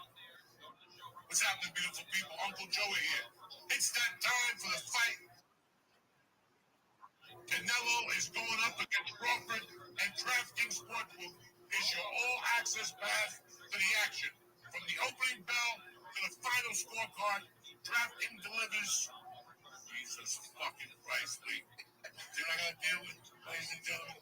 I gotta start this shit all over again. I was on a roll. Orlando, take a seat, my brother. Why you touch this shit, Lee? Lee never, and guys, for the record, Lee never fucks up. No. No, I can't. 30 and 10, look at you. Let's do this. Ready? What's happening, beautiful people? What's happening, beautiful people? Uncle Joey here. It's time for the fight we've all been waiting for. Canelo is going up against Crawford. Tremendous fight. And DraftKings Sportsbook is your all-access pass to the action. From the opening bell to the final scorecard, DraftKings delivers a great time for every time. Keep the action going after the fight is over. Football coming back this Sunday. Are you kidding me or what? It's your new DraftKings. It's your lucky day. Bet $5 and get 200 in bonus bets instantly. Download the DraftKings Sports Pack and press in code Joey, Joey. That's code Joey to get 200 in bonus bets when you bet the small $5. And again, in partnership with DraftKings, where the crown is yours. Now, whoever wrote that script just fucked it up completely. That is the worst fight. It's supposed to be in the beginning. Let's do this again. What a fucking... Who's going to write these fucking things? They're plugging the blade. Let's go. Start it from the top. Wait, hold on. Let me see this again. Keep going again. Keep going. Up. All right. Keep the action going. Hold on. Keep the action going. Keep the action going. See what that is? Keep the action going after the fight is over with football. This Sunday. Football was just fucking here. You know, this is what I'm talking about. Gotta even look at the things. This is why I gotta take over. I gotta become a writer. You guys think it's easy. It's a glamorous fucking life. And see, I could sell that, but I'm not selling it. I want it to be how I like it. Let's do it. Come on, baby. Lee, wake up. Come out of that coma. No, it's not. Not on top of the top. Yeah, the top. We. Ain't got all. What's happening, beautiful people? Uncle Joey here. It's time for the fight we've all been waiting for. You got Canelo going up against Crawford, and guess what? DraftKings Sportsbook is your all-access pass to the action. I teamed up with DraftKings yet again. Why? Because from the opening bell to the final scorecard, DraftKings delivers a great time every time. I mean, they're solid. You with your family, you're eating chicken wings, you're jumping up and down, no ranch. But listen, you keep the action going again this Sunday when NFL comes back or football is back this Sunday. Now, do me a favor. If you're new to DraftKings, it's your lucky day. Why? Joey, tell me why. Bet $5 and get 200 in bonus bets just like that. The herpes is gone. Bet $5 and get 200 in bonus bets just like that. Download the DraftKings Sportsbook app right now and press in code Joey. That's code Joey to get you 200 in bonus bets when you just bet the small fin. Listen, DraftKings, download the app. You know why? Because the crown is yours. Now that's a commercial for you guys. What's going on here? I'm trying to make a living, and it's first and 10. Look at this shit. We got a field goal range already, huh? Moving the ball. Minnesota is moving the ball. In 1 minute, they punted Chicago and got a 40-yard punt return. Second and 10 on the 30. 1 minute, I got heartburn and my hemorrhoids flaring up. Wait.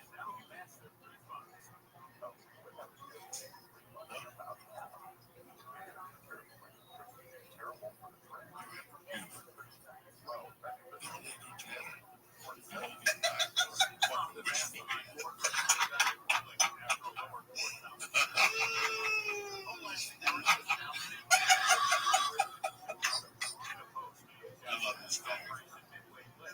This is one of the bird week. Ready, brother? This is a good product right here. What's going on? Uncle Joey here. Listen, if you want a nice, relaxing night for once, you need In the Cloud.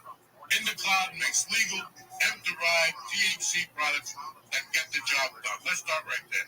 You can pick up some gummies, some exotic flowers, some vape, some pre-rolls, all strong, tasty, and shipped discreetly. Oh my God! But here we go. Pick 6. Retro Ray, not good for you, dog.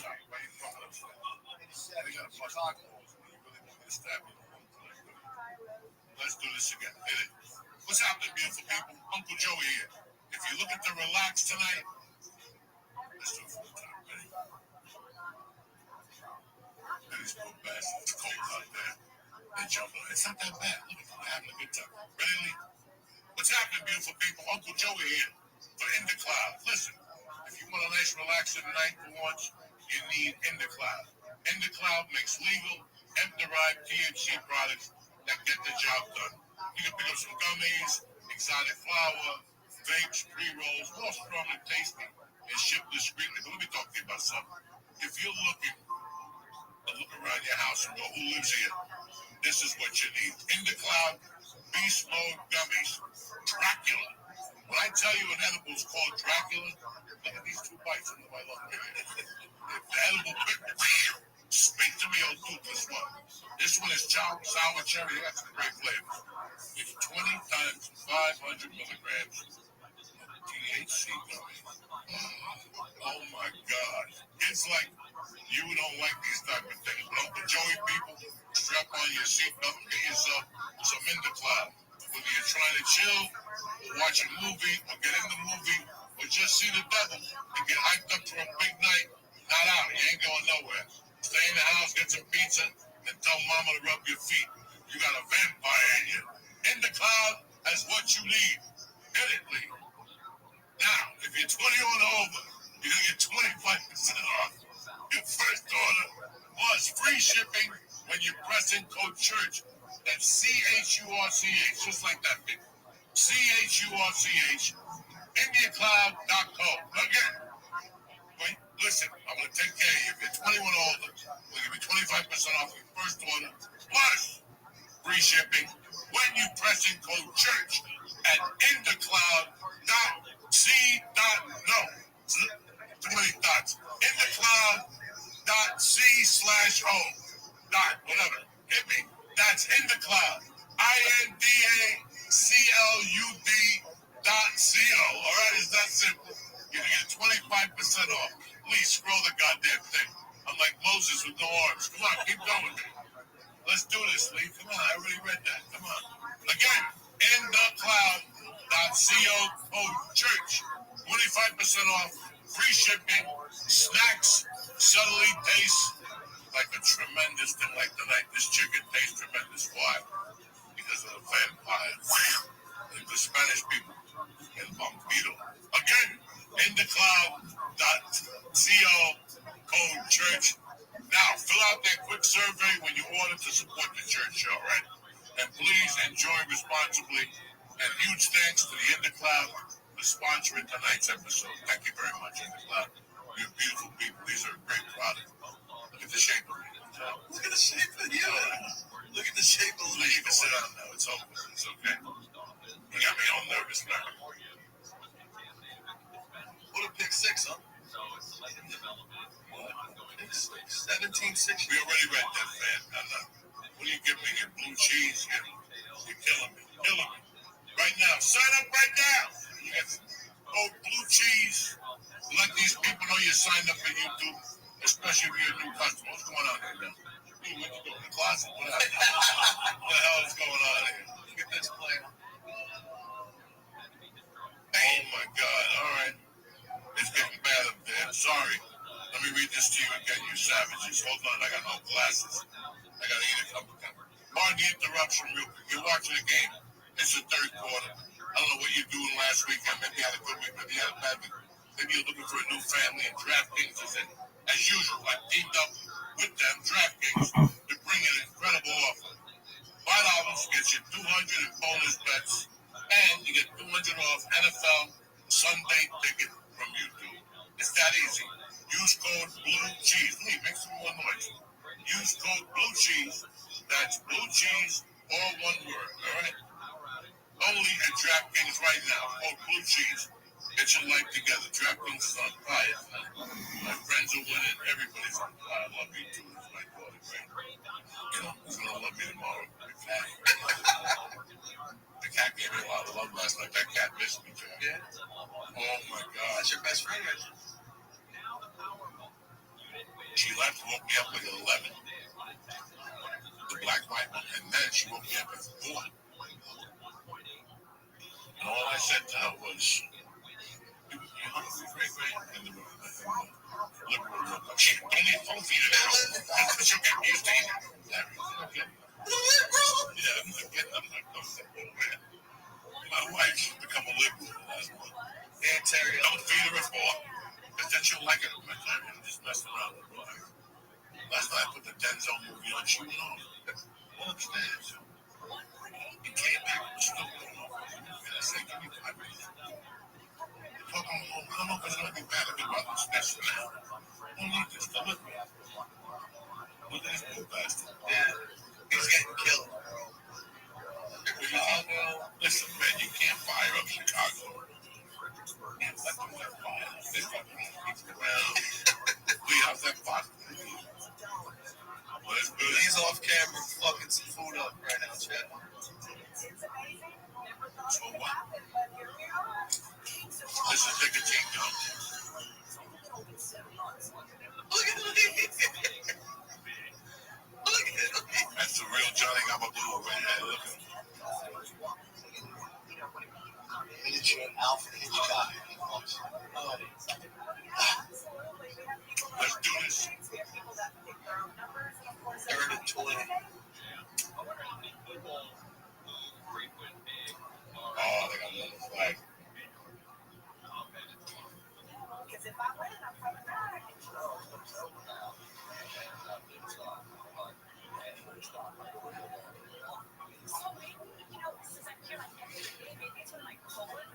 That chick game yesterday, I was sitting there with a friend of mine.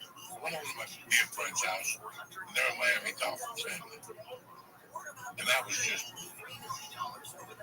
I thought, we had pizza, the whole thing. The whole family was there. And, you know, I hate telling what I don't want to add. When I was growing up, every team was identified by a quarterback. Now, you don't even know it. Everybody in this room agrees and said, Daniel Jones. Daniel Jones. Wasn't he a bust stop with the Giants? Yeah, he was terrible. Now he's a superstar. Can you imagine if that boy, Aaron Rodgers, goes off this year from bad to best? Like, if you take him to the playoffs, what happened? It's like, you know, they get to break. Both the teams lose on opening day. And listen, I grew up on both teams. But since I've been here for 5 years, it's been nothing but a so many days. I'm glad they do it. They win a game, oh my God, you can take one of the Super Bowl. You see them on Instagram, bro,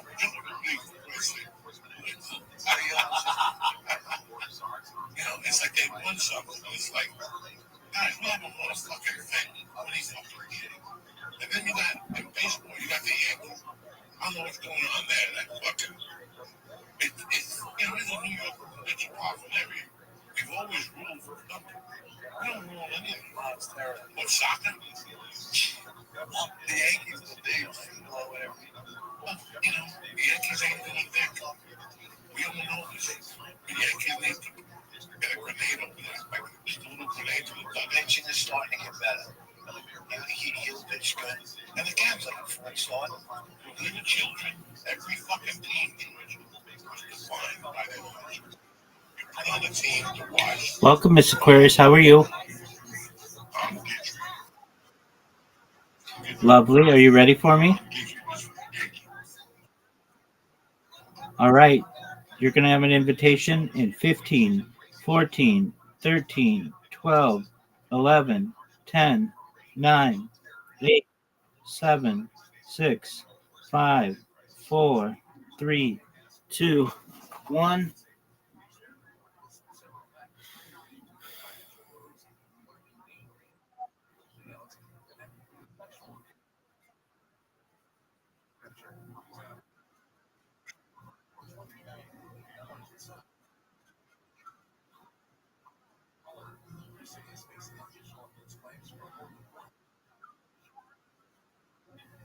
Oh, for sure.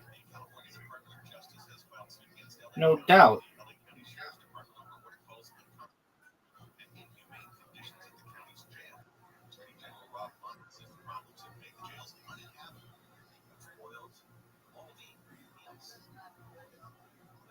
Access to basic hygiene supplies, including soap, toilet paper, menstrual products, and unsoiled clothing and bedding. The state began an investigation 4 years ago and has found inmate deaths have gone up despite a drop in the jail population.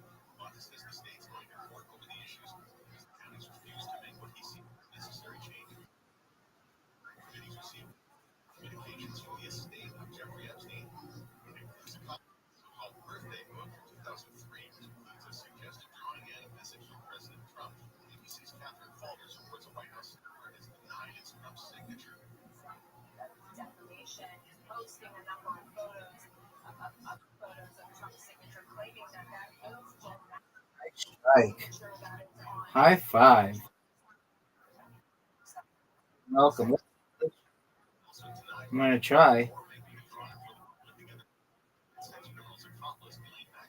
Get it.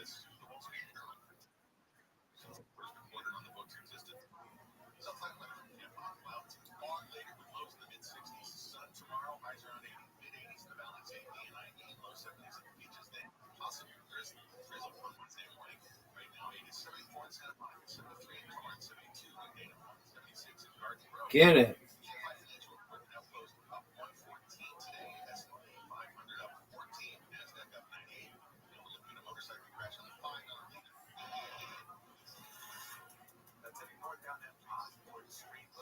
Big time. I've gone spare. Get it, miss. 3 strikes in a row. Oh. That was interesting. Good job. High five. That was interesting. Get this. Oh, man, that was interesting. Miss Aquarius can tie it up with this move.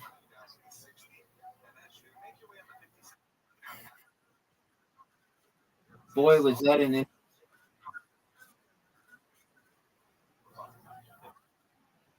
Yes, ma'am. I'm gonna... 90 is my goal. See if we can get 90.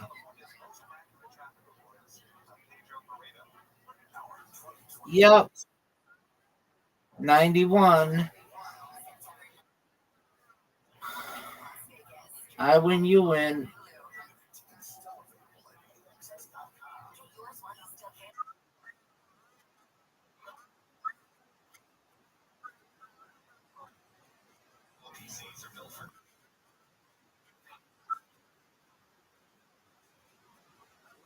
No, we don't. Take your time. Take your time. Take your time. You didn't have to go.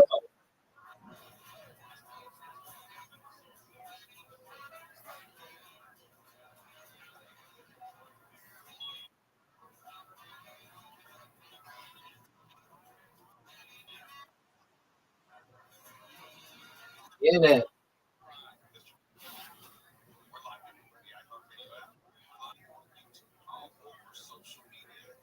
Get it.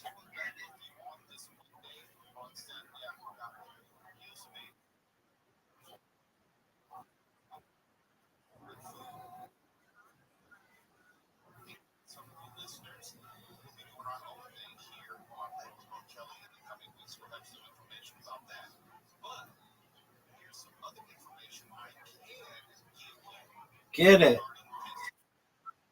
That was amazing.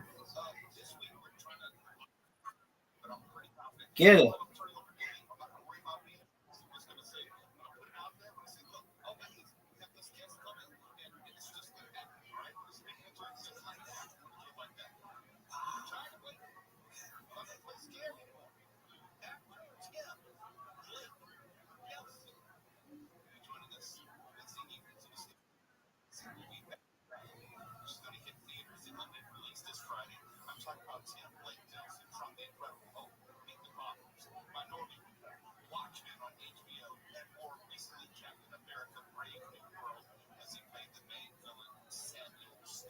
There we go.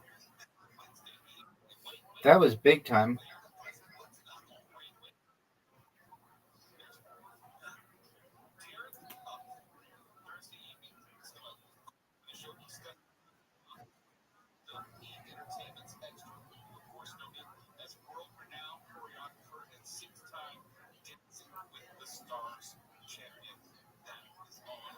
Get it. What a spare.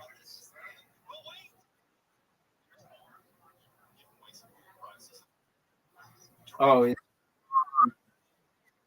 turn out the lights.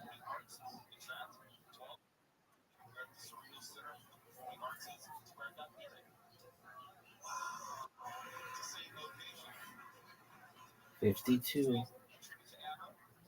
Get this. You can get this. What a spare. Take the lead. Now get a strike.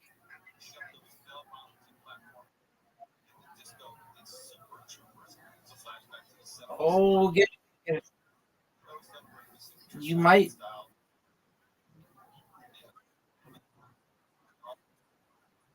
All right.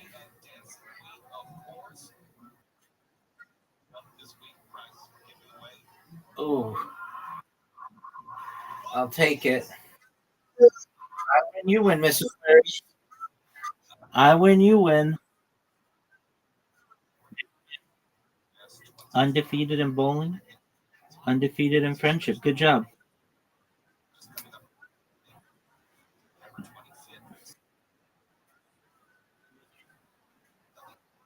Sweet. Sounds like a plan.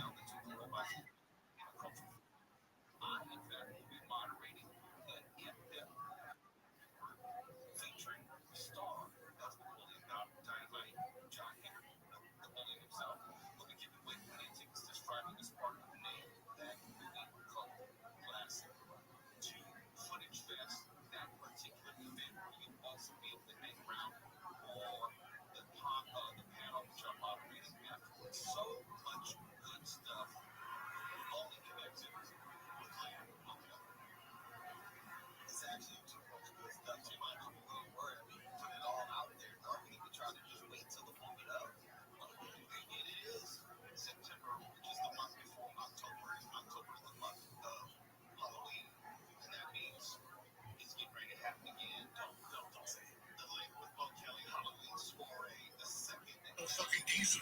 Old geezer.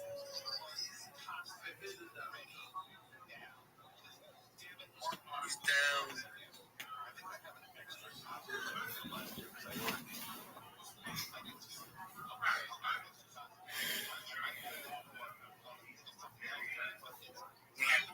Second and 8.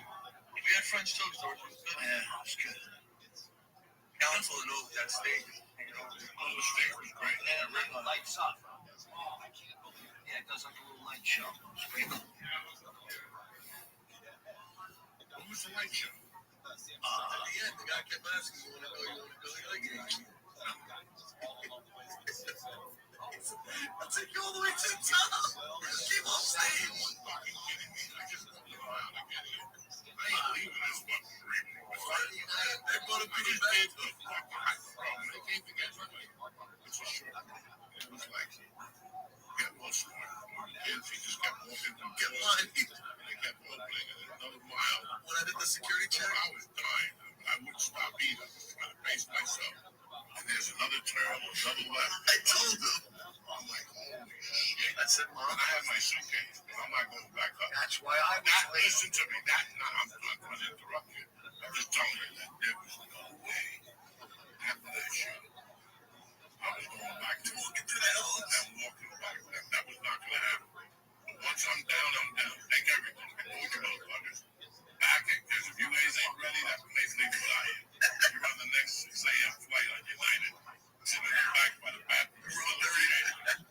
You and baby diapers. If I left the show and just walked to the elevator and went to my room, I would beat them by 20 minutes. Stop. That Maxwell Smart. He took you that way. I'm going back. Yeah. No, you should have said, let's go the other way. It's a lot shorter. And No, You know, Lee, after a big show like that, yeah, Lee was getting awarded a lot of events. Right, that's right. Lee was getting, he was getting a lot of picture requests. one guy after the show had like a towel on and nothing underneath. Listen, bro, casinos are fucking great. Yeah. Guess what about a casino? You're staying there. That's a lot of fucking walking. Okay, that's a lot of walking. The coffee shop's always down there. The bathroom's always away from the restaurant. Everything's a fucking short hike around the world. By Saturday, you're like, I'm home. 2 days and then once I go down, I'm taking everything. And that's it. There's no reason to come back up on the smoke. We went down, we ate. I'm not on stage. I swear to God. I'm not on the fucking. It's just going to be. I got president back. You. What's up? We get that up. Not even 10 seconds. I got text. Where's the me? Where they just got us for fucking. Yeah. And then they sit down.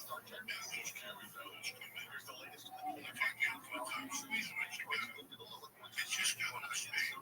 It's all done. And I can get that. It's quick. It's quick. You're like, guys.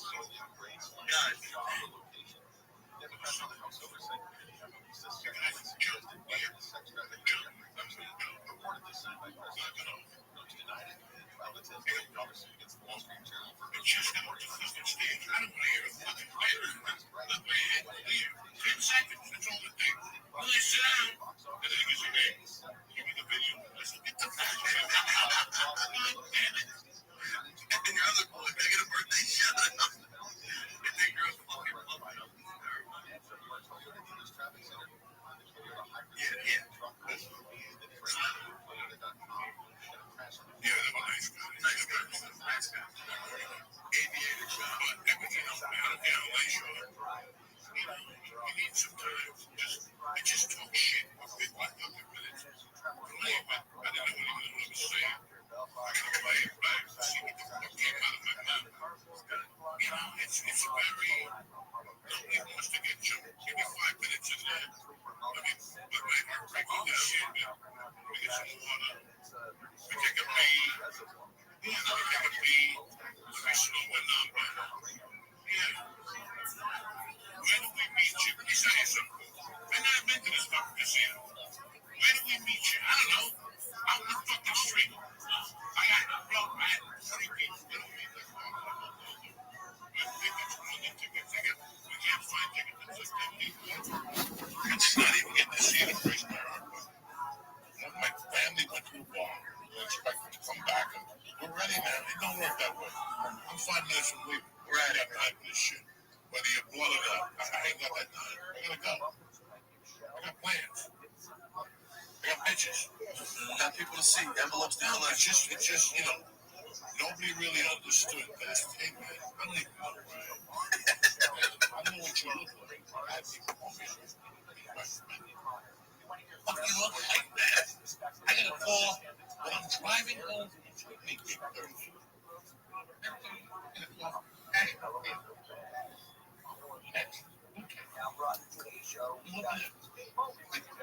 that's all over. Eternity, this, that. Got them out on stage.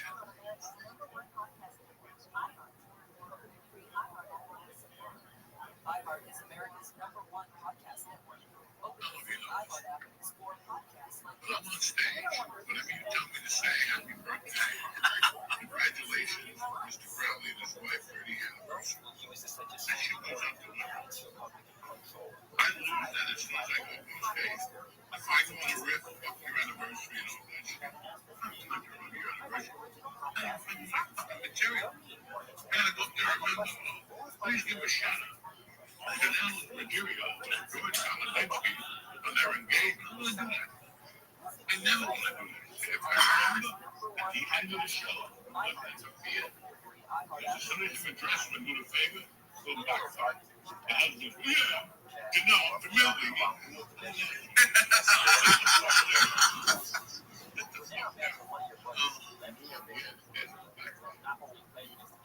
Thank you, ladies and gentlemen. And sometimes people say these animals do. You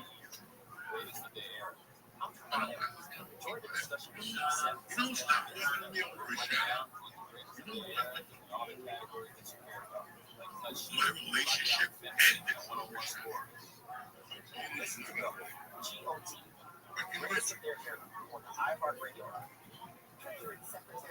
I landed on a Thursday night. They come to hang out over the room. God rest. Listen, I call them. I come down. Even though I got radio first. I go on. He said, "Station." He goes, "Make sure you give me a shout." I get up that morning. You're staying at radio. Who's already texted her? Don't forget to give me a shout. Don't forget to give me a shout. You go on the radio. They go on the radio and start talking about stuff. And it's not talking about fucking. That ain't gonna finish. I never even think about that. And he was already, it wasn't. Yeah. Facebook. People all lying to me. Here's me.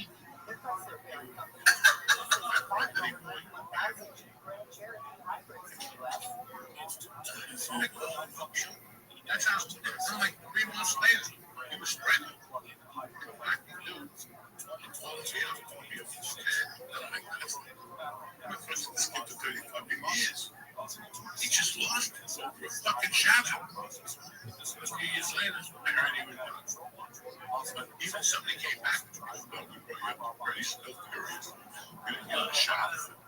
Well, think about it. 30 years of friendship, fucking shadow. And that's those motherfuckers were ignorant. When I went down there, every appliance was gone. The only thing that was in the kitchen was a PPF fucking pot. No shop front, there was no front door. They shot off the front door. Like a piece of wood. Like this is like the guy. Like a 14 floor. Like a piece of wood. The refrigerator. Everything. It's not even fucking funny if you do those things. Family came from. This is one of those A&E fucking things you can do. The destruction of American family. There's like 2 or 3 of them. That just, you were kids. Like, I wish I came from that. That was one of those out. They had everything. There's another one pretty good. Real nice. And this new kid that has no teeth. No teeth. Being young, when you were young, he was 4 bucks. He got a reverse arthritis. He couldn't wear shoes. He could try it. So he had to buy sandals that he could stretch. He had like feet. He was, what was Kurt, 5'4", and he had feet that were thicker than mine. He would have to buy sandals. It wasn't good. No teeth.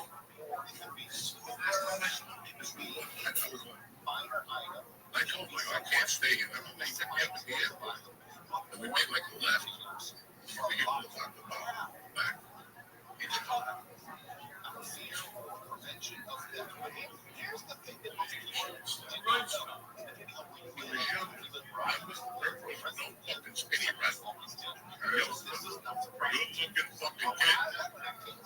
Had a great build. So something happened. I heard the grapevine. And it was juice from the ship.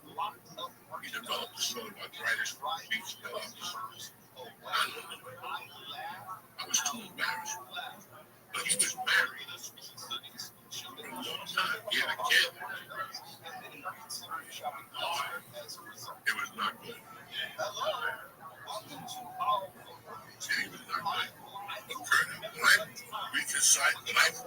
after all those years when I bumped into Kurt, he was married. And he married the sister of the famous Indian that played chess. Really fucking good. Really good tonight. Really good. He was like one of the best players in the league. He played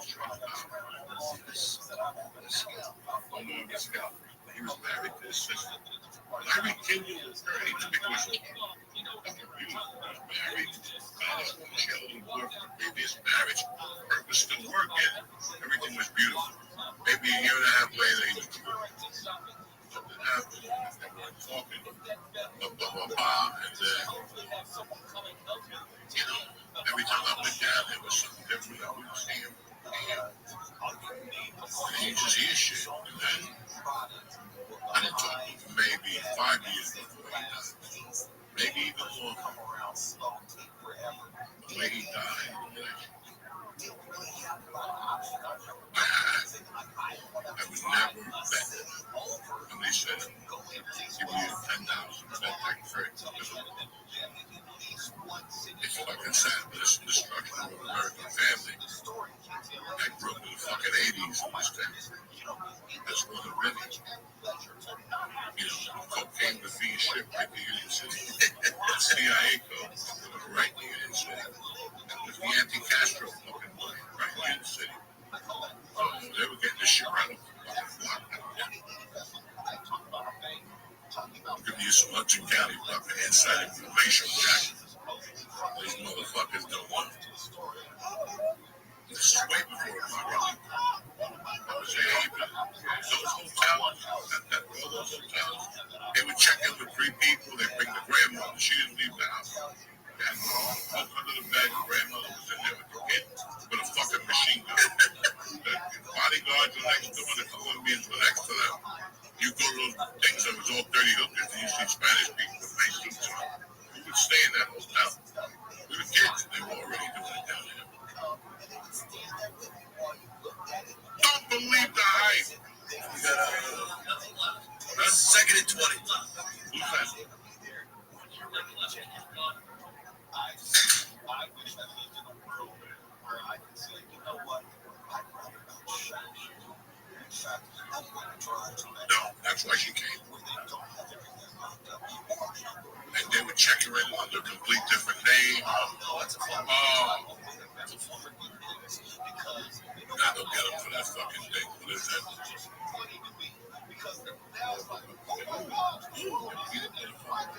What's happening, Papa? I ate another piece of chicken to make. Pay for what? Yonder. What was yonder here? We got but it's cold. Motherfuckers go down easy. You gotta shake them, though. You gotta shake them. Shake them up, shake them up, shake them up, shake them. I love Snapple diet, no sugar. That thing will kill you quicker than Snapple, sugar, and crack mixed in one fucking bomb. Yeah, that's what they said.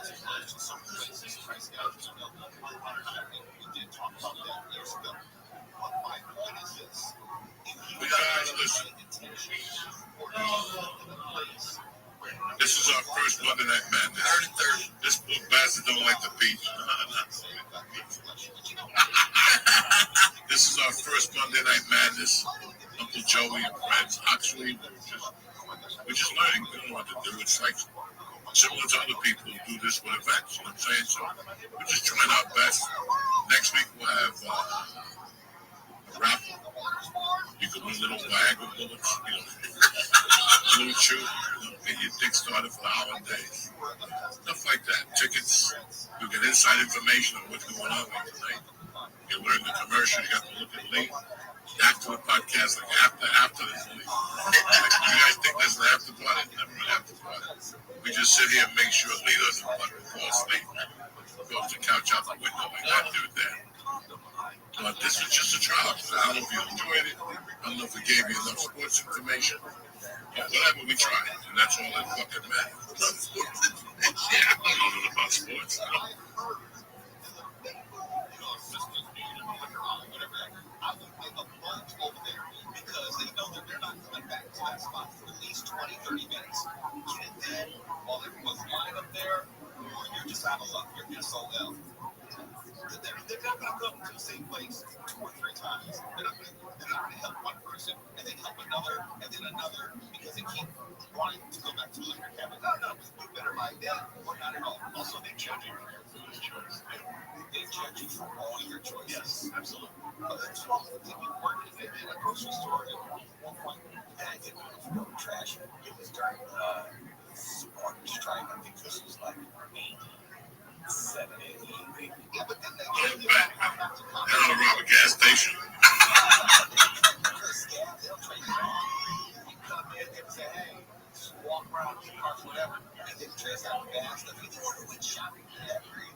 David Robsons were like, these people don't know what they're doing at all. It's like, no, we know. It tells you anything. You think they're trained not to comment on what people. These people are little Columbos and they need to check out. Oh, I see you got some tampons and ice cream. I can see what your situation is. No. Something really crazy I went into. The lottery place, like where you can go and cash big tickets, right? Because I had no idea how much it was valued, but I think we cashed it at the corner store. Says, oh, this must be big. So I went over to the lottery place. This is kind of weird and chasing. There was someone in there, and they don't know me. They don't know the other people in there. There's someone behind the plexiglass. So, sir, how much did you win? Was that 10,000? And I'm just like, wait, how did you do it? I left. I was like, you're telling me that you're a shallow I only have one? I was like, oh, man. Like, I would never go back to last night for cash place ever. That's how much it's not what you do. This is not what you do. You know, you're not broken. It's like saying, the money in the slot. And then I put the money, and then I put whatever your item is in the slot. Right to your box. Yes. It'll probably end up as a front page story on KTLA.com. They probably will. They'll go, oh my gosh, they stole plexiglass, KFC, and Wendy's, and McDonald's.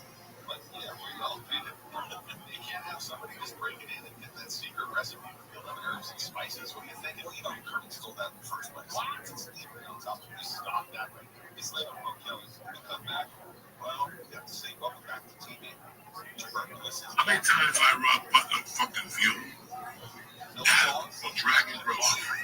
And on Sundays they make Chinese food. Fucking it was Cuban Chinese. And the daughter was fucking banging. 2 years younger than her.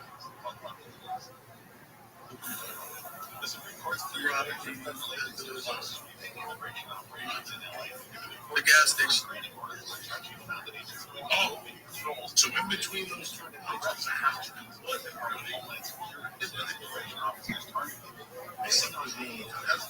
And I'm not being racist. The only person living in the house, my boy is more than a black family. She had the afro, and she was the only black one that was. Marla was the name. Big little Marla. And Marla, M-A-R-L-O-W was playing. No, he lived on the third floor. The first time I grew up there. You know, we gotta run here. I'm sorry. It's over. Minnesota. There you go, 14-12.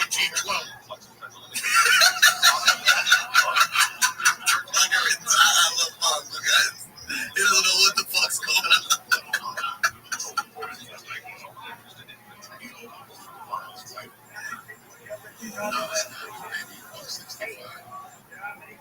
The wife was tipped 350, 360. She had diabetes. You had like a fluff thing. You could see she had sandals. It was just not good. This was fluffy when it was cocaine. That's the only issue we understand. So the first night I robbed him, I met him like 3 hours later. Look at this poor bastard. He just went, And we got a 30-yard pass. Minnesota is now on the 10-yard.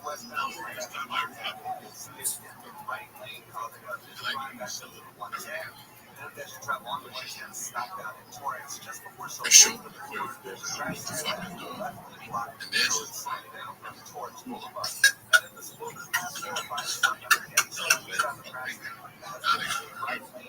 it's like that crazy glue. She's on the top rail, like that. She's like, if you bring this stuff, she had like a rod. She had like guns bigger than mine. This he was all happy. And I'm like, that's something. He was yummy. He was all fucking. And then the next time, I think we did the deal 2 good Saturday night. Look at the shape. We worked a good Saturday night. We hit a jackpot. Me and Didi Renee went and looked and bought an A-ball. We both decided we're not going to give it. We went to 46 people. And we sat at that little house. It was almost a big city. 2 days later, he got a list. What happened? He was dying to do it. What was your highest score ever? What was your best score? No, that wasn't even a good score. No? What was your best score? Here's an iHeartRadio podcast preview.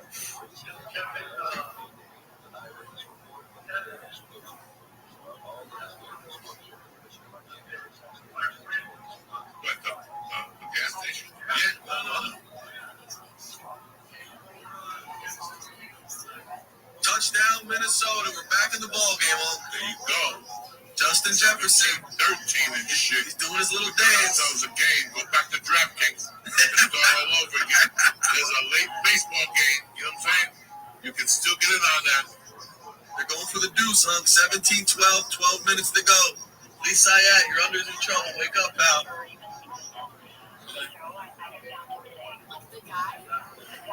Gotta go for the deuce. 12 minutes, a ton of football. It's gonna get exciting here, just like last night. What happens? You miss a field goal, a little momentum. Can they get the deuce? This is a big deuce. Here we go. He's in trouble. He's in trouble. He's in trouble. Uh-oh. No, he didn't. Yes, he did. Oh, he picked it, though. No, he picked it.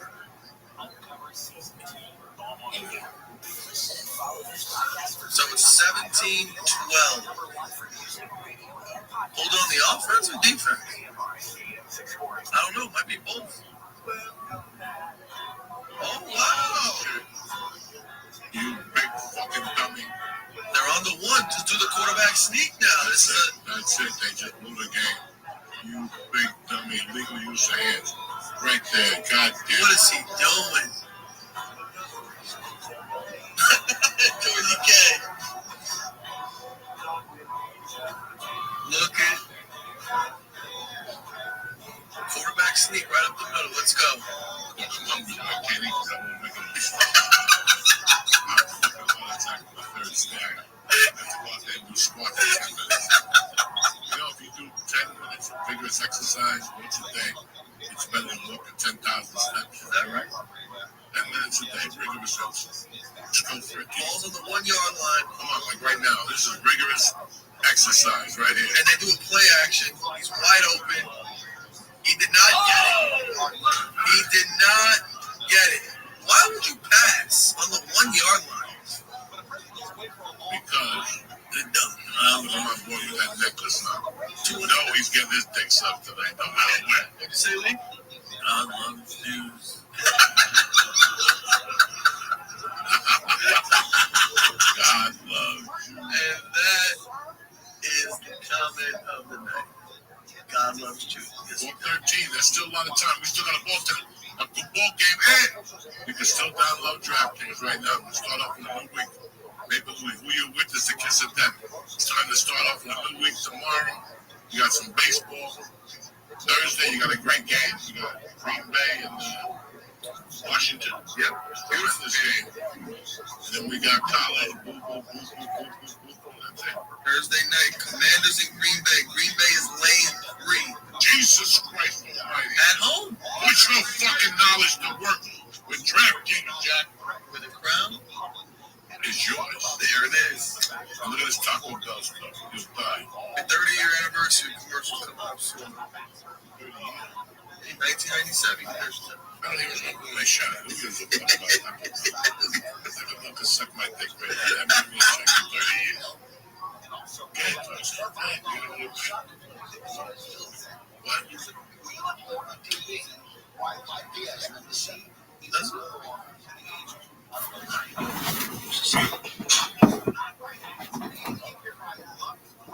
Next week we got 2 games in there. Tampa Bay and Houston. Huh? 2 games already, yeah. 7:30 start.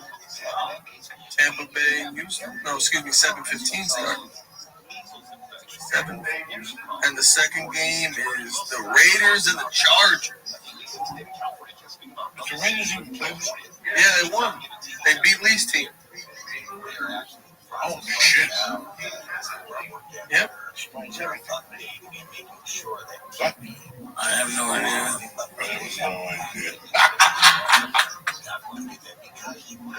Lee, we're back in training. It's going to be a long winter. We love Lee Syed here. In the cloud, hooked us up with vampires till New Year's Eve.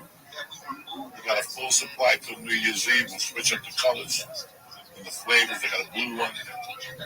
Tremendous. You didn't tell me about the blue one. You know how we do it, man. We're always on top of innovation. Here at the Church, New Testament, and Old Testament. We're popping stuff you people never saw before. Especially when we were smoking hash under the glass. People are going right to rehab. They didn't even stop and go. You know what I'm saying? George has those cookies. They're not delicious. Lee was saying that the Pop-Tarts, the Rice Krispies, had too much marshmallow. They were fucking the best. Delicious. Angela brought a couple of eclairs over there. Fucking, you know. Nobody comes empty-handed. We love that one. And even if they do come in, who gives a fuck? And Jesus showed up empty-handed. That motherfucker. You know, he was no magician. He only showed up with one leg, one hand down. My father, you know, go fuck yourself. Oh, shit. Oh, shit. That fucking level. Wow.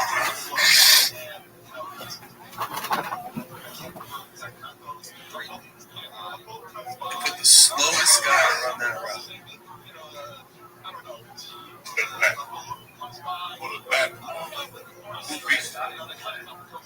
Went to the gym today. Went to pee. I took a shit there. It was the worst. You're at the gym. Your lungs are wide open. It's like somebody kept falling on a plane. I'm not going to mention no names. On the way fucking back. You don't know you can't. It wasn't me. It was the gas station lady. But, and you kept accusing me. You should be ashamed of yourself. You owe me an apology. You said you're going to say, oh, he's sad. Oh, he got drilled. Yeah. You said you're going to say no names. You throw me right under the... I had to because we kept saying it was me because he's a dirty fucking bastard. I fought it 2 times, but there was like 8 parts, okay? I got so sick on the plane. I felt dizzy for a couple minutes. But let that. Oh my God. When I got home, I dumped it. It was 3 days. Because when I'm on the road, I don't dump completely. My asshole gets scared. It just lets out a couple nuggets, then it tightens up. And about 15 minutes before you get home, it starts telling you, you rumble. Listen, get the garage door open right now. You start blocking. Like, I'm going to take my seatbelt off. When I get there, and it was on fire. 3rd and 20. Oh, when you eat a Big Mac. When you eat a Big Mac. Not bad. Bring that Big Mac. You'll never eat a Big Mac again. Because you're in a concealed area. You'll know real oxygen. No. When I'm on a plane and some motherfucker opens up the plane, I was with you. Or something like that. I normally get sick. You get the real shit. Hindu food, I press the button. Indian food and all that, souvlaki, I just press the fucking button. Eject. Minwa! Hey, he kicked the ball. Okay, 4th and 20, they're punting the ball already. Punt the ball! Punt the ball, production! This motherfucker lingered. This motherfucker for about 8 minutes. It was a simple thought. We only lingered in American soil. Maybe 10, 20, 30 seconds and it dissipated. This when you fought on that, it took it through one fan. But they had one of those COVID fans that took it off because you were getting that same fart. In the COVID filters they put on, and people would fart, COVID filter would take it right out of your ass. Like a fucking hooker with a straw. You know what I'm saying? Nice punt. That hit was coming out. To the 40. No, dude, you're looking like you might win. What a return. Just for Yeah, clarification. you're down. Yeah, you're down 5, but you got the ball. That's the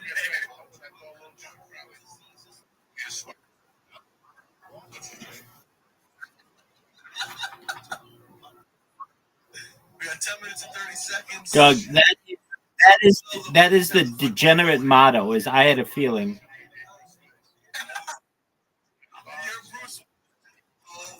Doug, you, my friend, are mayor of Degen Town. Stop for a second. Looks. Say something like that, you gotta stand there and go.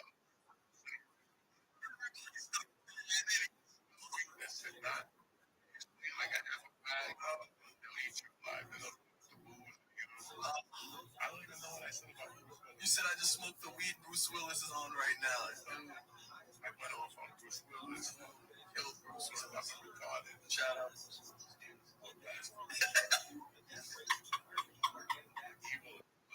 terrible. I did Thursday night Lumber Phillies.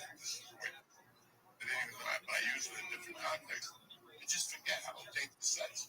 So every night is a new adventure to it. It seems fresh. That brownie joke hit. Oh, because I sold it. You're back. So all I needed was something to happen. I need something to happen. Because if not, I don't go on the road no more. But we don't know about George collecting the ticket. That's going to turn into a good somewhere along the way. 5 to 11, he's got to get the ticket now.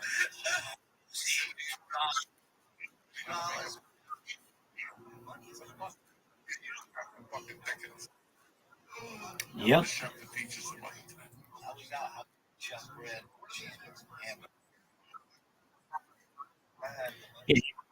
No. I don't have people who are under 18 in here. He is 21, something like that.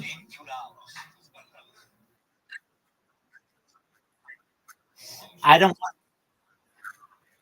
want to get him hooked. He's special needs, and I don't want him to, do something like that. Right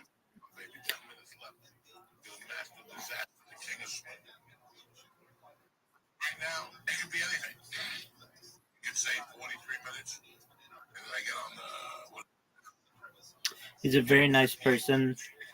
I don't know exactly how he found me, but he is now like the 4th most streaming person in this Discord, and he likes to stream sporting events, which is great. And I gave him all of the sites like Stream East and all those places where you can get all the games for free. So he's pretty stoked about that he can get like MLB Network and all that other stuff directly on his computer. Tucker House, across from Diamante, Smith, next to the factory.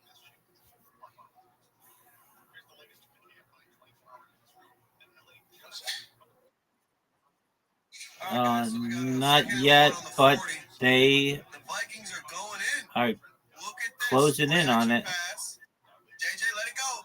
JJ, let it go. Oh, Jesus. Justin Jefferson can't make the play. He did it like it's third and it was 2nd and 1. You can take a shot there. The star quarterback from the Bears is going down. Not good. September 26th, Lee. Dojo. Buy tickets now, chat. Lee Syed is headlining. Lee Syed will be headlining. The Dojo comedy. You guys got to come to Lee's show. September 26th. Yes, sir. And Morris playing. Well, where it all goes down. Is it?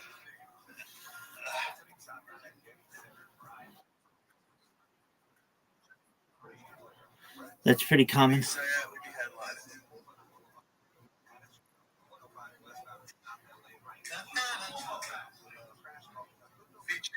Garcia's gonna be one of the comics. I'll be featuring our boy Pedro. So there'll be a bunch of other great comics on there. Chiba Mason will be on the show. George, you might do 5 minutes. No, not my first, but I'm new to it. This is a big show for me. First time headlining here. He's backyard. Yes, sir. He's taking over.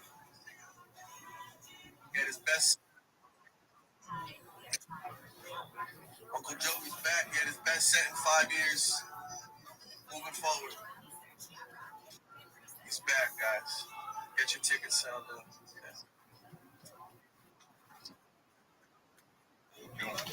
Yeah.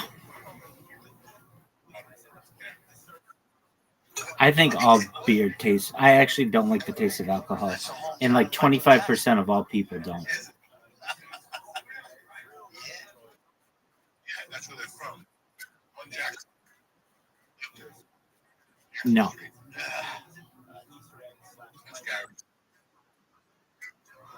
Yeah, I like those kinds of things too, but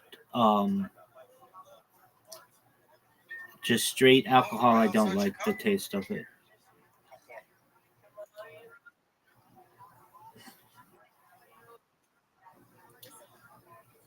Dog, you are in a really good spot right now. 3rd and 1.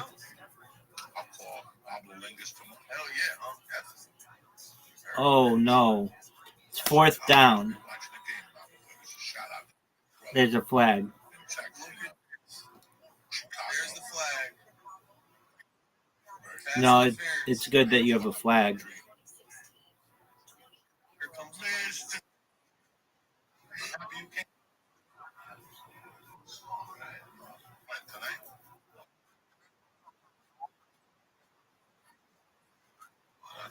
What'd you say?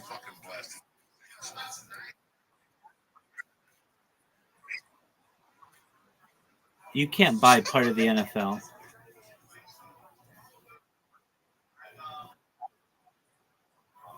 Well, perhaps he partnered with them, or perhaps he bought a team, but the teams own the NFL generally. What does his tweet say? Read. Go read his tweet. All right, well, go read his YouTube. Dude, you just scored. You've got the lead. He's going to the end zone. He's got him. Touchdown, Minnesota. They're going to go for the deuce.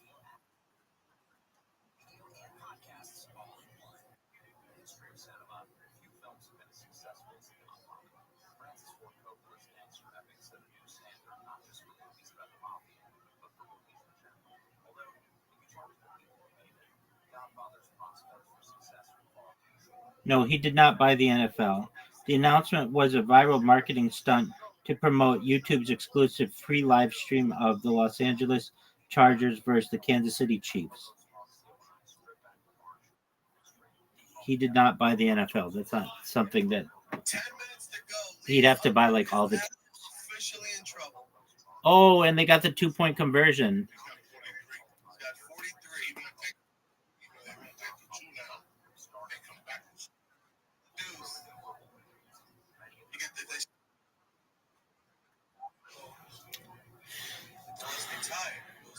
Yeah, dog. I mean, I still wouldn't.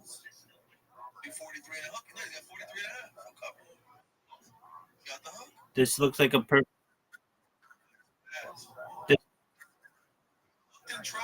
It looks like a perfect situation that you will lose. They scored 2 touchdowns in 3 minutes. Got the deuce. Look at this. 20-17, we got a ball game.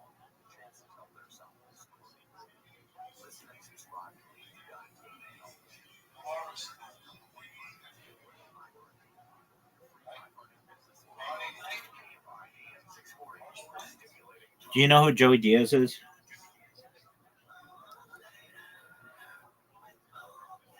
Retro Raid? Retro Raid. Retro Raid. What the fuck, dog? Are you jerking yourself off raw? Retro Raid. We got a ball game. 20-17. Look at that. Yeah, BC, not only we get you out, not only did we get you out, you broke your record. You beat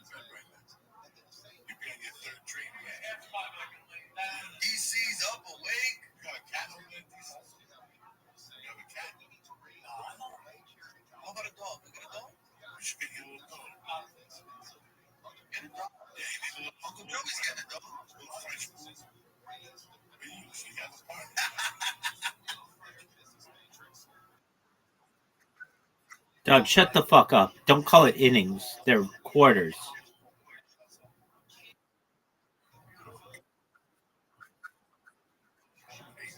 Right, not innings. That's baseball.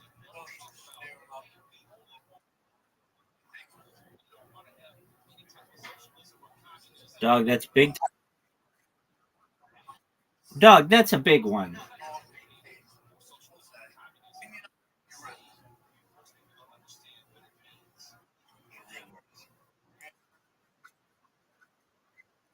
Right, you bet on ping pong in fucking Vietnam.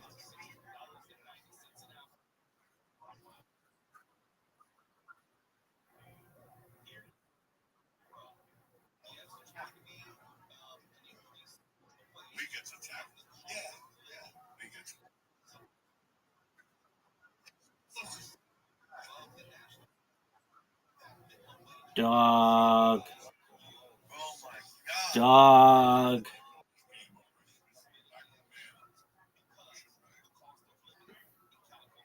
Do you remember what I told you to take?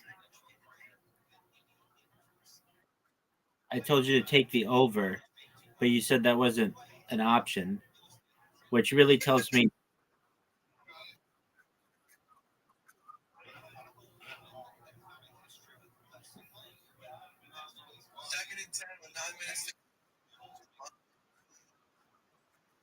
No, no, no, no, no, no, no.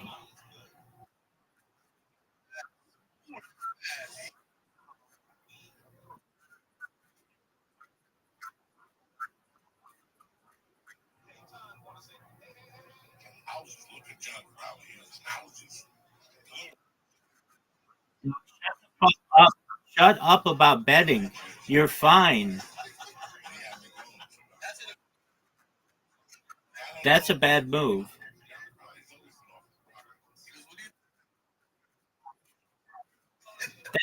That's terrible, dude. That's absolutely terrible. If anything, wait until the Bears score. No, don't bet on the Bears, dog. Just wait.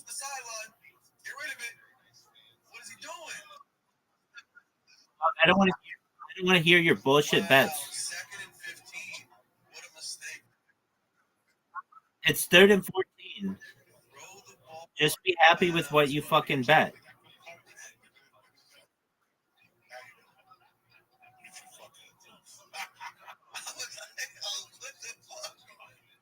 Look at this Momo.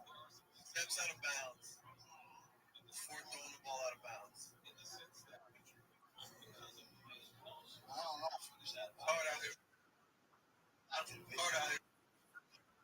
Okay, calm down. Are you streaming on Kick to 5 people? I don't. I don't believe it.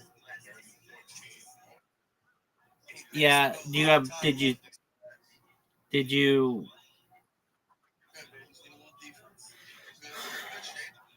Do you know who Joey Diaz is? Okay, he's a comedian. He's on Joe Rogan all the time. He has a game watch going 15,000 people on Twitter right now. I'm not. No, no, no. I shouldn't say it like that. I'm not comparing you guys. I'm saying I'm watching it alongside him. It's the first one he's ever done. It's very entertaining. No, I'm not comparing you guys. No, that's apples and oranges, not even close. It did sound like I was doing that, but that's not how I meant it to sound. I actually was trying to tell you this earlier, and you weren't at your computer. I was asking you that. Then I said that you were jerking yourself off raw.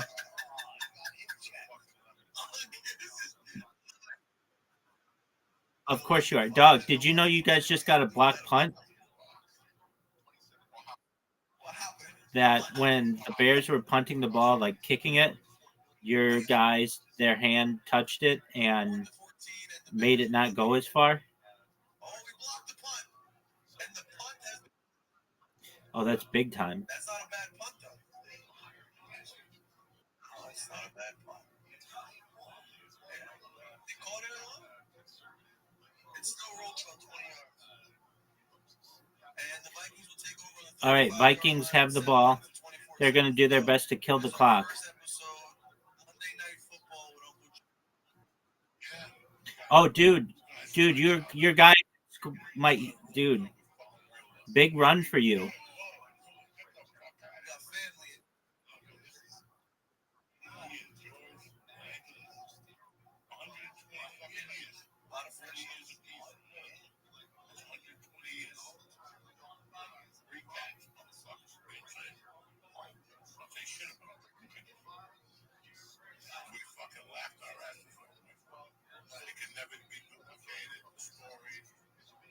First and 10. And I forgot half the shit. I can't. First and 10. They're handing the ball up. Oh, he goes up the middle. Here's a big run. He's got a big run. 17-yard run from Mr. Mason, the backup running back. Been playing well.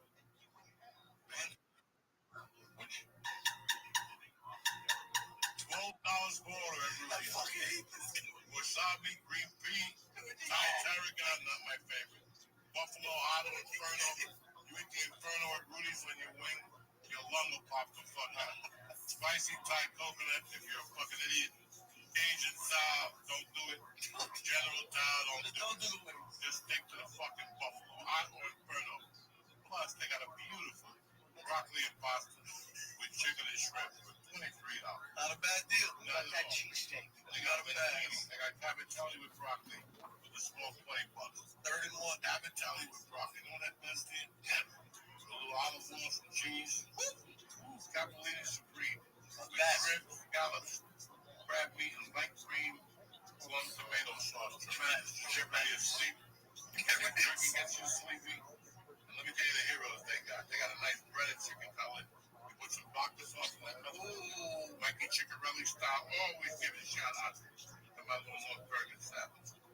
They got nice sausage and peppers. And if you're nice, they'll make you egg potato sandwich. Ooh, cheesesteak. Walk in there. Cheesesteak is spectacular because they put it on garlic bread, which makes you lose your mind. In fact, call them up. Tell them we need 10 of those right now. That cheesesteaks and garlic bread. Right now. Going deep into the murky water. Chop. Really. Look at this chick. She already had a cheesesteak. Look at this guy just like Coach. Just like Mike Ditka. Look at this. 4th quarter yards. 126 for Minnesota. -1 for the Bears. Fucking embarrassing. And the Vikings have now taken over the game. 4 minutes and 40 seconds. 1st and 10 in field goal range. Here we go. Run the ball. And they're running the ball. Lee likes to see this. Run. Clock. Field goal unit. Right, Lee Sayed? Clock. Oh, yeah. DraftKings. Oh, yeah. For the crown. This crown is yours, Jack. DraftKings. Time to join a new family. Code Diaz. D-I-A-Z. $5 gets you the small 200 instantly like that. Ready to rock. It's a nice deal. It's a very nice deal. You gotta get crazy. Gotta love DraftKings. Look at the wing. Play action. He's wide open. Wide open. Look at this. The defensive coordinator getting fired. Yep. And he will be getting clipped. Chicago style. Tommy Gunn. It's embarrassing.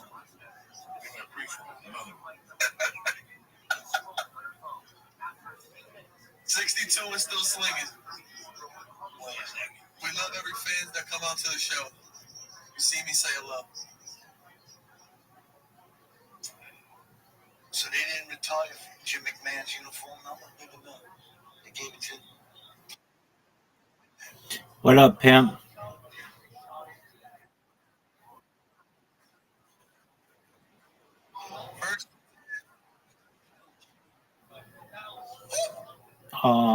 At this point, I think you're fine being greedy. Yeah.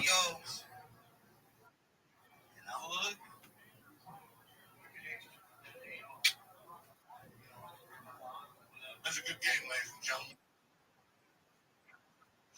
Then it's game, baby. First night, it's a nice game. We're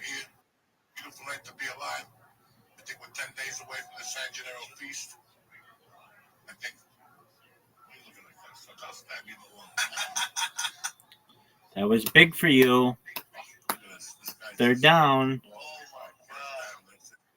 It's all over. Third and 1. In the old school, remember that dude used to be on Monday nights and right about 9 you go, turn out the lights. Turn out the lights. The party's over. The party's over. Andy Don Merlin. Turn out the lights. And that's what you said. What's for? I gotta go rob somebody. I need money by Thursday to pay the book. How about that boot tag? Howard Cosell. Howard Cosell and OJ. Bears are calling timeout on a 3rd and 1. I don't know what's going on here. 3 minutes to go. If they get 2 more first downs, this ball game's over and Lee Sayat will cover. ABC used to put players. Need 2 first downs. As the announcers. That's all we need, pal. 2 first downs. Let's get it done. Jim Palmer before he. What's going on out there? Those are good days. 3rd and 1.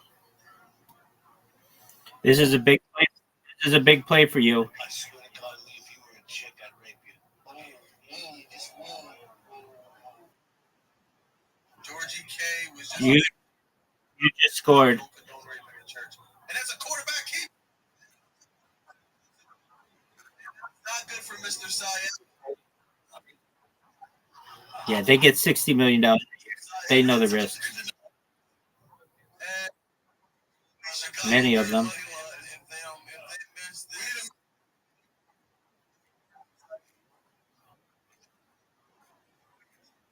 I'll take it for $60 million. I'll take it for $60 million. I'll take it for $60 million.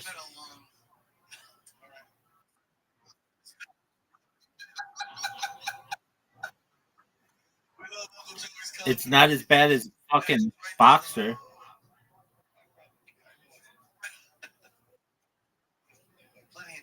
No, I wouldn't do it for that.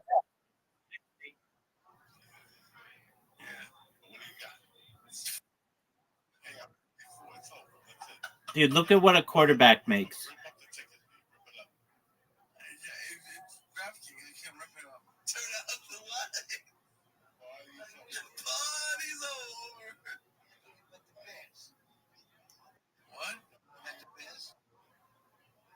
Nicky Picks is looking like he'll be 1-0. Start the year. Oh my God, where's Nicky Hope? Where's Nicky Hope open? Who shot the sheriff? The sheriff's promoting people. I think I'm getting a promotion. Wally Cat. North Bergen in the house, motherfuckers. Remember Rudy's class? From Got the cheesesteak. Then you were sick, but they didn't stay there. That's why I'm getting buried with that. I want them to burn the casket. I want Rudy's to melt on my forehead. So when Jesus sees me, remember the time you blocked? We were down at Kennedy School, and it's fucking freezing out. And again, this is the days when kids had balls. Just because the school was closed and the park was closed doesn't mean we were going to stay home. And George did this, Dennis did this, I did it. I was the king of this shit. We shoveled the courts. I mean, it was snow, full of snow. North Bergen would close the school. That's okay. But we ain't staying home. I always think of that. If COVID happened in 1977, You want to stay home? we would have overtaken the town. We would have been up. We would have been right up there at Mako headquarters. But it would be a full of snow. Not only that, these guys were shoveling. But me, we would talk to our parents. Well, not my parents. Tucky's mother, the driver for Kennedy School. This is great. Mom, drivers for Kennedy School. For what? A fucking foot of snow's out there. What a grab. And we would drive by 2 guys on the back road. Because that was always like kind of Madison Plank Road got us to Kennedy School. I'll never forget one day we're playing. It's so cold out. You know the ball don't. You know the ball don't. You gotta just run and pass. And God forbid the fucking ball hits your finger. Oh, you know, you're done. Fucking wild. So you were caught between them and Dusty. And Dusty had a very, Dusty Buscaglia had a very weird jump shot. Before he launched, he looked at himself. It was the weirdest jump shot. So he would go and slung it up. And Dennis caught him from the fucking wing and slammed the ball. And for some reason, it hit Dusty right in the face. A couple plays later, Dusty's complaining to Angelo's. Dusty, relax. I can see the Spalding on your face because you hit the ball so hard that he had the Spalding imprint. It was fucking fat. It was freezing. His face was red. You know, kids didn't do that, dog. And the other part, the poor kids would be up passing Black Road, hustling people from their cars, pushing, shoveling, changing tires for the small 20. You see these motherfuckers in the 8th grade. They make $280 for the day. $280 in 1978. That's some Scott Old. That's Studio 54 fucking money. That's Club 2040. And 40. And 40 Club. It's just really. My friend's daughter was working there. Your friend's daughter? Friend's daughter was working at the 1040. I'm 4040. Oh, 4040 Club. 40 GZ's. And we got a 4th and 10. It's looking like they're going to bring out the field. Oh, we got a flag on the play. We got a flag on the play. This one is not over yet. Laying a deuce. They were down 17-6 to start the 4th quarter. They scored 21 straight points in 10 minutes. Unbelievable. I still remember. Like Chucky deserves everything he gets. He didn't make it to the pros or whatever, but Chucky McGreen, our dear friend that we grew up with, was one of the hardest working guys. He inspired me, and I started doing shit. But I still remember when they would cancel school at night. We find out in those days while the honeymoons was on, or the yacht couple. We'd be going, do we do this book report? Do we do this homework? Because you know it's already coming down. There's already 4 inches and it's coming down. And finally, about 11:30, a phone would ring. North Bergen schools have been canceled. And I remember Chucky and Whitey already calling you. We're going to be at the court now, shoveling it. You got to jump on the court. Why don't you just go to 38th Street? Like, that's the mentality. There ain't no school. We ain't staying home. You know, we go shovel. We're always out. I think the wide receiver for the Bears might be dead. The chairman, number 3 school. Look at this play on. Come across the middle. Number 3 school. On the street. The janitor was this guy, Mr. B, and he would let us in. Yeah. A handful of us. Bring him a 6-pack. Yeah. Harvest Man will let you in. Every school had somebody who let you in. That's right. Yeah. North Bergen had one of those. The janitor would let you in. If you helped them wax the floor, it was fucking great. So the chairs out when you're done. I remember one year they let us in the high school back gym. We had fucking. I was in the 8th grade because I remember my fucking walk. You waited for the number 1 for 2 hours, and you said fuck it. It came, but by the time you won 64th Street already, you hear it come up, and you're like, motherfucker, you gotta take me for 35 cents all the way to high school. You cocksucker.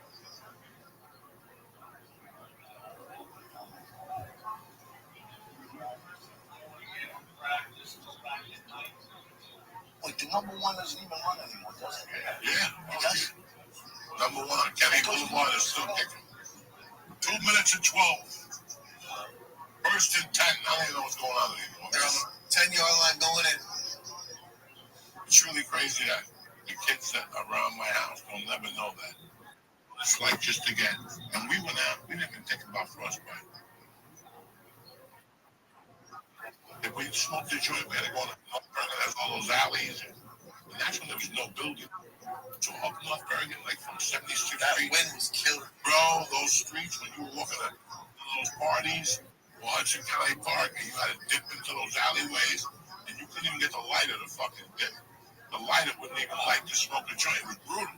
Fucking brutal. This guy's in La La Land. We still in the night pretty it's looking really good for you. It was like in 7th grade, maybe. We were already fucking around down on Friday. There's an injury, 2 minutes and 12 seconds. He tried to roll him. Shit, I held on to his pocket. And he chased us, and I had to cut through the field. And I got into the back behind the project. I had some scary shit back then. This is 1918. That's old. What did you say?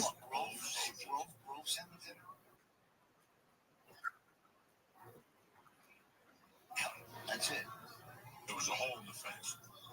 That was fucking scary back then. They said people would chase you at night. I never got chased. But I was only back there maybe once or twice in my whole North American career.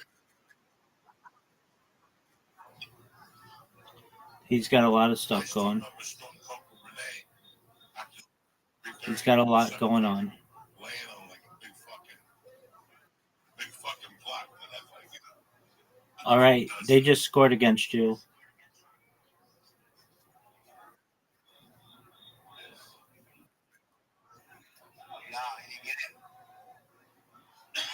They're not going to call it a touchdown.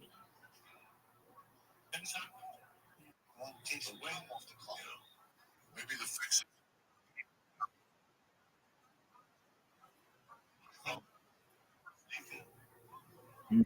He didn't. He's out at the. I know.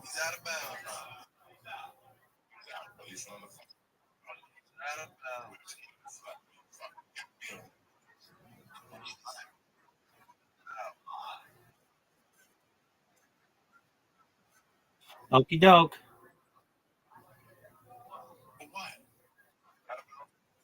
Yes, sir.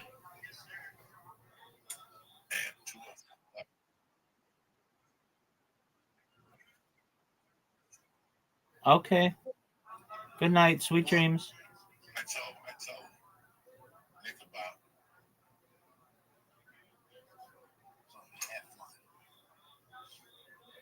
I don't know if you played for him, Dennis, but I just remember going to his grandmother's to be Mike on a Sunday night. And going downstairs, Mr. A was watching film. And it was Mr. A and Cy Lawrence. Oh, jeez. Cy Lawrence had the white shorts on. You could see where he pissed himself. It was like Spain after Spain after Spain. And fucking Mrs. A came downstairs. She's like, open the fucking window. And then he went upstairs. And fucking Greg came in from somewhere. He wasn't Greg then. They called him, or he was Greg. And he came in, he went close to Cy Lawrence. He goes, ew, you stink. That was you fucking awesome. Like Mrs. A, he can't come back. He can't come in. Fucking smells terrible down there. She came down yelling, open the windows. That's when you guys would come home and tell me story. Because one day he was in the locker room and there were donuts. He put a donut around every and he was just eating it. Right? Yeah, you should be. No, I wouldn't have. You should be okay. Yeah, I think you'll be all right.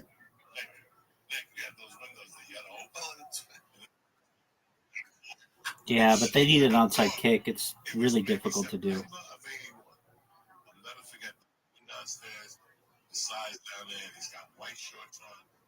And then like a week later, he paid us $50 to drive to Connecticut, gamble in the daytime, watch Highlight. It was freezing. We had to open the window. We picked him up. He lived in the garage. He lived in the fucking garage. He came out and goes, shot. We didn't run yet. 3 teeth. Dennis, tell him the truth. He had 1 tooth here, 1 ear. Sideline, heavy.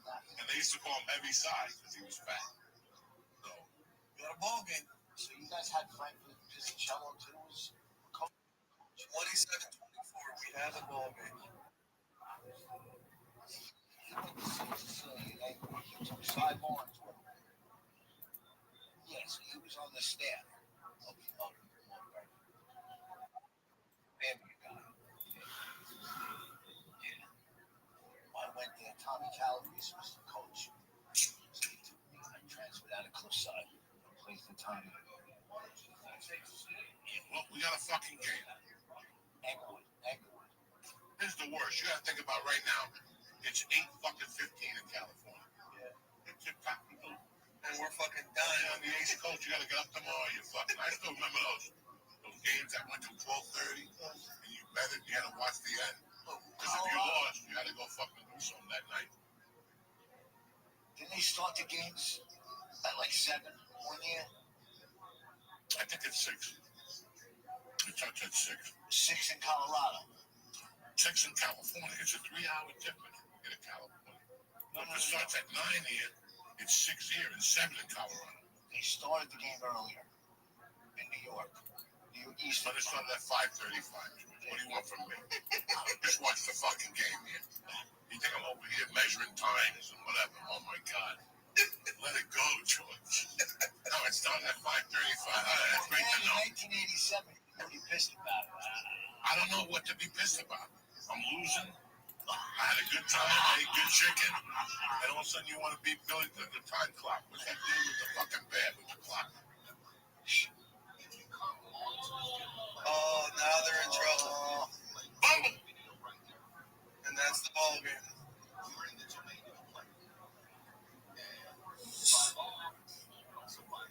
The Bears do not get that extra timeout. They should have went for the onside, ladies and gentlemen. So now, the most time the Bears can get the ball back would be around 27 seconds. What's up, Mom? No. See this one. You know what's that? Stick to mozzarella. What do you know about racehorse?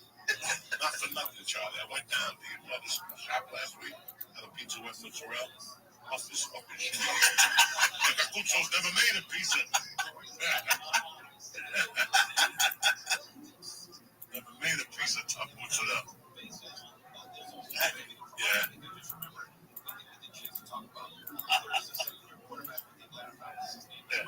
The Cacuccios never made a pizza mozzarella. Anyway. And our fifth member of the cast tonight is that cricket coming from outside. He's here. He came to get some chicken. He came to get some Rudy's. Any minute now, fucking Boston's gonna come in. He heard we got Rudy's. Yeah, they know they got Rudy's. They saw YouTube. They think Boston's don't lose.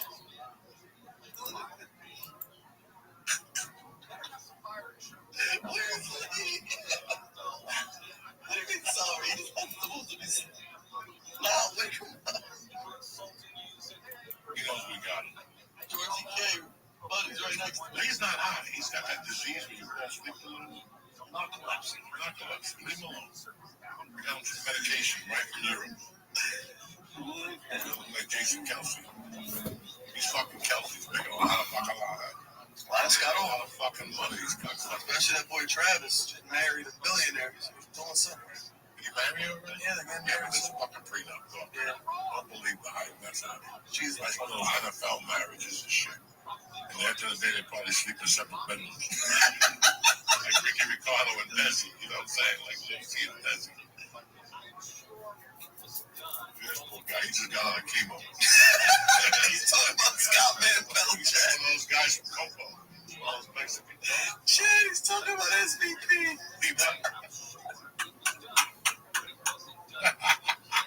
That poor bastard. I'm having a good time doing this tonight. That guy was like,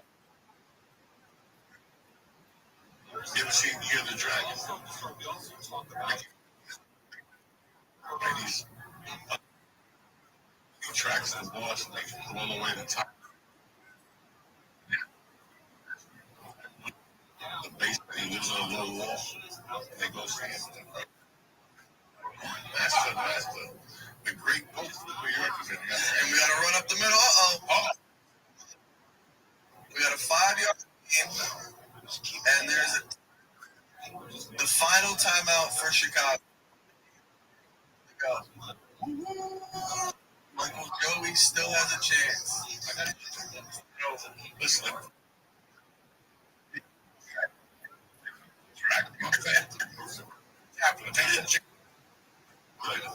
You're gonna be hungry. So it's that's THC in it. What do you think, Georgie K?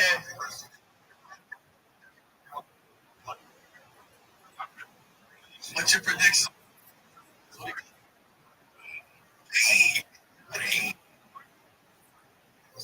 27-20. There's gonna be a set. Something fucking stupid. Touch me. Something fucking stupid to lose everything. Dignity, I lose the city of Chicago. Coming in here. And there's a Payaso, conmigo.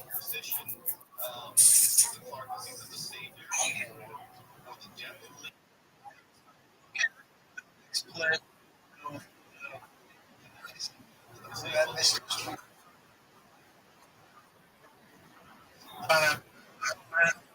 I told you the Bears gave up. Next play will be taken off with a minute to go, and it'll take it down to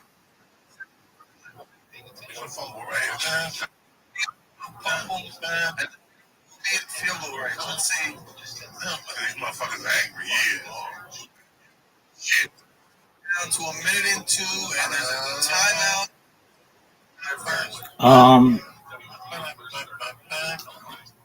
The Vikings are going to run the ball on this next play.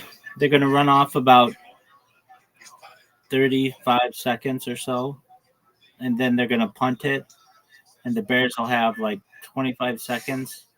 The Bears will return it, which will burn another 10 seconds, so there'll be like 15 seconds left. The Bears are going to do their best to throw it downfield, probably be in completions, but if not, they'll catch it maybe and then get out of bounds and then kick a field goal to tie, and it goes to overtime.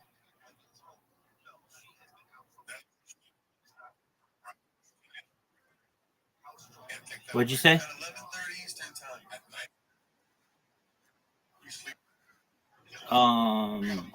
Well, if the Bears score a touchdown, then it will. Yo, what up, Chiro, man? Hi.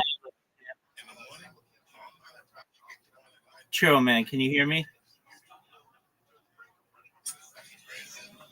Yo, Chiro, man, how you living, dog? 15, 16 seconds to go.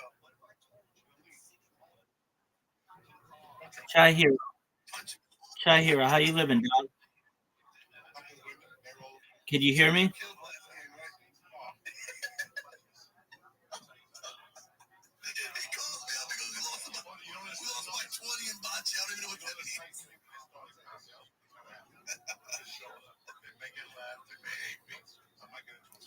Oh, there are only 16 seconds left. This game's over.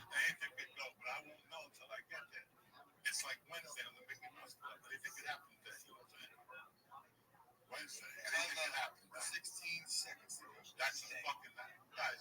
That's another Mickey Rourke. It was on the other night, and that's when he tells the cop. When the guy walks in, he's like, "Yeah, your dick was in his mouth." What? Mickey Rourke said they're smoking a cigarette. Stop those. What's when you return it today? You know what today is, right? It's Wednesday. He wants the Mickey Mouse Club. I think it happened today. He called the guy Test Drive. Great movie too. I love that movie.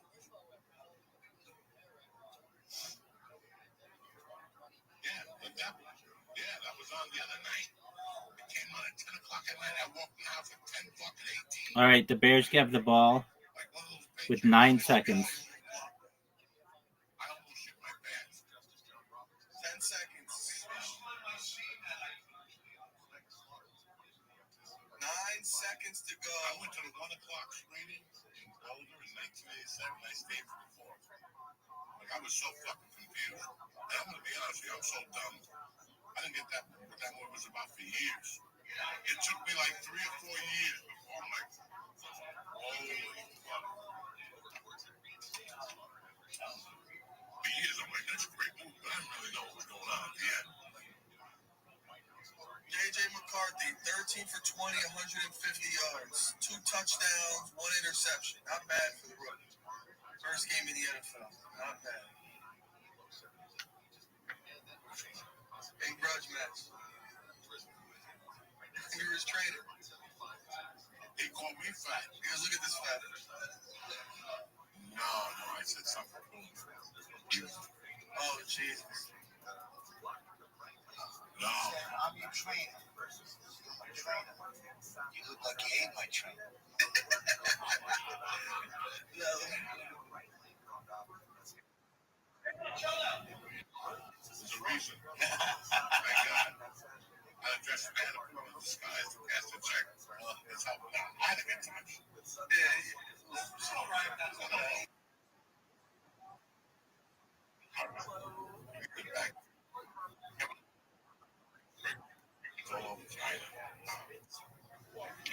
not impossible, but it's highly improbable. There's movies on Amazon Prime that you'll watch and go, guns up. How come I didn't see this? How come I didn't see this? And you figure out later that they had no budget. That's it. You won. Congratulations on your $37. It's over. Turn out to And that's the ball game. And that's the American people. Week 1 is in the books. Minnesota Vikings 24. We'll be back next Monday night. Don't forget DraftKings. Download. Congratulations. 8:33. Take care, big dog. Thank you. You don't need to know again. And besides that, I want to thank everybody who gave us a shot tonight. If you know anything about us, we just want to make this better and better. I want to thank Mr. Crowley at John the Artist. What is it, John the Baptist? Crowley the Artist, at Crowley the Artist. Check out his artwork. That's a dear friend of mine, Dennis. Thank you. Georgie Kaladinsky, Lee Syed, and my brother here, fucking Nicholas. I love you guys. Have a great week. Stay black. Welcome back to show.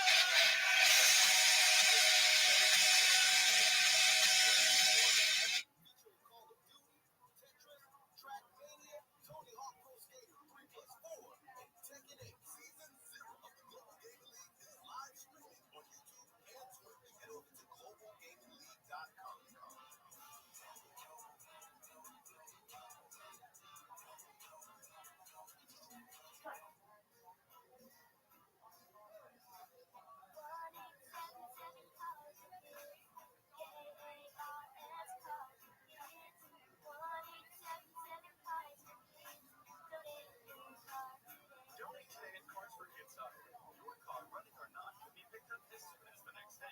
No title, no problem. Go to carsforkids.org today.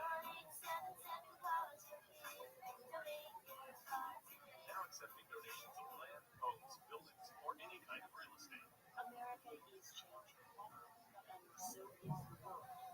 What's happening in America isn't just the cause of global warming. It's also a symptom of disruption that's happening everywhere. I must not call it in Washington, D.C. I'm Tristan Lopez, the office, and this is the Global Story.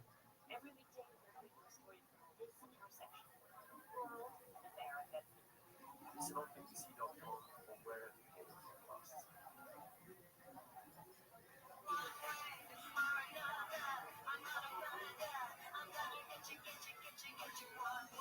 Catch a tune, right? But don't let the urge to sing along distract you from the truck driven towards your lane. Or that lane's Monty Python creeping up beside you. Fortunately, every Monday offers advanced safety features that can alert you to potential dangers around you. And Monday has over 130 IIHS Top Safety Awards since 2006. Because Hyundai is always working to ensure the road doesn't teach you. IIHS Top Safety Awards are your top safety and plus awards to Hyundai vehicles from 2006 to 2025. Now for a limited time, get 1.99% APR on the Hyundai Tucson or Tucson Hybrid. Visit your local Hyundai dealer today. Offers end September 30th. Call 562-314-4603 for details. Born from the tragedy of 9/11, the Hamilton Towers Foundation made a promise to never forget. Since that day, they've remained dedicated to supporting America's heroes. On September 28th, join me and my Q104.3 Run Walk team as we honor those heroes by taking part in the Hamilton Towers 5K Run Walk in New York City. This powerful race starts on the northern side of the Madison Tunnel and finishes on West Street in Lower Manhattan. The 3.5-mile course retraces FBI firefighter Stephen Sellers' heroic path on September 11th when he ran through the tunnel toward the World Trade Center to help in the rescue. Every step taken honors Stephen's bravery and the ongoing sacrifices made by our first responders and military members. Go to Q1043.com/TDT to sign up for the team, and that's Q1043.com/TDT. See you at the race. KFI. AM 640. KIRA. More stimulating talk.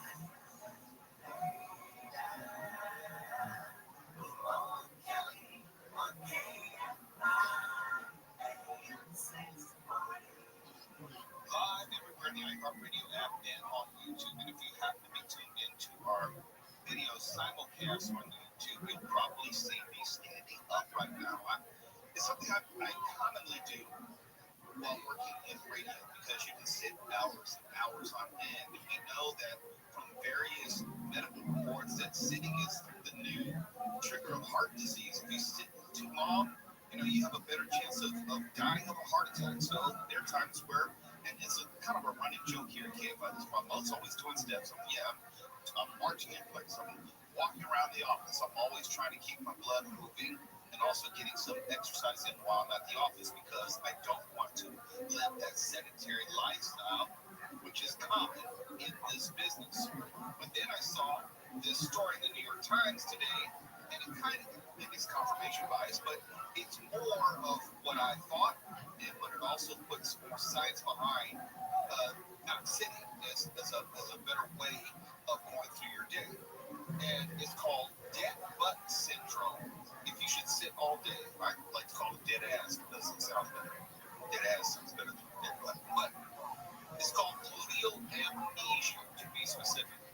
And it happens when the muscles in your behind become so weak from inactivity, they seem to forget how to function, or they'll fail, become slow to activate.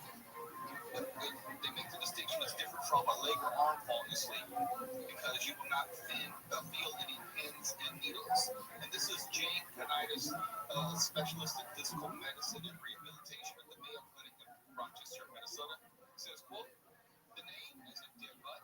Sounds silly, but the side effects are serious. Sluggishness can result in other muscles and joints, especially in the lower back and knees, picking up the slack. The pain can especially impact runners and rotational athletes like golfers and tennis players. If you spend hours sitting, it's important to learn to recognize when your kidneys have shut off and how to get them working again. Mark, this is for you. Yes. If you regularly sit more than 2 to 3 hours at a stretch, you probably experience some degree of gluteal amnesia. So I need a massage. Ask massage. Yeah, someone needs to rub your ass. Okay. Well, Daniel's right here. Here we go. The simplest test. We should all do this together. Stand on one leg, letting the other dangle. Your glute on the dangling side will feel soft. Everyone rub their ass. I'm not doing this. Now put weight on that leg. With the right knee. And squeeze the knee hard. You should feel a firming of the muscle. Feeling so firming is skin is stiffer. This isn't subtle. If your glute is weak, you may need to squeeze a few times before you feel it fire. Be generous with the squeezes. For another test, try the glute bridge, which you lie on your back and lift your hips into the air. Actually, that's a stretch of the organ. See what that is? When your hips are off the ground, so look in the mirror, squeeze. I like another bit of television. Squeeze.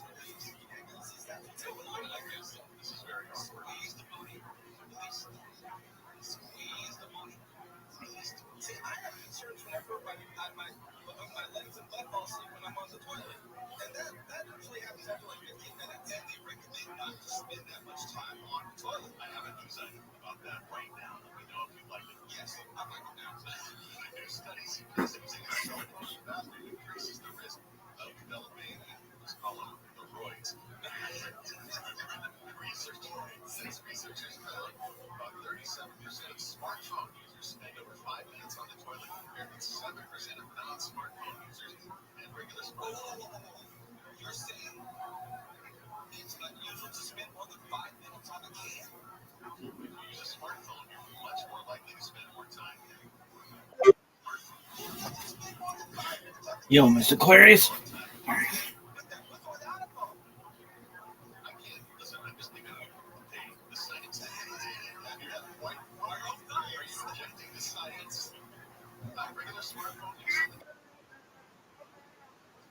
Good night. Sweet dreams. Thank you, ma'am.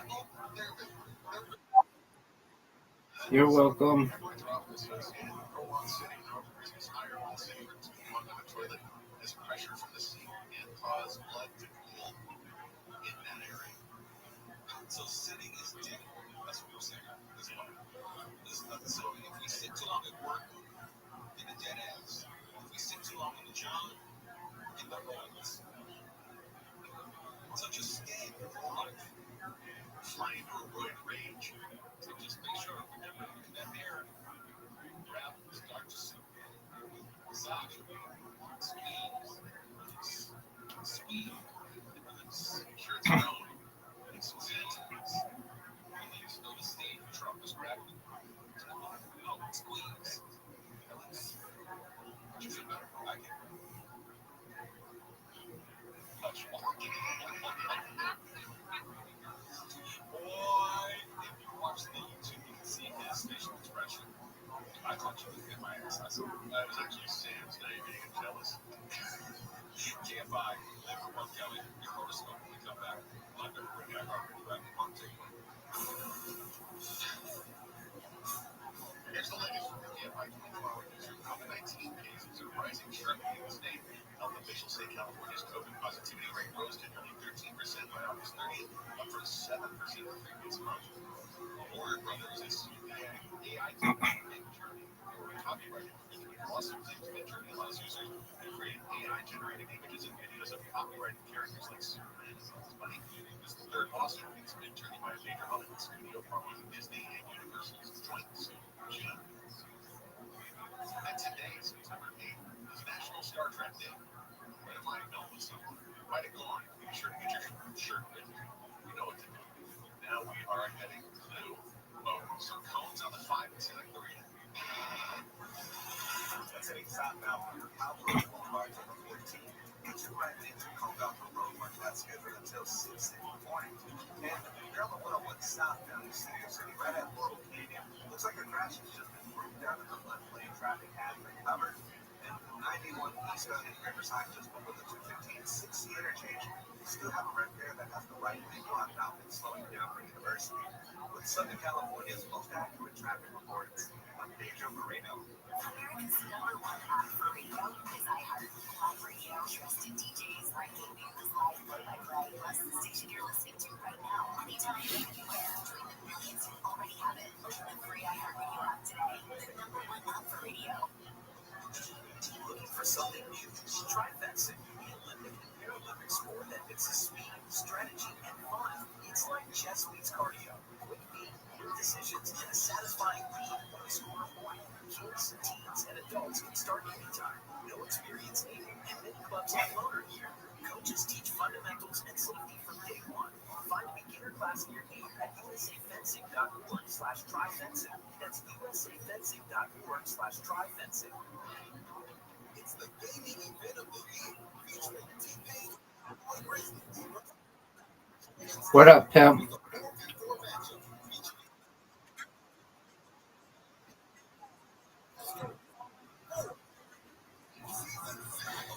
It was a good game, and I think it lived up to expectations. It was exciting to the end, which is what I like, so that's good. It was a good game. What did you think of it?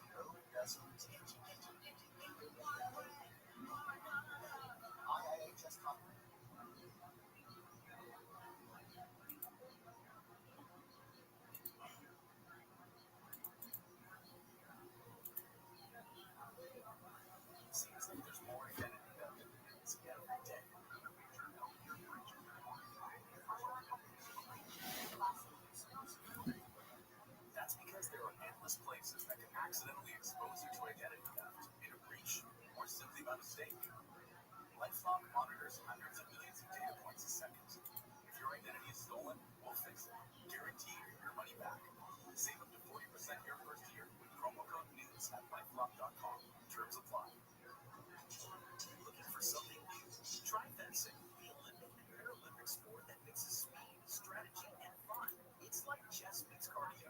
Quick beat, quick decisions, and a satisfying beat when you score a point. Kids. Ever wanted to try an Olympic and Paralympic sport? Try fencing. It's fast, safe, and easy to start. Find a beginner class near you at usafencing.org/tryfencing. That's usafencing.org/tryfencing. It's the gaming event of the year, featuring T-Pain's Nappy Boy Grizzlies versus Leo's Gentleman's Game. It's a 4v4 matchup featuring Call of Duty, Tetris, Trackmania, Tony Hawk Pro Skater 3+4, and Tekken 8. Season 0 of the Global Gaming League is live streaming on YouTube and Twitch. Head over to globalgamingleague.com.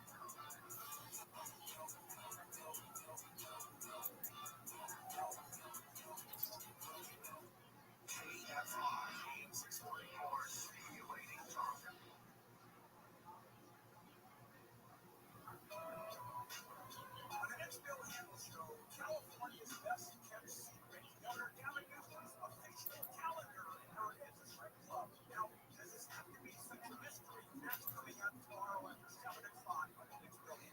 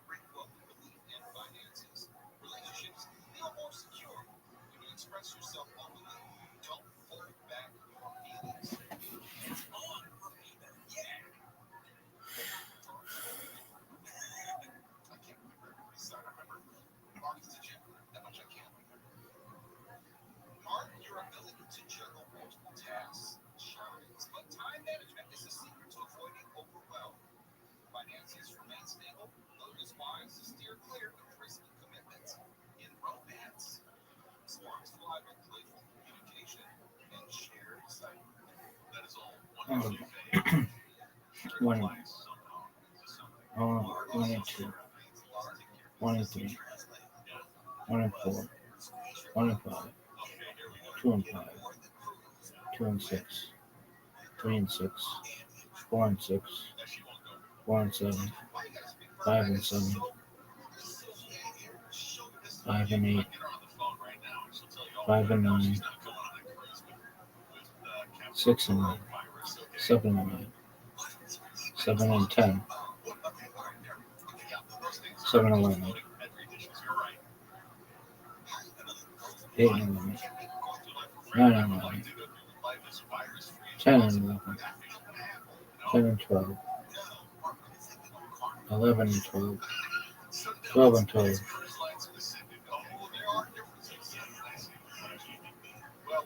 12 and 13.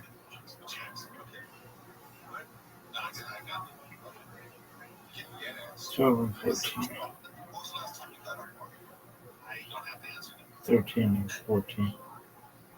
Cancer.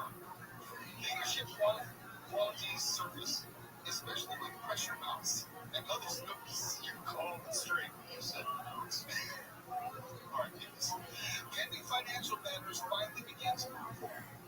Emotional closeness deepens your love life, allowing a bond that feels both comforting and true. This is awesome. Like, what? It does. It does. Leo, recognition is possible, but patience is tested as some rewards arrive later than expected. Financial stability depends on building savings instead of giving in to excess spending. In relationships, pride should not block affection. Humility invites love. Virgo, a sharp eye for detail and precision earns respect at work, bringing opportunities for advancement. Finances improve thanks to growth from earlier decisions. Expressing your feelings more openly enriches relationships. Libra, career momentum builds through initiative and networking. This is your time to reach out. Finances remain stable if you avoid impulse purchases. In love, relationships thrive when discussions are honest and balanced. Scorpio, this is you 12. Your determination powers you through demanding projects, drawing success your way. Financially, things stay steady, but avoid risky lending or borrowing. Relationships deepen when jealousy is kept in check. Remember, trust is your strongest ally. Yeah, I'm trusting you. Stubborn. Mark, you don't seem like the trusting type. Big turnoff, jealousy. No, I'm saying, are you the trusting type? I am not the trusting type, but I'm also not the jealous type. That is not good. No point. Yeah, I don't know if I'm the jealous type. Just more of a people in the general sense. It's not like as far as my wife, I'm not jealous. I just don't like a-holes around her. And so I have ill will towards them. I don't want to be too specific because I'll tell too much about business. So, not about her, just the other a-holes who don't know how. Right. You trust her? Yeah, I trust her. Dudes don't have boundaries. But she does. That's all that matters. And I know she does. But sometimes this might be something that takes a long. In fact, we'll take it out. I'm not going to. I'm going to take this to the hallway because there's some things I need to say. Daniel, take this to the hallway about trust and jealousy and responsibility. I mean, you shouldn't waste your time with people who don't trust you. One mistake I do not trust. I'm not talking about my wife. I'm talking about other people. It's cousins. It's always the cousins. Move on. There are some MFers. Sit there and clench your butt. Or always clenched. All right. Now release. You gotta clench and release. You just can't clench. You don't want to put a piece of coal in there. No diamonds. I'm not going to clench. Did I do mine yet? No. Secretaries. Positive career growth unfolds with travel bringing unexpected opportunities. You know, it's summer. Everybody's traveling. Doesn't make me think. Oh, I have to travel. Mark, have you traveled? What, just travel? Yeah, anywhere? Probably, yeah. Yeah, probably. You're right. Okay. Sam, have you traveled? What, this summer? Yeah. Oh, not this summer, no. Right. Yeah, no, I'd say this is perfect. Financial gains are possible with careful planning and foresight. Love feels adventurous and joyful, rekindling your natural optimism. I see that the love was really just blooming, and all of your photos are out there, all of yours. This is really just me. I don't have natural optimism. I don't trust people. I don't like people. Nor do like mine. Barely stand in love. That's what we call a reaction formation. Love me more than anything. Capricorn, responsibilities feel heavy, but patience and discipline carry you through. Extra income or wise investments provide financial support. In love, stability grows when you balance work with personal life. Aquarius, innovation and creativity earn you recognition in professional circles. Finances are strong, build household costs may rise, love life brightens, whether through new beginnings or deepening existing connections. And finally, Pisces, adaptability brings long-term especially if they stay open to new directions. Finances feel secure thanks to savings and wise choices. Love life flows with emotional fulfillment, balanced by practical understanding. And that's your weekly horoscope for this week. Now I'm going to take it to the hallway. Come back. We will have the box office return. Stay by names this morning. But we're the iHeartRadio app. To the hallway. KFI-KOST-HD2 Los Angeles, Orange County, or Stimulating Talk. SCOTUS says it's back on. Paraphrasing. I'm Mark Ron live from the KFI 24-hour newsroom. The Supreme Court's lifted restrictions that a lower court judge placed on immigration stops in Southern California. A federal judge in Los Angeles had agreed with the ACLU and local governments that immigration agents cannot stop people based on their race, language, or where they work, like car washes. The Supreme Court disagreed with that court and an appeals court. White House voters on top of it tells KFI's John Kuhnel. The Supreme Court got it right.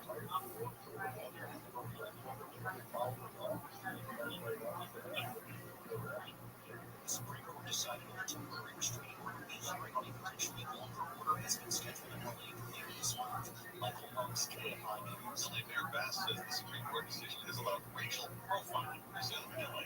He says it's the latest example of the federal government using the city as an example. We have been used as a test case to begin to normalize military intervention and takeover of our cities. Governor Newsom's also criticized the court's decision. Says the president's handpicked justices have become the grand marshals for a parade of racial terror in LA. The LAPD is no longer providing security for former Vice President Kamala Harris. The LAPD, along with the CHP, started providing security for Harris last Monday after President Trump revoked her Secret Service protection. In the following days, the LAPD faced backlash. Critics saying officers were being diverted from crime suppression duties to protect Harris, who lives in Brentwood. The LA Times, citing sources, reports officers assigned to protect Harris were in fact pulled away from other responsibilities in the San Fernando Valley. Los Angeles Police Protective League also criticized the arrangement, saying Harris is a multi-millionaire who can afford 1976. KFI News. An attempt by hotel and business groups to stop a new minimum wage in LA from taking effect has failed. The LA Alliance for Tourism, Jobs, and Progress had hoped to have voters overturn the city council's decision to raise the minimum wage incrementally for some hotel and airport workers to $30 an hour by 2028. The city clerk's office says the Alliance failed to submit enough ballot signatures to qualify against the proposed referendum for the ballot in 2026. Wage ordinance had been suspended during the process, but will now go into effect immediately. New York Mayor Eric Adams says he has no plans to end his re-election campaign. At a Grayson Mansion news conference Friday, Adams addressing reports he was dropped out at the request of President Trump to bolster former New York Governor Andrew Cuomo's chances to beat Democratic Socialist Zoran Mamdani. To spoil blacks, credit for hate. And he had this to say. Andrew Cuomo is a snake in a lie. Adams insisting he's in the race to win a Sarah U.S. letter. President Trump spoke to the Religious Liberty Commission, the task force he created by executive order in the Department of Justice. He says the Department of Education will soon issue new guidance protecting what he calls the right to prayer in public schools. Philosopher for our country's history, the Bible is found in every classroom in the nation. Yet in many schools today, students are instead indoctrinated with anti-religious propaganda. Groups asserting the separation of church and state say the president's statements represent more theater than substance.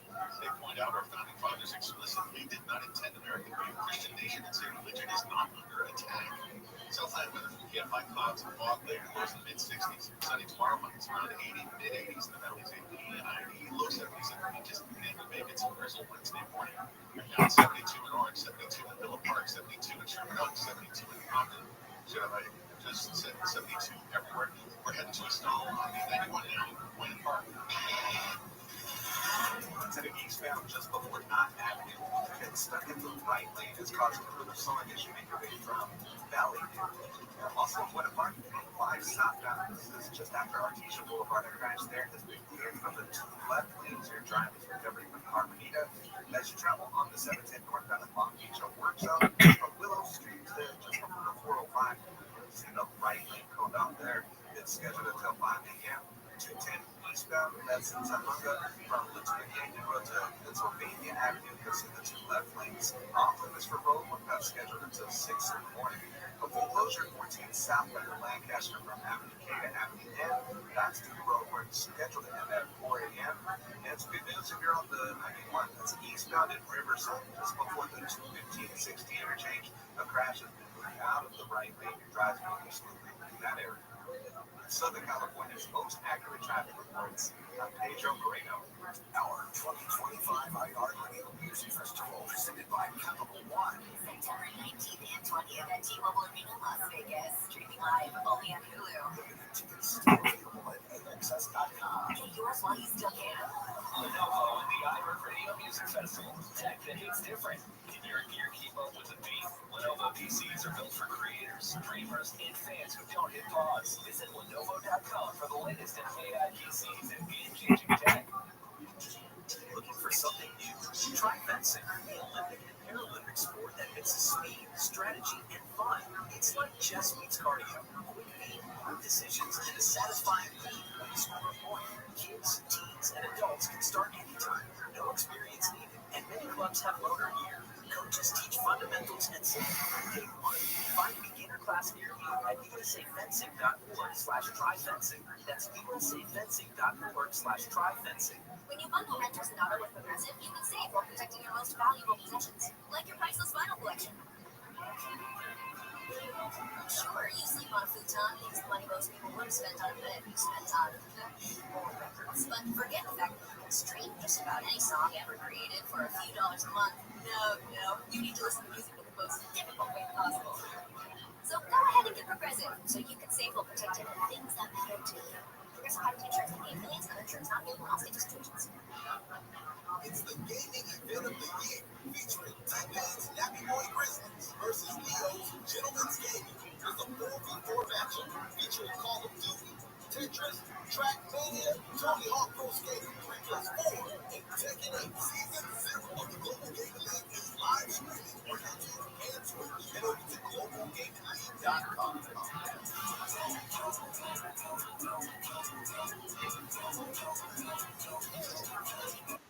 America is so what's happening in America is just the chaos of the problem. It's also a symptom of disruption that's happening everywhere. I must not fall into Washington, D.C. Uninteresting about the problem. And this is the global story. Every weekday, the story of this intersection, the world, America. It's not easy.com or where they podcast. Number one on your car radio preset and the new and improved iHeart Radio app. Free never sounded so good. KFI AM 61.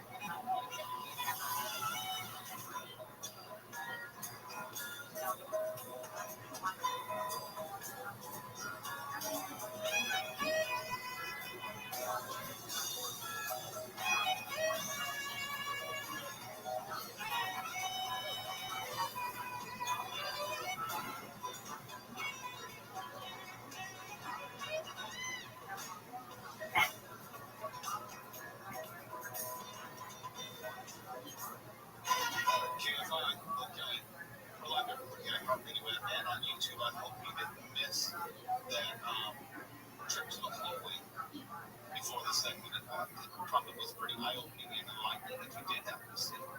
But if you missed it, it'll be on the full show later on tonight as part of the video podcast. But let's talk about some movies real quick. We've talked for the past few weeks about either the success or the disappointment of this summer box office season.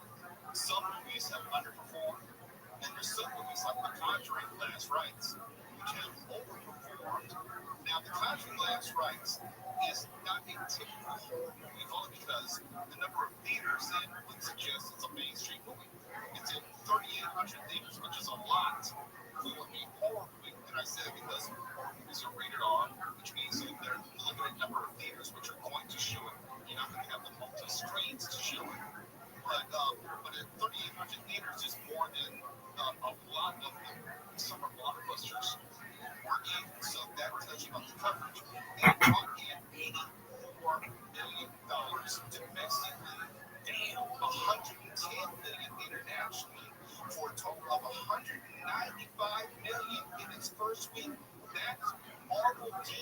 until to our existence. Oh, why'd you say that? Because we need it. We don't have enough people being born in this country. We need immigrants. It's simple. Why does the UK fear immigration? We're told to. And I was going to go, but we didn't wind up having a show Friday, and so I watched a documentary and also suggested to the long-suffering movie Neymar next to God's head was wrongly dismissed. But I didn't get So much good TV. Also, it doesn't have a Marvel budget. I think the budget for Contract Last Rights was only something like $55 million. They've already quadrupled that. So maybe second to Last Rights now. Well, we know that more movies coming. You can bet on that. They've got the Annabelle doll movies. They've got the Nun movies. I don't know if they've got other spin-offs, but they Dusty Slay and Martin Phillips?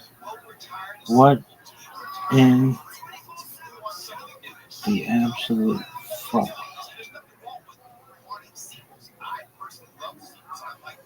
Martin Phillips is a guest? Not a huge fan of that. Why? He's been on too much recently. But there's nothing wrong with the sequel to a successful franchise if you put in the work. I mean, just going to throw out there something just because you know that there's already an established audience supporting. And yeah, you're being lazy, but as far as the Conjuring and that Annabelle universe, they're doing something right because it is growing with each subsequent sequel. It is usually it's like a law of diminishing returns. The more sequels you have, the more likely you're going to have a diminishing return as far as box office numbers. Are you proud of your fantasy football team? Exceptionally. Squad made me proud. Well, they're loosely based on different cases that the Warrens went out with. Paranormal investigators, head was demonologist Lorraine, was some kind of psychic. There are people who are better versed in all this stuff than I am. But they're very, very loosely based on actual cases. Those are people who were involved in the Amityville case. Lots of different real famous possessions, things like that. And their movies are fun and they're well made. They're well made in the sense of when you say Amity, I think of Amity from the late 1970s and early 80s as far as stylized how horror was for that movie and series. You see, it's very different from horror movies now. I like when these people are like, no one's ever gonna join your Discord, dog.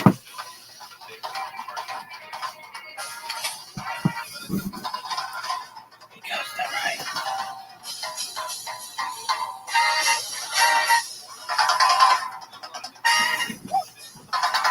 Ooh.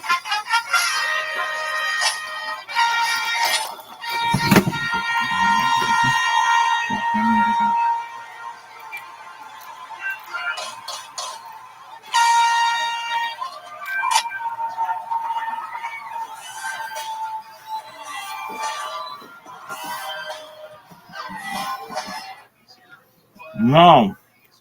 These Conjuring movies aren't just stimulants like a Fast and Furious movie. They've got some heart to them.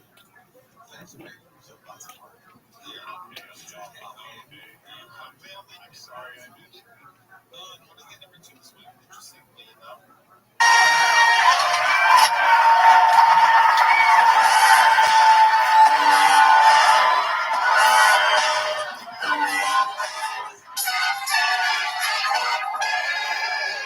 It's Redman coming live from the Comedy Mothership here in Austin, Texas for a brand new episode of Kill Tony. Give it up for Tony and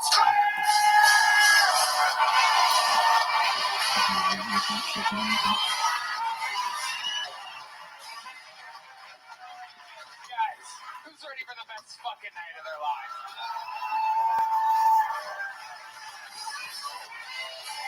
Okay.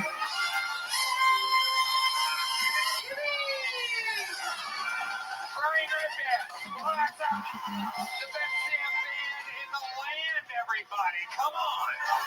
Fernando Castillo, Raul Vallejo, Carlos Sosa, Michael Gonzalez, Nachos Belgrande, Matt Muelling on the electric guitar, John Dees on the keys, and that's That's deep madness on the bass guitar, ladies and gentlemen. Wow. What an exciting night we have ahead of us. Ladies and gentlemen, I'm so excited about this one. Before we get started, here's a little bit more from the amazing sponsors that made it all possible.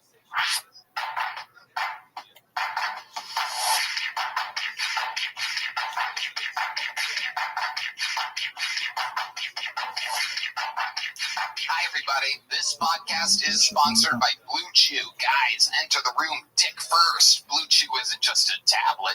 It's a cheat code for your crotch. Stronger, harder, longer lasting, like someone gave your downstairs a gym membership. Blue Chew is the original brand offering chewable tablets for better sex. Nothing does it better than Blue Chew. Discover your options at BlueChew.com. We've got a special deal for our listeners. As always, get your first month of Blue Chew free. Just use promo code Tony at checkout and pay $5 for shipping. That's it. Join Blue Chew's mission to upgrade humanity one thrust at a time. Head to BlueChew.com for details and safety info. And What is this bullshit? big thanks to Blue Chew for sponsoring the podcast. You guys ready to start tonight's fucking show or what? Every single week, I bring up two of the funniest human beings on planet Earth to join us. We are coming off hot of what I truly believe is our greatest episode ever, with Rob Schneider and Donnell Rawlings. Tonight, I present to you another first-time duo on panel. One of them has one of the newest specials on Netflix, Wet Heat. The other is Kill Tony Royalty, being one of the most used and loved golden ticket winners ever. Yet he's never been on panel before. Ladies and gentlemen, make some noise for Dusty Slay and Martin Phillips. Yeah, Dusty! Welcome, Dusty. Martin Phillips. Fuck yeah. This episode brought to you by Shopify. Welcome, welcome, welcome. This is our first time working together, Dusty. Yes, it is. We were eating lobster rolls upstairs, having a good old time. I'm excited for you to be here. Dusty has Wet Heat out on Netflix. The podcast, we're having a good time, and he's on tour at DustySlay.com. One of the best comedians working today. Thank you, Tony. Welcome. I like this panel we have here. You guys look like a before and after for hair. Martin Phillips, how you doing down there? I'm good. I'm here. Hell yeah. I started just doing a minute. Now I'm on panel. Now I'm the captain now. Oh, there it is. That's why he's wearing the hat. Now it all makes sense. Yeah, You're Captain Phil. And me and Mark did a show together 10 years ago at an Italian restaurant in Fort Smith, Virginia. And now here we are. wow. Full Yeah. circle. Yeah. Look at that. Yeah. From Phil Tony to Kill Tony. Yes. An Italian restaurant to here. Captain Phillips. Yes, and I came prepared because I knew I'd be up on stage the whole night. So to make sure my head is What is this bullshit? staying straight. I have a mirror. What? Oh, he's got a mirror to make sure his head is straight. You also have a corncob pipe. Yeah, turns out I can't keep the mirror still. So they got hard. The coke's been spilling off in the back. So Party machine, Martin Phillips, Dusty Slay's first time on the show. Dusty, if you don't know, over 300 human beings signed up for the opportunity to be on tonight's show. They're all slammed together in a bar next door. If I pull one of their names out, like I'm doing right now, they get 60 seconds uninterrupted. You know their time is up when they hear the sound of a kitten. That means they have to wrap it up then, or else they bring out the angry West Hollywood bear. It's just a loud noise. It interrupts them. I conduct an interview. We sit back. We learn more about the people, and we talk to them all together. The whole thing's improvised. Anything can happen. You guys ready to start tonight's fucking show? While we go wrangle that first fucking poll, we have a golden ticket winner to start us off with a brand new minute. This is his first time cashing in on his golden ticket. He won it just a few weeks ago when he came out blind as a bat and impressed us all. Ladies and gentlemen. Gentlemen, the first golden ticket appearance by Chris Celio, everybody. Here he comes. Who's this guy? Where's the point guy? All right, be funny. What up? Yo. All right, I had to make sure. I fucking just moved here. I moved from Miami. I moved 1,000 miles away from where I grew up my entire life. Now I really don't know where the fuck I am. It's like I'm in a part of a video game that hasn't loaded yet. It sucks that like I'm the only guy in here that just gets stuck like a Roomba. Like if I don't tap to find the exit, I'm just gonna stand there and beep until somebody picks me up. Like home, please, I have to shit. You don't know how long you can hold it and shit into your me, and you never know where another bathroom's ever gonna be, dude.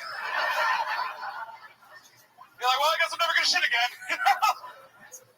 It sucks that like I'm the only guy in here that has to send his dick pics to his boys first for approval.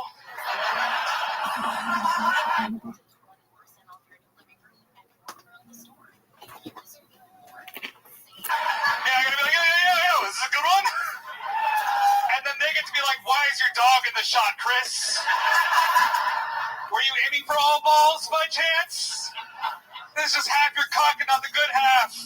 It's all root. Nobody wants all root. Thank you guys very much, yeah. Chris Celio. Hell yeah. Welcome back to the show, Chris. This time this way, right? Yeah, we're over here. There's speakers everywhere. It could be easily confusing. Yeah. I love that you opened up with the line, what up? Because you literally don't know. And then I thought of something. When you were talking about taking a shit, I realized, how do you know when you're done wiping? Do blind guys... God damn it, Tony! Do blind guys smell the toilet? No fucking way. Well, look who it is. The world's second biggest William Montgomery fan. Coming in like the bitch that he is. How you living, big dog?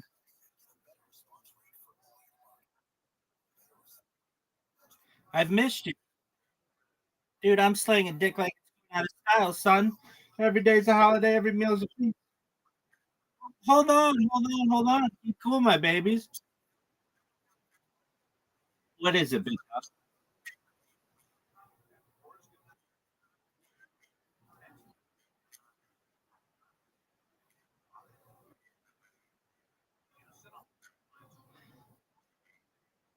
Oh, do you mean Travelocity?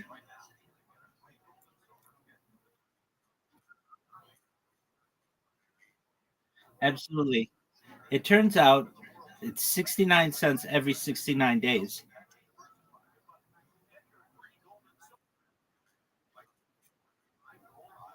Yeah, for every lawn gnome that is sold in the world, there's this voluntary, but everybody accepts it, subscription that goes along with it, and it's 69 cents to me every 69 days. So I should be buying a yacht soon.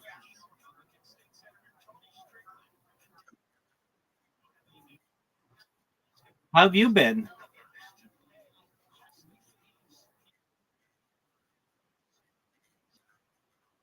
Why were you in the hospital?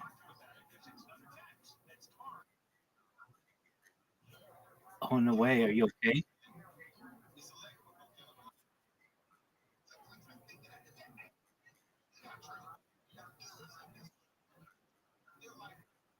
Did you hit your head or anything?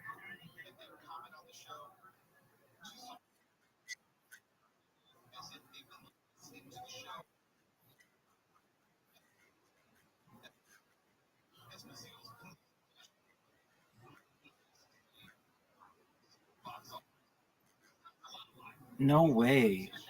I was worried about you. I've been thinking about you, and but you told me that sometimes you just go on and do your own thing. So I wasn't going to pressure you, but I think about you a lot, and I'm saddened to hear that you were in the hospital. But I'm happy to hear that you're doing better, correct?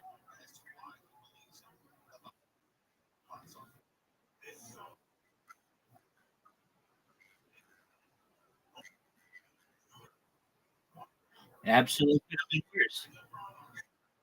Did you skin any part of your body?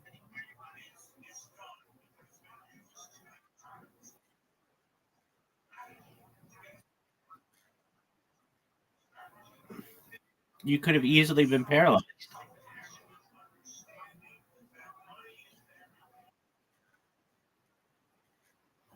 Oh, so we can throw jokes. We can throw jokes in now. Is it time? Is it okay for me to joke now?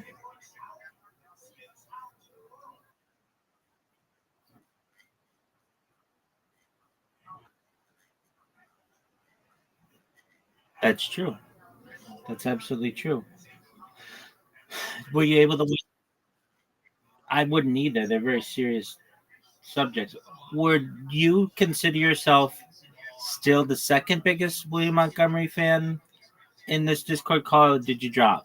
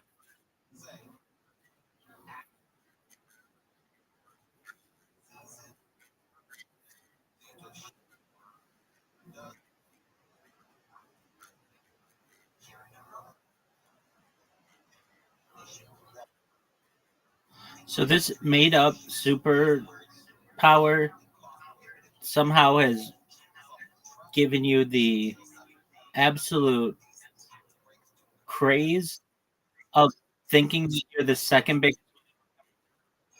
dog. I'm watching William Montgomery as we speak.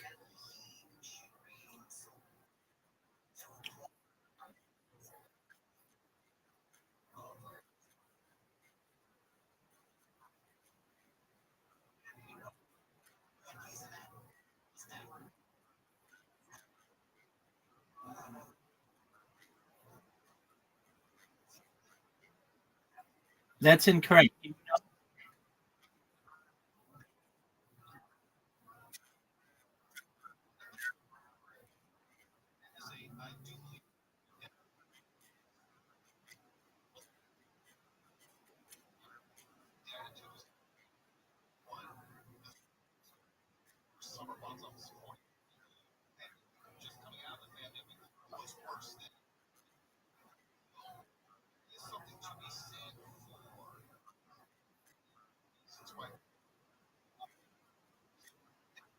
No, that's his nickname.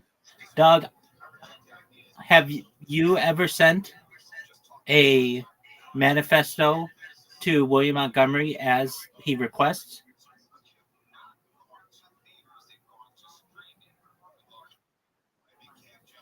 The answer is no. Okay, so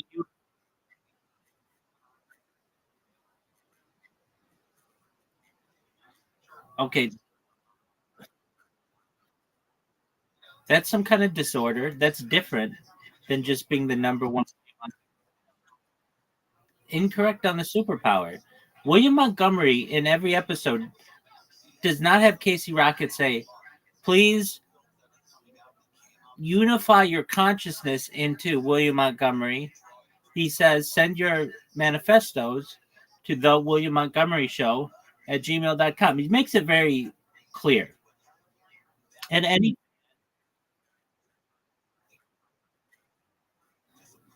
yeah, and the communists,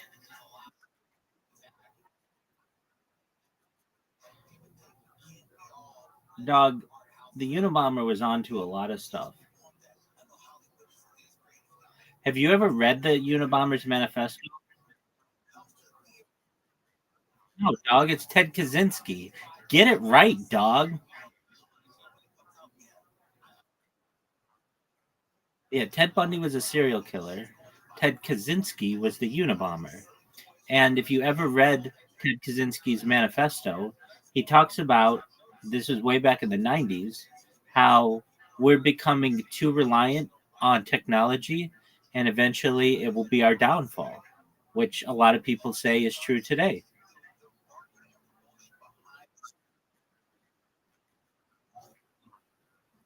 Yes, it's known as MK Ultra when he was at Harvard. And it also took place at McGill. Word. Yeah. Yeah, let me get you the information on it.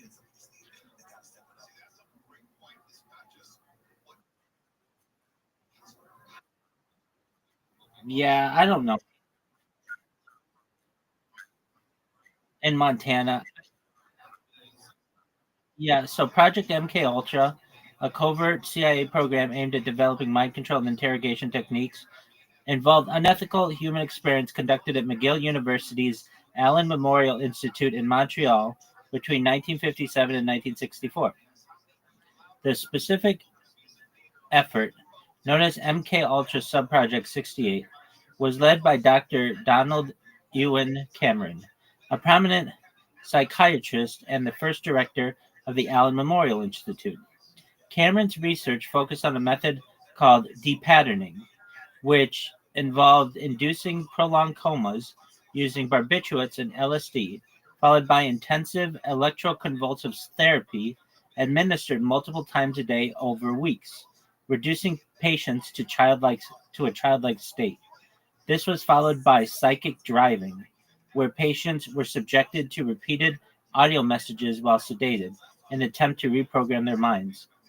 The experiments were funded by the CIA through a front organization, the Society for the Investigation of Human Ecology, and were conducted without the informed consent of the patients, many of whom were suffering from multiple mental conditions. The treatments caused severe and lasting harm, including permanent memory loss, confusion, loss of personal identity, and the inability to perform basic tasks. The Canadian government is also alleged to have provided funding for these experiments. The existence of these experiments was largely concealed, with most records destroyed in 1973 by CIA Director Richard Helms. The truth emerged in the 1970s following Senate hearings and media coverage, which revealed the program's scope and involvement of institutions like McGill. Despite this, McGill University's official archives have not prominently acknowledged Cameron's role in MKUltra, focusing instead on his professional reputation. In recent years, survivors and their families have pursued legal action. In July 2025, Quebec Superior Court Justice Dominique Poulin authorized a class action lawsuit against the Royal Victoria Hospital, McGill University, and the Canadian government, alleging that these institutions enabled and funded the experiments, causing severe and lasting harm. The lawsuit, which includes the immediate family successors and dependents of the victims, seeks damages for the violations of human rights and bodily integrity. The federal government and McGill University have since filed motions to dismiss the case, arguing that claims are time barred, but the legal battle continues. Indigenous activists have also been advocating for the right to search the site, citing the possibility of unmarked graves of children who were among the subjects. Did you not know that about your government and about McGill University, the preeminent institution of your place?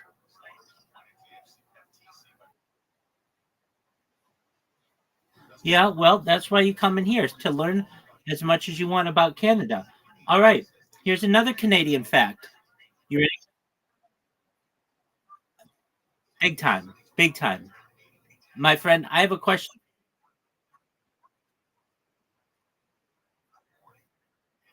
Dog, I defined Newfie. I defined Newfie. All right. You ready?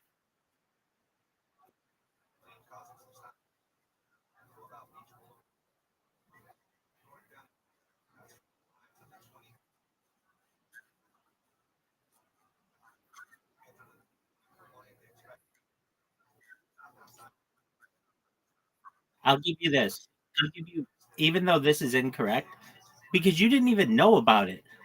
Truthfully, I remember saying to you, "Oh, wow, that was like very newfie of you," and you're like, "What does that mean?" And I'm like, "Newfie, it's like a derogatory statement towards people from Newfoundland." And you're like, "I've never heard of that," and I'm like, "Yeah, I think so.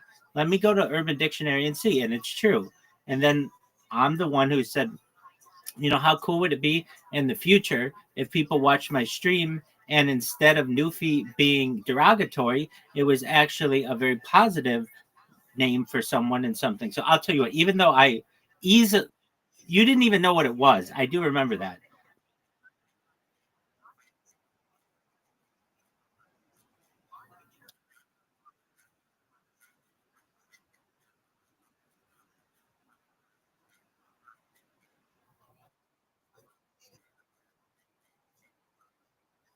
100,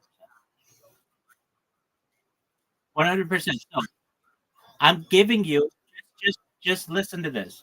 So I'm going to give you 49%, which is far more credit than you deserve in this conversation, and I'll take 51% of the credit.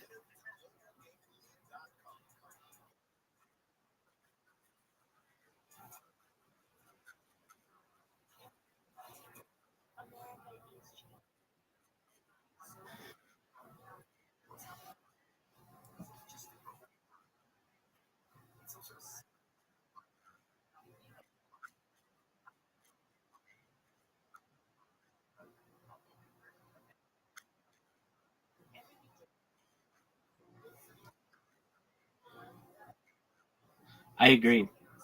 I also submitted the term Jyor, Jyor, to Urban Dictionary for jerking yourself off raw. Oh, it worked. It worked. Here it is, Jyor, jerking yourself off raw. Dog, you are going to go. Dude, it says, Dog, are you going to go or are you going to Jyor? Question mark by Best Rabbi Ever, August 6th, 2025. How do you like that?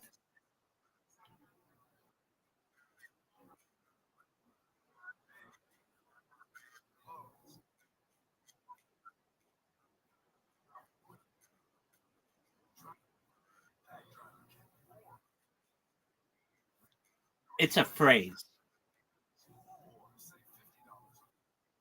And I actually didn't know until this very moment that that actually went through. When I originally submitted it, August 6th or whatever, I did not think it was going to be accepted. That's the second term that I have to my credit on Urban Dictionary. I'm very proud of this. Oh, wait. Do I have that on there? You know what? That's a. Um, let's see.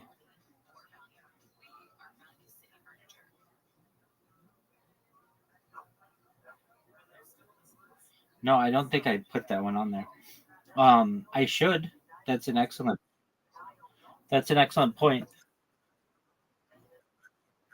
It's SOP, SOP. It's female ejaculate. Um, the other one is Rebetsinote. And if you're like, what the fuck is that? It is an anglicized Hebrew term.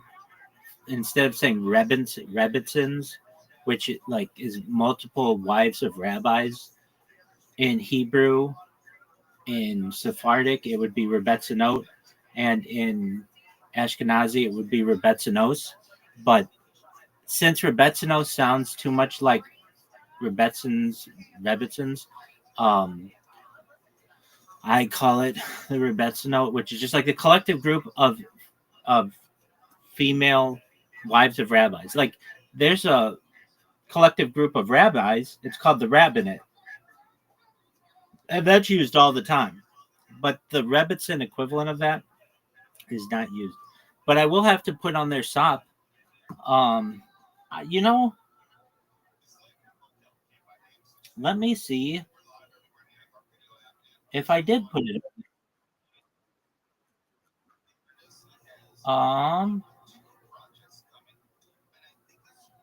Yeah, no, it totally is. But it got it got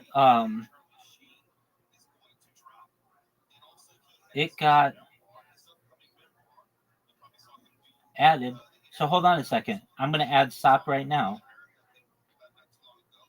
Sop. Female ejaculate.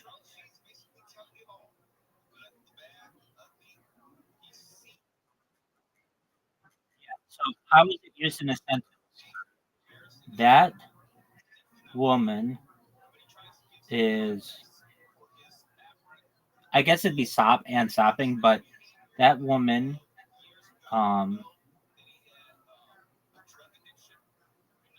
okay, how about there is so much sop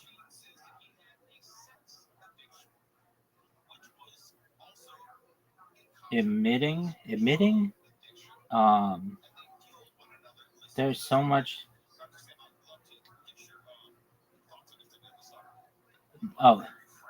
that sop that I'm going to use the term we'll just say woman's that woman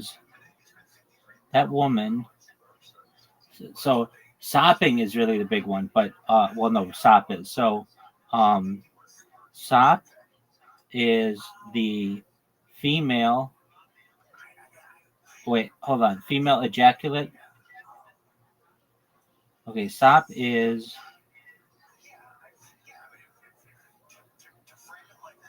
that man made me sop. It should be female ejaculate used commonly used as a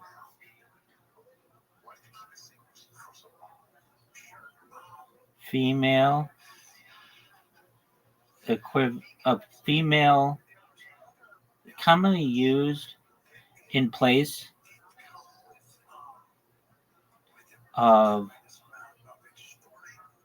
the word come, which is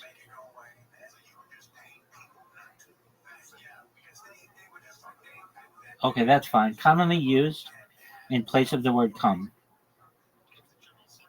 That man made me sop so hard that my panties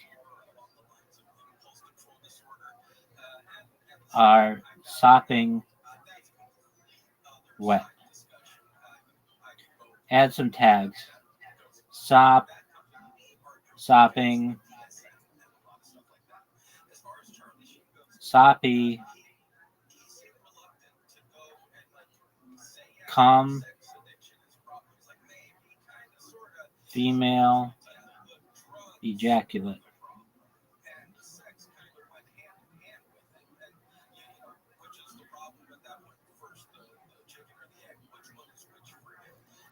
Dog. Oh, fuck.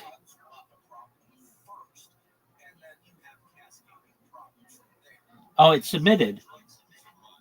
Okay, the definition will be reviewed soon. All right, great job.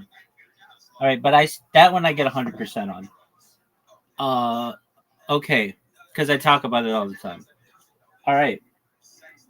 So before we play, I have some questions for you. Are you ready for my question? Not if, but how funny were the memes that I sent you?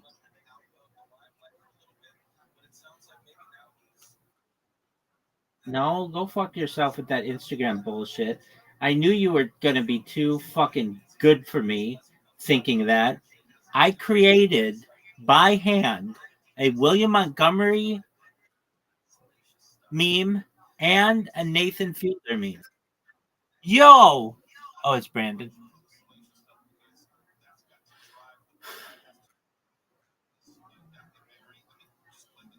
So go to the William Montgomery meme. It has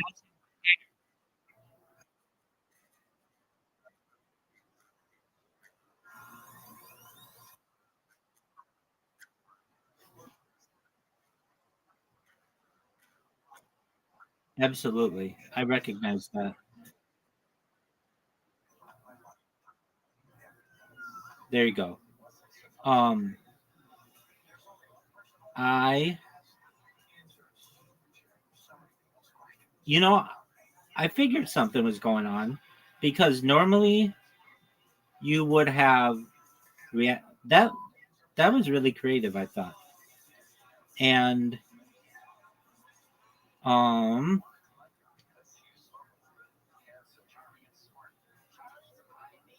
okay, so that was really creative. I'm going to read it to you. Riser, thank you for being my number two biggest fan. Love William the Vanilla Gorilla Montgomery. P.S. You're a little bitch who constantly J yours and sucks dick at mini golf. P.P.S. You're done. And I thought that was really good. And then it's like post.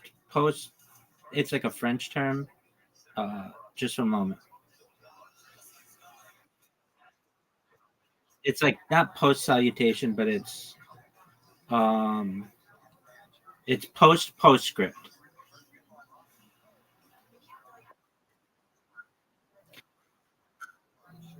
But I already did PS. PS was bitch who constantly J yours and sucks dick at mini golf. PPS is postscript, and it means you're done. Where it states word dog. Now the next one is this.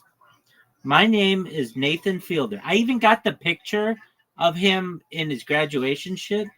My name is Nathan Fielder, and I graduated from one of Canada's best business schools with really good grades. Although I repeated this fact each and every episode for multiple years, Riser still did not know I graduated from the University of Victoria. The plan? Convince a delusional Riser that they are good at carom, even though they suck at all Play-Doh games, especially mini golf.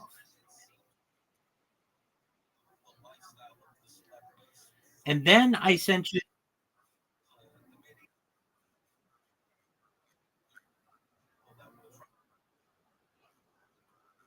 because they took time. You have no idea how long it took me to type all that little type in there and make it look centered, and so you could still see his.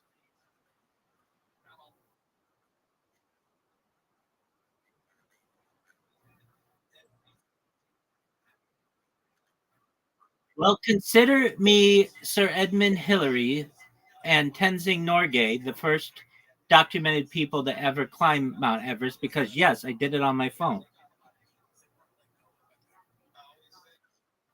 Okay, and then the next thing I sent you, which was really interesting, which you were kind of a dick about. I said, do you remember how I always talk about my stream and its importance, especially when combined with AI? Please check out this random video of mine from last year. This website perfectly summarizes the timestamps nearly instantaneously. This is just the beginning. And it was amazing. It goes through every song that I sang, it goes through everything that I talked about in a lot of depth. And this is just its infancy.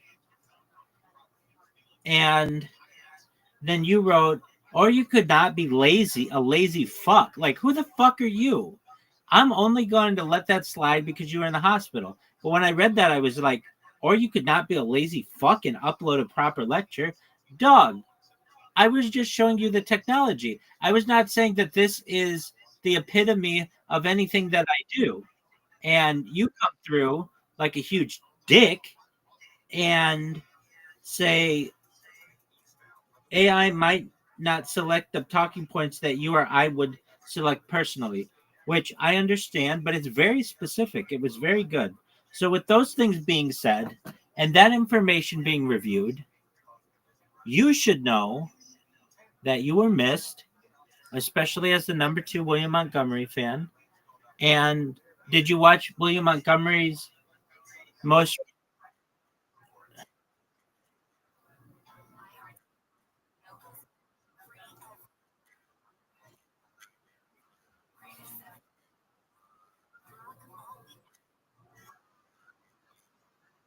Consider yourself.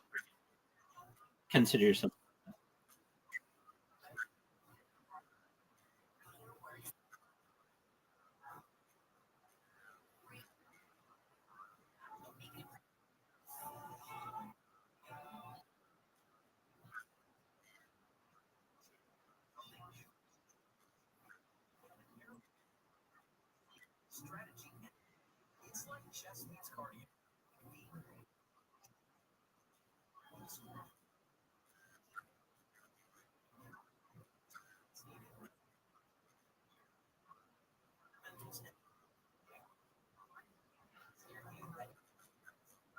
I completely understand that, and you do include in your statement that you have the brain for it. Like, you could do it.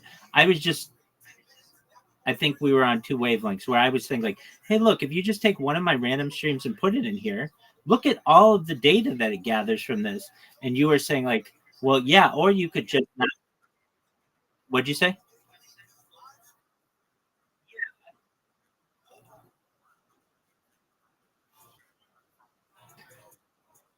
Well, so here's the cool thing about it. I think it enhances it, and it's really funny because if you take one of these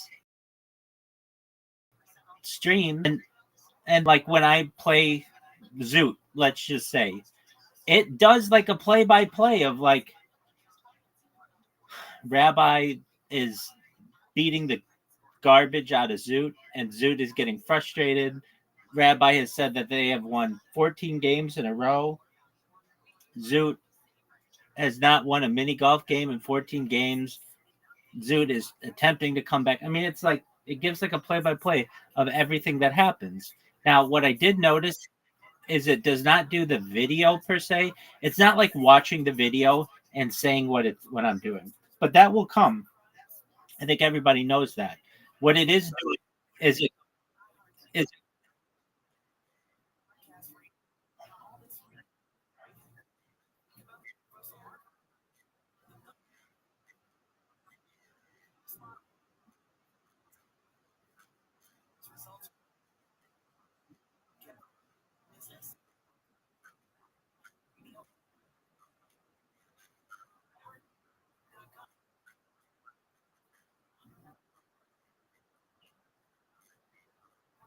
yeah. Well, if anything, my ceiling camera gets a lot of it, and then and also the reflection off my glasses.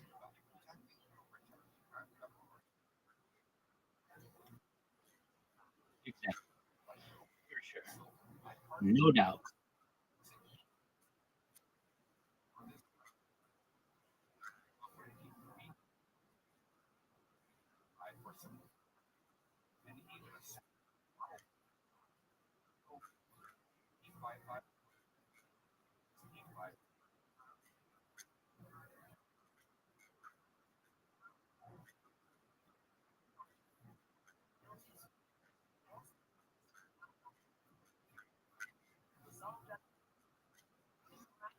Um, he did. Did I tell you, or did he tell you that he did stand up comedy?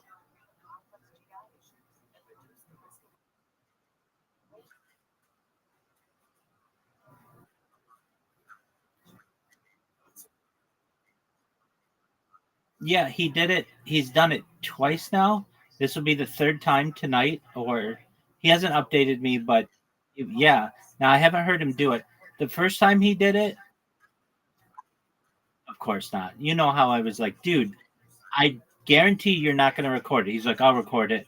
You heard me say this to him multiple times. Like, all you have to do is put the recording on your phone and put your phone in your pocket. That's all you have to do. You know that, right? He's like, I won't forget. And like every time I'm like, did you record it? And he's like, no. And I'm like, why? And he's like, either I forgot or it's not because of that. He's self conscious. He's just self conscious about it. And I understand. The first time he did it, I mean, of course, he always thinks he did a good job, which I'm not going to say he didn't. He has really controversial material though, and he said somebody came up to him afterward and said he did a really good job. His topics, I think he did like 1 or 2 minutes. His topics were Kanye West and mental health. The second time he did it, his topics his topic was Kanye West, correct, and his second topic was mental health. He has been obsessed with mental health to the point where I have to tell him in these conversations, we're not going to talk about it. Because if not, he'll talk to me for 3 or 4 or 5 hours straight just on mental health. And it would be like, I mean, I'm telling you, this is what it's like to him.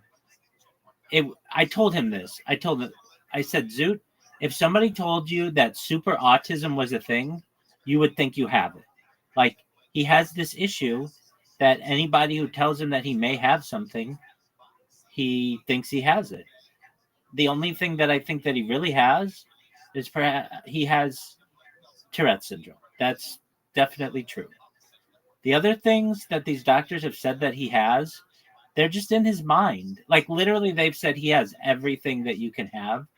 And I just don't agree with that. I spend more time with him than anyone outside his family, at least virtually or whatever you want to consider this. So I've gotten to know him very well. And it would be as if I said to him, did you know that 60% of people's arms itch during the day and sometimes at night? And then he would start talking about how much his arm itches. It's like the fact that somebody said something gets into his mindset that he has it. And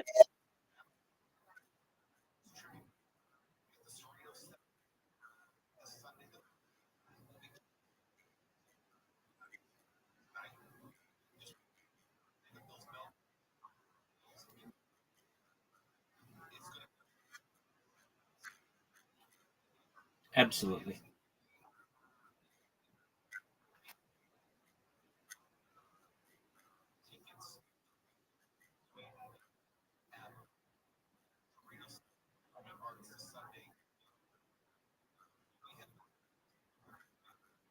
I'm in agreement with you. And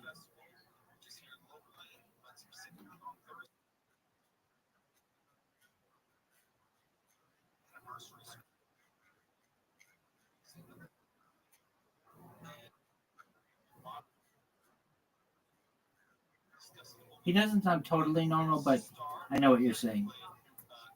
He does have Tourette syndrome. There's no doubt in my mind that that is true. And um and that's fine. Although I feel I feel very badly for him because he said it to us one time, and I don't know if you remember when he said it, but he said that he had a girlfriend who said, like, if you had a million guys lined up, all million would want to look like you, but not a single one of them would want to have what's going on in your mind, which was like a super burn. And um, I just thought that Well, it was accurate though, and and oh, definitely, definitely.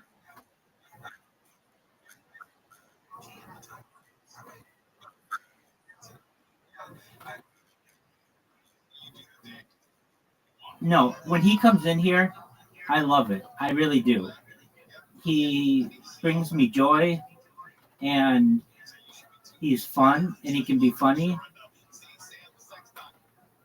But again, he's got this issue where if at any point he um at all thinks that something's wrong with him, he becomes obsessed with it. And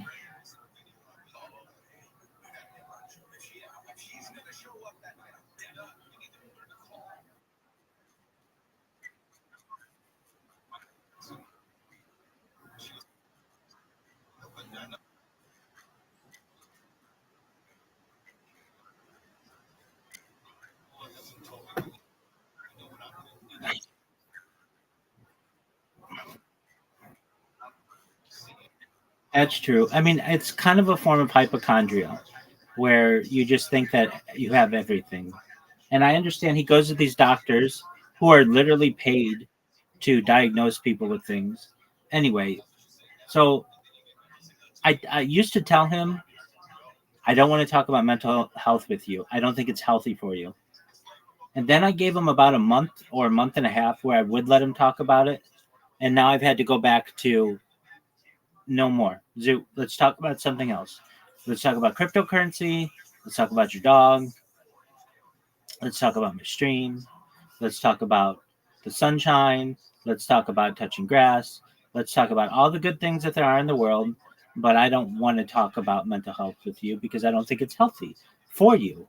It's fine if somebody wants to come in and discuss it once, twice, but not every time. Then it doesn't get healthy. Um, so there's that. Okay. So um then just one moment. Then I said to him, Zoo, because he really wants to be on this television show. It's it's not Australia's Got Talent, but it's similar, and it's like a really big show in Australia, and he's already tried to be on twice, and they wouldn't let him do it. And then they said, if you fail at doing it again, you can't try out anymore. Basically, this is his last opportunity. And oh yeah, okay, so he has this Kanye West bit, and I'm not stealing his material. This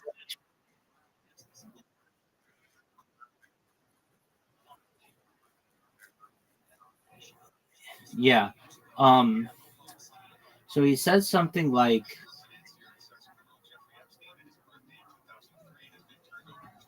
I forget what his Kanye West joke was.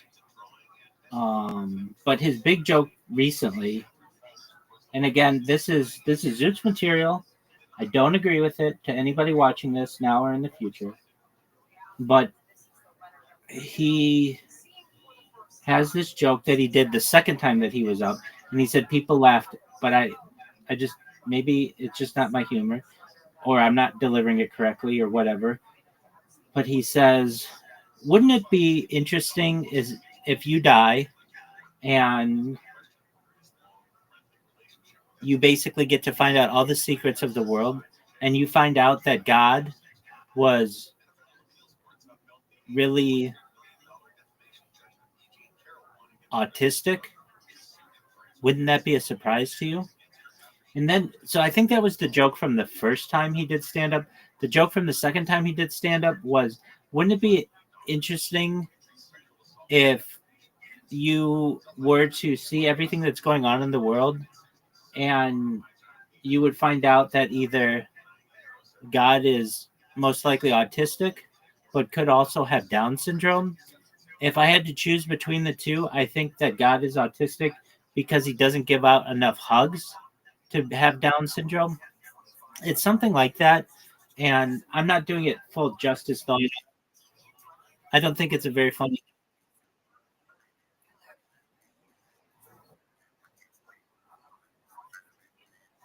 Are you serious?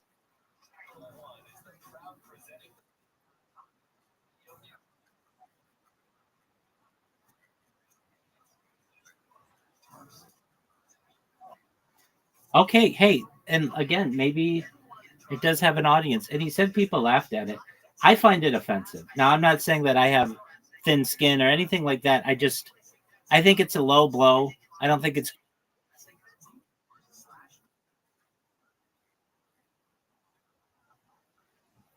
100%. 100%.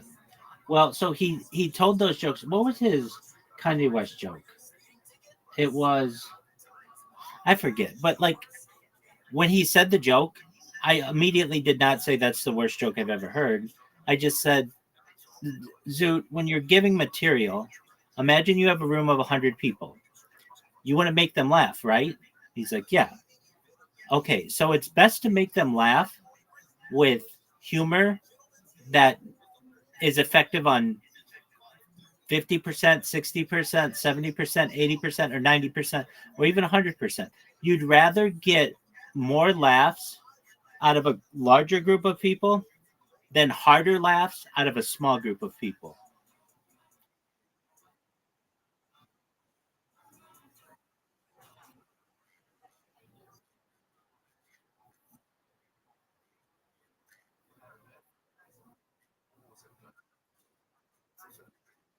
It is. Well,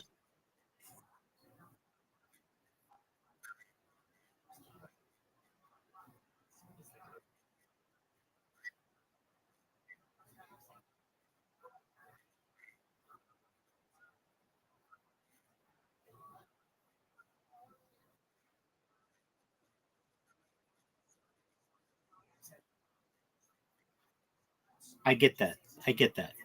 What I'm saying though is he wants to be on a television show. And so for television, cutting deeply is not a good idea if it offends 90% of the audience. It's much better for television. Well, we were the reason why he wants to.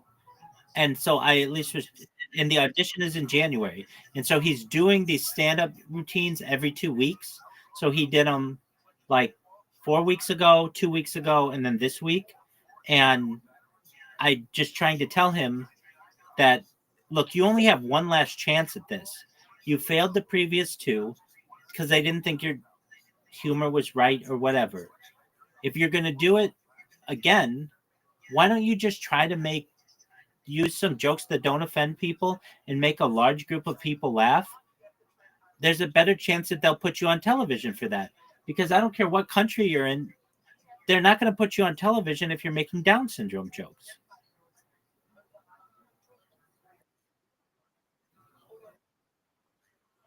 So that's what I told him.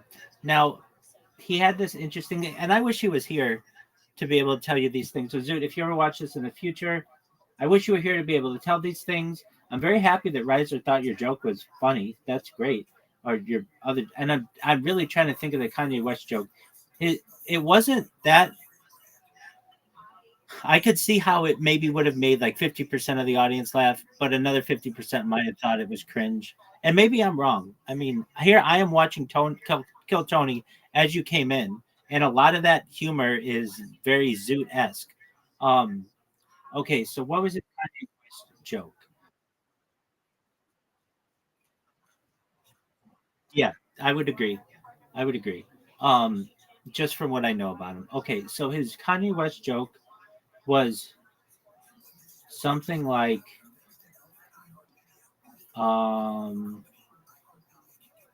forget.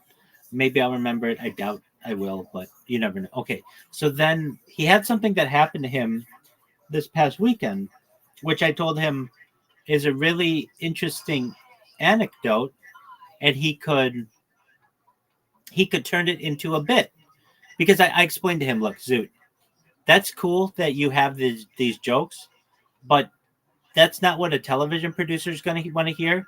And I asked him, aside from racism and mental health, what other kinds of jokes do you have? And he didn't have any. So I'm like, you got to have more than that. And so I tried to talk him into like, Zoot, just get some street jokes, meaning jokes that aren't attributed to any individual, but they're just jokes that people think are funny. Like, I used to do drugs. I still do, but I used to too. Now that is not necessarily a street joke. That's a joke of a his name's escaping me right now, but it's just like a short joke that's funny. And Zoot was like, no, I don't want to do that. What is this person's name? I can't remember. I'll think of it in a second. Okay. So, um, he had this. Do you remember he was selling solar?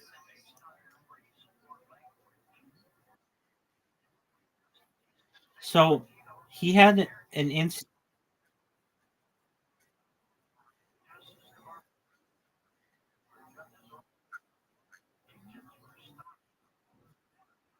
Right. Okay. Oh,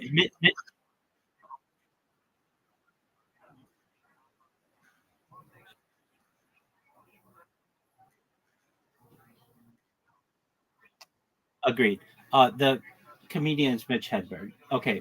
So, he had an incident that happened over this weekend. So he was at the mall. He said he was in the city.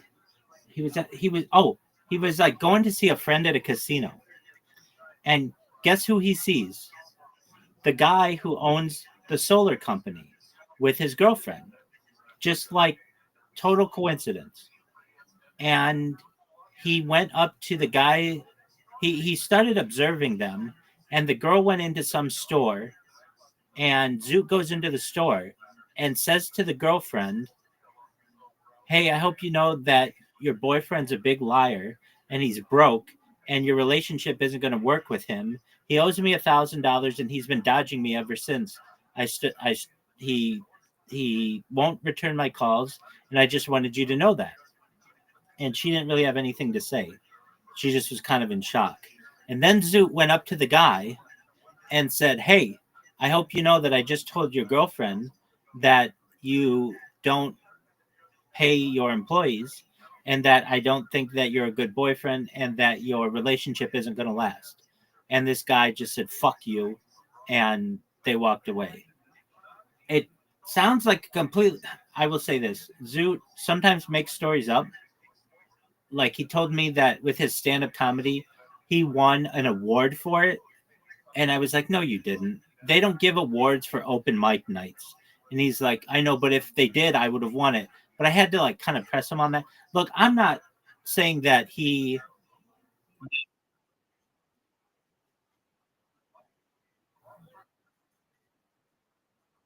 Oh, I agree. I think that he did it. But what I'm trying to say is, do I think he maybe embellished some aspects of it? Very well. We all embellish things. And I will even say, I am, you know,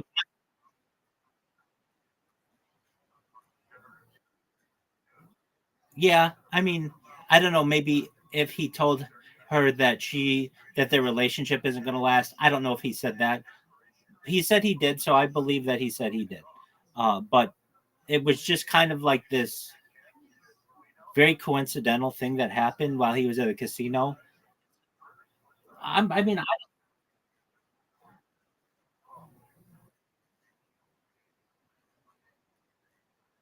well, yeah, but that guy who owns the company doesn't even live in the same state. So it was just very coincidental that this guy just so happened to be at a place where Zoot was with his girlfriend. I'm not saying it didn't happen. If you watch this, I think it did happen. That's why I'm saying it. That's why I didn't come in here like, do you think, listen to this lie that he told me? No. I think it happened. I'm just saying the way that he said it was just like exactly what I would have wanted him to say. I was just shocked that he said that in such a way. And um and so he told his friend who was working security at the casino there to just keep an eye on this guy. And I said, Zoot, that is an amazing story. If I were you, I would make that into a bit. That's a good 1 minute story or whatever. Basically, you could say, has anybody here ever heard of selling solar? Yeah, it's very common. Okay, well, I got a job doing that. And it turned out that the person who was supposed to pay me never did. And just coincidentally, this weekend, I saw him at a local mall with his girlfriend. And I went up to the girlfriend and told her that I didn't think that her boyfriend was a good person, that he squelches on his contracts, and that I didn't think that they were going to work out. And then I told the owner of the company the same thing. And all he had to say to me was, fuck you. So in exchange for the $1,000 that he owed me, he basically lost his relationship. And it goes to show you, it's just a lesson to everyone out there to ensure that you do what you say you're going to do, or you may have some retribution in the future. Just something like that. It didn't have to be super funny, but it's a really interesting story that you could like tighten up, like, and you could throw more punchlines into it. I was just telling the story and I didn't think about punchlines, but like it made you laugh just there. And it's kind of one of those perfect like stories where the underdog gets back at, I mean, it's like something that could be in a movie. And it very much reminds me of a Seinfeld episode where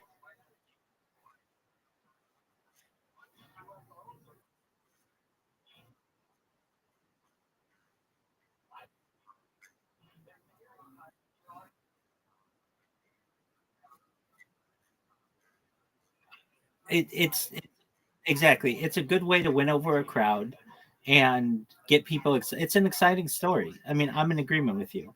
Anyway, I told him, if you tighten that story up and add some jokes to it, exactly. That's hilarious. Exactly, 100%. That's a very good joke, Riser. Uh, yeah, exactly. Something along those lines. And uh, he said he would think about it. Anyway, I told him, look, if you want to do the stand-up comedy thing, he wants to. Do you know that his cousin has a Netflix special? Seriously, he has a cousin. I don't remember. I don't think he's actually told me the name, but they're like a professional comedian, and and I said to him, instead of going for these like game show like shows or whatever, why don't you just ask your cousin for advice? And he's like, I should do that. It's like, well, that would be the first thing that I would do. But anyway, um, I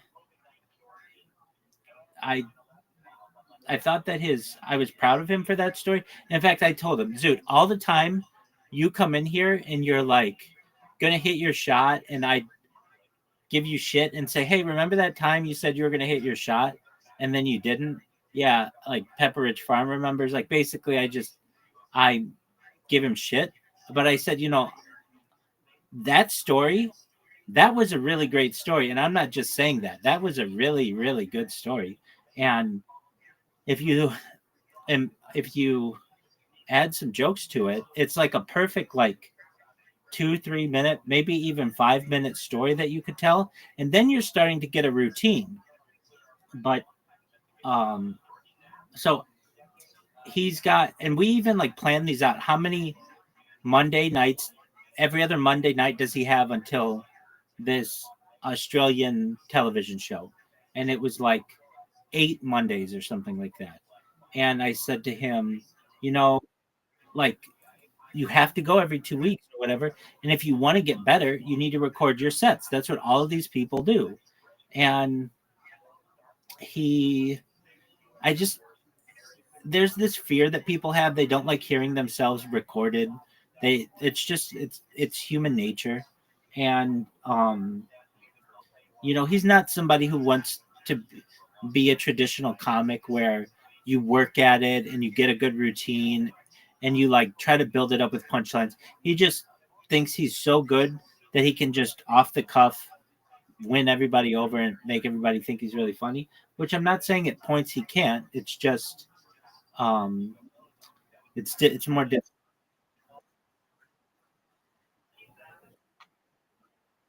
Right.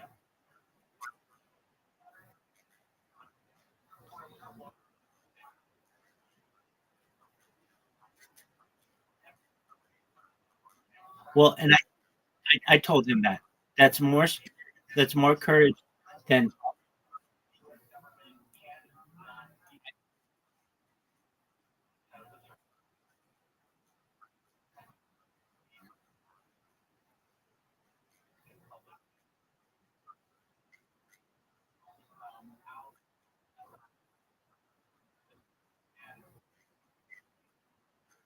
that's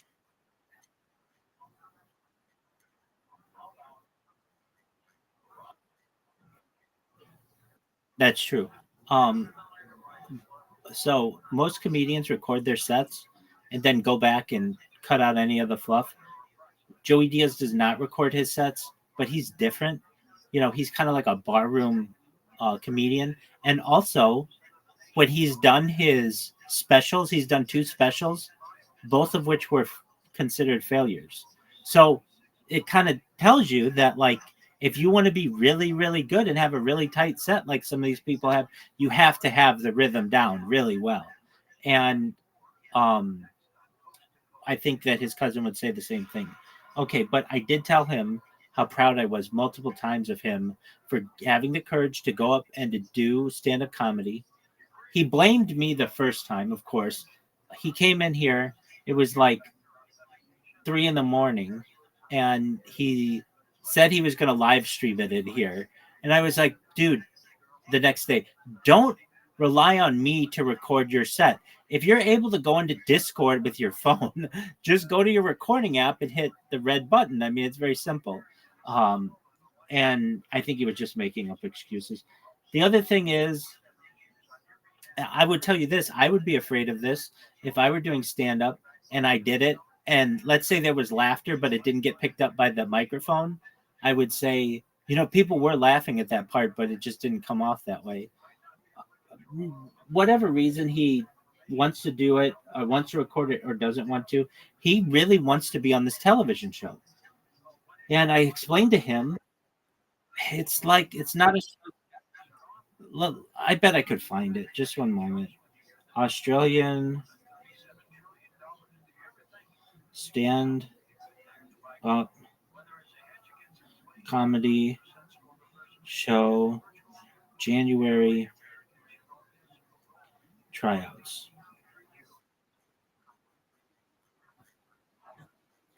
No, it is. It is a TV show. Um,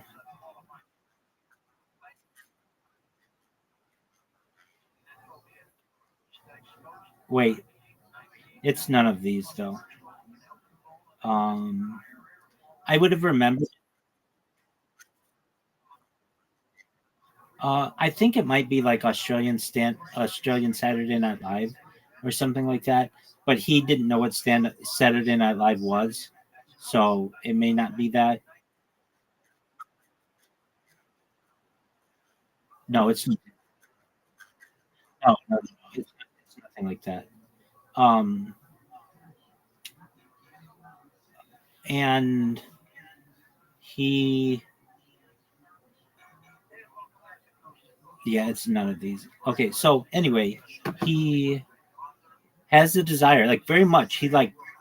I asked him, like, that's what you want to do? He's like, yeah. Now he's wanted to do like 10 different things over the course of me knowing him. He worked in high finance, he worked in security, all of those, whatever, whether he did or not, I don't know. He did work solar. That's true. Um, yeah, that's a high finance one. And so here's what I told him to do. I was like, Zoot, there's nothing wrong. He would come in here every night for like 4 or 5 hours, to the point where like my sleep schedule revolved around Zoot. It still does to some extent, because when he comes in here, I have so much fun playing with him that I'll just stay up all night, and then it just throws off my hours. But I said to him, Zoot, why don't you apply for positions?